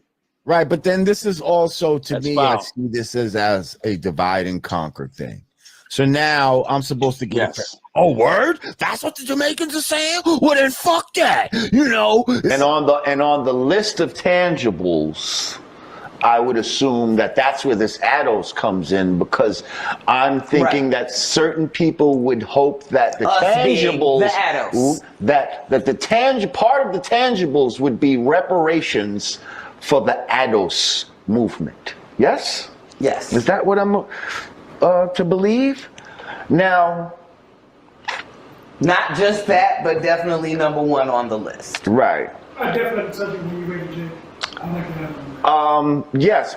Before you add on, I just would like to say, now there's some that feel that this movement is quite divisive and just another way to divide black people. Foundational black Americans, because over here in the North American continent, us foundational black Americans, we are the founders of the United States. There was no United States until foundational black Americans built it. So we are acknowledging our own designation. So that's not divisive, because other groups do this. And I just feel like we need to come together as black people, you know what I mean, as much as possible. And it just feels like that type of thought, and I understand where you're coming from with it, but it feels like that type of thought helps to divide instead of bring us more together. Okay, this is the problem, Lord Jamal. That division is caused by non-FBA. Foundational black Americans, we have been the only people fighting for everybody. First of all, you know, there's a lot of divide and conquer with this. There's a lot of bullshit that goes into this talk of reparations. You know, as far as who gets it, and both of my parents, on both sides of the family, we can trace everything back to plantations in Alabama and North Carolina. So my family, 100% foundational black Americans. Nobody in my family immigrated. How many people can do that, though? Do you think? We can. We can do that. Most of us can. How many that are claiming to be can really do that? Keep it real. You can trace your family lineage at least back to 1870. You can trace your family back to the 1870 census. If you know your mama and you know your daddy, their name has been documented somewhere. You know where to trace them. Right. So a lot of them had just first names, though.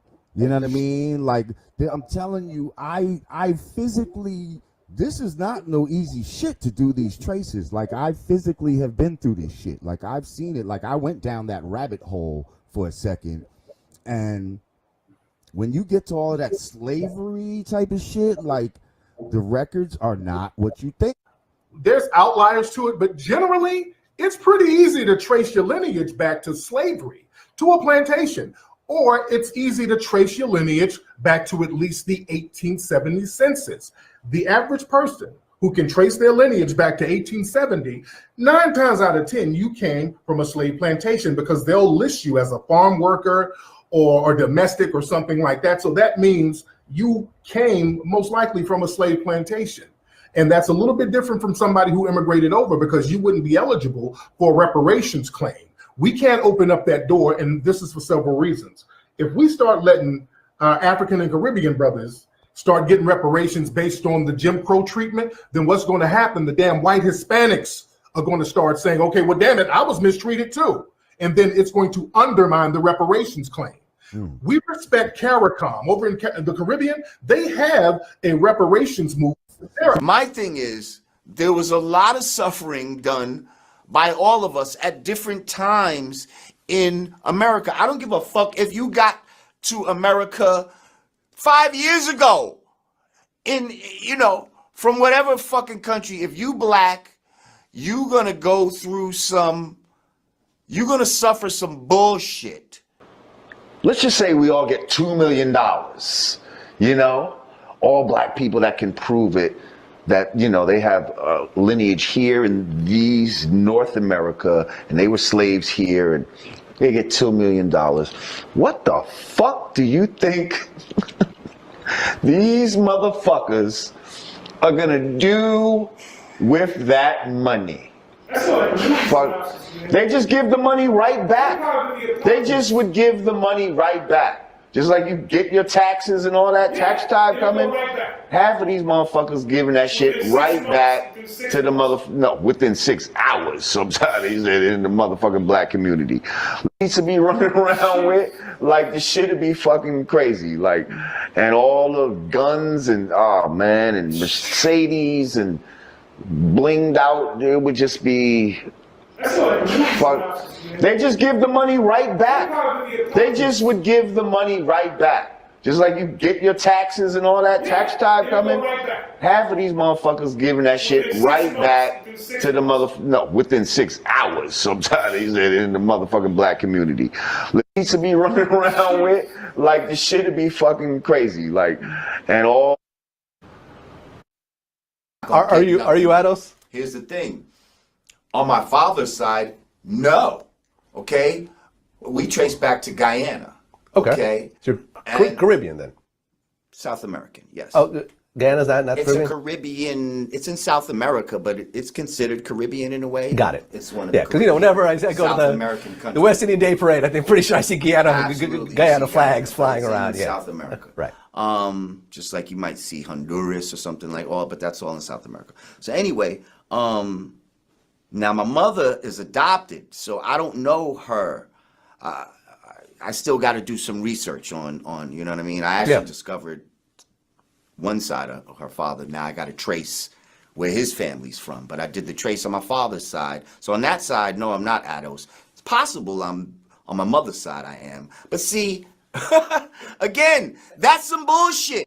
But anyway, who here in America are direct descendants of the slavery, and I'm assuming that that happened here on this land in America, and they're probably not even thinking about South America or anything like that. But let's just say they're isolating it to just here in just America. Well, now immediately they've isolated the South Americans. You can trace your family lineage at least back to 1870. You can trace your family back to the 1870 census. If you know your mama and you know your daddy, their name has been documented somewhere. You know where to trace them. Right. So a lot of them had just first names, though. You know what I mean? Like, I'm telling you, I physically, this is not no easy shit to do these traces. Like, I physically have been through this shit. Like, I've seen it. Like, I went down that rabbit hole for a second. And when you get to all of that slavery type of shit, like, the records are not what you. Both of my parents, on both sides of the family, we can trace everything back to plantations in Alabama and North Carolina. So my family, 100% foundational Black Americans. Nobody in my family immigrated. How many people can do that, though? Do you think? We can. We can do that. Most of us can. How many that are claiming to be can really do that? Keep it real. You can trace your family lineage at least back to 1870. You can trace your family back to the 1870 census. If you know your mama and you know your daddy, their name has been documented somewhere. You know where to trace them. Right. So a lot of them had just first names, though. You know what I mean? Like, I'm telling you, I physically, this is not no easy shit to do these traces. Like, I physically have been through this shit. Like, I've seen it. Like, I went down that rabbit hole for a second. And when you get to all of that slave, there are outliers shit to it. There's outliers to it, but generally, it's pretty easy to trace your lineage back to slavery, to a plantation, or it's easy to trace your lineage back to at least the 1870 census. The average person who can trace their lineage back to 1870, 9 times out of 10, you came from a slave plantation because they'll list you as a farm worker or domestic or something like that. So that means you came most likely from a slave plantation. And that's a little bit different from somebody who immigrated over because you wouldn't be eligible for a reparations claim. It's my great-grandfather on my father's side that wasn't born here. It's my great-grandfather on my father's side that wasn't born here. How does one know that they're a foundational American? I, a few years back, did a like an ancestral so I had just did on my father's side, right? But in doing all of this, and I'm going to tell you, it traced back to Guyana, right? Okay, right.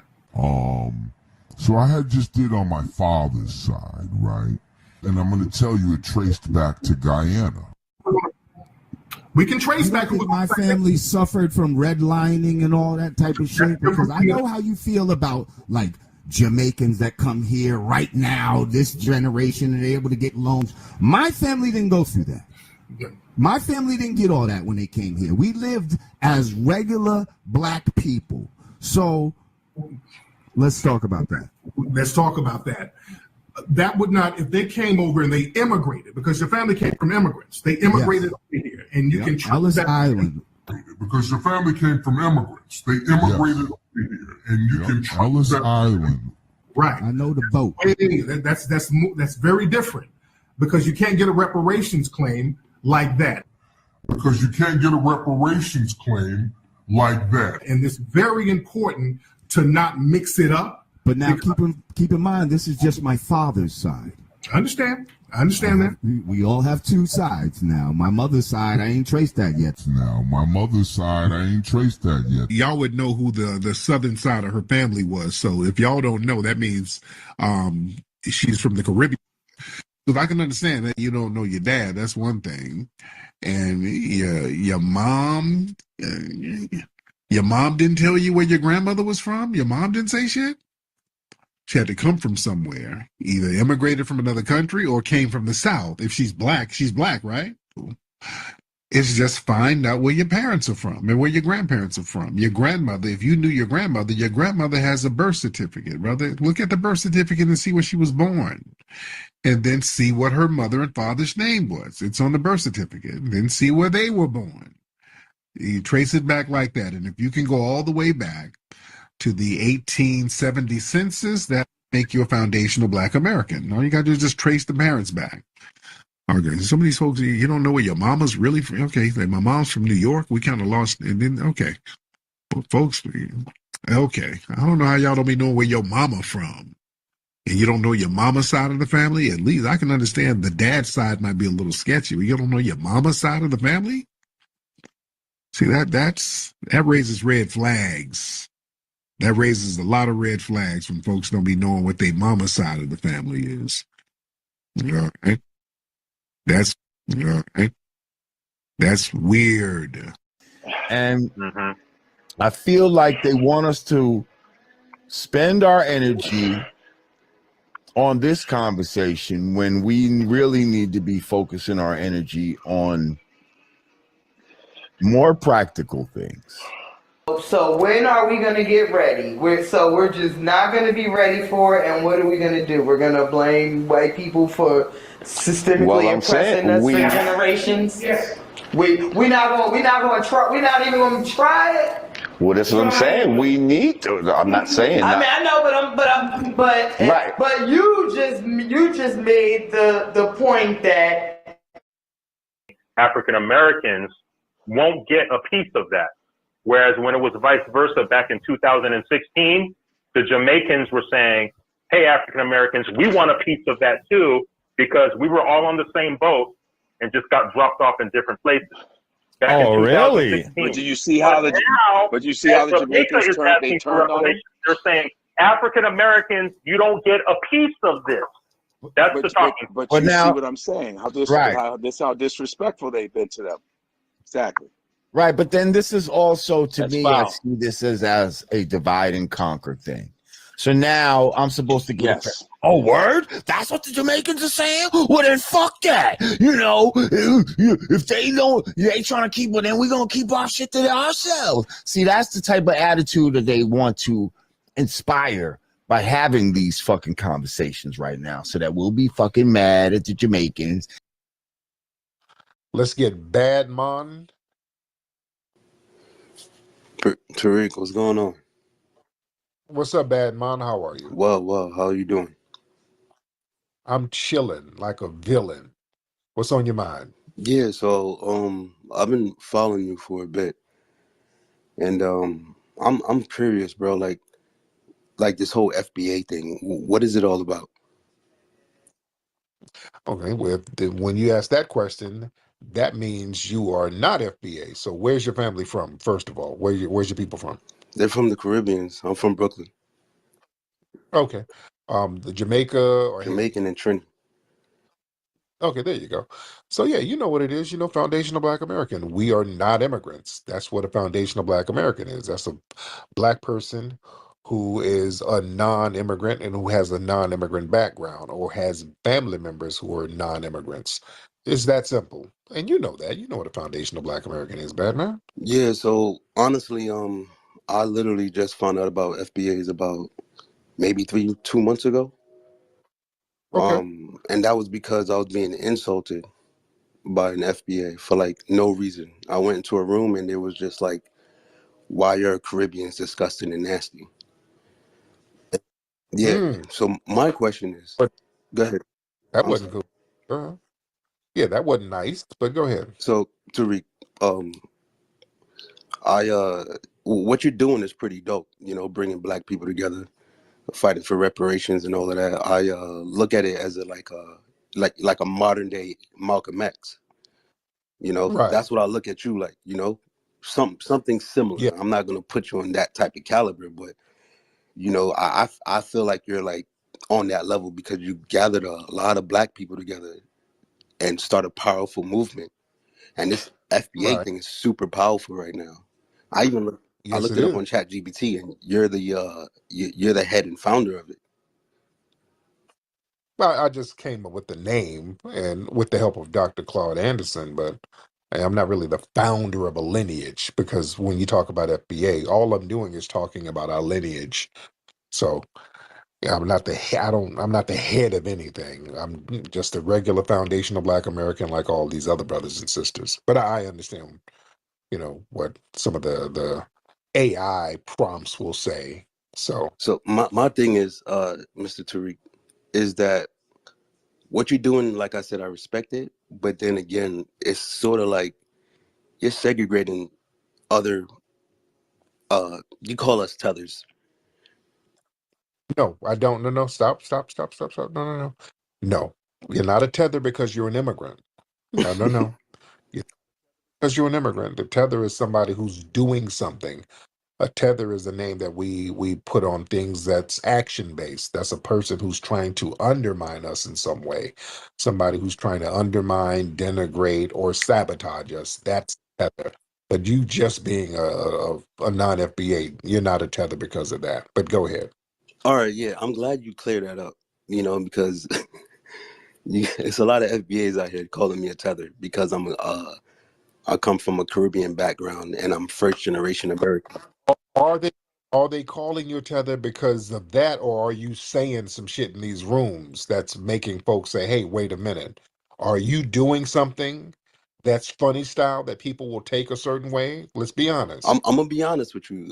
There's been a lot of I'm not in the rooms, but there's a lot of confliction between me and a bunch of FBAs, and that's mainly because a lot of foundational Black Americans they believe that you know they're indigenous Black people. Now I'm not knocking that. I'm not saying that a lot of Black people, Black Americans, are not indigenous to America, but at the same time, you have to respect your roots, and your roots, for the most part, came from Africa, right?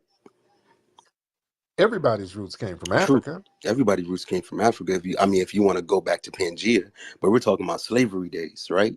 The that triangle trade from the Caribbeans to America, right? But here's the thing.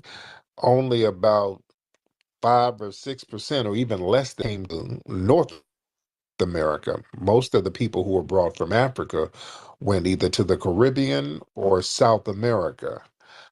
Only a very small percentage of Africans were brought to the continental United States. There were a lot of Black Aboriginals here, and we were mixed in with some of the African brothers and sisters. So we do have African DNA and lineage, but we also had what's called an ethnogenesis. We became a whole new ethnic group based on the circumstances, geography, and by virtue of us having to create a whole different culture. Like you and your family, you don't call yourself African Jamaican. You are Jamaican. You guys had an ethnogenesis in Jamaica. So your culture is different from the culture in Africa. The way you guys prepare your food, the way you dance, the slang, the accent that you have, it's a little different. There's still remnants of some Africanness there, but generally the Jamaicans, y'all got your own culture. You got a Jamaican culture. The food, things like that, the certain dances, reggae, things like that, which is good. That's not a problem. We too have the same thing. We had an ethnogenesis. We became foundational Black Americans. We are a different ethnic group. Our food is different. Our slang is different. Our culture is different. Our inventions are different. And that's okay. We're not generic Africans, which people got this thing where they try to make us some generic Africans. Y'all from somewhere in Africa. Well, everybody's from somewhere in Africa at one point. But we are a unique ethnic group, and that's okay.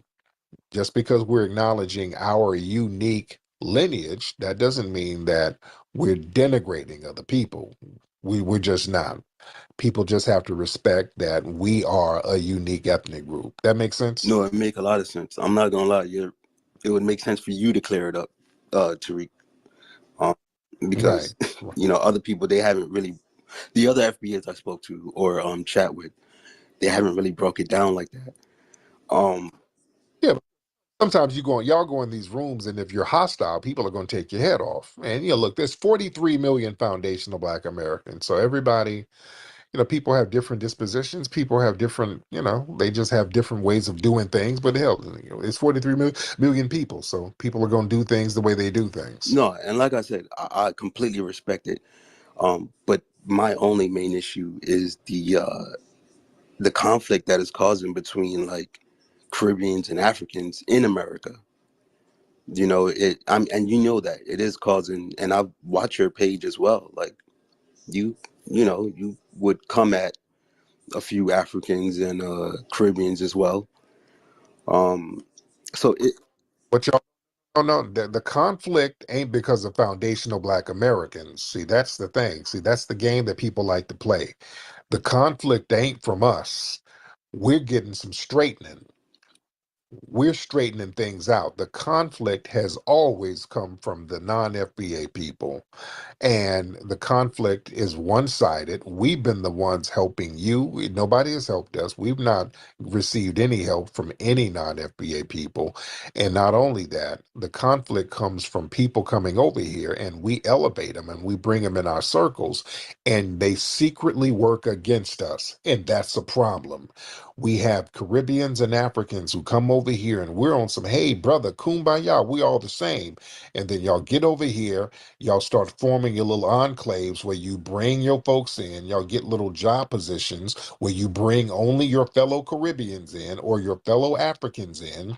Y'all get in these political positions, then you start doing little things for your fellow Caribbeans. And then when we say as foundational Black Americans, hey, we kind of need something over here, they have these non-FBA people who are gatekeeping resources we're supposed to get. And now we start getting the Obamas, who's non-FBA, the Kamalas, who's non-FBA, whole bunch of people on the Congressional Black Caucus who's not FBA, who will sit up here and do things for their fellow immigrants.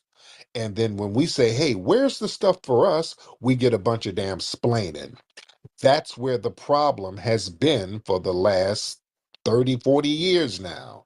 So it ain't us. We should have been getting this stuff straight a long time ago, and we're getting it straight now.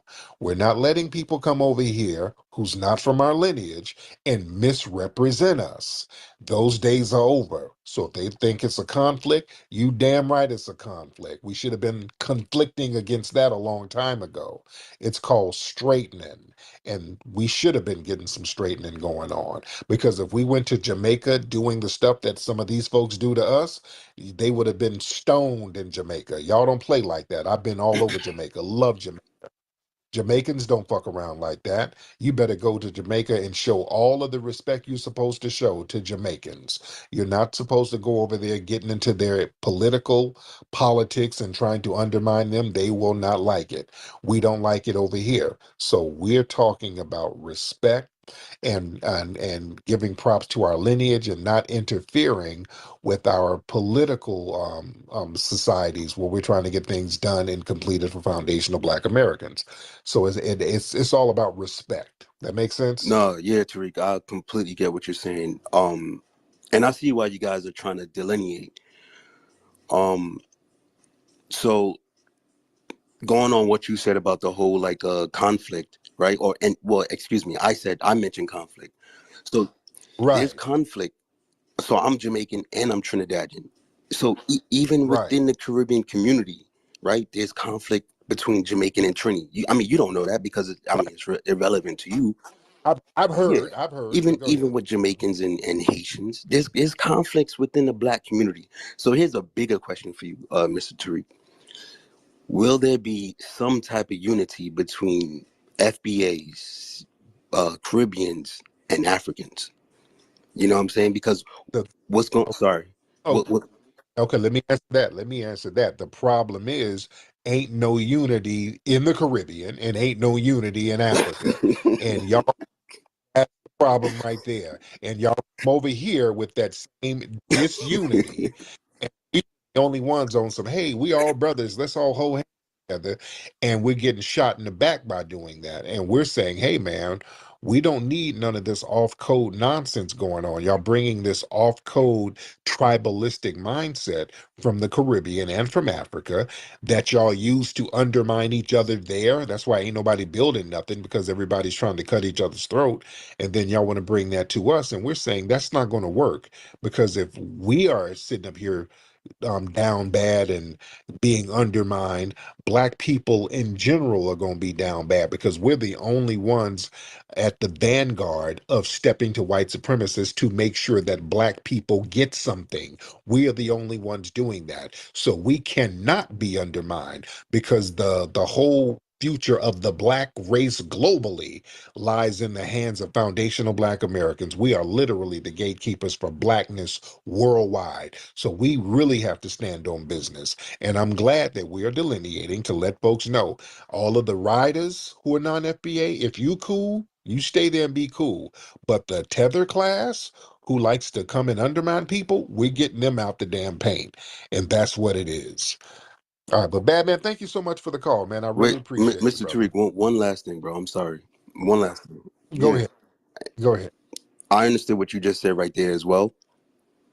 But you do know the real enemy is the flower folks, right? Like, and you said that just now, that the Caribbeans and Africans, we can't get it together, right? But why you think we can't get it together, bro? We're being colonized still. We're being manipulated by these people, by the devils. So with FBAs, what you guys are doing, you know what I'm saying? Like, you're not fighting the real war, because, well, some of you are not fighting that real war. The real war is between the Kamala, who's doing demonic shit. You know, the politicians, because FBAs is not in politicians. You know, FBAs is not, owning land. We're still FBAs are still the minority in America. So you guys are warring with other melanated people from foreign lands, instead of like fighting the real issue. You know what I'm saying? And the real issue is getting people, Black people, on financial literacy. That's one. Two, that degenerate ass fucking music from your girl Sexy Red, that's killing the Black community right there. And Black on Black crime. Yes, cops are killing cops are killing Black people, but there is definitely a lot of Black on Black crime, especially in Chicago. And I'm from Brooklyn, Flatbush, and there's mad Black crimes out here too. Hold on. Now, you can't sit and say Sexy Red and talk about her music and the degeneracy. Go ahead. Come on, bro. Yo, girl, Nikki, she ain't no better. Nikki, no better. She's from your culture. I mean, Jamaican coach, come on, dude. I didn't been to Jamaica, brother. You talking about degenerate music, all that jumping and grinding on each other and jumping off and hunching, and then the damn Caribbean Day Parade, y'all running around with your ashy asses out and titties You out. see what I'm saying? How you insulting us? You had to put the adjective ashy ass, right? But you see that? I didn't insult you. Yeah, y'all ashy, running around Brooklyn ashy with feathers on, running around at the Caribbean Day Parade. Come on now, y'all. Come on now. Let's not point the finger. There's some of that degeneracy that comes from the Caribbean. All that twerking with Luke and all that came from the Caribbean. The twerking? No, all that twerking, Caribbean don't twerk. We whine. We whine. There's a difference between twerking and whining. Whining, twerking is just fast whining. All that stuff came in with Luke and those guys. And he's Caribbean too. He's your fellow Caribbean. And he even brags about that stuff. So yeah, this is what we're talking about. You want to talk about where some of the degenerate culture comes from? A lot of that's coming from the Caribbean and Africa. When we look at love and hip hop, those are Caribbean producers who put that stuff together. The Mona Scott Youngs and all of them, those are non-FBA people. See, this is why delineation is very important, because people start bringing some of this stuff from their culture and throw it on to us, and it's looking funny style. You know, there was a tweet earlier of this black woman who was bragging about getting an abortion. She was up in an abortion clinic twerking, and they were trying to put, oh, black culture, black culture. Now this chick is a damn Haitian. It's a Haitian chick. I forgot her name. She's a real dark-skinned chick. She's Haitian, and I think they say she does porn. So I don't know, but she's definitely a non-FBA chick. So again, these folks come over here and do real ratchet, degenerate stuff, and then it gets thrown onto us, and we're saying, no, we don't want that stuff thrown on us, because what happens is we get all of the negative connotations, and it's other people doing this stuff. My guy just texted me saying that Sexy Red's manager is Haitian. Yeah? Let me get my brother EJ in the building. Let's get EJ in the house. EJ. What's up, EJ? I'm good, man. How are you, sir? Yeah, I'm doing good. I ain't like that shit that last Jamaican Patty E nigga was talking about, cause he was doing good and y'all was having a constructive conversation, and then he just tilted his head to the side and a coconut fell on the top of his head, and he just started coming with the hatred and the vitriol. See, that's why I don't like about certain people coming from different environments, and I don't have no problem from where other people come from, because black people that's on code or from different parts of the world, and it just goes to show you that when you be talking to some of these people, yeah, they talk good from time to time, but that tether mentality, it just come out like flies out of their mouth. And this just goes to show you that certain people like that, when you have like constructive conversations with them, the tether and some of the hatred just come out. You don't really hear them talking about these Chinese people in their homelands beating their asses with bamboo sticks, or you got different people from different cultures speaking their language, speaking their lingo, and most of the time doing better music than them. So it was just very disingenuous for that screw-faced Negro to come up here just to be talking stupid like that. We can have constructive conversations, when it comes to different cultures, but just don't bring your ass in this space, being disingenuous when your homeland is being controlled by Asians and other people. And the British still control y'all, and y'all niggas is still crying over the queen dying. And she been eating maggots over the past year and change. But thank you, brother Tariq, for letting me come on. Peace out, brother. Thank you, brother. Let's get T-Roy in the building. Yo, T-Roy. peace and blessings, Tariq. Thank you for having me up. Peace and blessings to the chat. Yeah, I just wanted to just one thing on the the whole soul food thing, because during the World War, we even taught Koreans, South Koreans specifically, how to make how to make chicken, and now that's the most popular dish in Korea today. And yeah. Oh, and yeah. to touch on the the whole Caribbean thing I just touched on, man. Yeah, with that twerking, that fast whining shit, that's something recently, in Black American culture. Cause I just asked not too long ago, can anybody pull a video up of Black Americans, Black American women twerking before the 1990s, and like, there's no video that people can pull up. So that's the degenerate culture that the Caribbeans bring over here to the Americas. But I just land here. Yep. Thank you so much. Yeah, look at all episodes of Soul Train. The women, they were sexy, but they weren't dancing stank. They weren't twerking. Go look at Soul Train in the 80s. They weren't twerking. They do a little booty shake here and there, but they would be sexy, but it would be fly. They would be real fly with it. That twerking stuff, that was with Luke. Luke brought all that stuff over here. Yeah. That's where that started in Miami. All that twerking stuff started in Miami. Yeah. where all that, people booty popping and coochie popping in the streets like they do in Carnival. In the Caribbean Day Parade, everybody put them feathers on and run out there and start putting on thongs, shaking ass in the streets. That's, come on now. That's their culture. All right. Let's get what was this? Let's get One Love. One Love Black. I think that's your name. One Love Black. What's up, One Love? Oh my goodness. What up, you? Hi, how are you? I didn't even know I had pressed the button. Normally I'm just in the bottom listening. Hi, how are Oh, you you? got on. How you, One I'm Love? doing well. How are you doing, Tariq? Hi, shout out to the family, to the descendant community. I was really upset listening to that dude. I honestly, I can't stand it when people do like revisionist history and then try to bring up Pangea.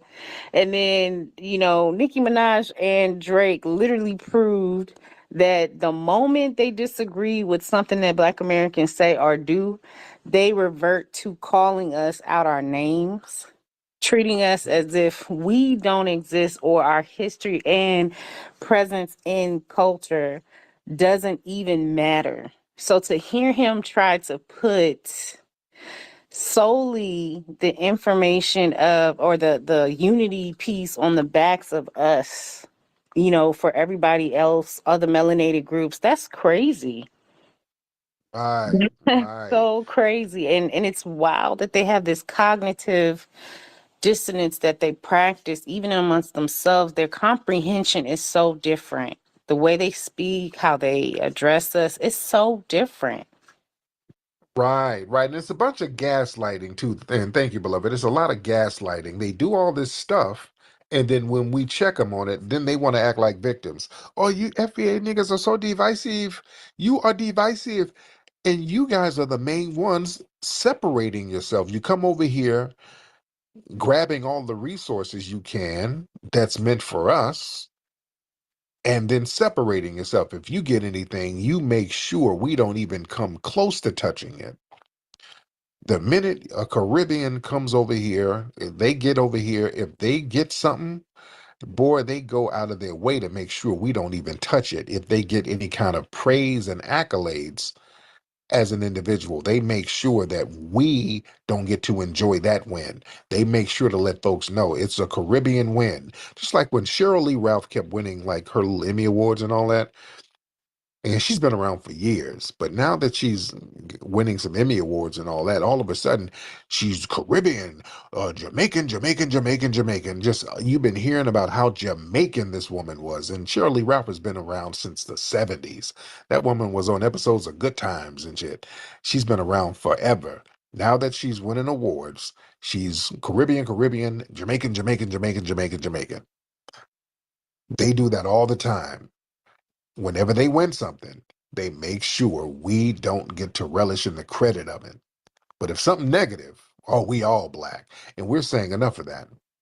You're not going to dump your trash on us. Don't throw us in line with your trash. And when you win it, you are the main ones who want to separate. We're saying we're going to keep the same energy across the board. Everybody hold your own nuts. Hold your own wins and hold your own losses. We do it like that because you're going to hold your own wins anyway. So hold them losses too. Take your L's with you. Don't take a loss and then throw it at us. Yeah? We're not going to do that at all.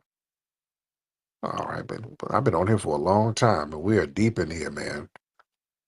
We are deep in here. Let me get some more sisters in here. Pinky, hop on in here, Pinky. Pinky, hop on in here. Get some of these sisters in here. What's up, Pink? Hello, Pinky? All right. Pinky, you're not saying nothing? What's going on there? All right. Pinky, unmute your microphone.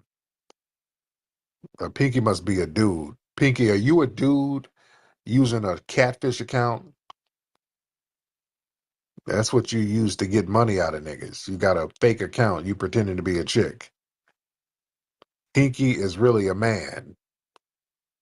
Pinky is stinky. All right.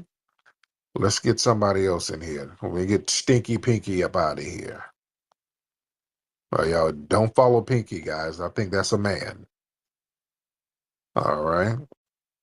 Pinky's in here trying to catfish a couple of dollars. All right. Let's get Observant. Let's get Observant in here. What's up, Observant? Unmute your mic. I'm good, man. How are you, Observant?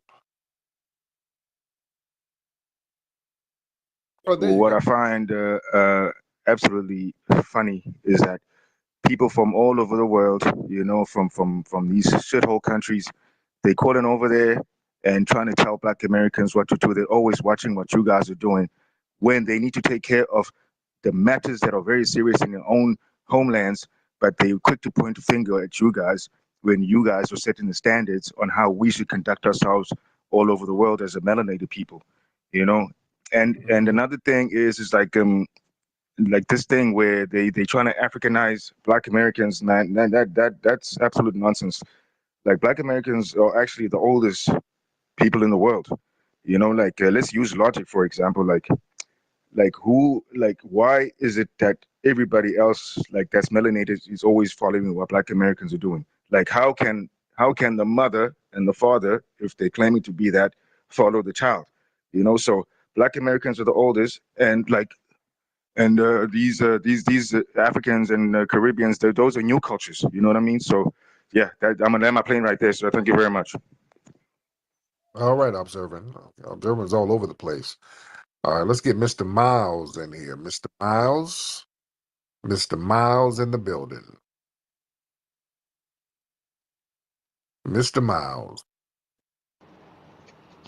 Hey, good morning there, Tariq. How you doing this morning?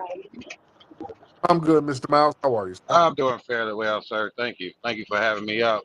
I really enjoy you guys' conversation. I'll be listening to you guys. I'm at work. I'm out here driving. I'll be listening to you. I heard you had a caller on YouTube was saying that you have a lot of your people listening that don't be working. That's why they be up listening. I was like, come on, man. I don't. I had to say something that negative. I say black people, we don't work. We work hard. But Absolutely. that FBA, how would a person find out if they really truly FBA? How can they go back and we take blood tests or how that works? Yeah, you would know. I mean, that's not your mama, your grandmama. Oh. Hell, if you got a mom or a grandma, they'll know. Well, my grandmother on my mother's side is passed, and my mother is passed. She passed out 15, but we're from South Carolina. My dad from South Carolina, all his people, and my mother's people are from South Carolina, Florence County area and the Marion County area. But my aunt and all of them still live in South Carolina. So other than that, but we had moved to they moved to Jersey and they got things started in Jersey. Then we had moved to Detroit, and then it was a back and forth, you know. So yeah, man, listen. If you got grandparents or parents or aunts, you could just talk to them and find out who's who in the family. Okay. And find out who immigrated. Did they say if anybody immigrated over here? No, absolutely not. Matter of fact, my dad, he used to work for a white man when he was a young kid, about 9, 10 years old, down in Marion, South Carolina. He used to train Tennessee walking horses for him. And he said he still remember the man called Stackhouse. And he said the guy used to pay him a nab and a Pepsi Cola. And when they went to the store, he used to get to the store and say, "Go ahead and get my niggas," excuse me. But that's what he to this day. My dad's 72 years old. He'd tell you if he saw that man's grave, he'd spit on it. But one thing about it, my dad, he all behind the Democrat Party. He been in the military and everything. He got with this woman in North Carolina, younger woman, and all her family about Democrats. And I'm trying to tell my dad about reparations and stuff and everything. Oh, we ain't gonna get nothing. We ain't gonna get nothing. He's so negative, you know. And I said, why you want to run behind them Democrats? And I mean, I said, But the same thing you always say, tangible. And you always say, oh, go, oh, you better vote, you better vote. Oh, people done went through all this and vote. I said, Dad, what we gonna get out of it? What we gonna get out of it? What we getting out of it? Yeah. The last 4 Yeah. decades, I'm 46 years old. I haven't seen anything come down the pipeline for the black man yet. Yeah, but people are still giving loyalty to the Democrats. And again, that's who the Democrats' audience is. A lot of old, elderly black people who are they're just going to vote out of loyalty. They're just going to vote just so they can get out the house and do something constructive that day. But to them, voting is like the club for the elderly. It's like, ooh, I was gonna get out here and vote. I'm gonna meet me some women at the polls. Is that type of thing. That's like going to an elderly club. So yeah, you got a lot of the elderly, unfortunately, who's just gonna vote for the hell of it. We got to get out here and vote, man. You see, I got jumped on in Selma. We got to get out here and get it in, you know. So yeah, you're not really gonna change their minds, and it is what it is. All right, let me get out of here. RJ, stop giving the thumbs down with your little old crusty Ebola thumb. I see you giving the thumbs down, trying to get some attention. Hey family, speaking of musty, go to rootworkstyle.com. Rootworkstyle.com. Get the Rootwork deodorant. Get the movie Microphone Check at microphonecheck.com, ladies and gentlemen. Microphone Check at microphonecheck.com. Root work, feel that natural flow. Root work, stay fresh wherever you go. Root work, I like the way it feels. Root work, the magic is so real. Root work, you need it for work or play. Root work keeps me fresh throughout the day. Root work.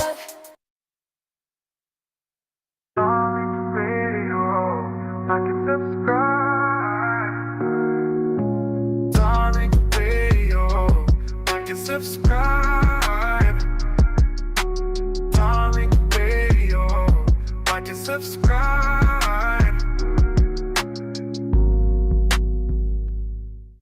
Let's get Notework. I think that's your name, Notework.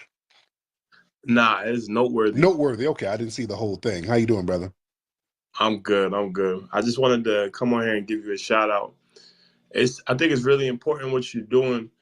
You know, growing up in New York, there's always been like a big Caribbean presence, and I used to always hear a lot of negative comments from like my Caribbean friends. Maybe their parents would say, "Oh, Americans are stupid," or "Americans are this." Yeah. And I never really understood what they were saying. I kind of felt like they were talking about white people. But really, it was a lot of hatred towards Black Americans. And that's something that I couldn't understand because my parents were more Pan-African. Like, we're all just Black. Right.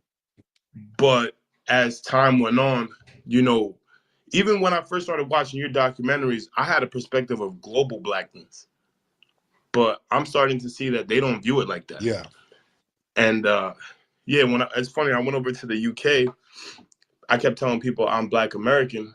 And they kept saying, "But where's your family from?" And I said, "How come y'all never do this with Jamaicans?" Right. Why do I always have to know something about a village in Africa? Like, I'm explaining to them. Now, transparency, I do have some Caribbean lineage, but my family over here, like, we didn't have like Caribbean dishes cooked in the house or listen to Caribbean music. Yeah. So the culture that I've connected with was always Black American, and I'd never heard any negativity from like any Caribbean family, so I really didn't know about it. Yeah. Until later on. Yeah, man. Thank you, brother. It's real deep, man. See, the foundation of Black American culture, we don't do that stuff. We don't be like, stay away from them Caribbeans or stay away from them Africans. That's not our culture. They do that all the time. I hear that all the time. Some of these African immigrants and Caribbean immigrants, their family sitting up here warning them about us. Like, we ain't doing shit to you. We're not doing anything to you. But that's a projection. A lot of that is projection. Because when we look at some of these cats coming over here, they come over bringing some of the scams they were doing over there, bringing them here. Our family, our FBA families, we don't sit around here denigrating people based on their ethnic group. We just don't do that. Like when I hear some of these guys call up talking about, yeah, I got jumped on because I was Haitian by a bunch of FBAs when I was a kid. That's all cap. That's a damn lie. You probably got jumped by some Jamaicans. We don't do that. That's not in our culture. That's not in our culture to sit up here and jump on somebody because of an ethnic difference. No, we don't do that. We don't do that. So they try to project a lot of weird stuff onto us. All right. Who's this? Coach Kiga. It's K Mac. What's up, Coach? What's going on, Coach? Hop in, Coach. Turn the microphone on. Can you hear me? I'm here. Yeah. Appreciate you having me on, man. I never catch the live, I always catch the replays, but I do appreciate you. But I just wanted to say, like, it's weird that you got some people, like when Paul Wall went on a Breakfast Club, they know what FBA is. Then you say you got other people saying it's a group, it's all this other crazy shit. And we know we know it ain't that. You know what I'm saying? So that's just the weird part. And then, like, your boy over here trying to double down on it. He taking shots at you on his IG. I saw that earlier. I just thought it's just real suspect about the dude. But I mean, we know what he is. Everything coming out. Now, which guy are you talking about? Oh, Fat Joe. He was taking shots at you on his IG. Oh, what he said? Oh, well, no, he ain't say nothing. He posted Mr. Lizard Mouth. He posted something about FBAs being a hate group and all that. Oh, and he reposted that. So I thought that was just kind of. I'm like, all right, I mean, I guess he won it. Mm-hmm. He's still trying to double down. It had already backfired on him. Oh yeah. I mean, it's a bad look for him. Fat Joe is looking real weird out here in these streets. And you know who else is co-signing Fat Joe? Little old Pete Rock. Pete Rock has been taking his shots. Pete Rock is trying to talk slick because Pete Rock is the Jamaican tether. So little old Pete Rock's ass, he's been trying to take shots. Pete Rock, you've been trying to get my attention. Pete Rock, you need to get some hits under your belt, Pete Rock. I have to go in a time machine and go back to 1996 to give a damn about you, brother. And Pete Rock and Common, they got a new album out. I think it got Grammy nominated. The album didn't sell worth a damn, but it got Grammy nominated. So the album didn't even chart in the US, but it got Grammy nominated. So, I wish you the best. But yeah, Pete Rock, come on, man. Well, you been fell off. Come on, brother. Don't even try that. You dig? Let's get Davinsky. Is this Dr. Davinsky, the Australian white supremacist? Dr. Davinsky. What's up, Dr. Davinsky? Then we're gonna get African pride in here. Dr. Davinsky, what's happening? Assalamu alaikum, brother Tariq. What's going on, Mr. Davinsky? How you been, brother? Yeah, Merry Christmas. I hope you have a good one. It's going to be a beautiful white Christmas. Shout out to all the divestors leaving the black man for the white man. We're going to have the eggnog and we're going to wear sweaters. We'll take some family pictures with some pumpkins or whatever you guys do. Yeah, all the crooked wigs. You take all of the crooked wigs off of us. Yeah, the women. You're the foundational black authority. That's hilarious, Tariq. Have you had a chance to debate Fat Joe yet? No. Fat Joe, man. His name is mud out here in these streets right now. Everything is kind of backfired on him, so he ain't looking too good in these streets. But what's happening with you, man? Where's your lady? So, well, I mean, I don't know, man. It's like I wanted to have like I tried to get a pass for a couple threesomes a year, but she wasn't down with that. So right now we're on a temporary break. I'm going to the DR though. So after the new year, I'll be heading to the DR, and is gonna have some fun down there. So yeah. All right, hey man, it ain't tricking if you got it. It ain't tricking if you got it. There it is.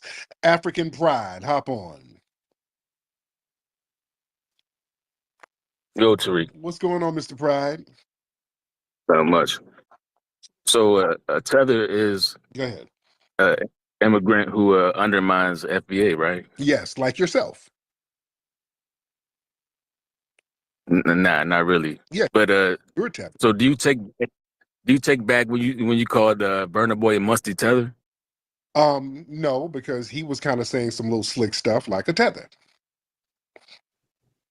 He didn't say nothing crazy. I But mean, no, he kind he of didn't. some little slick stuff about our culture as he cosplays as us.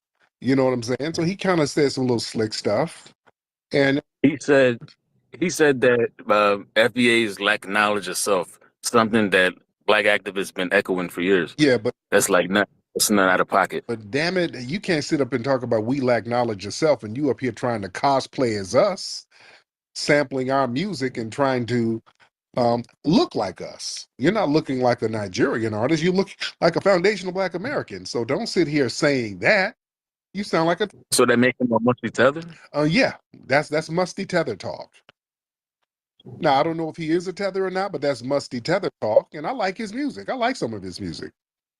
But you're not going to sit here and wag your finger talking about we don't have knowledge of self and all of that when you're sitting over there, the majority getting smacked around by the white minority and Asian minority over there. Come on now. Right? Okay. How about this though, right? Mm-hmm. Instead of gatekeeping, why not just get rid of Black? Get rid of Black? Yeah, get rid of it like locally and legally. What sense does that make? What do you mean? Like you know how the United States tried to call Asians yellow, like in the mid 20th century, and they just didn't participate in it, and it just went away. Okay. Kind of like the same thing, just stop, get rid of Black, and you know what I mean, and just identify as a foundational Black American. That way you don't have to gatekeep anything. That don't really make no sense. And we already identify as foundational Black Americans and not African Americans. And if you want to go there, talking about what the white man gave, the white woman gave your country the name Nigeria. Why don't you change your name of your country? I'm not Nigerian, but right. Okay, but what does that got to do with anything? Lineage is over there. You're a continental African, and you're speaking up for Burna Boy and all of that. So you have somewhat of a camaraderie with other continental Africans. So why don't they change the name of the country over there? Huh? I don't know, but you don't think that that's a good move to get rid of Black?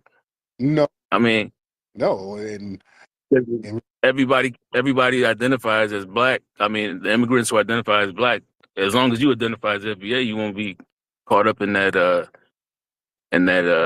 group. Or what do you identify as? Me, African. I mean, but now African's pretty damn big. When you're in Africa, you identify as African. What do you identify as over there? Hey, I don't want to be, me put in a box. I'm just African. No, you know what I mean? Y'all know, because y'all got a gazillion tribes over there. So yeah, you're not even being honest about that. You don't have African pride. This is what I'm saying. Change your name from African pride because you're too ashamed to even say what you call yourself over there. You're being vague. You have no African pride. See, I got FBA pride.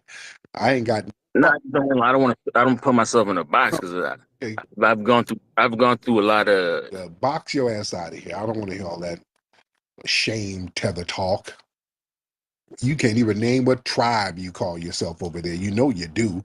You don't call yourself African or African pride. You ain't got no damn pride. We got FBA pride. See, we stand on our lineage. We ain't got no problem. We'll tell you where our families are from. Alabama, North Carolina. You know what I'm saying? We're foundational Black Americans. We ain't no shame in that. We stand on that. Yeah, miss me with all that nonsense, dude. Let me get our brother Eric Johnson in the building. Let's get EJ in here. What's up, brother EJ? Turn the mic on.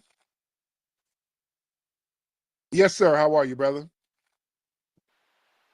Tariq, you there? Yes, can you hear me? Uh-oh. Can you hear me? You can hear me, Tariq? I can hear you. Can you hear me? Wait a minute, y'all. I can't. No. Thumbs up if y'all. Okay, let me have him come back up. I could hear him. I could hear him. I don't think he could hear. He couldn't hear me. All right. So I have him call back up. All right. Let's get Elevate in the building. Elevate. Elevate in the building. Elevate. What's up, brother? How you doing, Mr. Nasheed? I'm good, Elevate. How are you, sir? Man, I'm doing well. You know, practicing some self-discipline, reading late, early in the morning. What book now? What'd you say? What book you reading now? The Way of the Superior Man. At this point. Oh yeah. Good book. Very good book. Yeah, I got it from Nipsey. I heard y'all talking about him earlier. I just heard him talking about it on the podcast. I figured I'd pick it up. Oh yeah. Oh yeah. What's on your mind, brother? Man, I don't know. The world's kind of weird in my perspective right now. I mean, I'm 22, trying to figure it out. You know, so I'm just attacking it without no guidance for real. Yeah, man. You're gonna be all right, man. You young, man. You got a lot of time to experience things and make some mistakes, learn from the mistakes. So yeah, you got time because you got youth on your side. You ain't got too many responsibilities. So this is the time to get out here and kind of explore and see what's out there and just experience life. Very important to go out there getting experience and learning things and seeing the world when you're young. That's how you accumulate a lot of game. And people will look at that game and that game turns into wisdom. You got to be worldly. You got to get out there traveling, guys. You got to get out there and hit the pavement. All my 21-year-olds, 22-year-olds, 23-year-olds, get out there and explore the world. Get to traveling, get your passport, go around the country. Just go visit different cities first, then hit up different countries. And just interact and vibe with people, man. That's why when y'all hear me talk to folks, I can listen to people and kind of tell where they're from damn near immediately. I can tell what part of the country they're from just from experience. I've been all over the place experiencing people and vibing and then going around the world and experiencing the world. But just here in the United States, man, just there's so many phenomenal brothers and sisters here on this soil. That's the thing, man. That's why we have to take pride in our own culture, because we talk to fellow foundational Black Americans, man, and we all have phenomenal, interesting stories if we just really sit down and network and chop it up with people, man. When I travel the country and I just run into random people, even when people come to our events and we just get to talking about their family, I learn phenomenal things about people's personal families that were historically pertinent. Like I meet somebody from Mississippi, they're like, yeah, man, my granddad was the first Black man to become a lawyer in the whole state. And I'm like, oh shit. When I went to I was in Cincinnati. There was an area called Lincoln Park. I think that was the area. That's like a suburb of it. I think that's the name of it, which was a prosperous all Black area at one point that they were telling me about when I was there. Just little stuff like that, man. I learned so many phenomenal trivia tidbits just from talking to everyday average people, man. You think that they're average, you don't know what their background is. Like like a few months ago, I was talking about there's a Black man from Kentucky who was a very wealthy potato farmer. He was the king of potatoes. He got out of slavery and became very wealthy, being the biggest potato grower in the United States. A lot of folks don't even know about him, but I was talking about him and one of his descendants called up. You're like, damn, you mentioned one of my relatives and I heard the name in the family, but when you mentioned that, that made me ask the family, some more questions. And yeah, that's one of my people. Man, y'all don't understand. Y'all got some, your FBAs, y'all probably got some phenomenal ass people in your family tree that y'all don't even discuss no more. Because we're progressive people. We're always looking forward. We're always looking for change and growth and doing new stuff. But man, really dig into your family. Dig in and look at their background and see what's popping with them. I remember LL Cool J, they did like some ancestry thing on him. And he found out like his biological grandfather that he never knew. He never met his biological grandfather. He died. But his biological grandfather was a boxer. He was like real big on boxing, and LL was like, shit, that's why I've been a boxing fan all my life. On my albums, I was boxing. In my videos, I was boxing. And so that's where I got that from. Yeah. I was talking to my dad. I was down in Texas at my brother and sister's house, and my dad was down there. And just, some of my dad's people from Selma, and he was just telling me just off the cuff, like, yeah, when they were doing the march and the stuff at the Edmund Pettus Bridge, yeah, they were at my sister's house. They had to go regroup and set up 10 cities at my sister's house down in Selma. I'm like, damn, okay, shit. How come y'all never told me that? So yeah, they were down there at one of my aunt's houses in Selma, helping to organize the Selma March down there, the March on Selma. So yeah, my family was involved in that, and I didn't even know it. We got an amazing history, man. We start digging into our history, talking to family members. Yeah. You never know what's up. What's up, Tal? Go to bed, buddy. Go to bed. My son is up, walking in here like a little bitty cat burglar. In the heart of nature, we find our true strength, a connection to our roots, to the land, to each other. Introducing Rootwork deodorant, infused with the potent power of High John the Conqueror root.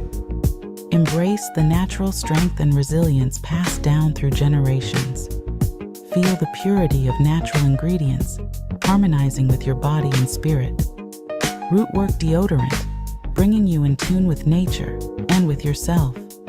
Rootwork deodorant. Connect, empower, thrive. Available now at rootworkstyle.com. We got to get the family up in here tonight. Got to get y'all up in here. What's going on with y'all, man? Y'all pop on in the room on this lovely weekend evening. Y'all pop on in the room. Glad to have y'all in here, man. People are popping in here real fast. Glad to have the family in here. We're going to have a good conversation tonight. We'll bring some folks up on the hotline to have y'all chop it up in a minute. But we here. All these lovely ladies in here. I see y'all ladies. What y'all doing in the crib on a Friday? Y'all supposed to be flued out somewhere. But first, let me give y'all a thank you. First of all, I got to thank you guys for getting the movie American Maroon. The American Maroon film is doing phenomenal. As all of our films, they do great. American Maroon, you get it at American-Maroon.com, ladies and gentlemen, American-Maroon.com. And you can also get it on Amazon, ladies and gentlemen. It was like #1 earlier. Looking at Amazon now, it's #2 now. Because I think it's sold out again. We keep restocking Amazon and it keeps selling out. So it was #1 earlier today. Now it's #2 on Amazon. So it's still doing great. And you guys can, if you really want it fast, you can get the Blu-ray at American-Maroon.com. We get them out real fast.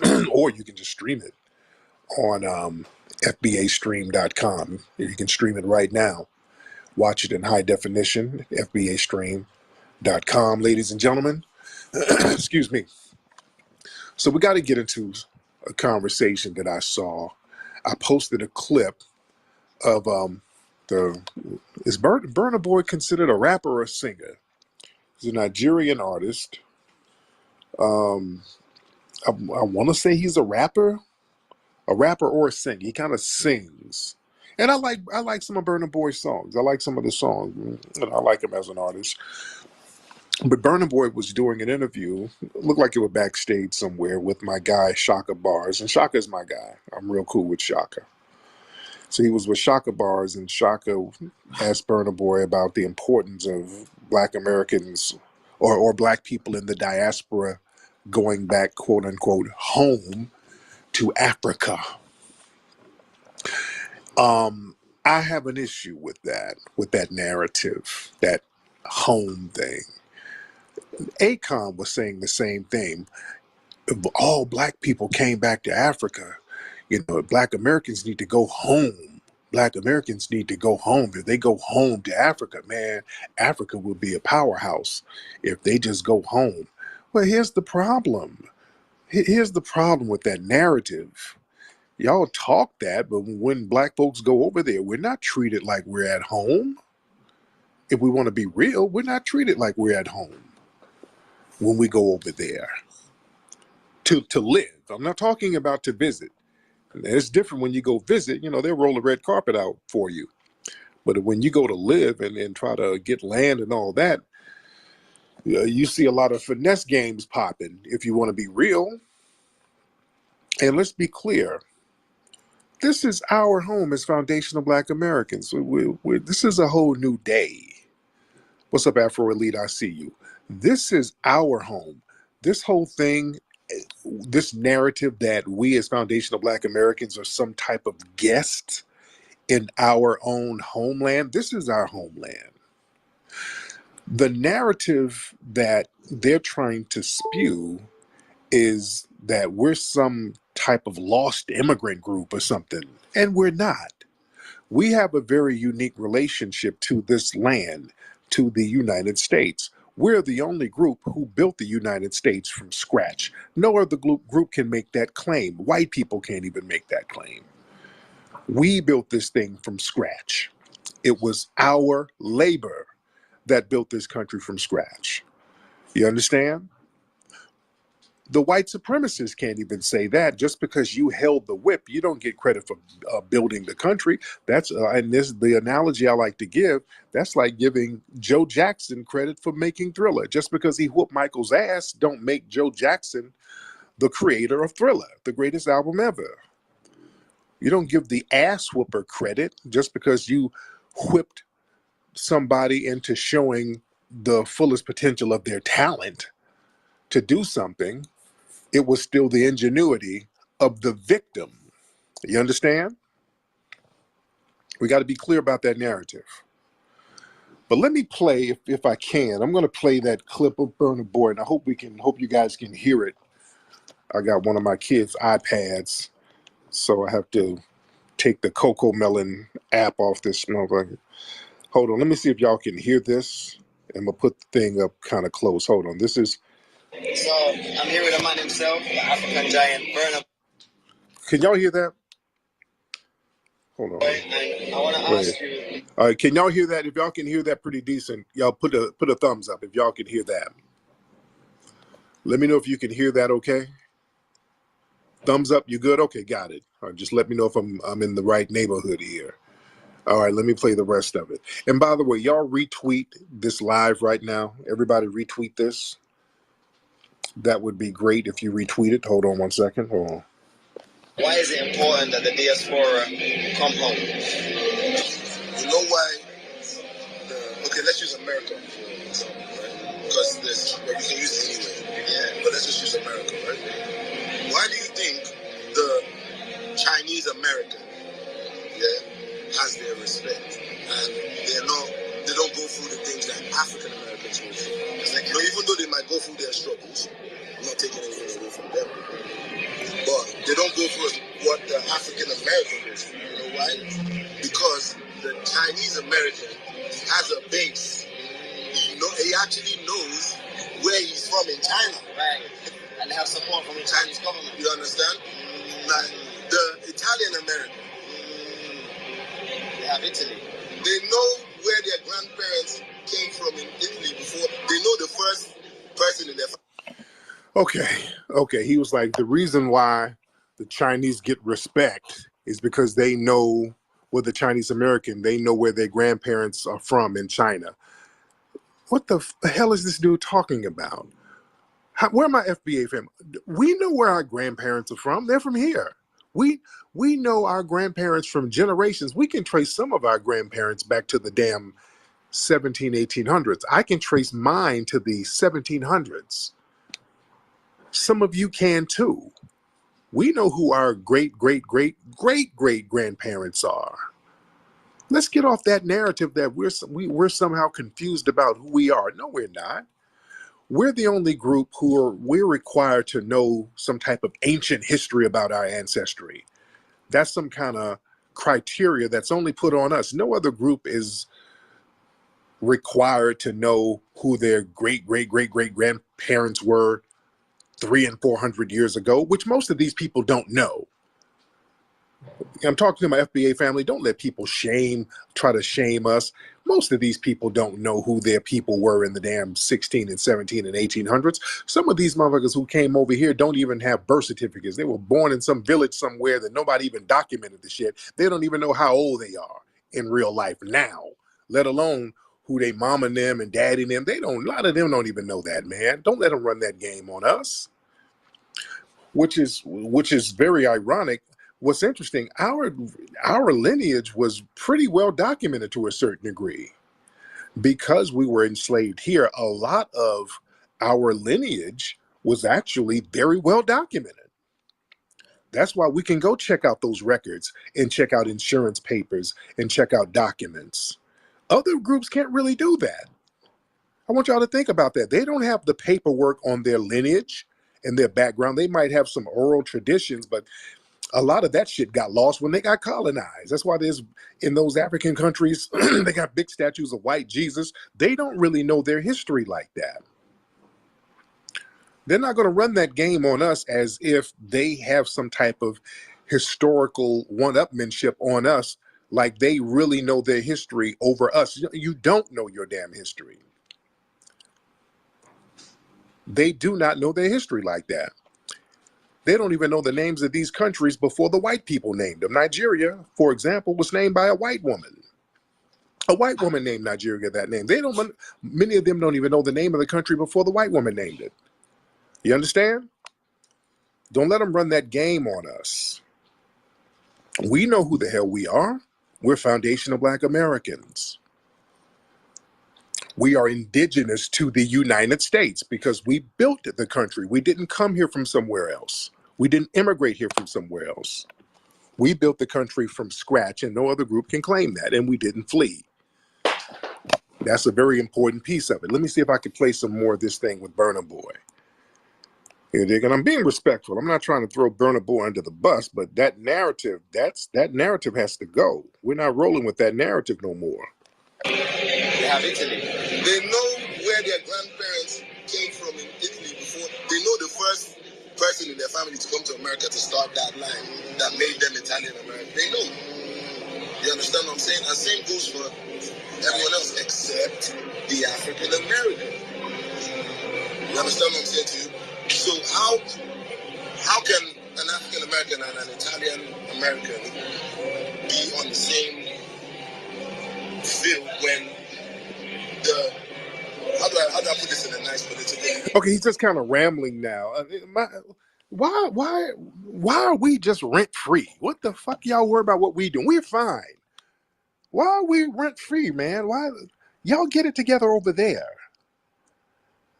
Get that shit together over there. Why we be over here minding our FBA ass business, and they always throw us in some weird ass conversation that we didn't ask for. Hey, by the way, Foundation Black Americans, man, they need to come over here because y'all ain't got no culture. Y'all need to come here and really learn something about yourself. Oh, okay. Why don't y'all get it together over there? Because y'all saying all of that and your ass ain't even over there. That's the thing that kills me. When y'all keep telling us how we need to go over there and you ain't there. The hell are they talking about? I'm not even trying to be mean-spirited, but we got to check this goofy narrative.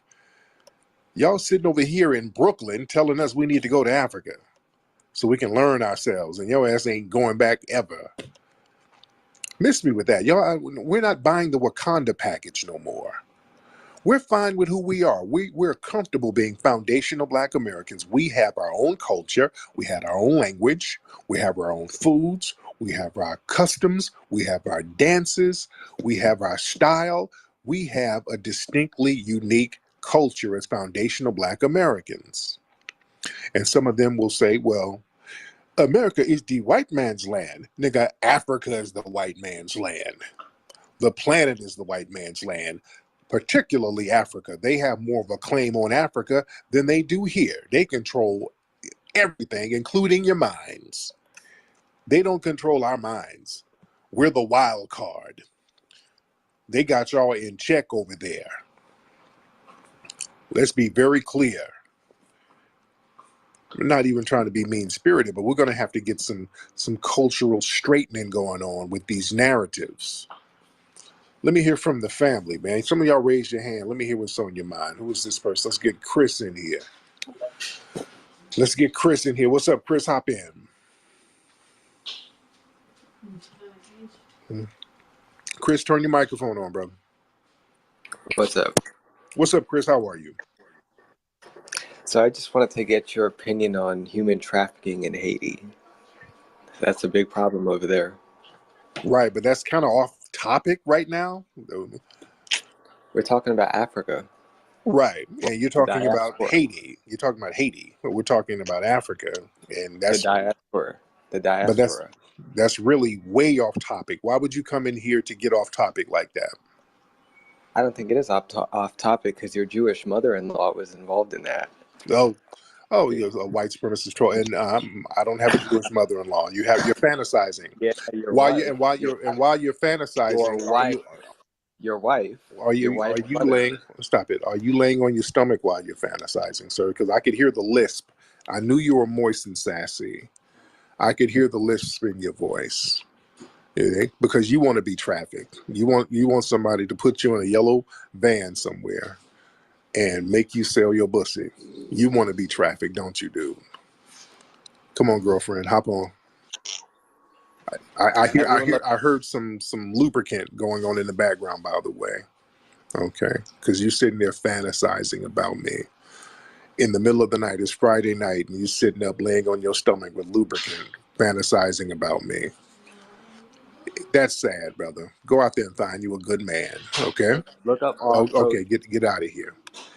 And you got a lisp, and you're very moist. Now go find you a man, because I'm not the one for you. Sitting up fantasizing. All right, let me get some more people in here. Let's get Shango. Let's get Shango in here. Then we'll get Jeff. What's up, Shango?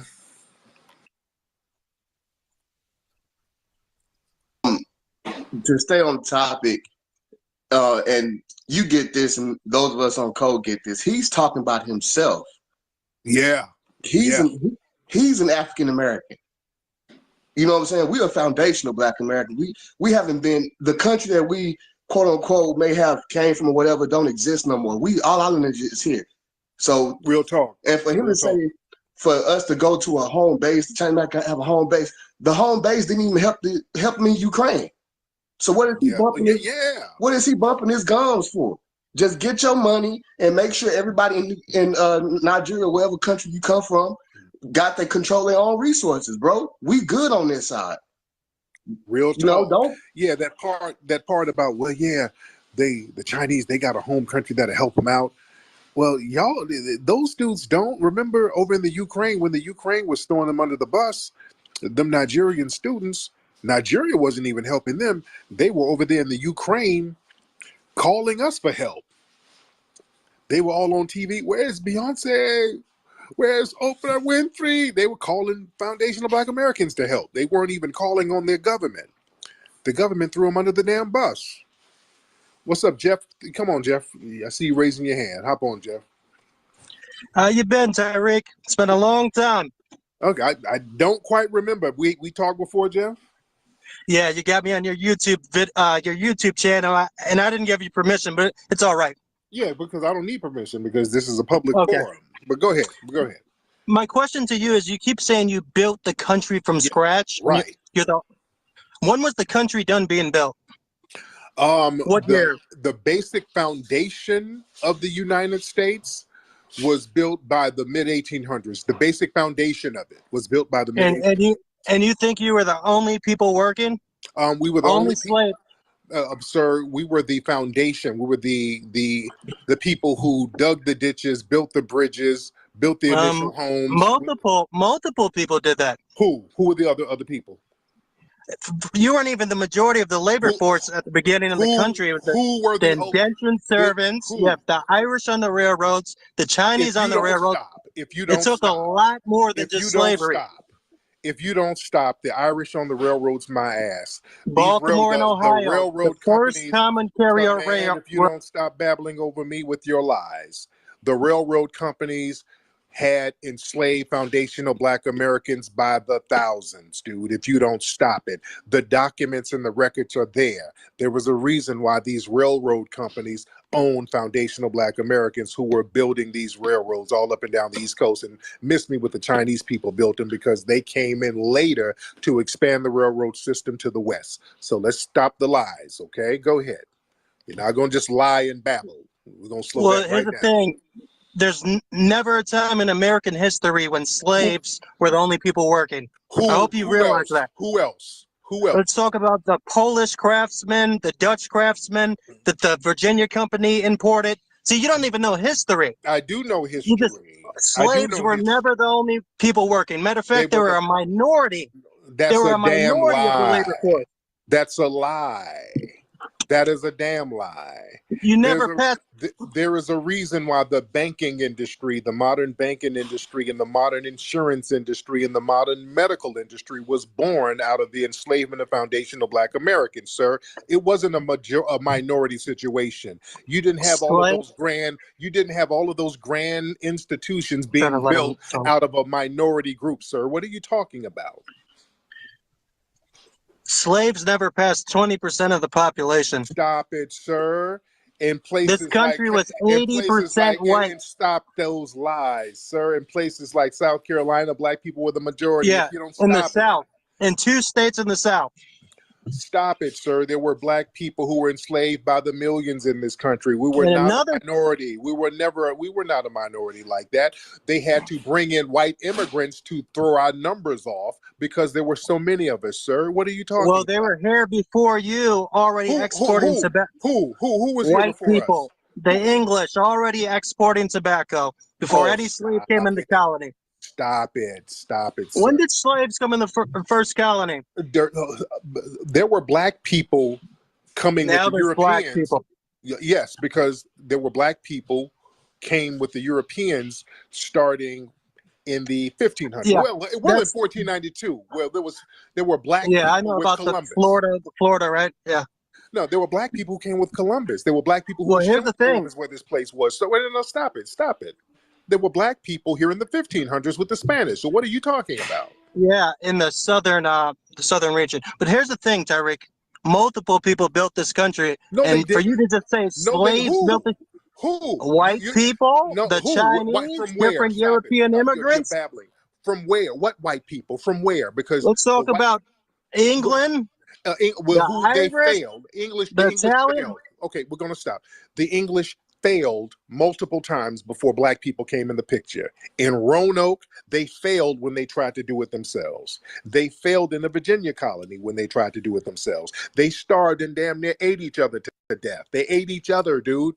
Don't stop with the bullshit history. Well, we know history here. They were already exporting. They were already exporting tobacco. They weren't doing shit. No, they were over here failing and starving. Go look up the first successful cultivation. It's by a white man. There was no success. There was no. What year are you talking? You're talking around 1612. They started exporting around damn lie. 1613. You can go on Google. They were not successful. That was the starving time.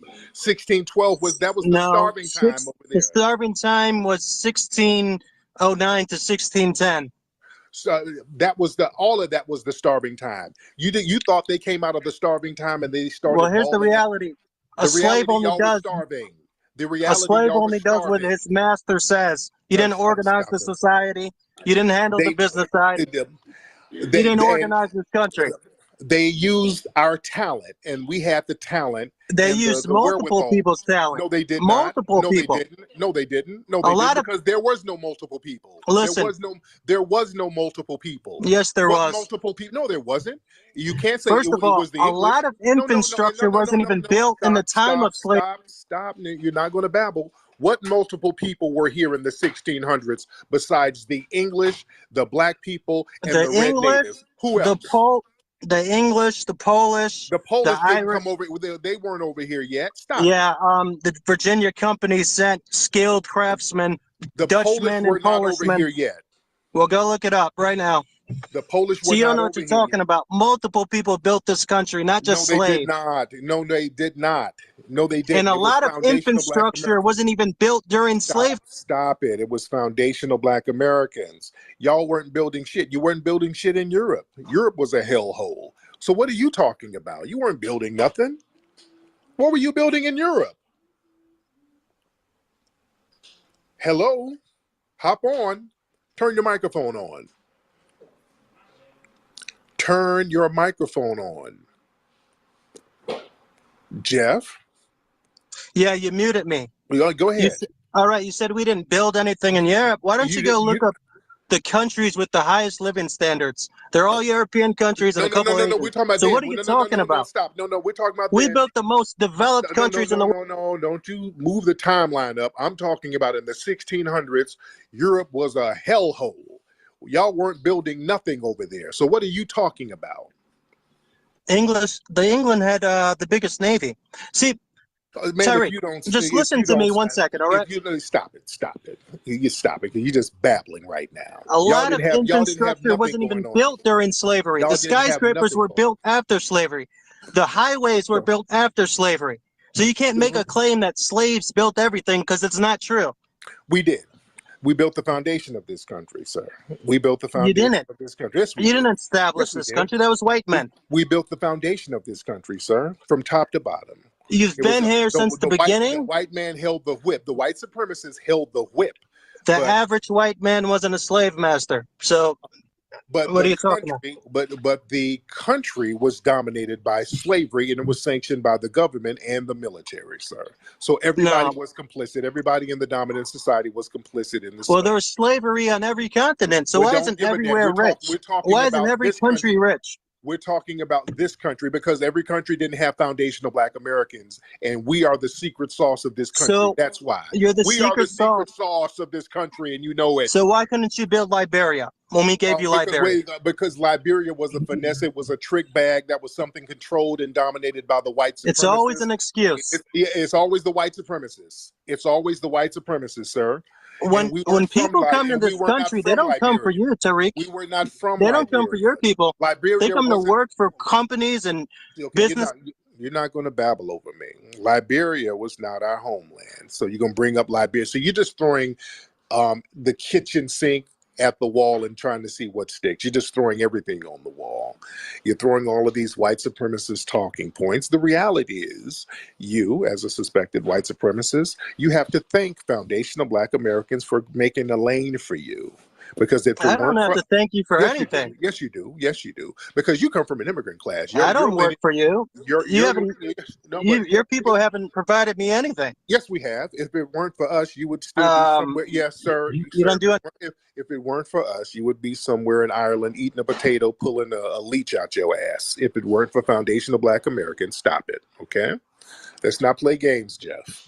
You know, if it weren't for us, Ireland has one of the highest GDPs per capita right now.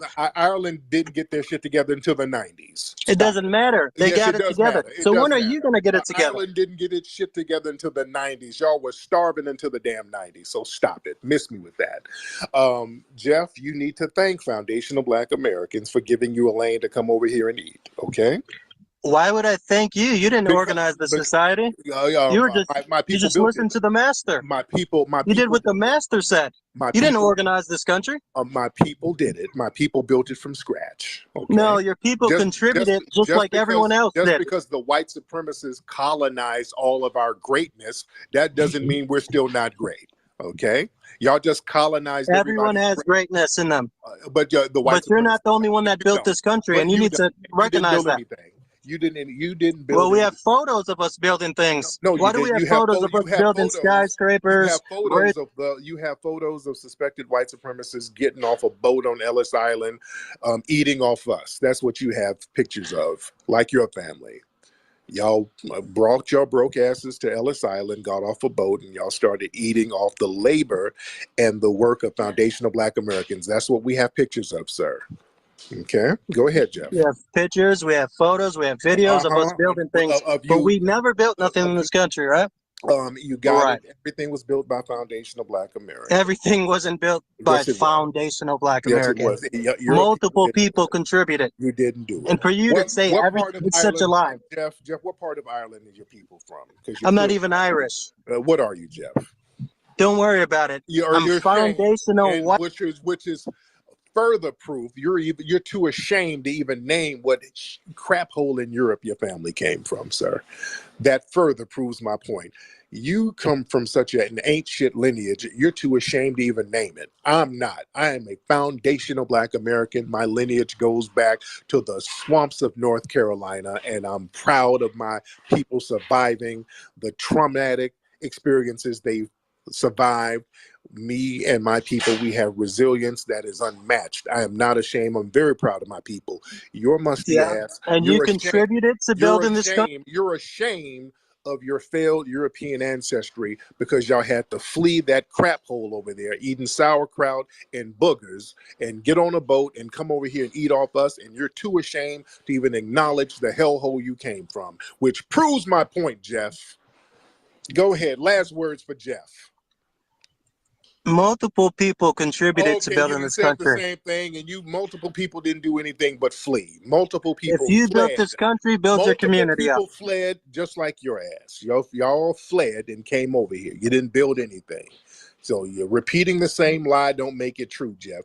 So since you've run out of material, I bid you farewell. Let me get some more people here. You didn't build nothing. You built a boat to get your ass out of that flea bag you were living in over there in Europe, sir. That's what you built, to get the hell on and come eat off us. All right, let me see who we got in here. All right. Let's get the average Black American in here. All right. What's up, the average Black American? Hop on. Yes, sir. How are you tonight? I'm good, family. How are you? I'm pretty decent, man. I actually had a conversation with that piece of crap earlier today and yesterday, and him and his friends calling me the N-word or whatever, and just repeating the same shit, continually talking about Africa, making those disingenuous claims about what their people did. And, it all boils down to one question. If you were so great, why did you leave where you came from? And then another thing, if you built everything, why did you need slave labor to build it? And exactly. There.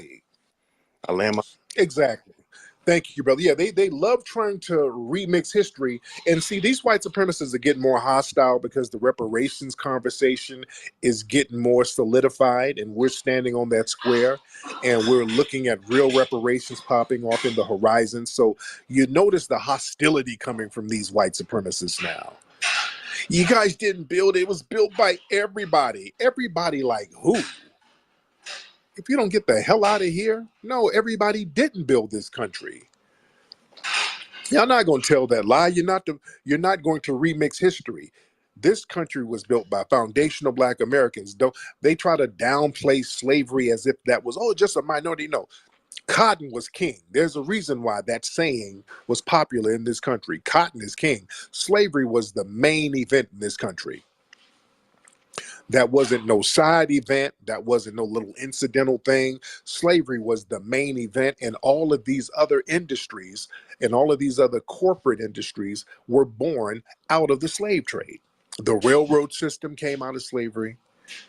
The military schools that were in the South, they came out of slavery. The modern medical industry came out of slavery. The modern insurance companies came out of slavery. The modern banking systems came out of slavery. Wall Street and the stock market came out of slavery. All of it.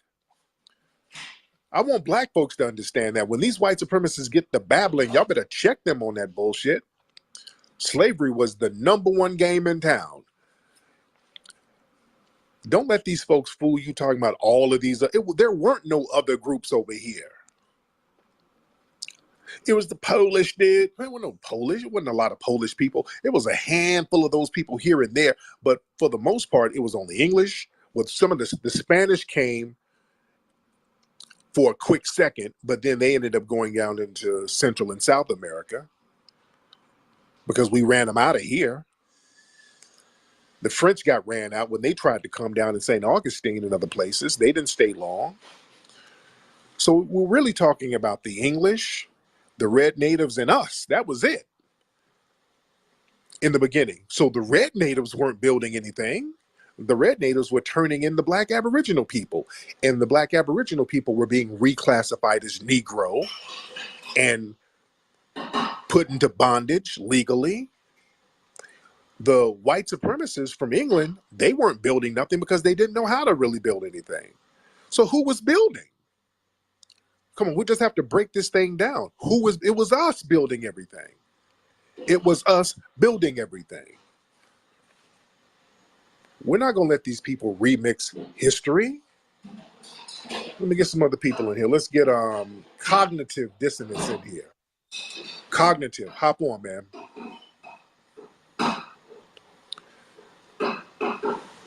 What's up, Cognitive? How you doing, brother Tariq? Shout out to you. I was at the FBA rally, and I will be at the expo coming up in May.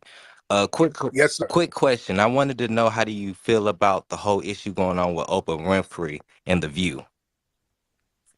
Now, what's happening with Oprah in The View? What went down? Well, they saying she's been passing gas on the show. They just been really running her ass down, and she just keeps coming back for more. But I'll land my plane. Okay, I didn't hear no shit like that.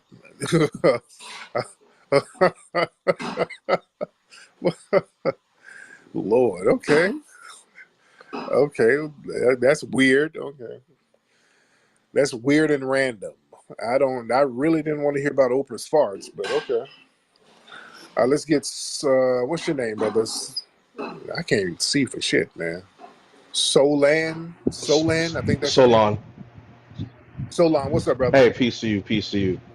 So why all these tellers, they always want to talk about FBA, but they never want to talk about the Brazilians. They never want to talk about the Jamaicans, calling them African, or the Cubans, or even Dominicans.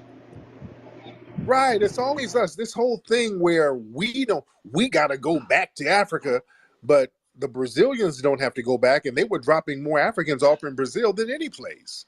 The Caribbeans don't have to go back. It's always us. They always trying to remove us from our lineage. This whole thing they have to try to undermine. No, we're good. We are good. We're fine. And by the way, have y'all seen some of these people out here, these Negroes celebrating St. Patrick's Day? Let me tell you, look, Negroes out here, if you got on green clothes and a green hat with a green beard, nigga, kill yourself. If you don't stop. Don't let me see y'all Negroes running around here with green beer and you marching at the St. Patrick's Day parade. Sit your ass down. You know who I see doing a lot of that? A lot of Caribbean tethers do that. They be doing that, celebrating St. Patrick's Day, because a lot, especially Jamaica, because in Jamaica, there's a lot of Jamaicans with Irish surnames. You know that? A lot of Jamaicans with Irish surnames. A lot of Caribbeans. They got this camaraderie with the Irish because there were these Irish indentured servants on a lot of those plantations. And there were a lot of these Irish slave owners and overseers in the Caribbean. So a lot of Caribbeans, they got some kind of weird camaraderie with the damn Irish. Marcus Garvey had a weird camaraderie with the Irish. The red, black, and green. The green was for the Irish. And I talked about that before. That was for the Irish flag. And he really had an affinity for the Irish. So you'll see, when you see Negroes running around here with green hair and green hats, talking about St. Patrick's Day, you check the hairline under those hats. Yeah, you're going to see something interesting. All right, you're going to smell corned beef and mammy. All right, just understand, a lot of that ain't us doing that goofy shit. All right, Twizzle. Let me get Twizzle in here. Let's get Twizzle. Hop on, Twiz. T, what's happening, player?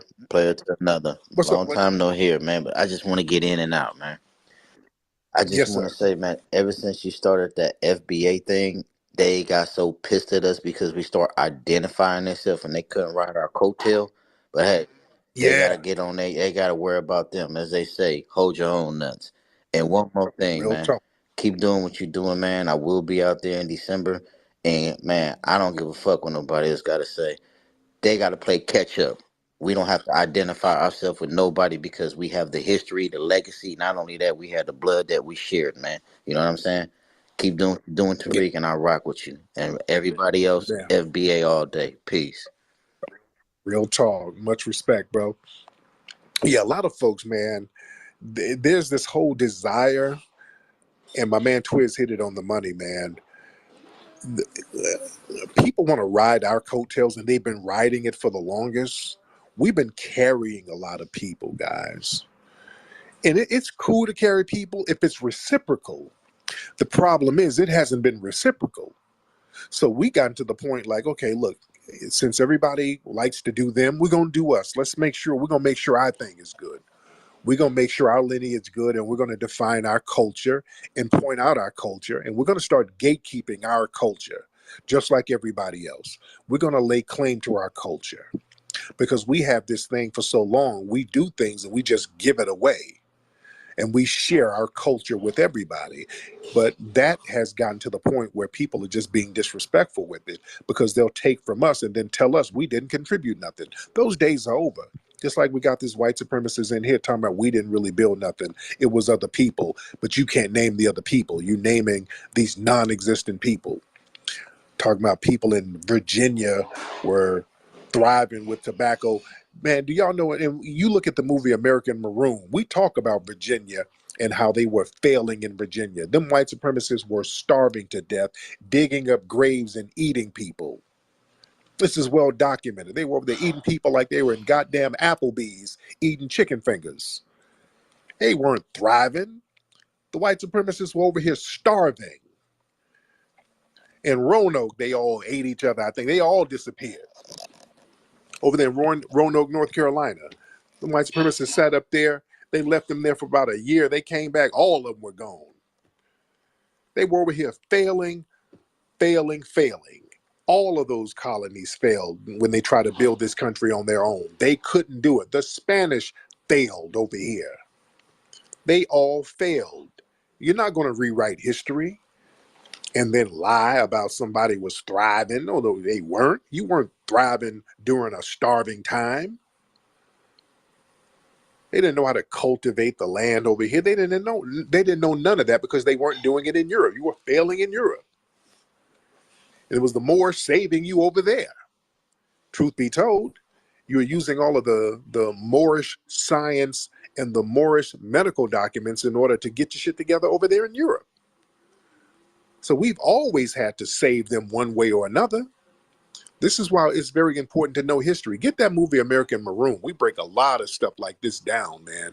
Know your history so you can use your history as ammo against all the bullshit they be trying to say, man.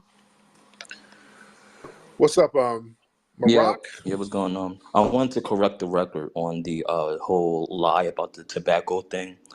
Um, Yeah, because Leo Weiner did 3 volumes on the early Americas, and per his evidence, he said it is not necessary to go once more over the American side of the tobacco smoking, since it has become apparent that it's derived from the Negro habit.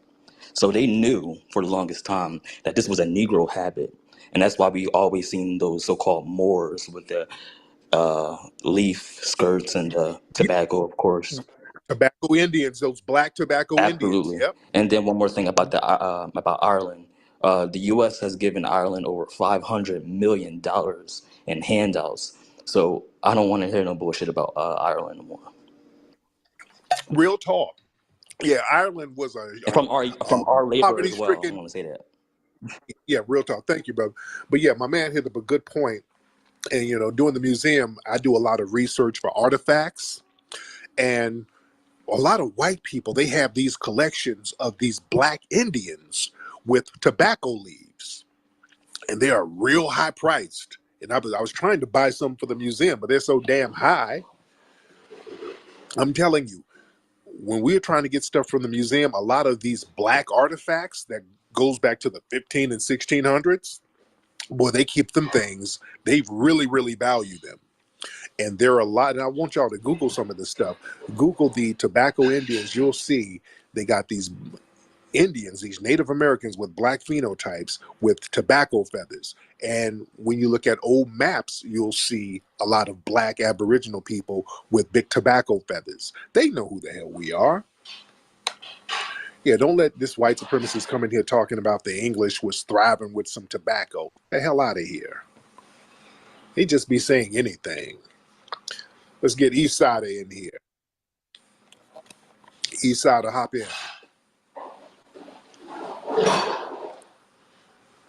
Eastsider, where you at, man? I'm right here. Yeah, peace to the family, peace to the room, man. Also, see what that dude was trying to do was that I'm white, not say so. But all day. Yep, all day. It was also important to keep in mind we weren't just doing agriculture. We was also in designing. We built the White House. You know, we was drawing, blueprints for streets and everything for our infrastructure. We Yes, had indeed. everything going, so they don't know what they be talking about. I land there. Thank you so much. Yeah, it wasn't just the white man cracking the whip. You had people like Benjamin Banneker, who was designing the streets of Washington, D.C. You had brothers like Horace King, who was an enslaved foundational Black American, who was an architect, who was designing many of the railroads and the bridges in the South and many of the court buildings.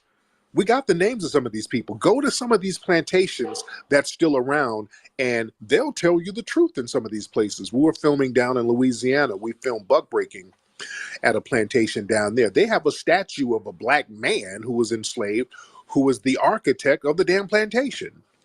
They'll tell you, yeah, this black man right here designed the place. We were designing these buildings and houses and the infrastructure. Don't let these people sit up and lie. This is why it's important for us to take over the reins of history and teach it on our own terms and teach the truth of history. There's a reason why places like Florida and all these people have this anti-woke movement, which is anti-black, and they're trying to just take our history out of the schools because too many of us are awakened. Too many of us know the history, and we're rejecting the history that they're telling us. Like this white supremacist Jeff, there's teachers like this guy. Just imagine going to school, your kid going to school, and his ass is the teacher, talking crazy, and then you try to correct him. You're like, hey, Mr. Jeff, that's not true what you just said. Now they're going to have laws against you telling the truth now. That's what that anti-woke talk is. That's a law against the truth. Let's get Adiza. What's your name, brother? Adiza, hop in, brother. Adiza?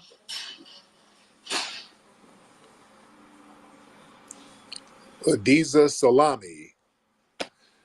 Hop in. It looks like one of them white supremacist troll pages. Okay. Hello. Hey, what's up, bro? Good morning. I'm from Nigeria. There you go. What's on your mind, bro? Yeah, hello? I can hear you, sir. Go ahead. Okay. Go ahead. All right. I just want to say thank you for a lot of things, because I was born in Nigeria here. I grew up in Nigeria here, and I didn't know a lot about Black history at all.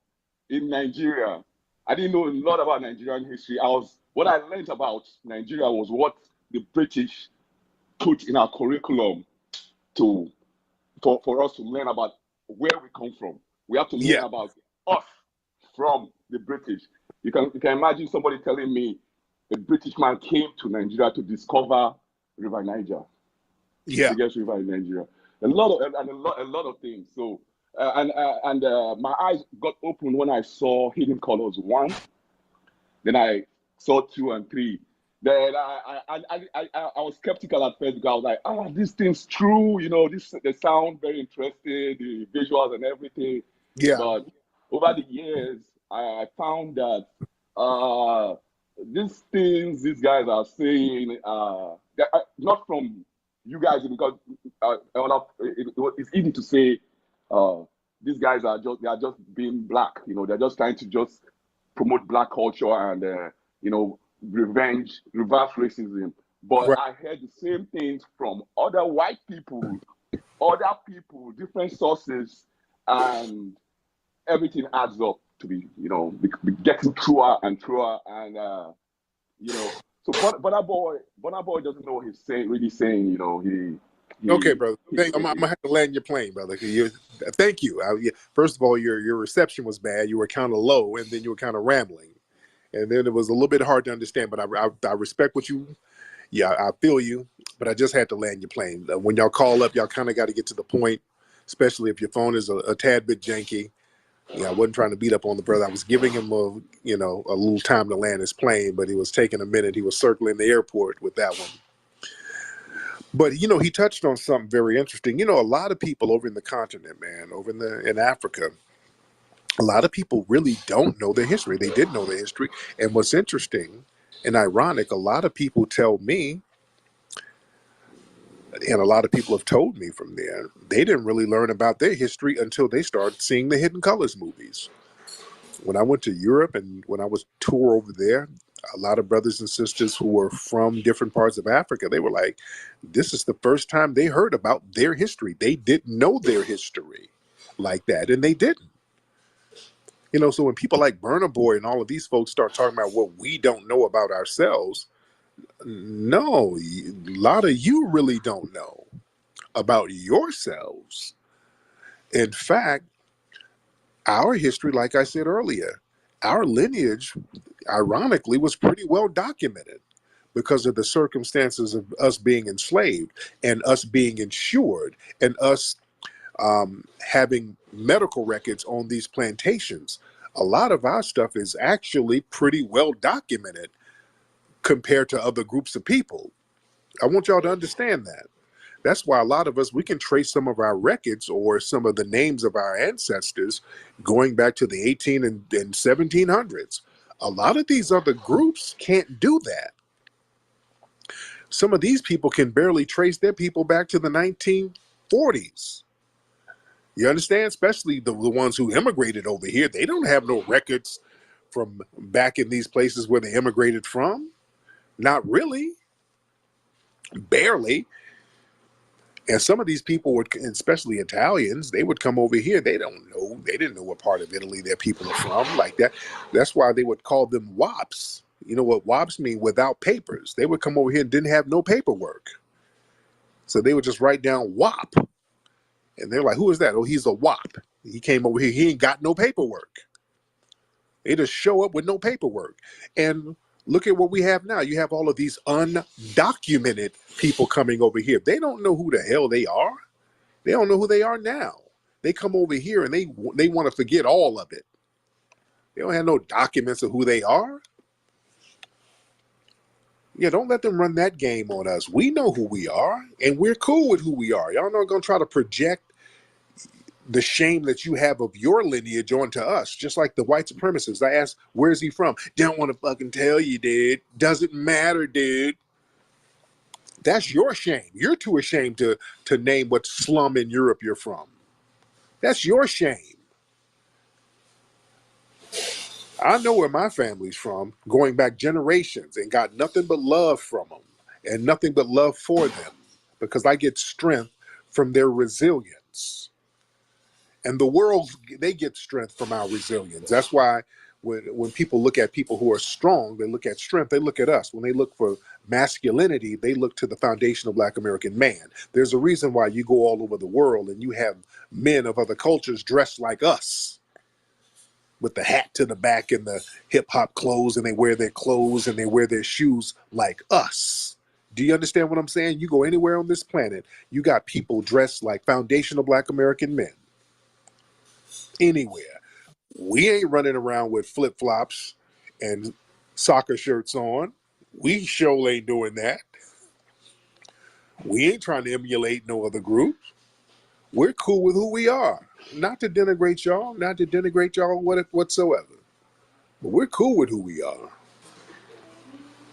me get Sage Wizard. I think that's your name, Sage Wizard. Hop on, man. Sage, hop on. What's up, T? You lose some weight, man? Yeah, I probably Yeah, did, you look man. good in that Thriller jacket over there.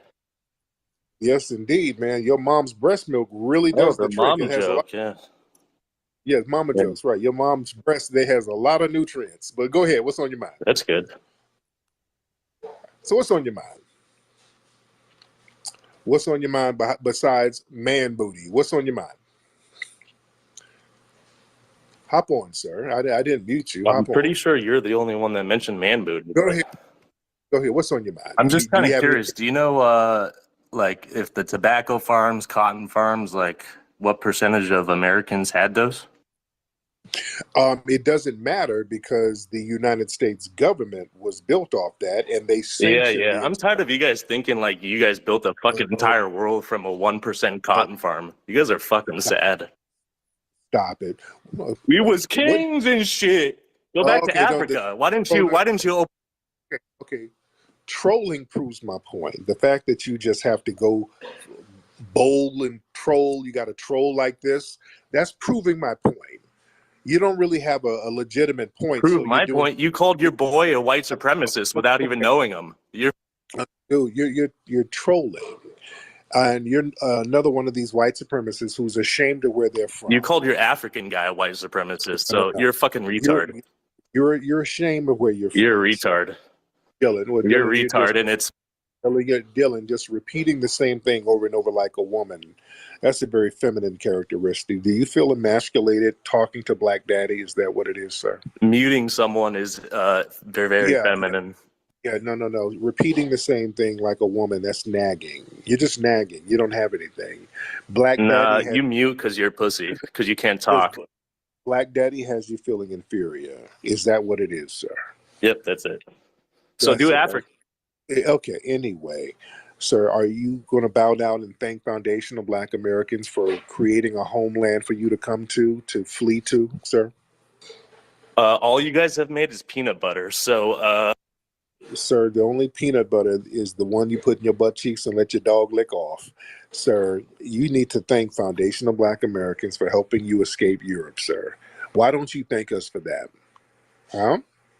we know you're a faggot and you're a big guy. Okay, stop it. Stop using epithets like that. That's not cool. We don't do that. Bag, mute more. You gotta okay, now you're angry. I got you emotional.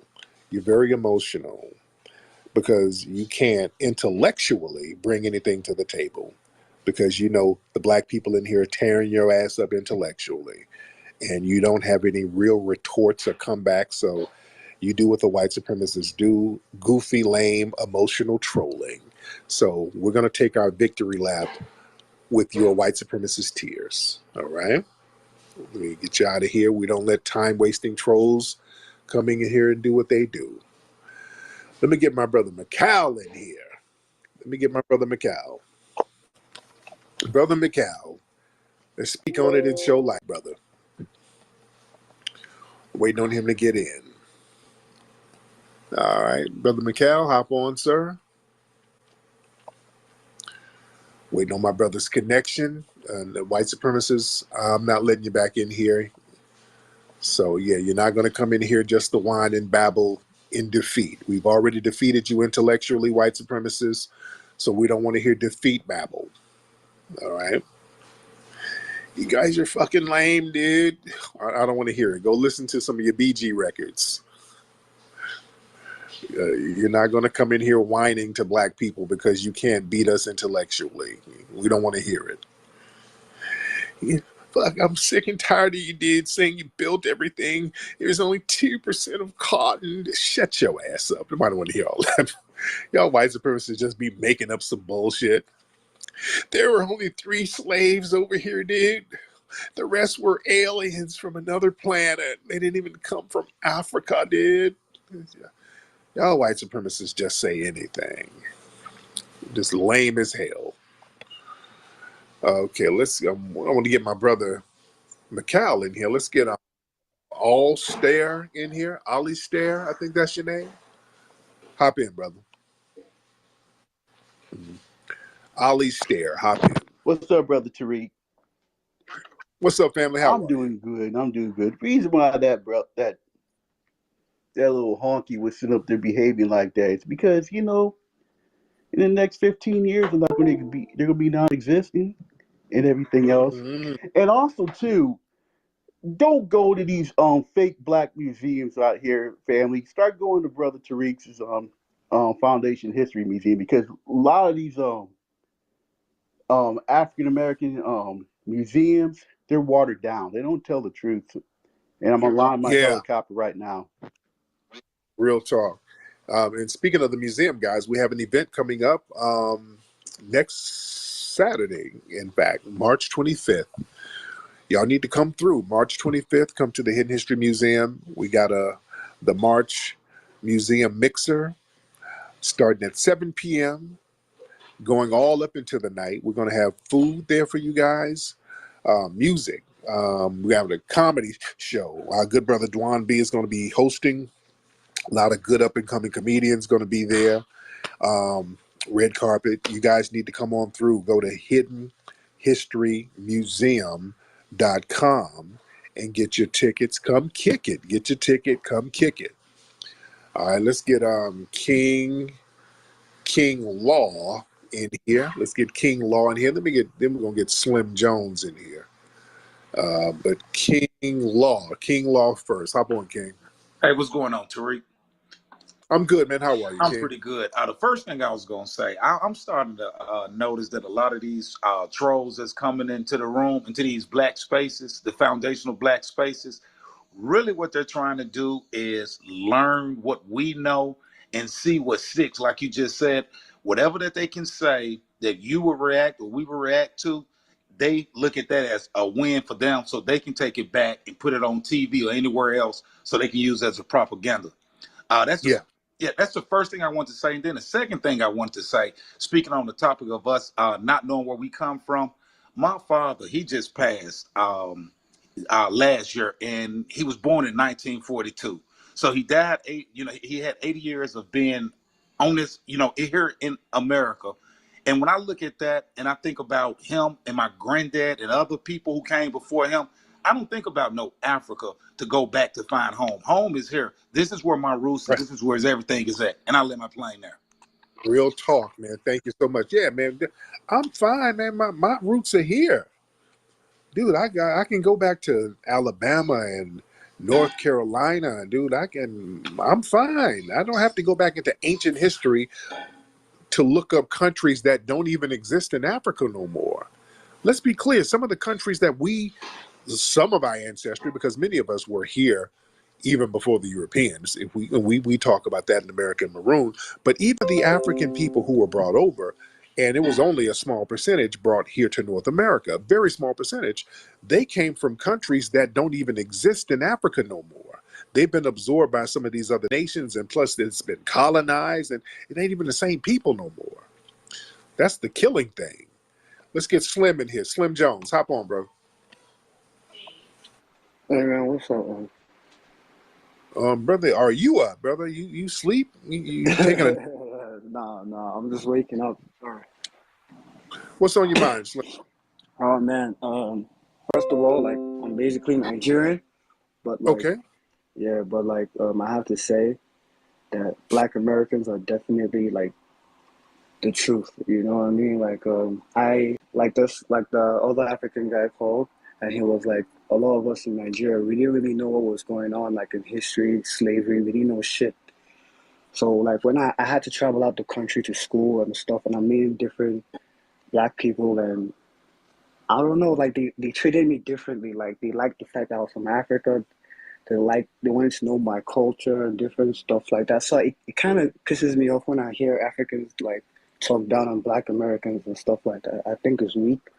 Yeah. And it's weak, it's lame, it's bullshit. Like and it's an embarrassment because like like the whole African pride that's going on now, I think it came from Black Americans. Like the way they like the Wakanda movie and all that stuff. I think most of it came from Black Americans. So And it's you hit embarrassing, on bro. you hit on something very important.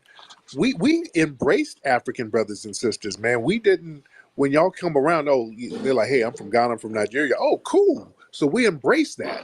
Yeah, We had no problem with brothers and sisters from the diaspora. yeah. So that whole thing where these dudes be talking about, we used to tease them and beat them up. We only clown cats because some cats might have dressed funny or whatever. Yeah. But as far as you and your lineage, we've always embraced brothers and sisters from Africa. We had no problem with them as far as that. Yeah, that's true. My man. But thank you so much, brother. You're welcome. Yeah, so let's get who was this fake account? Okay, this is another troll account. Hop on, guy.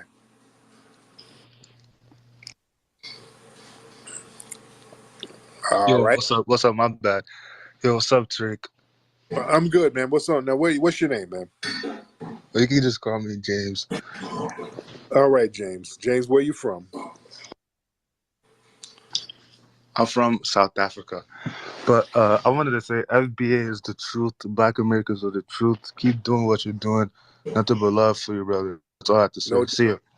thank you so much, brother. All right. Let's get Molly Wop. Molly Wop. Get Molly Wop in here. Mr. Molly Wop. And then we get Muhammad in here. Molly Wop, hop on, brother. I see you, Nikki the God. I see you down there, beloved. Molly Wop, hop on, brother. All right, while we're waiting on Molly Wop, let's get in Muhammad. Muhammad, hop on. Turn your mic on. Yes, hi Tariq. Nice to What's up? talk to you. I would say this is typical of Nigerians. They have a false sense of superiority complex when they're anything but. We know Black Americans are the most successful group. And so basically they have nothing. So they're basically in poverty and nothing going for them. While Black Americans have a $3 trillion basically buying power, purchasing power, and just a GDP of $3 trillion. So what that means is Black America is richer than majority of African countries, maybe all African countries combined, especially Nigeria. So, I would say Black Americans, delineate yourselves from these Nigerians. They're basically just pests, and they want to leech off of your successes. When Nigerians go to, Muhammad, where are you now, Muhammad? Where are you from? Because I hear a little accent. Where are you from? I actually was born in America, sir. No, nigga. Where are you from? You know what I'm talking about. You were born here, but where you from? Yes, I'm gonna say I actually my parents are from Somalia, but yeah, I'm actually from America. But I have nothing There against. you go. Yeah, Oh, there you I have go. nothing against Black Americans. We actually get Yeah, I along. got. Okay, but look, I know my people, and I know an accent when I Yeah, hear of course. one. I There you never go. said you were my people. But you know what? I We know. could learn, a lot of Africans can learn a lot from Black America. So Yes, indeed. it saddens me that Nigerians always end up saying such things. They have been doing it forever. They're the ones who came up with the word akata. So just But in Somalia, they got some janky words for us too. So it's all over the place. But anyway, let me get some more quick. Thank you so much. Let's get Uromo. Hop on.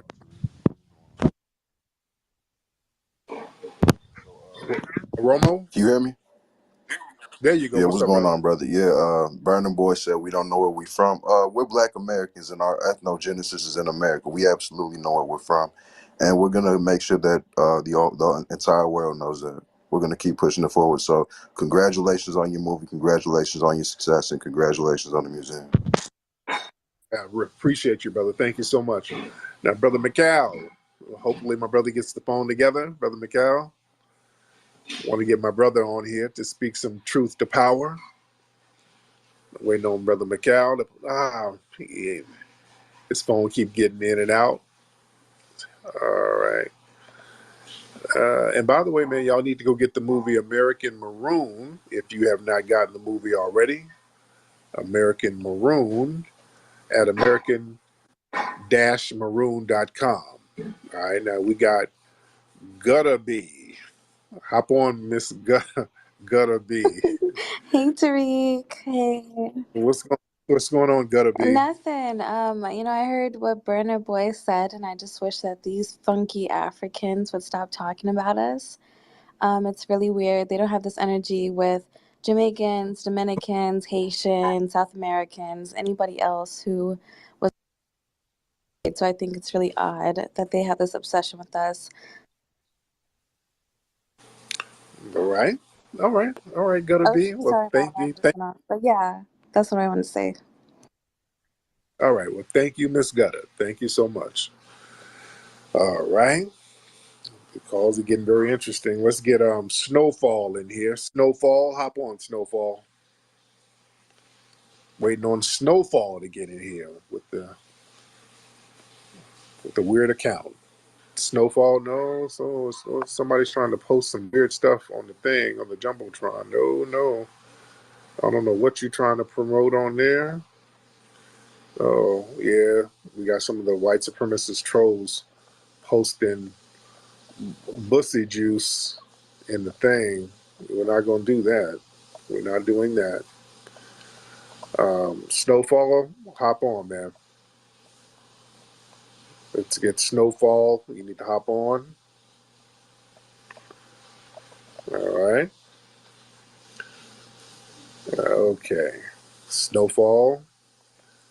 What do these white supremacists do? Well, these white supremacists always got some kind of weird hack. And put up some shit in the jumbotron. I can't even get it off. These white supremacists are something else.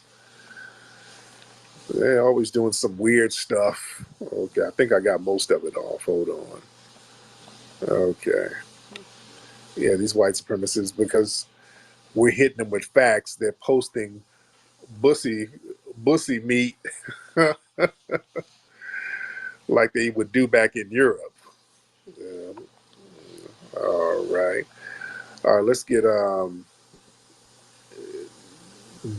Defy Buck. Let's get Defy Buck in here. Defy Buck. AG Snowfall's the one that's doing it. Anybody who's a speaker is the one that can post on the jumbotron. So you got to remove them, G. Oh, okay, that's what it is. Okay, Yeah. well, these white supremacists are something else. Let me get brother McCall. Yeah, I just wanted. All right, brother McCall, and brother McCall, hop on, brother.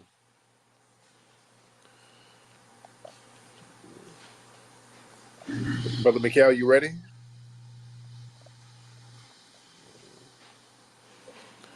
Waiting on brother McCall to pop on while I'm getting Snowfall's bussy tweets off. And they started spamming a whole bunch of bussy tweets. Well, this is what these white supremacists do. When they can't intellectually get down, they just do weird homoerotic stuff. All right, McCall, you in here, brother? You get your microphone working? Brother McCall.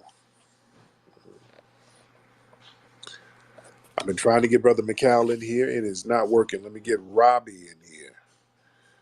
Let me get Robbie Blue in here. What's up, Brother Robbie Blue? Robbie Blue. Y'all get your microphone on. Everybody's slowing up the vibe here. Robbie Blue. All right, let's try one more person. Let's see. Yeah, let's get Ant CEO. Let's get him in here. Let's get Ant CEO in here. Flex, what's going on? We spoke a few times. What's going on? I'm good, man. What's on your mind, brother? Yeah, don't the Muhammad dude and the other dude, the Nigerian dude that came up here, they trolls, bro. They be in spaces and shit. If you actually go to their tweets and type in just FBA or Black American, they be trolling and just they want to just come up and get some attention. Don't take them motherfuckers seriously. Anybody else, don't follow that bullshit. Yeah. Some of these people I'm already knowing. It is what it is. All right, man. Thank you so much. Let me get some more folks in here. Let's go, Lord. Not T.S. Giselle, Lord. The minute Bussy pictures popped up, here comes T.S. Giselle. T.S. smelled Bussy and came. Oh, Lord. Hold on. Hunter, let me get Hunter in here. Hunter, hop in, man. Hunter, hop in. Waiting on Hunter to hop in. All right, Hunter, hop in, Hunter. And okay, y'all got to turn your microphones on while we're waiting on Hunter to get T.S. Giselle in here to hear what T.S. Giselle got to say. All right. First off, I am disgusted. And you was moving a little too slow to clear that foolishness out of the jumbotron.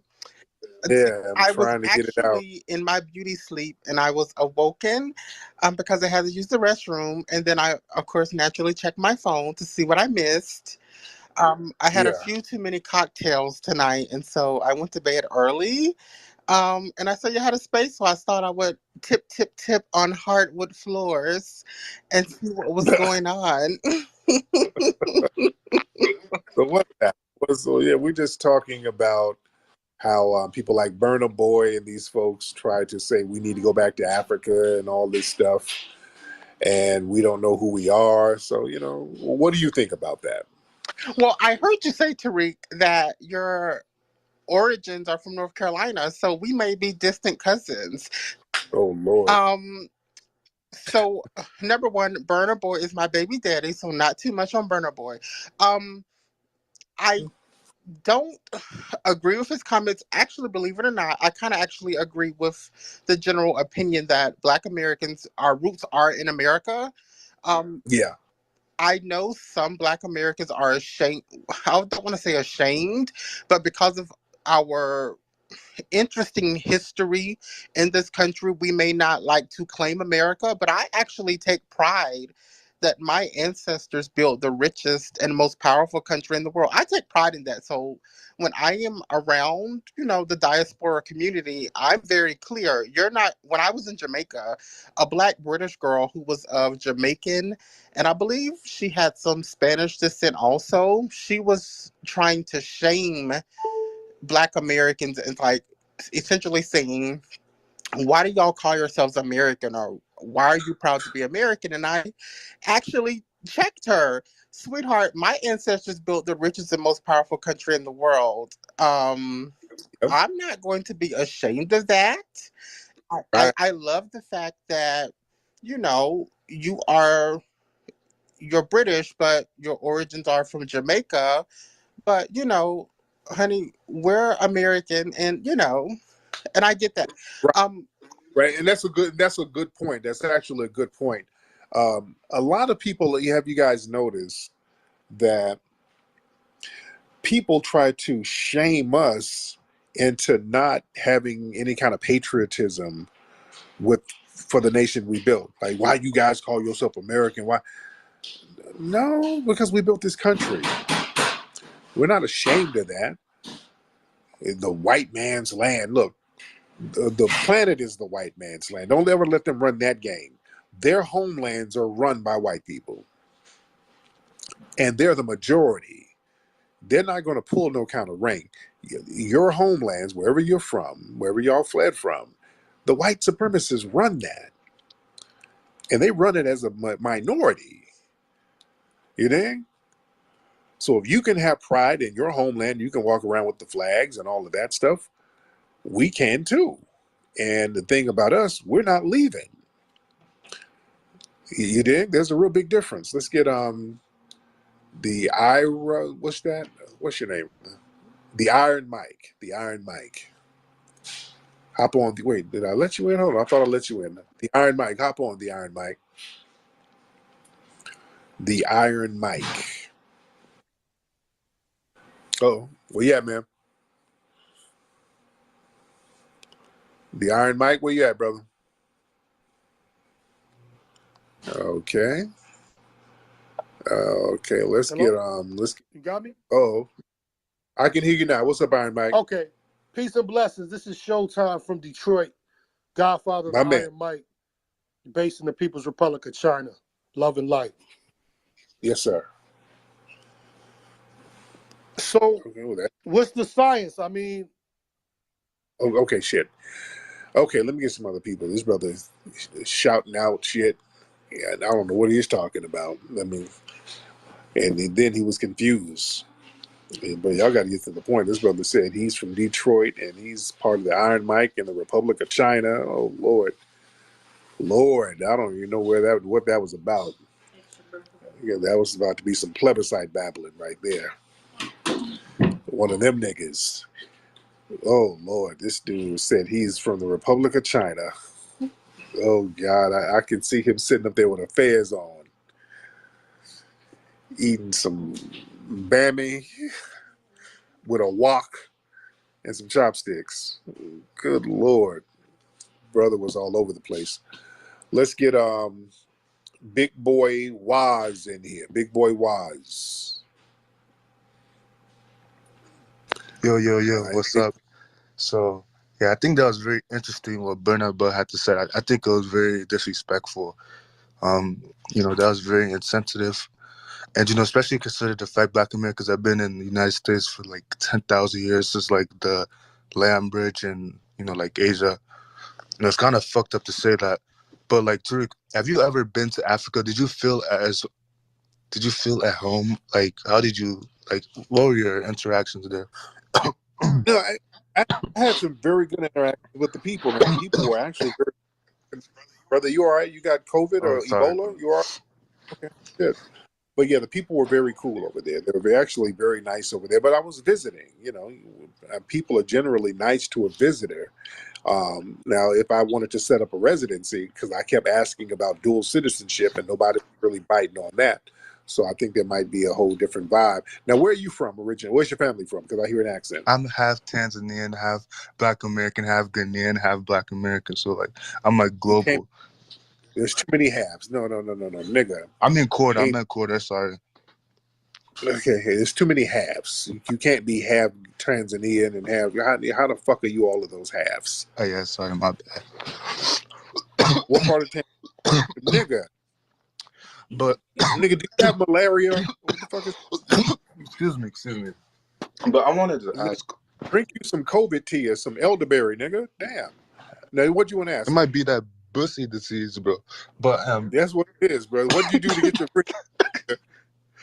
I wanted to ask, do you feel sound like you did something funny for a little piece of money and not damn, brother. Nah, I wanted to was it that hard to get the green card, nigga? Yeah. It's kind of cool, just like I don't know, kind of sick, but there you go. All right. What African countries did you visit? I went to Tanzania. Oh, I've been shit. I've been to Tanzania, Zanzibar. I've been there. Did you like the beaches?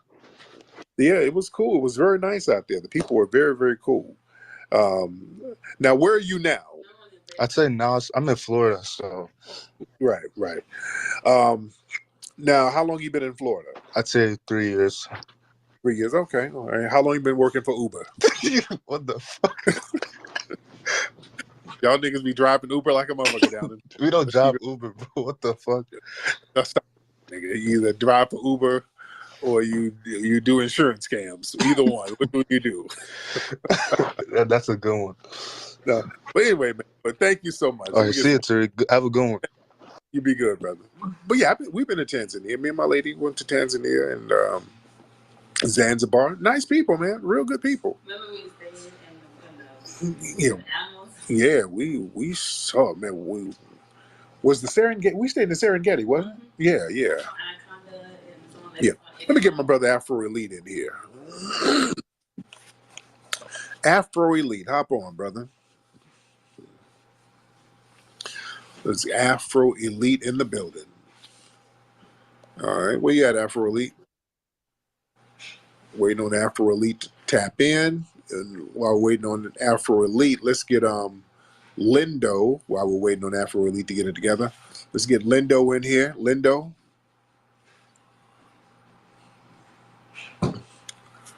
Lindo, hop on, man. Lindo, you want to unmute your mic? Turn your microphone on, Mr. Lindo. All right. I hate when y'all be slowing the game up here. Y'all be slowing the conversation up. Let's get GMG. I see a Somalian flag. What's up, GMG? What's up, man? I hear it somewhere. GMG, whatever your name is, hop on, man. All right. Yeah, y'all taking forever to connect.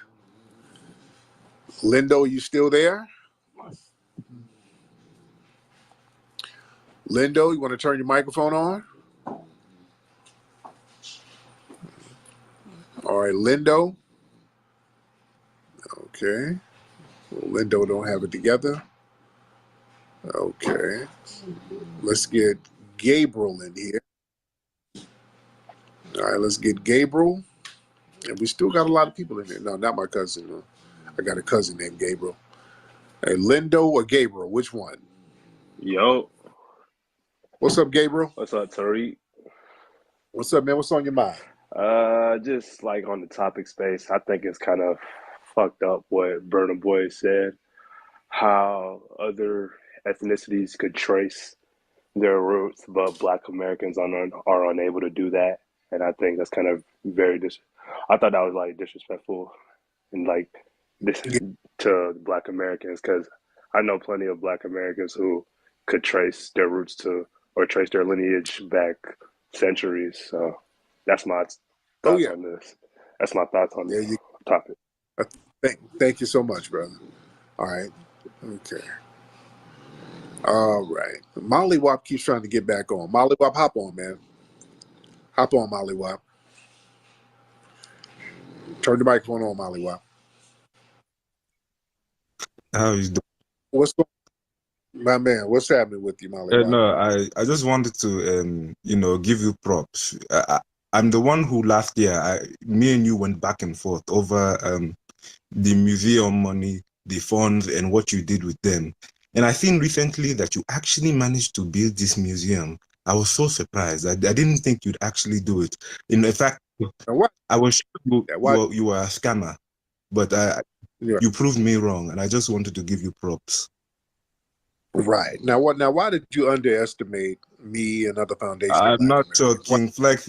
I'm not going to lie. You took forever to build that shit. I mean, a year and a half. It didn't take that long. I mean, a year and a half is pretty long, especially when you received over 1 million. But finally, you built something that the FBAs and Black Americans in general can be proud of. Yes, indeed. Now, are you going to help build something in your homeland, sir? Because I would like. No, I've already built. Built something for myself. Yeah.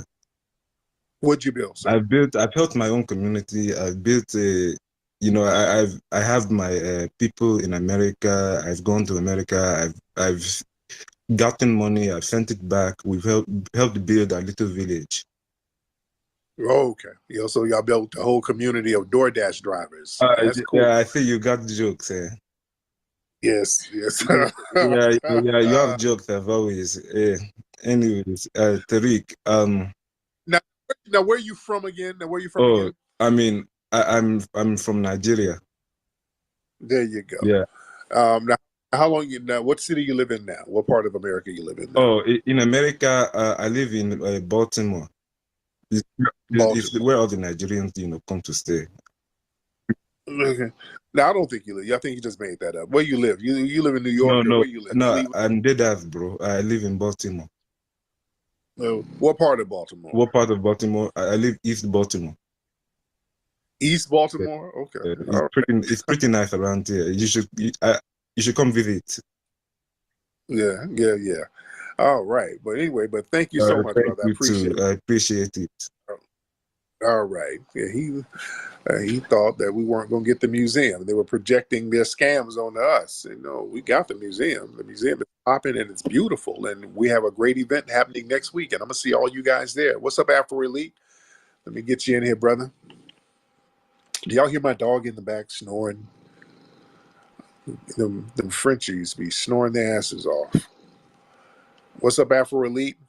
Well, the connecting, it's still having connectivity trouble with you, Afro Elite. All right, let me get you back on in a minute, Afro Elite. I'm trying to get you on. It's not connecting, brother. All right, let's get Robert. All right, because I've been on here for a long time. So let's get Robert in here. Robert. Hello. Hey, what's going on? What's up, Robert? Hey, what's going on, Truth? About the topic, I just really thought Burna Boy was really out of pocket. He was really out of pocket on that statement. I'm first generation Kenyan, and what was it? Things you were talking about earlier about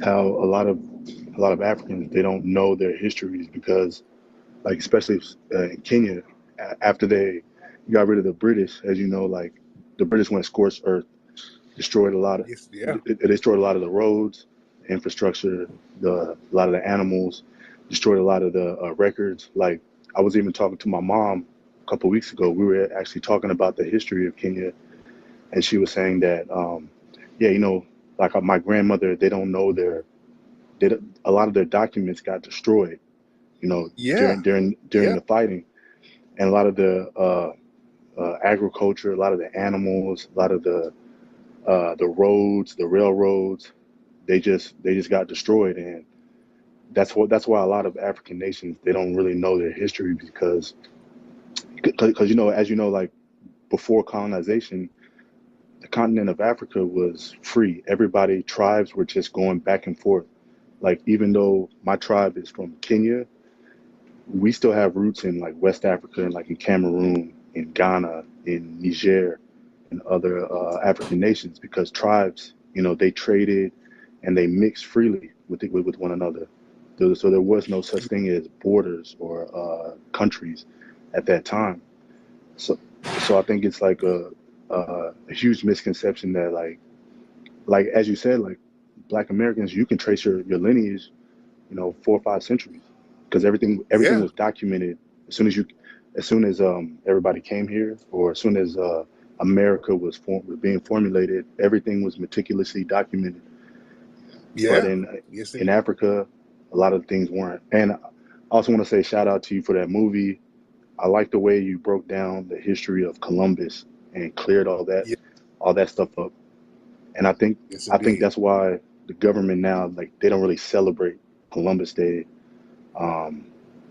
as a natural holiday like it used to be. Now it's like something else, right? Because they saw the heat that the truth was coming out. Like, Columbus had nothing to do with North America settling what is now America. So I enjoyed the movie. I appreciate all your work. I'm from Dallas, so I'll definitely be at the FBA Expo out here in May. Oh yeah, love that. Can't wait to see you, brother. Thank you so much.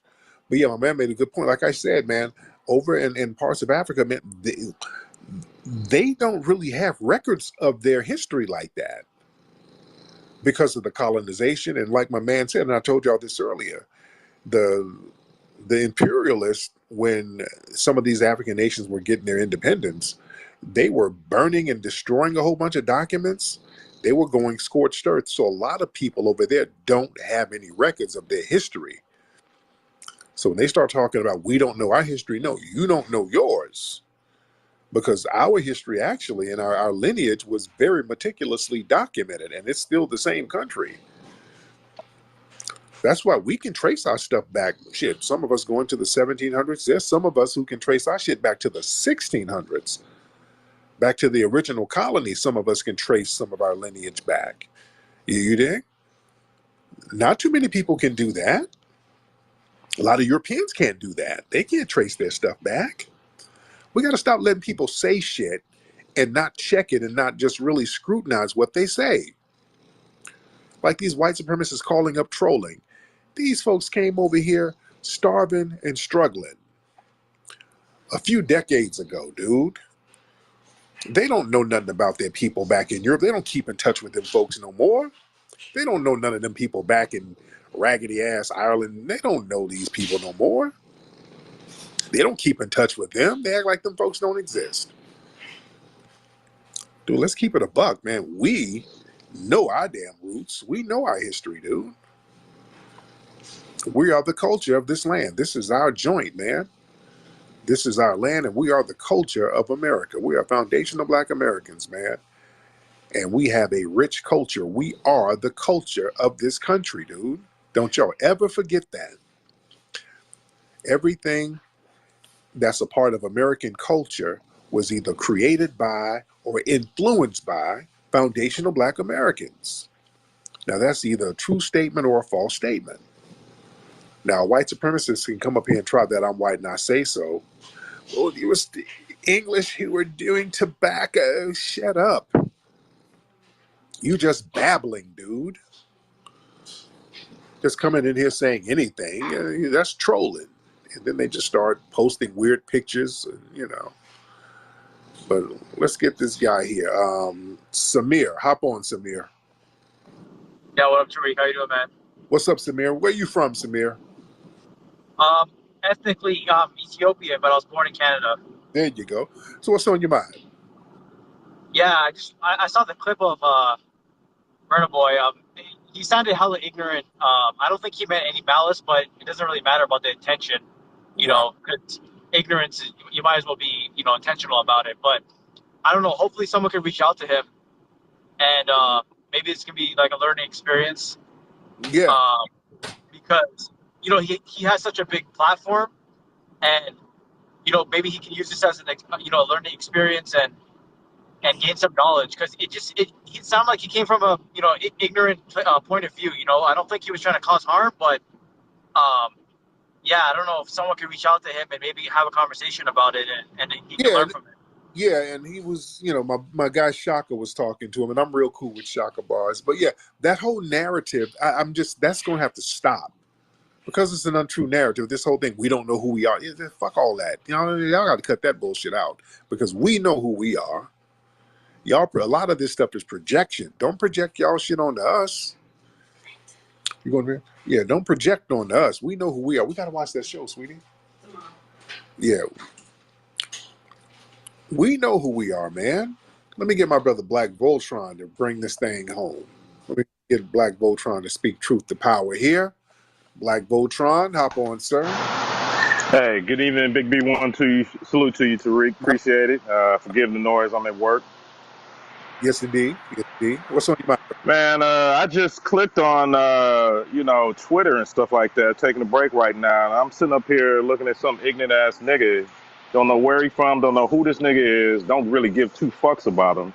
Sound like an immigrant tether. And I don't know what the hell he talking about, but I know exactly where the hell I'm coming from. I'm from Oakland, California, partner. Town business in the building, 3500 block. I'm a fifth generation Oakland, California resident. My great-grandfather came here from New Orleans, Louisiana. So, goddamn it, I come from the hellholes of the slave plantations, descendant of freemen. I know who the fuck I am. Nigga, shut the fuck up with all that bullshit, as far as I'm concerned. It's about time we check these tethers back to back to back. I'm tired of it. Yeah. People saying that foundational Black Americans do not know who we are. We have the slave records. We have the census records. We have all types of records in ancestry, county, state, federal information. There's no excuse for foundational Black Americans can't find out who they are, whether it be third generation, fourth, fifth, sixth, seventh. I can trace my family so far back to 1785. Okay? So nigga, what is you talking about, Burner Boy? Man, go on with all that bullshit, partner. We know who the hell we are. Who the fuck are you? You the one that had to flee where the fuck you came from, come to my goddamn country. All right? Nigga, you wouldn't even prosper if it wasn't for foundational Black Americans. So what the fuck is you talking about? No, we know who we are. We're proud foundational Black Americans. As Dr. Carl Anderson said, an exceptional people. So check these motherfuckers every time they open their mouth. Just like we check the NAACP in San Francisco and anybody else who want to open their goddamn mouth about us, about foundational Black Americans. The disrespect of us is over. Okay? I don't know how many times you got to say that, Tariq. That disrespectful bullshit ain't happening. I don't give a fuck who it is. We will be equal opportunity checking any race, creed, color, or sexual orientation. Say some dumb shit about us, we gonna check your punk ass. Black Voltron out. My man, real talk. Black Voltron, reloaded.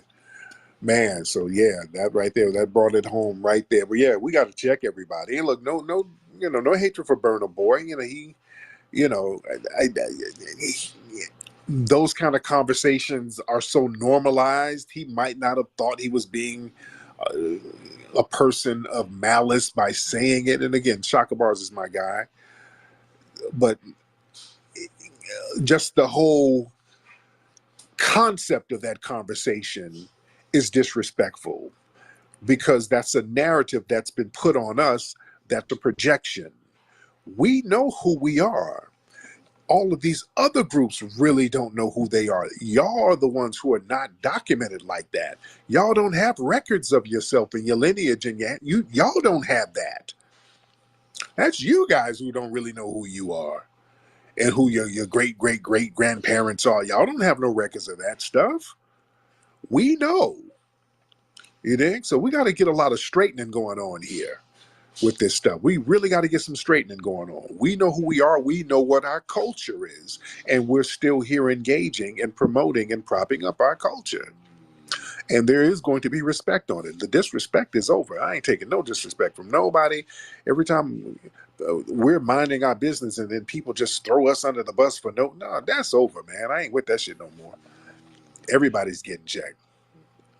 Y'all say something real off the wall about foundational Black Americans, you got to get checked on that. Well, these white supremacists, tethers, everybody has to get it. You got to check them, and we're letting you guys know the ammunition to use, which is your own history and their history. You dig? Go get the movie American Maroon. If you want to get some real good game and some good intellectual ammo, get that damn movie. So when these white supremacists come in here talking crazy, you can hit them with references, because we got pictures, books, names, all of the stuff to prove the stuff that we were saying. And hell, when we talk about the Black Aboriginal people who were here, we can quote white scholars who are proving that it was Black people here, because they like to try to play it off as, well, that's Afrocentrism, dude. Hell, I can point to the white boys who were saying that it was Black people here. There was a brother who called early who talked about Leo Werner. That's a white dude. You had Von Wutenow and Konstantin Rafinesque and all of these white scientists and anthropologists who were saying that it was Black people over here for thousands of years. I can point to 10, 15 white folks before I even get to the Black people, before I get to the Runoko Rashidis and the Dr. Clyde Winters and the Ivan Van Sertimans. I go to 10, 15 white boys before I get to the brothers who are just as thorough, if not more thorough, to prove the history. You dig?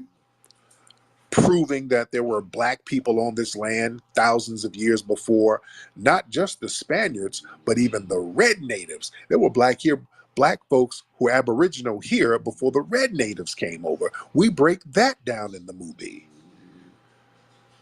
Oh, we break all of it down. It's a 3-hour movie where we meticulously break this history down. Y'all better get that movie, American Maroon, at American-Maroon.com, ladies and gentlemen. Also, get your tickets to join us next week at the Hidden History Museum. Come on to the museum. Learn some more history. We got some great artifacts in there, great images, talking about some of our great master teachers and scholars. Come to the museum next Saturday, man. We got a great event coming up there. Comedy show, food. Come up to eat with us, break bread. We got the music. A lot of fine women's going to be up there. A lot of honeys. Ladies, going to be some thorough, dapper brothers who got it together. Y'all need to fall through, ladies. It's going to be nice, man. The comedians are going to be popping. Historic artifacts, man. You can learn history, enjoy yourself, be around like-minded people. Go to hiddenhistorymuseum.com to get your tickets right now, hiddenhistorymuseum.com. Anyway, y'all, that's been it for tonight. I think we had a constructive conversation. Papi Akute and Lola Vuve to the family.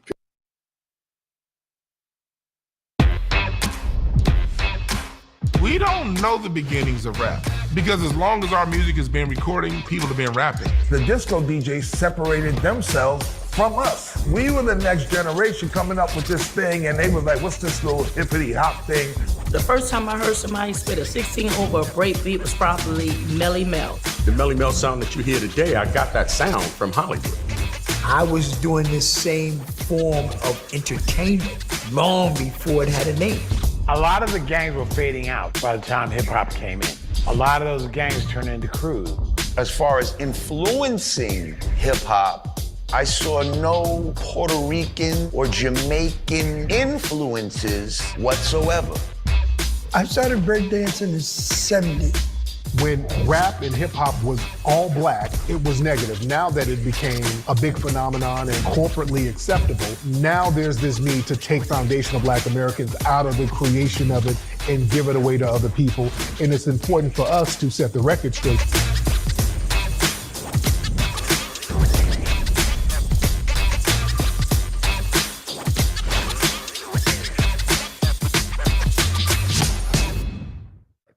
Let me get some more people in here. Let's get let me see, Rolanda. Let's get Rolanda in here.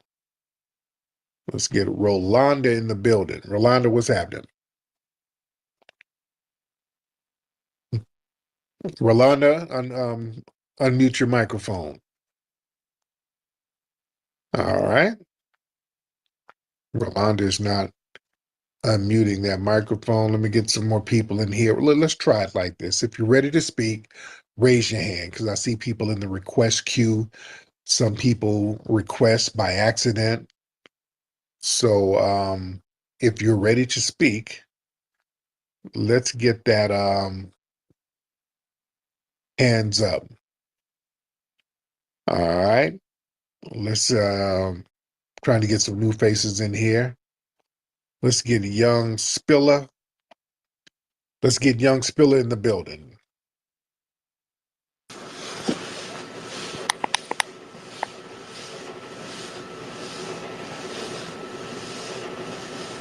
Spiller, what's going on, man? Hello, Tariq. What's happening with you, man? Nothing too much. How are you? I'm good. What's on your mind, Spiller? So I just want to ask you, what is your issue with the Caribbeans and the Haitians? Because you know your wife is a Haitian and a mulatto. Okay, and your accent is fake. That's not a Caribbean accent. That's a very horrible accent, sir. No. I'm not a Caribbean. No, and that's not even an African accent. That accent is horrible. What the accent are you talking about? That's not a good accent, sir. What accent? Tariq, what's your wife Haitian? Now Your you wife is sound like a Haitian. now you sound like a Mexican, Tariq, sir. you are a Watch your wife is a fucking Haitian. your mouth. Your Watch your wife mouth. is a Haitian. Your Haitian wife, you make fun of Haitians. But Yes. they eat cats and all that, but your wife is a Haitian. You hypocrite. We You are are a not fucking boiling no hypocrite. You are a but my wife is not boiling a cat. How dare you say that about my queen? My queen is sitting here and there's no cat meat on the oven, sir. How dare you? I am a Caucasian Somali man, Tariq, and you are a you Okay. fucking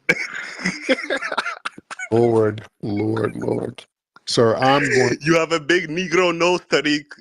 You sir, fucking and my nose look like the hump on your pet camel. That's what we got in common, my guy. All right.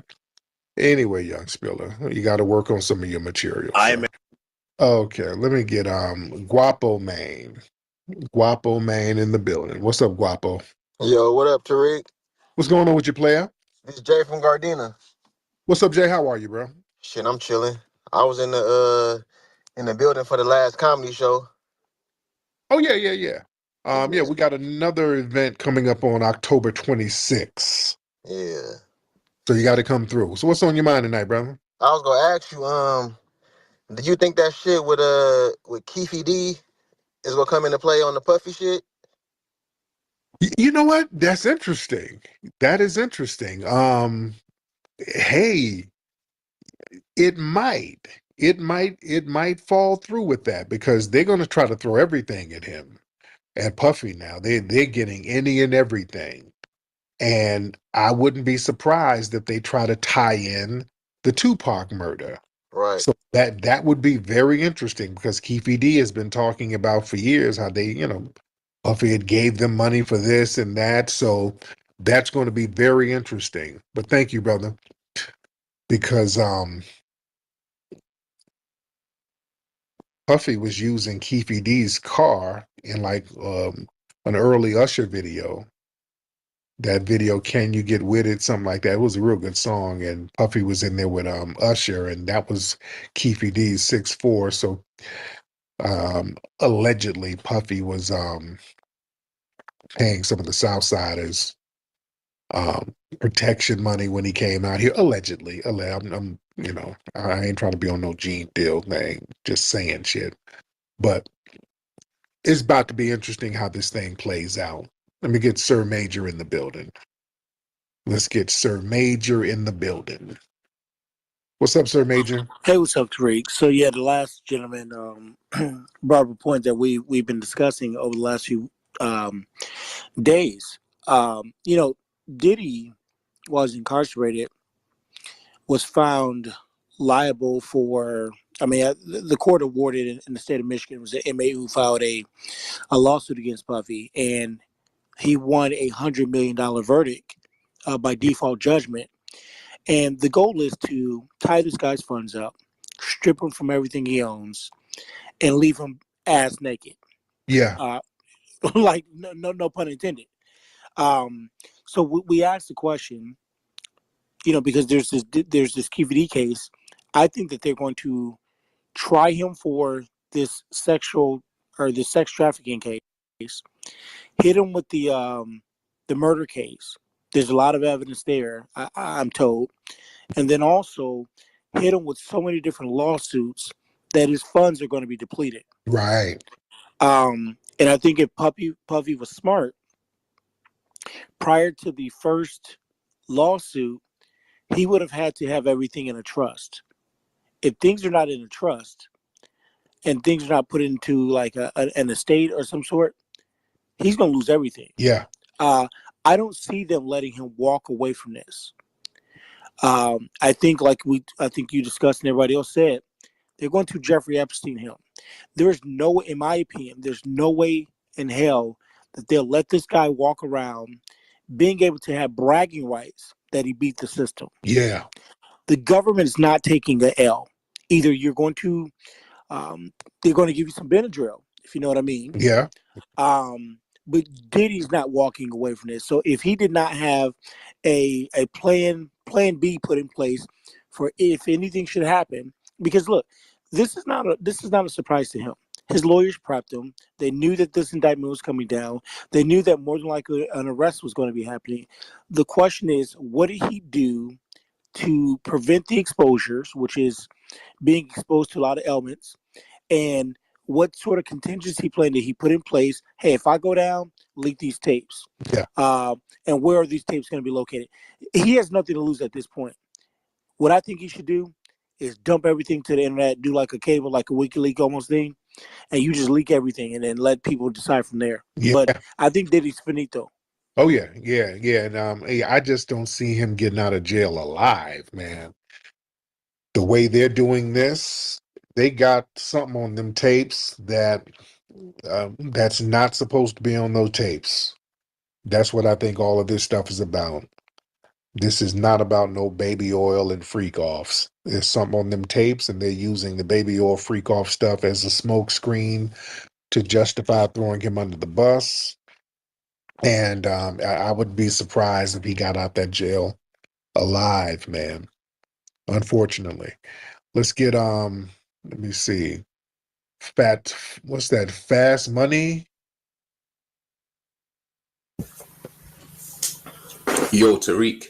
What's up, Fast Money? What's good, my foundational begging Americans? Okay, we're foundational begging? Yeah, foundational begging Americans. All right. So what are you going to do about that but whine? Is that what it stands for? All right. But you're over here begging. Begging for what? For citizenship. No, I'm not. Yes, you are. No, I'm not. I got that. I ain't begging. I got that. Yeah, you begged for it. You had to beg for citizenship to leave I got that. You guys are begging. You ain't got shit. No, you don't have anything. So you're projecting. You had to come over here because you didn't have anything, sir. You're up here with us. I got a culture. What's your culture? Not fleeing. What's your culture? My culture is recognized across the world. Like what? Bro, the traditional clothing, the cuisine. What clothing? What clothing that's traditional? Those clothes that you get from Europe? Those from European Europe. No, Yeah, come on. No, no, no, no, no, no, no. Our yeah. fabrics, Those our fabrics, colors, the aesthetic of our those clothing, our traditional clothing. those patterns from India. What's Nah, your nah, nah, nah. Not from India. Not from India. We're not you guys. Not from India. yeah? Those are Tariq. What's FI, Tariq? no Please, no please, please no no no enlighten me. Please. no. Don't run now. We're gonna deal with your culture. We're gonna deal with your culture. You said you got culture. You talking about your fabrics. That's from India. A lot of those clothes originated from India. You understand? And your cuisine. Let's get into your cuisine. What's your cuisine, sir? What's your cuisine?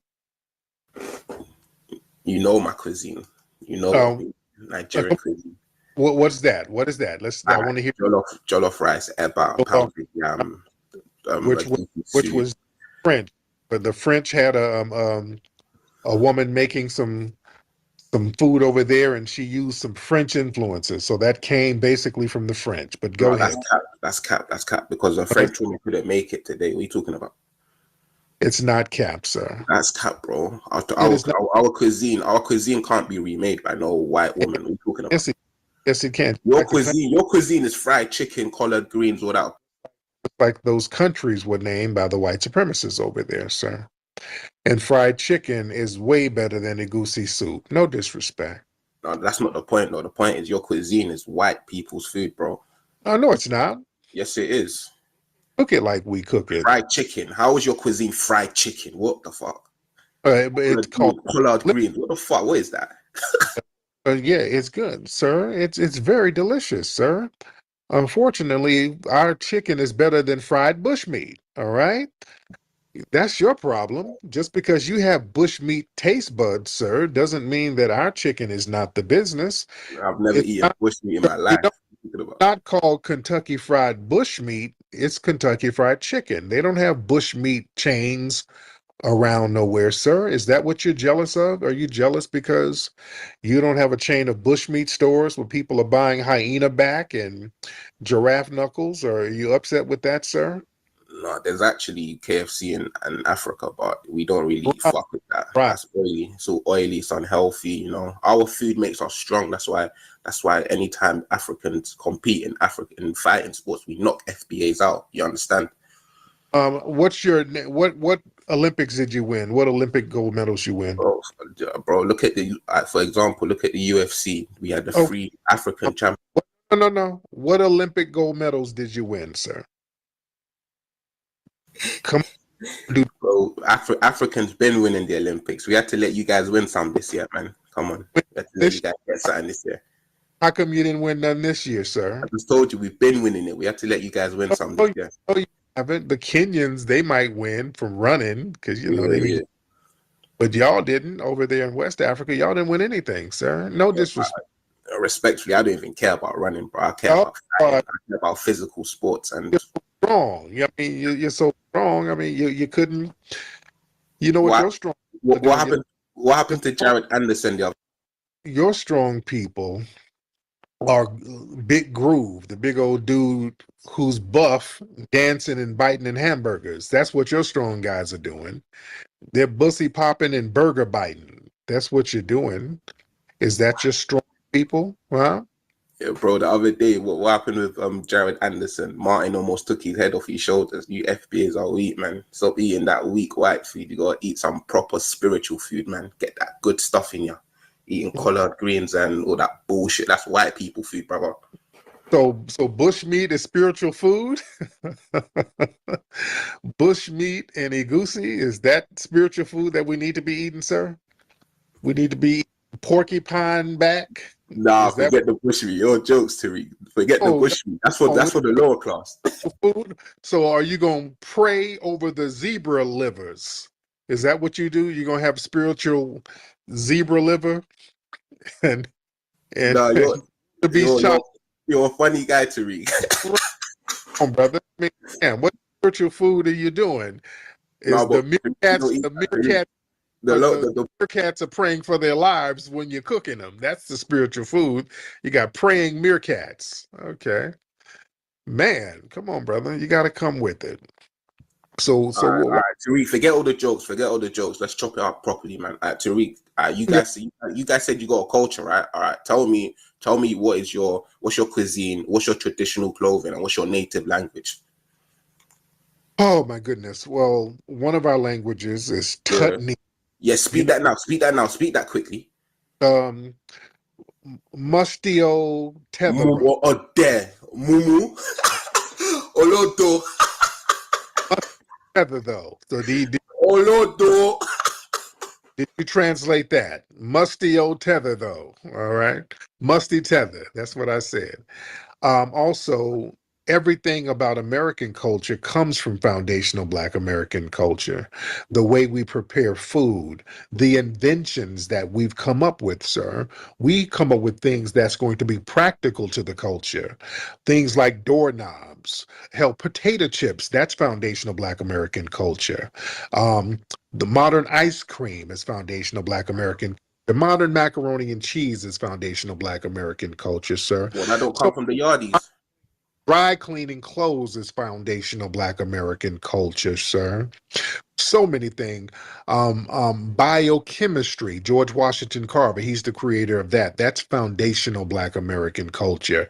We are the culture, and we can get into the music genres that we've created. I mean, everything about this is foundational Black American culture, sir. So what else is your culture? So we got some of your clothes that came from India, some of your jollof that came from French, and your bushmeat. But what else is your culture, sir? Come on, bro, man. Nigeria, man. Nigeria, we're the goats of Africa. What do you mean, what's our culture? What's your culture? We're the goats of Africa, man. Okay, I eat goats as bushmeat, but I'm talking about what's the culture? We're the greatest Africans. We're the greatest Africans. We're the most educated in America. We earn the most. Come on, man. The richest man is from here. Come on, bro. What are you talking about? What's our culture? We're running shit, bro. Okay, running away from shit. You're running away from shit. We running shit, man. Come on. Yes, sir. You ran to Britain because I can hear your Britain accent. You went to Britain. So are you in Britain or are you in the US? Because you're not in Nigeria, sir. So where are you? No, right now I'm in Dubai, innit? Man's getting that Arab money. I ain't stuck to one country like you foundational begging Americans. I'm outside, man. Yeah, you fleeing all over the place. Yeah, we ain't got to do that. That's the great thing about foundational Black Americans. We create a lane where we ain't got to flee all over the damn place. You understand? That's the great thing about us. We built a big country that we can go to and enjoy it, and we ain't got to be running and fleeing and hiding and all that old shit. Tariq, is called networking, and you guys didn't build America. Black Americans didn't build America. White Americans developed it. You guys just did the hard labor.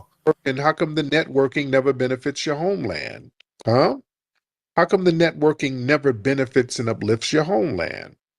That ain't networking, that's fleeing. Networking is when things connect and there are equal opportunities on all sides. That ain't it's going to benefit Nigeria, because once I touch it. No, it never does. How come none of that networking benefits Nigeria? Huh? How come you never benefit your homeland, sir? Huh? I've built wells in my country. It's a work in progress. I'm still young. I'm only like 24. By the time I'm your age, I'm gonna do lots for my country, bro. It's always a work. Sitting on and saying that shit for 100 years. It's a work in progress. It's why you boning the hell out fleeing. All right, y'all gonna have to stop fleeing. Ant CEO, let me get Ant in here to chop up with us. Ant, what's up, brother? What's the deal, Flex? I'm gonna be quick. So go ahead, brother. I can't hear you. Go ahead. Ant, where you at, bro? Yeah, it's a double mute. You good? So I'm gonna be quick. What he said about UFC combat sports, that's not true. John Jones is the greatest UFC fighter of all time. He's Black American. And Floyd is the greatest boxer of all time. I was ducking Francis Ngannou. Come on, man. Let me finish my point, though, Brody. So John Jones, Floyd, greatest combat fighters of all time. Not only that, I want to get off and quit talking his tether ass. As far as the whole situation with the guy, what's his name? It was Marcellus Williams. I forgot his name. I hope I ain't fuck his name. Yeah. I think it was okay. So like you said, Kamala Harris and the Biden administration didn't say nothing, and we forgot they also still didn't say nothing about what happened in Tulsa. Like them people should have justice right now, and we still waiting on that. They still didn't say Right. nothing about that. And then as far as the Donald Trump situation, they saying Donald Trump appointed that judge. Donald Trump appointed that judge back in 2020. It's 4 years later. Yeah. And they'll say that, but then one end not say nothing about Joe Biden's mentor being a white supremacist and being in the Ku Klux Klan. So Exactly. we don't ever talk about that. So I mean, it's just people like to pick and choose when they want to use their logic and use their benefit, but they don't ever want to look at it on the flip side. So keep doing your shit, Tariq, and we're gonna All right. keep laughing at this goof ass tether up here. Real talk. Thank you, brother. All right. 100. You still in here, brother? Yeah. So tell me, what's your culture, bro? Elaborate on it. I just broke down just a piece of our culture. I've already No, broken you said you named all of it. patterns. You named patterns that can't be verified, but It that's it. can. Yeah, patents can be verified, sir. That's what a patent is. It's debatable, man. The We white Americans, they stole it from you guys. They we, took it. They we had seized it. yeah. They stole a lot of our stuff, but Yeah, so it's not your stuff. It's not your stuff then. we've gotten over 50,000 patents. You don't have any patents to steal, do you? What's your patents?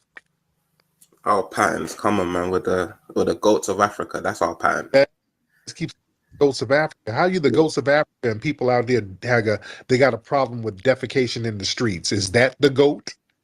If Black Americans were left, if Black Americans had their own country, you'd be. If nothing, how you the goats of Africa and you're defecating in the streets? They got ordinances to stop people from defecating in the streets. Is that your greatness, sir? I'm not trying to be disrespectful, but listen to yourself.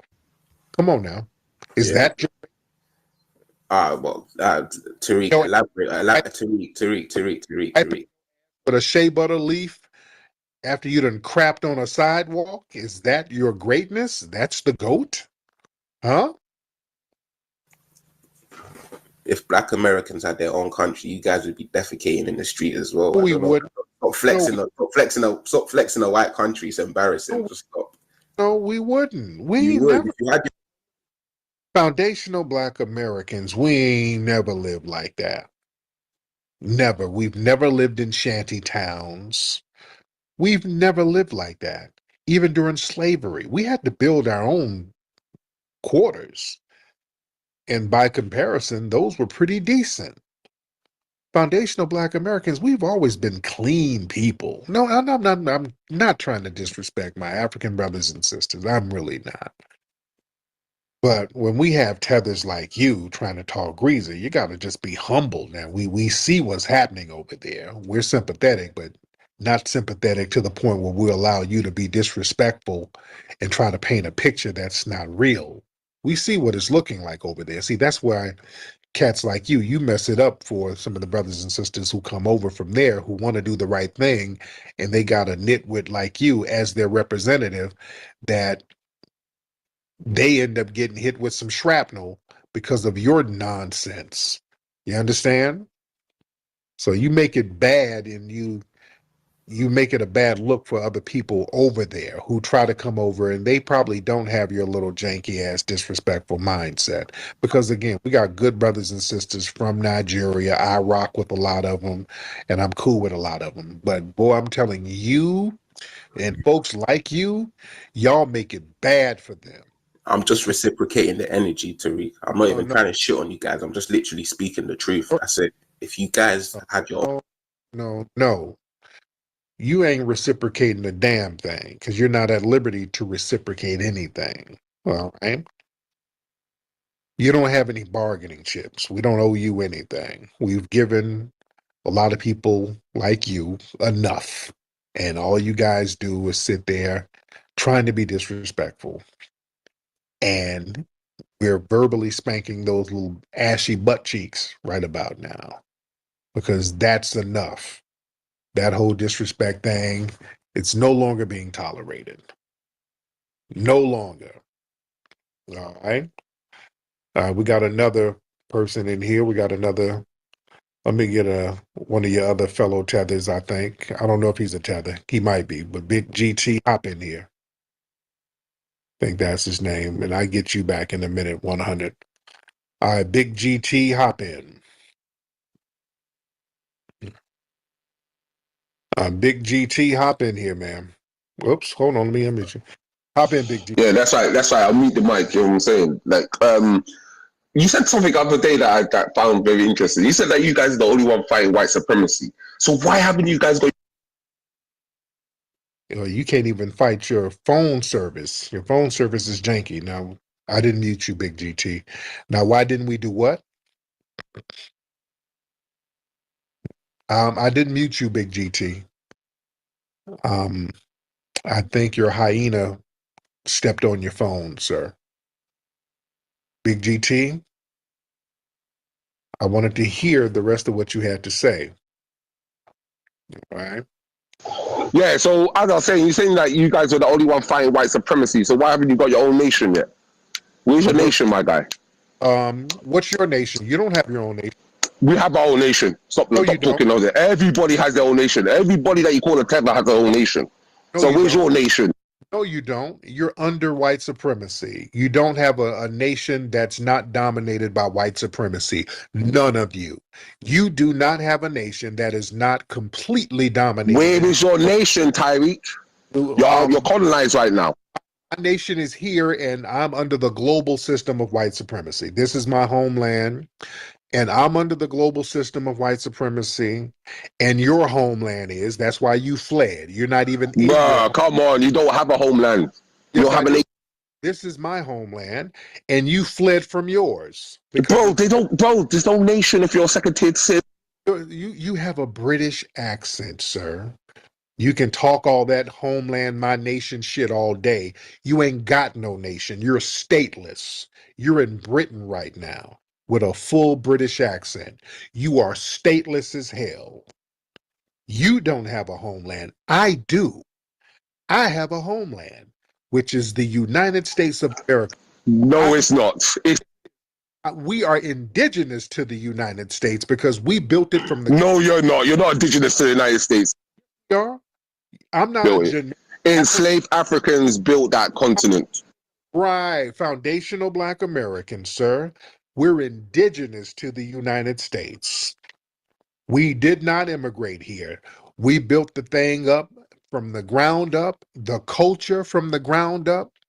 We are indigenous to the United States. No. Enslaved Africans came with their culture. They mixed and blended and created a new one. So you never created nothing. You was have a culture, sir. What's your culture?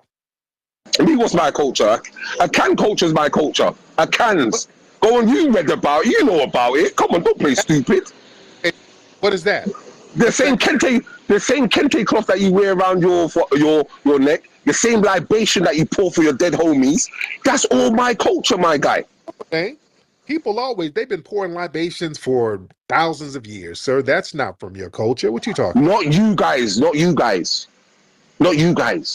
don't pour libation. You got that from somewhere. Where did you get it from? Where did you get it from?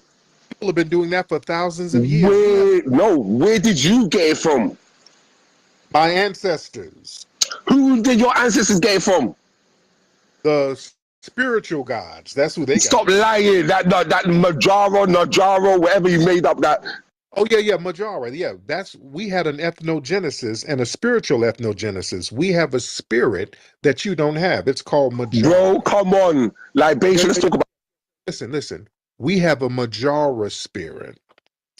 Foundational Black Americans, we have a whole different spiritual energy that you don't have. That's why we don't flee running all over the place. We ain't running like little rats all over the place like you. You're in Britain talking about your homeland. We got a spirit where we're the minority here and we still stand 10 toes down. There's a certain spirit that goes with that. We don't get punked out like you. Our food is... Where is your nation? Where's your nation? Our nation? Yeah. Last time I read the Constitution, it was made for white people. You know what I'm saying? Yeah, so country. It's called white supremacy. We're under global white supremacy, like in your home country, right? That's why you ain't there. And I hear you're driving an Uber truck over there. I hear it beeping. You're backing up to pick up some white customers. That's your culture. Actually, I'm a boss. Actually, that's no. You're a boss of Uber Eats. That's you backing up the truck to deliver some tea, crumpets, and English muffins. All right. You're the boss of Uber. That's We your all country. know you ain't got no nation. You're under colonization right now. You're like Palestinians. No. This is our homeland. Let me get Dr. Randy. Hold on, Big GT. Let's hold on. Hold your zebra. Let me get Dr. No nation. Give me the nation, bro. Where's your independence? Where's your independence? You don't have independence. We're under global white supremacy. Big GT. You're still colonized like Palestinians. Dr. Randy Short, hop in, sir. How you doing, Tariq, before they cut me off? Go ahead, bro. How are you, sir? I'm good. Look, this is what I'm witnessing here is a person's preference for the white supremacist narrative of who and what we are. I, maybe nobody else in the space, have both indigenous and African ancestry. However, as a genealogist, This guy talking, ancestors told me not to hear him, bro. you're rude. He's rude. I didn't say a thing about him. Right. But let's just talk quickly. In his nation, Ghana, speaking of independence, in order for his country to not go broke, they had that phony year of return where Black Americans bailed out Ghana. Okay, I was with the ambassador. I can't hear him, so whatever he's saying doesn't make no difference to me. You know what I'm I don't saying? interrupt people. Shut him up. Got it. Please shut up. That's not right. I don't interrupt people. The ambassador of Ghana, I had a dinner with him at the ambassador's house in Potomac, Maryland. And he let me know before the year of return. Ghana may have, 20, 30 million people, but in the entire nation, there were 16 respirators for babies. I'm not putting Ghana down. I love Ghana. I love Ghanaians. But he explained to me the year of return had nothing to do with really unity. In reality, it was helping Ghana out, appealing to the fact that Black Americans have really, in a sense, their nation is in Africa in their mindset, so we pay for it. But in reality, there were no real business linkages or things to really have reciprocity. Now, that's just one example. So Ghana would have gone broke had Black folks not gone there years ago. And I'm not trashing anyone. And I'll even go further. Ghana would go broke right now if their president, whose name is Adudu, if he signs the anti-LGBTQ bill that his own parliament universally and almost unanimously signed, Ghana will go broke if they don't do. The president is afraid of being cut off from American foreign aid, which I think is unfair, but they're that dependent where the people don't want the rainbow shoved down their throats, but their crooked elites who are living in England, everywhere else, and some of them are back in Ghana, bow down to white supremacy. Yes, they do. So a lot of African countries and Caribbean countries have flag and parliament nations, but they do not control their economies. Right. In fact, and so like what's happening in Niger, Burkina Faso, and Mali, it might be painful, but they're defending, they're getting missiles, they're going to fight for their gold and everything else. Ghana should have a gold-backed cedi. Ghana should have one of the best currencies in the world because they have gold. But because they're crooked, white-minded, elitist, in fact, tribalistic people do not care enough about the masses. And they don't want to risk being assassinated or kicked out of office like their first head of state, beloved Kwame Nkrumah. They do all this stuff, all this posturing. It's so, yeah, you have a nation, but you don't control it. It's like me having a house and squatters in it. And so in reality, and that's not to trash Ghana, it's to tell the reality truth of what's happening to Black people everywhere. So imagine a country that's overwhelmingly Black with thousands of years of history, and they don't control their own country. You don't either when you Where's your don't land? control the Where's money. your land? We Look, control the you're land. rude. We control the land. Once you control the Mute land, this it's your man. nation. Shut up. Sorry, my Shut guy. up. Sorry, my guy. What kind of doctor You are can't you? rebut one What thing kind that of I'm doctor saying. are you? You can't rebut Where one is thing that the I'm nation? Yeah, saying. You neocolonialism. can't rebut one thing that I've said. You guys are on your knees to LGBTQ for American foreign aid, or your country goes down the toilet with the land you're holding. That is a fact. Okay, I don't go Where to is your land? personality. Where's your land? My land Where's is your here. nation? No, it's not. It's a white man's My land. nation is It's here. the white man's land. I'm a Piscataway I'm sorry, it's the white more man's than I land. am The anything else. Constitution said it was made for white I'm people. sorry. I'm I'm sorry. sorry that you're in I'm sorry. England. I'm sorry. I'm sorry that Yes, you I'm in. can't. I'm sorry that you can't cut it in Ghana, where the government doesn't really provide for the people. So, you guys leave. I'm not mad. You've got such hatred and tribalism in yourself that you can't even be honest about what it is that I'm saying because of pride. Why not have enough pride to get rid of a doo-doo and have the currency backed by the gold in your country and tell the people to leave you the hell alone? Actually control the land that you're boasting about versus It's Ado. You control it. We control it. And do you control the land? That's what I'm asking you. Nor do you control that's why you're in England right now, sir. You're not controlling anything. Y'all don't run nothing over there, sir. Just stop fronting. Let's stop faking the funk, Big GT. You're not running anything over there. Listen, that sister told me again not to hear none of this shit. You know what I'm saying? Like, what are you talking about? Talking over people, that's not going to change the fact that your country is being controlled by the white supremacists to the point where you got to flee. You can talk and babble and project all day and whine about foundational Black Americans. This is my homeland. This is our homeland. We know where we're under a global system of white supremacy. We ain't tripping on it. We ain't sitting here lying to ourselves.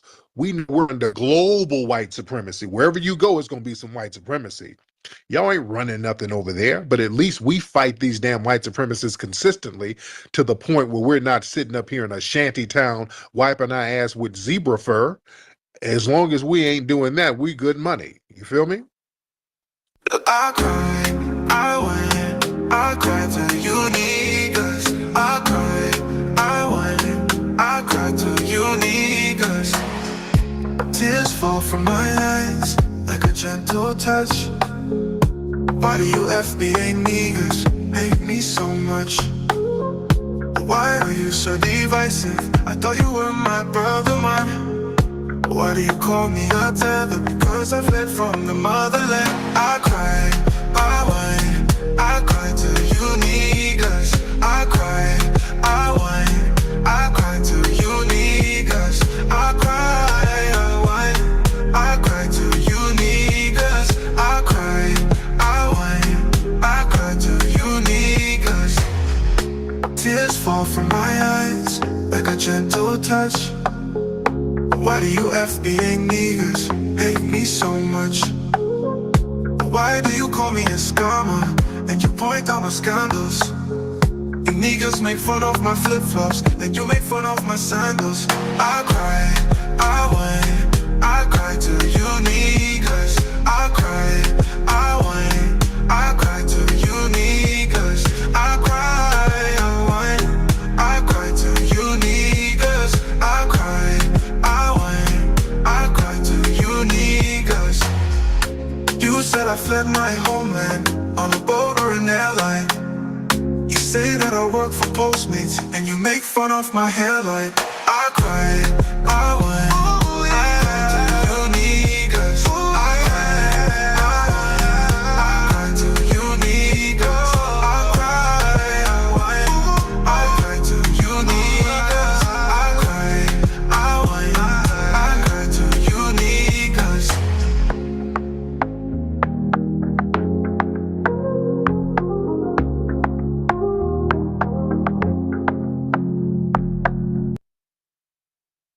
You from with a name like Abdul? Senegal. From Senegal? Yeah. You're not from no damn Senegal. You're a white man. Nah, I'm actually black.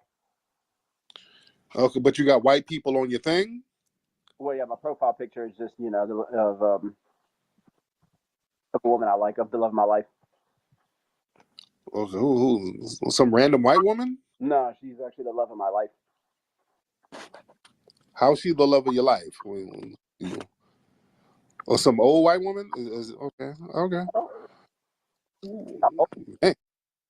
Okay, yeah, okay, yeah. You're not from Senegal. What part of Senegal are you supposed to be from? What part of Senegal? Okay, yeah, there you go. You just busted yourself out. Okay. I am. Okay, you couldn't even think of where in Senegal. You had to think about it, and you just busted yourself out. You were a suspected white supremacist. So now I'm not going to help you get a phone. You just lied, so you messed that up. So you got to deal with that. You got to deal with that old Dolly Parton ass phone of yours. But you just messed it up. You just messed it up for the white community, brother. My family's from. That's where they are from. Okay, well you gonna get your ass up out of here. There you go. You lying white supremacist. Talking about you from damn Senegal. What part? Oh God, I didn't think it out, dude. Stop. SD Ahmad. What's up, man? He couldn't even get his last all the way out. SD, turn your microphone on, man, and stop bullshitting. SD, where you at, man? Hello. What's up, SD? You what? I'm from Bangladesh. You know? You're from Bangladesh? Yes. Okay, so how you doing this evening? I understand. Say again. Nigga, how you gonna call up and not know English, man? Oh, my English is so poor. Sorry. Then why'd you call up, man? Man, I'm from Bangladesh. I'm visiting in scrolling in Twitter and see this talking Rocky বুঝতেছি না আমি বাংলাতে বলি I talk to English so poor, so that's why I'm sorry to speak English properly. I don't say. Nigga, are you trying to price goats? What are you calling for? I say my English not so good. Then why are you calling if you can't speak English and if it's not so good? Why are you even calling?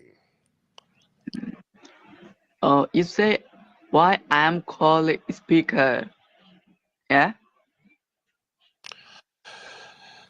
Man, if you don't go make some fucking curry and get your ass off here. I need a follower. Please follow me and I am following back. Ain't nobody about to follow your ass. You trying to run a scam, dude. Ain't nobody about to send you no paper. Yes. No. Get your ass in that Uber and get on somewhere. Ain't nobody about to follow you, man. Don't be calling up here and you don't have nothing to say. You can't speak English, man. Hey, man. I love my mother language, but I don't say English. That's why this is not my fault.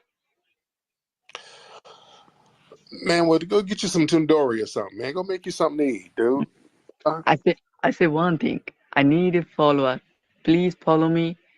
Who listen to me, and I followed you. Man, follow back.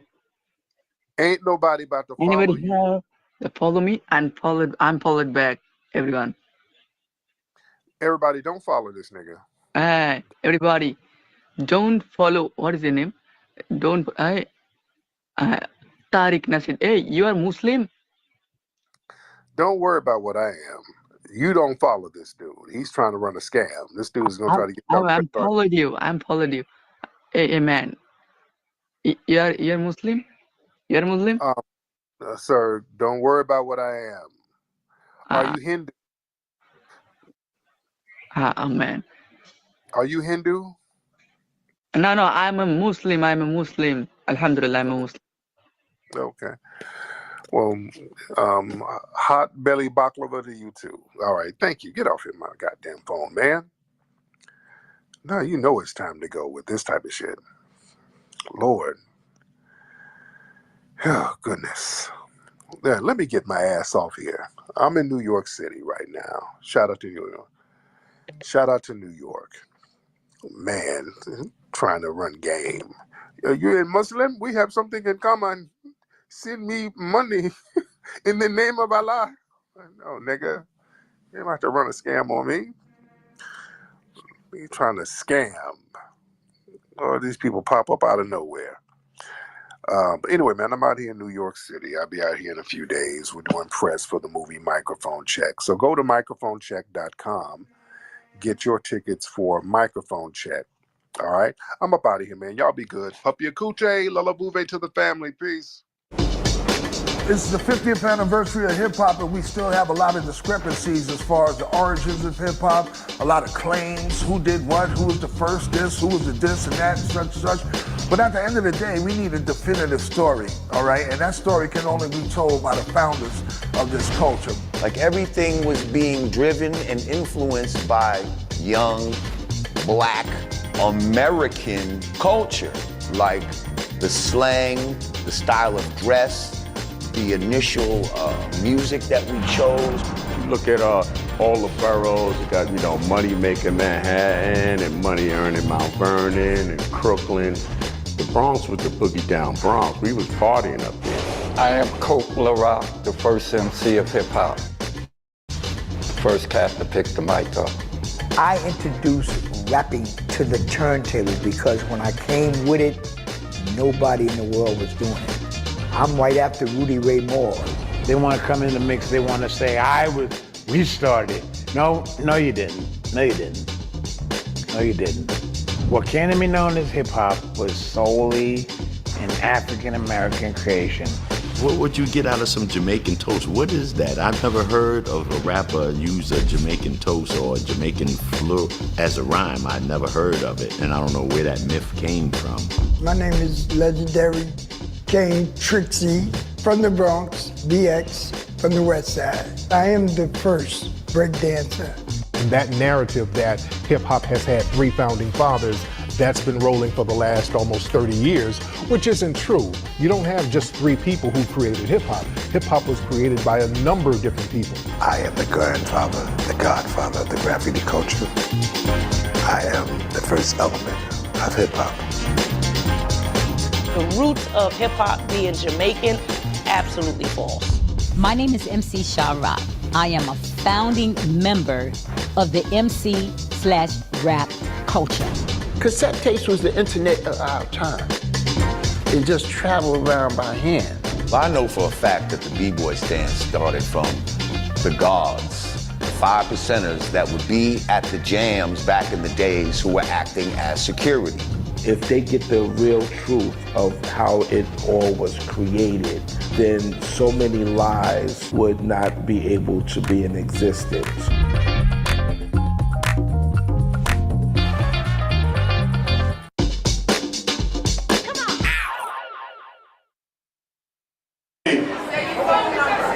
Phone number. Thank you, Queen. We have a baby up here. Whose baby? Come on up, Natalie. We got a young brother. He's okay though, right? Yeah, he was sleeping. Okay, about 2 years old maybe. He was over there sleeping.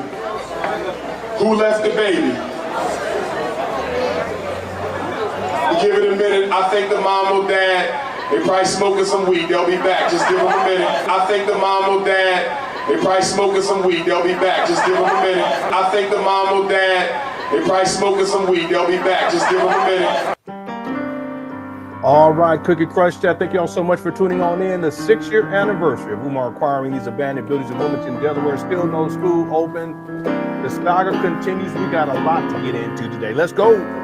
FDMG is coming. FDMG is coming. FDMG is coming. It's coming. FDMG is coming. FDMG. Hold on. Yeah. Nah, I got this. It's coming, FDMG. It's coming, it's coming. It's coming.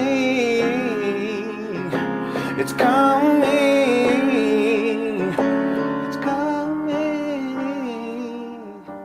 it's coming. It's coming. It's coming. It's coming. Oh, it's coming. FDMG is coming. FDMG is coming. Thought his personality be twerking. It's twerking.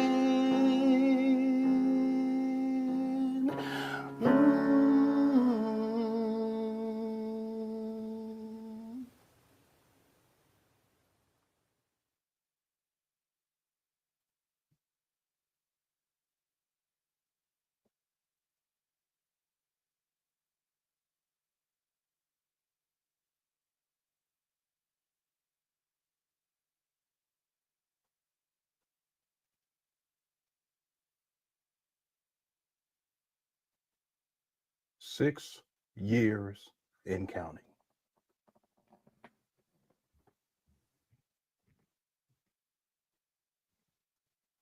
We celebrate the grand opening more than Umar celebrates the grand opening. There is no grand opening.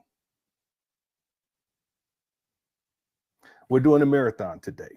We're going to be here for at least 6 hours, 7, maybe 8 hours. We got a lot to get into. We have a lot to celebrate, and the sheriff is in town. I said the sheriff is in town. I got all the receipts. There's a poll question that I posted already. Was this FDMG school scam? Was it a scam from the beginning? And how far back do we have to go? I've done all of the research. And the truth of the matter is that Umar should have at least raised $2 million by now over the last almost 11 years.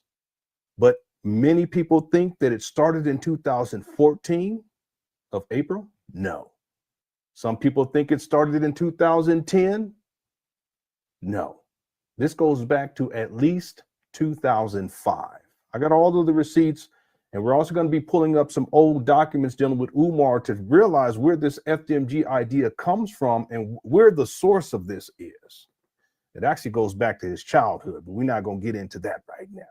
We have a lot to get into. We have plenty of snacks and treats. I got to go put this ice cream away, though. So I guess what I'll do for the Cookie Crush chat is I'll give a overview of what we have for this marathon today as we celebrate the 6-year anniversary of Umar acquiring the abandoned buildings. I wonder if Umar's done a video over the last couple of days to talk about FDMG and the 6-year anniversary. You see this